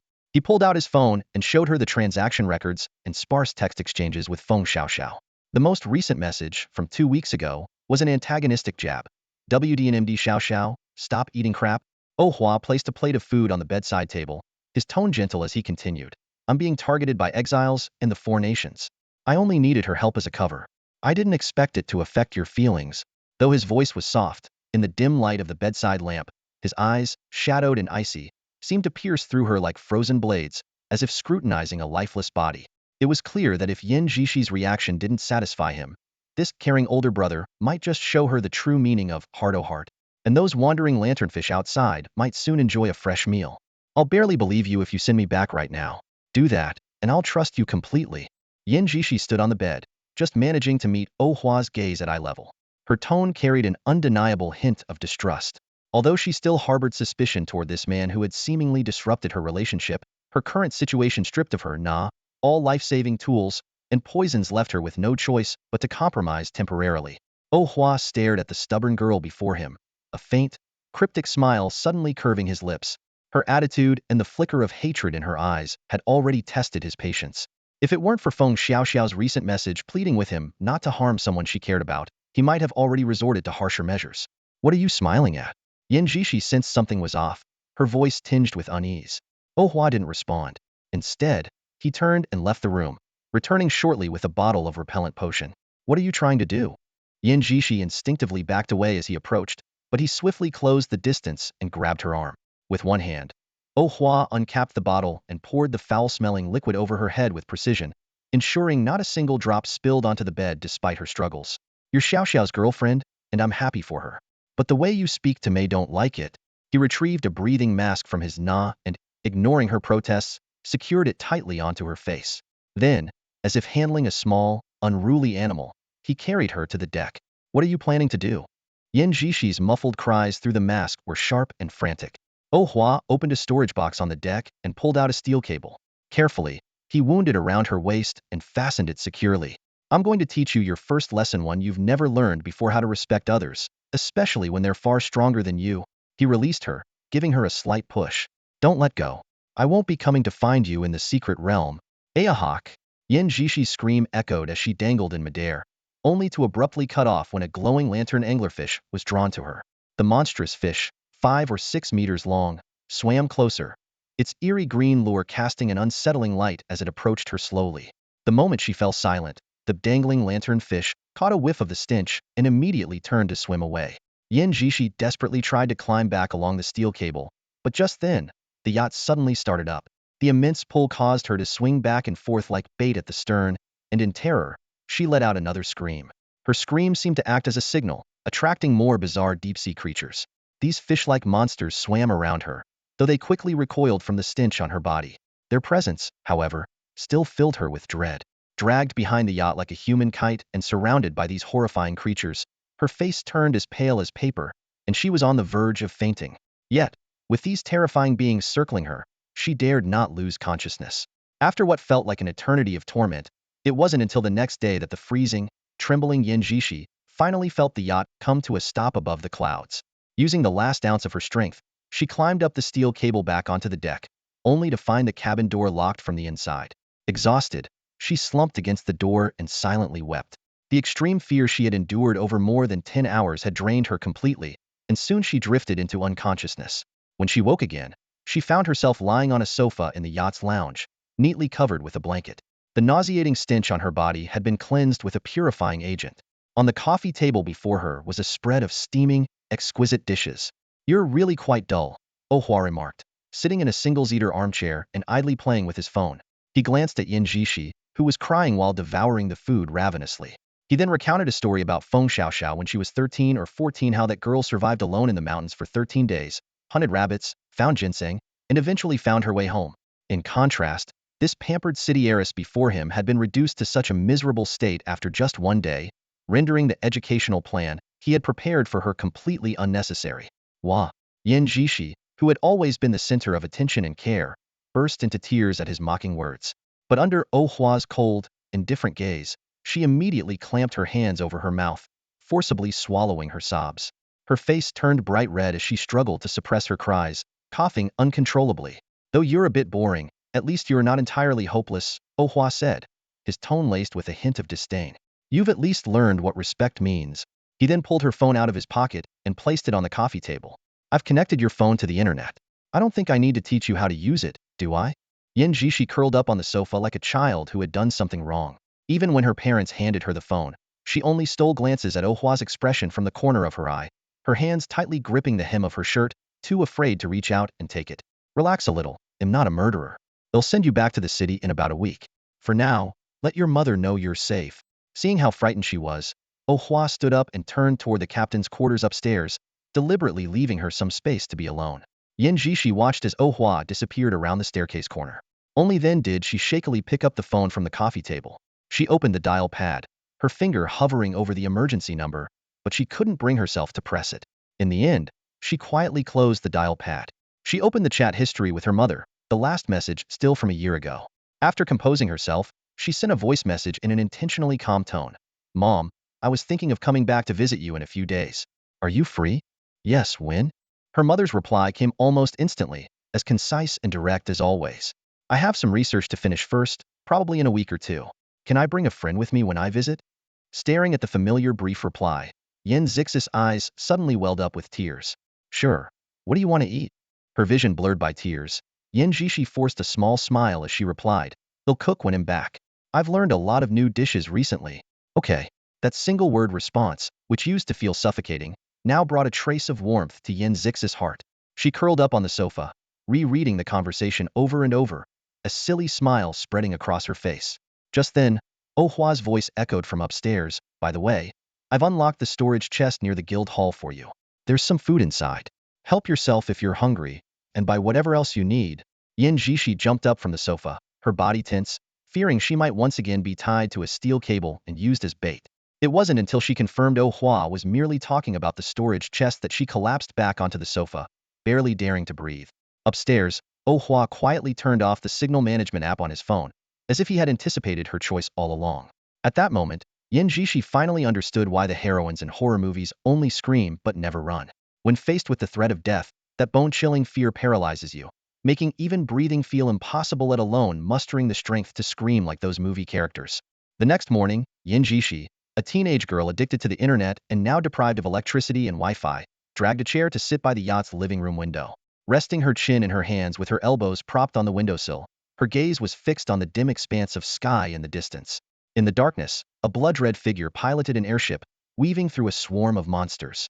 A radiant beam of light pierced the shadows, and flames of blood surged as the figure darted through the air with lightning speed. Bored out of her mind, Yin Jishi raised her signalless phone, turned on the recording function, and pointed it at the scene outside. Through her lens, she captured a massive creature over 50 meters long, resembling a mothership cloud twilight whale, engaged in combat with the blood-red figure, who appeared minuscule in comparison, like a mosquito. The whale let out mournful cries as it attacked, culminating in a final, despairing wail that echoed through the deep-sea region.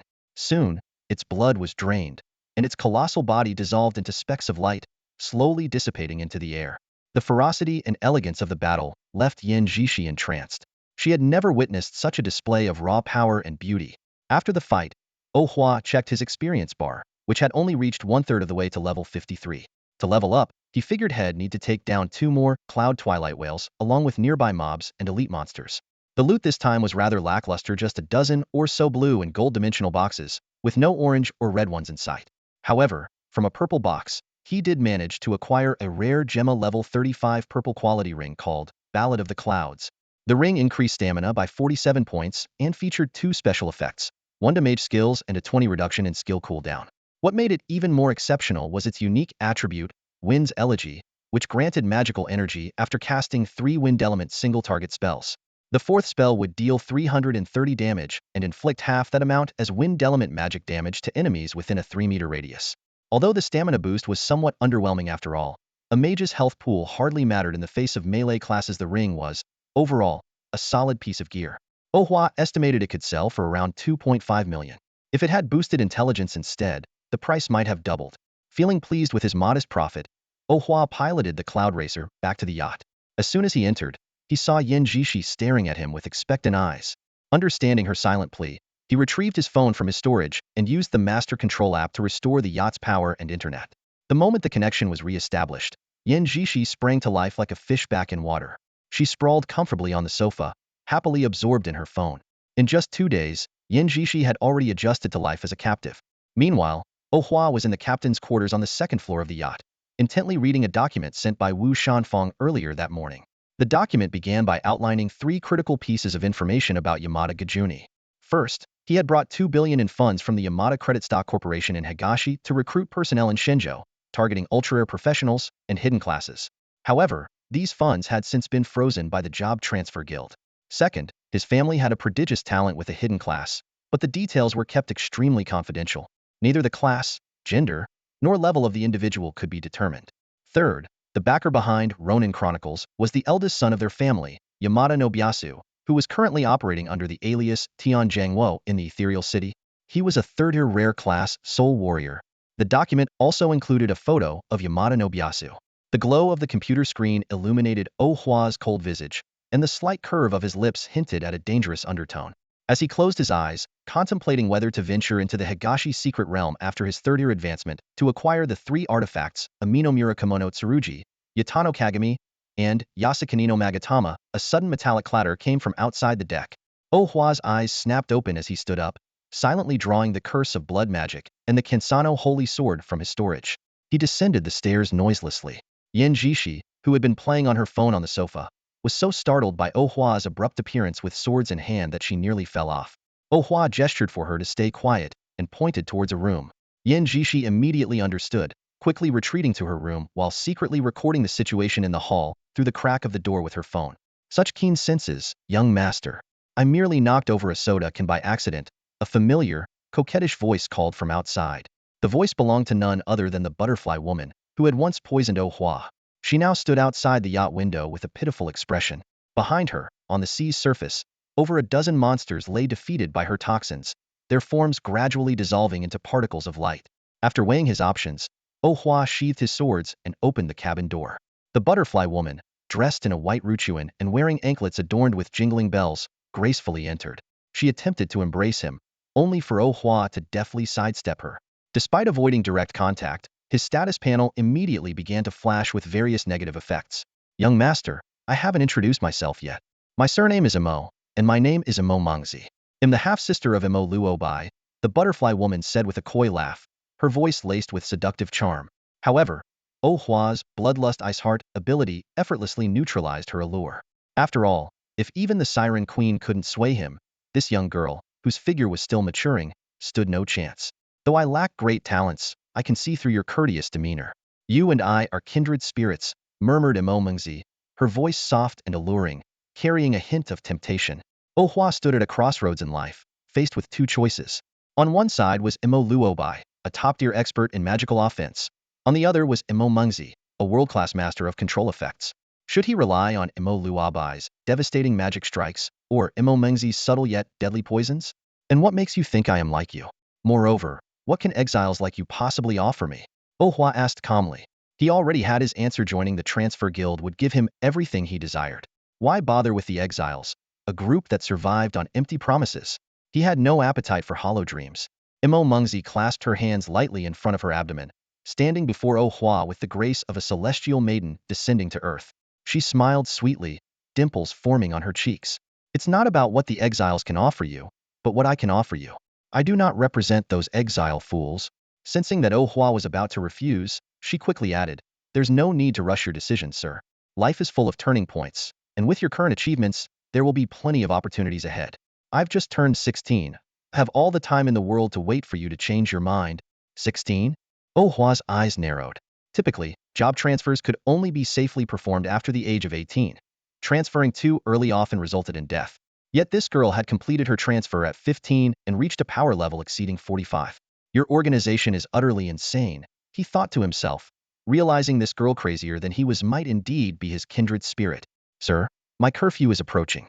Before I leave, allow me to present you with a small gift. Imo Mengzi glanced out the window, pouting slightly as she exhaled a delicate breath in Oh Hua's direction. The sweet scent carried a dozen toxic effects: venom, charm, curses, and more, all of which were instantly absorbed by his blood frost heart. As Imo Mengzi dissolved into a flurry of black butterflies and disappeared, Oh Hua made no move to stop her. Instead, he silently drank an invisibility elixir.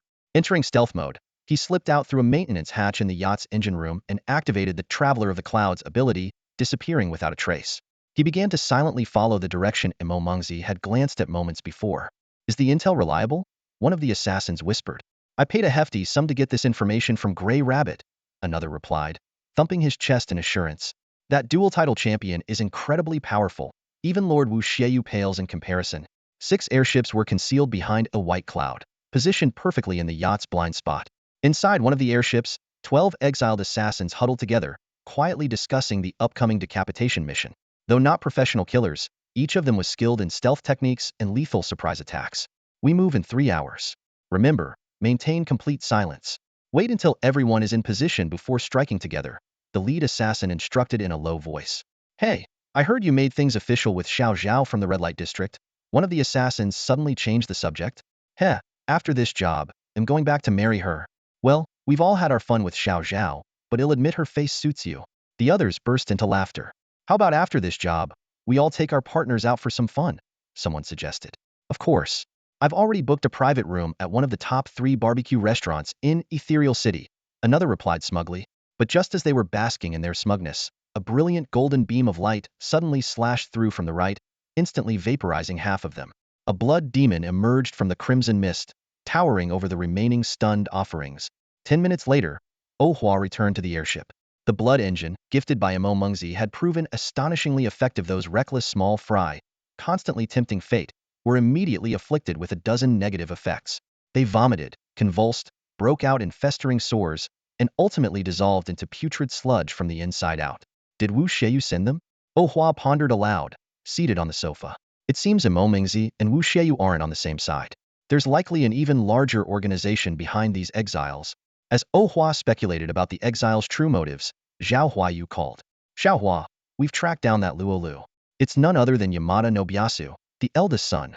Spread the news that Yamada 52 has been captured to lure them out. Xiao Xiao has already laid out plenty of bait. Just give it some time, and they'll take the hook. Uncle Zhao, just make sure someone's keeping an eye on Xiao Xiao. Oh Hua instructed methodically. Got it. Don't worry, Xiao Hua. Once this is done, we'll make sure Xiao Xiao gets an orange tier item. Zhao Huayu said excitedly. Having just received praise from the guild leader and now set to earn easy guild contributions, he was determined to secure a few orange tier items from the guild treasury for the highly accomplished Oh Hua. The third sea region deep sea zone was shrouded in darkness, making it impossible to discern the passage of time. Yin Jishi had long grown accustomed to the leisurely pace of life aboard this yacht. Through the delivery service of the guild storage box, she not only managed to acquire a JK uniform paired with cap-print black stockings, but also treated herself to an exceptionally cozy set of plush pajamas. These additions freed her from the discomfort of being a human cushion. Although using the storage box delivery service in the wilderness came with exorbitant fees ranging from tens of thousands to millions, Yin Jishi, whose bank account consistently held millions and who frequently received six-figure transfers from her mother, hardly found these expenses worth worrying about. Over time, she not only adapted to life on the yacht, but also became indifferent to the various monsters of the deep sea zone. She often stood by the window, using her recording device to capture these bizarre deep-sea creatures, and even took selfies with them. The stark contrast between her adorable appearance in her plush pajamas and the grotesque, menacing monsters unexpectedly garnered significant attention.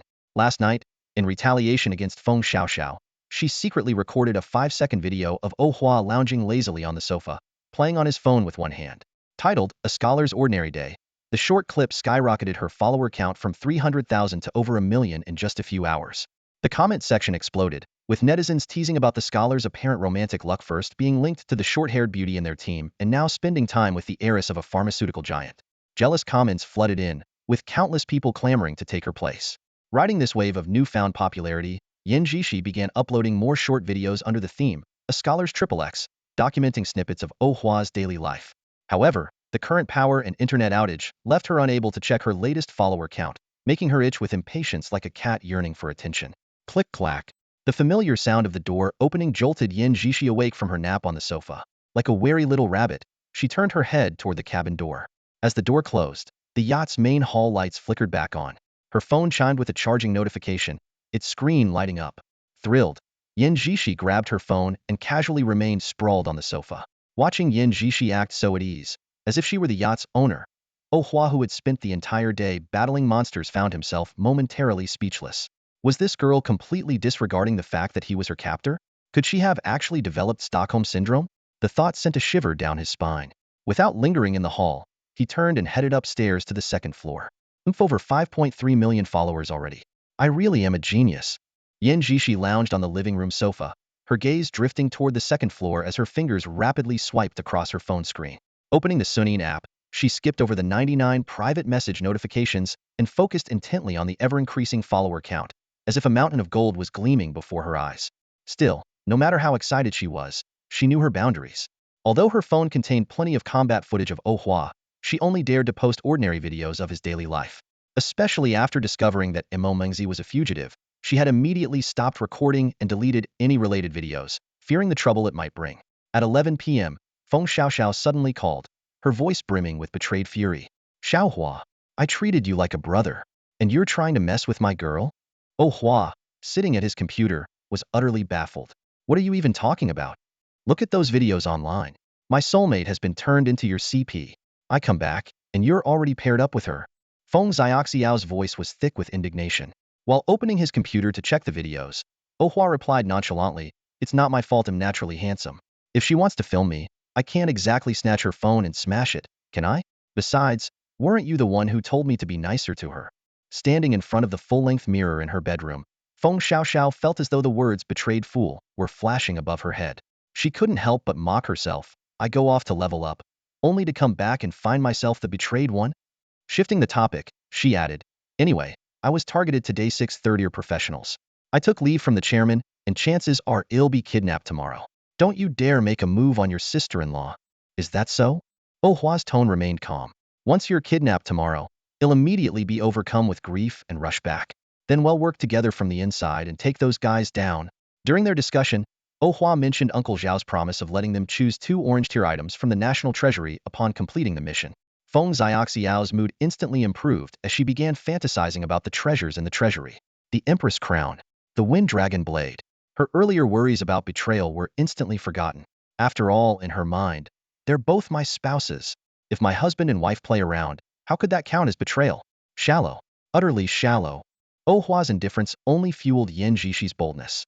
The video she shot up close to the top scorer's face went viral online, garnering tens of millions of followers in just 2 days. As the yacht headed toward the shore, Yin Jishi was lounging lazily on the sofa in the main hall, scrolling through her phone, when her grandmother Yin Wenyu suddenly called. The moment she picked up, her grandmother's stern voice came through. Jishi, what's the deal with that man you filmed? Grandma, he's my best guy friend. We're not in the kind of relationship you're imagining. Despite feeling flustered, Yin Jishi forced herself to stay calm and responded in a composed tone. Best guy friend? Yin Wenyu scoffed. I think he's after the Yin family fortune. Give him 5 million and tell him to get lost immediately. Unlike Yin Juanru, who had a laissez-faire attitude toward her daughter, Yin Wenyu exhibited a strong, controlling nature over her granddaughter, stemming from her own failed marriage and her daughter's as well. She especially disliked those seemingly gentle, good-looking men, particularly the exceptionally handsome ones. In her eyes, such men were no different from gigolos who knew if they were all show and no substance. More importantly, how could someone like that ever protect Jishi? Grandma, 5 million might not be enough. Yin Jishi's eyes darted mischievously as she teased. He's worth at least tens of billions now, and in Xiakuxing, he's valued at 15 red outfits. The other end of the call fell silent, the only sound being the rapid clacking of a keyboard. About a minute later, Yin Wenyu's tone softened noticeably. I approve of this marriage. I'll speak with your mother about it. It was evident that Yin Wenyu had just looked up information on Oh Hua, discovering that he was the current top scorer, which immediately changed her attitude. Yin Jishi was momentarily stunned. Her grandmother, who had once vehemently opposed her mother's remarriage to the point of threatening to sever ties, had agreed so readily. However, Yin Wenyu quickly added conditions. He must marry into the Yin family. If the first child is a boy, he can take his surname, but a girl must take the Yin surname. And as for those 15 red outfits in Xiakuxing, what's the big deal? If he marries into the Yin family, they'll prepare a full red outfit set for him every 5 levels. Once he completes his 4th transformation, they'll equip him with green grade gear sets every 10 levels. As a family of non-combat professionals, Yin Wenyu clearly valued Oh Hua's exceptional combat abilities as one of the top young talents. She saw in him a potential to shift the family's professional direction, hoping that the next generation could include combat-oriented individuals. Ahem, Grandma, Yin Jishi hurriedly clarified. He's really just my best guy friend. There's absolutely nothing between us. Friendship between men and women? There's no such thing. Grandma's voice came through the phone. If you're shy, just bring him home, and I'll talk to him for you. Yin Wenyu, despite her gentle-sounding name, had a fiery temperament. Just as she was about to retort, her mother's voice suddenly cut in. Mom, it's time for your meeting. What meeting? Cancel it. Tell that useless vice president of the union to handle it himself. As Yin Jishi was trying to come up with an excuse to hang up, her mother grabbed the phone and ended the call abruptly. Yin Jishi let out a breath, patting her chest to calm her nerves. Clearly, her grandma's sudden ambush had startled her. But what worried her more was how to break it to her grandma that the person she liked wasn't just the childhood friend of the top scholar, but also a girl. If her grandma found out it was Feng Xiaoxiao, she'd probably hire someone from the Heavenly Doom list to take her out. Half an hour later, a luxurious yacht stopped in front of the Qian family's shop. Yin Jishi, now dressed in a JK uniform and black cap-print stockings, dashed off in a hurry. Following closely behind her, Oh Hua remained expressionless, his thoughts elsewhere. Feng Xiaoxiao was already being watched as planned, rendering Yin Zix's actions irrelevant. Hey there, 4 eyes. Lucky guy. Huh. A technician slung an arm around Oh Hua's shoulder, teasing him. I always said you had the protagonist's luck. Even that tough woman's fallen in line. Think I can hold my little nephew next year? Don't be so crude. I just saved her, that's all. She's still pure, Oh Hua replied, exasperated. The technician leaned in conspiratorially. Want some meds? Guaranteed to turn a chick into an eagle. Do you want me to hang you outside as a mascot? Oh Hua warned coldly. The technician immediately backed off a few steps, his gaze shifting to the beach. Could you piss off? That guy doesn't look friendly. No idea who he is, Oh Hua replied, turning to look. Careful, that's a third-year professional. The technician quickly pulled down the shop's shutter and activated the defensive magic array. Oh Hua retrieved the cursed bloodblade and the Cansano holy sword from his spatial storage. Although they were near the city gates, this area was considered part of the wilderness dungeon, so he had no need to hold back. A bald, muscular man approached with heavy steps, drawing a crimson-grade double-handed battle axe and an orange-grade greatsword. Letting out a roar of Vorna, he activated Blood Engine. A crimson mist erupted around him, colliding with Oh Hua's own blood mist. The man's mist ignited into blood flames, while Oh Hua's remained a dense fog, the disparity evident. The clash of metal rang loudly as Oh Hua, wielding the Cansano holy sword in one hand, parried the man's dual weapons. With a sweeping motion of the cursed bloodblade, he slashed a deep wound across the man's chest, sending him flying. The berserk man rose again, now resembling a blood-red phantom as he charged toward Oh Hua. His dual weapons radiated a terrifying energy. Even Oh Hua wasn't keen on taking this blow heeding. That's all for today. Thank you so much for watching. I hope you guys enjoyed. If you wish to have another part of this recap, please give us at least 1,000 likes. Please don't forget to comment and subscribe to our channel for more content like this. Until next time.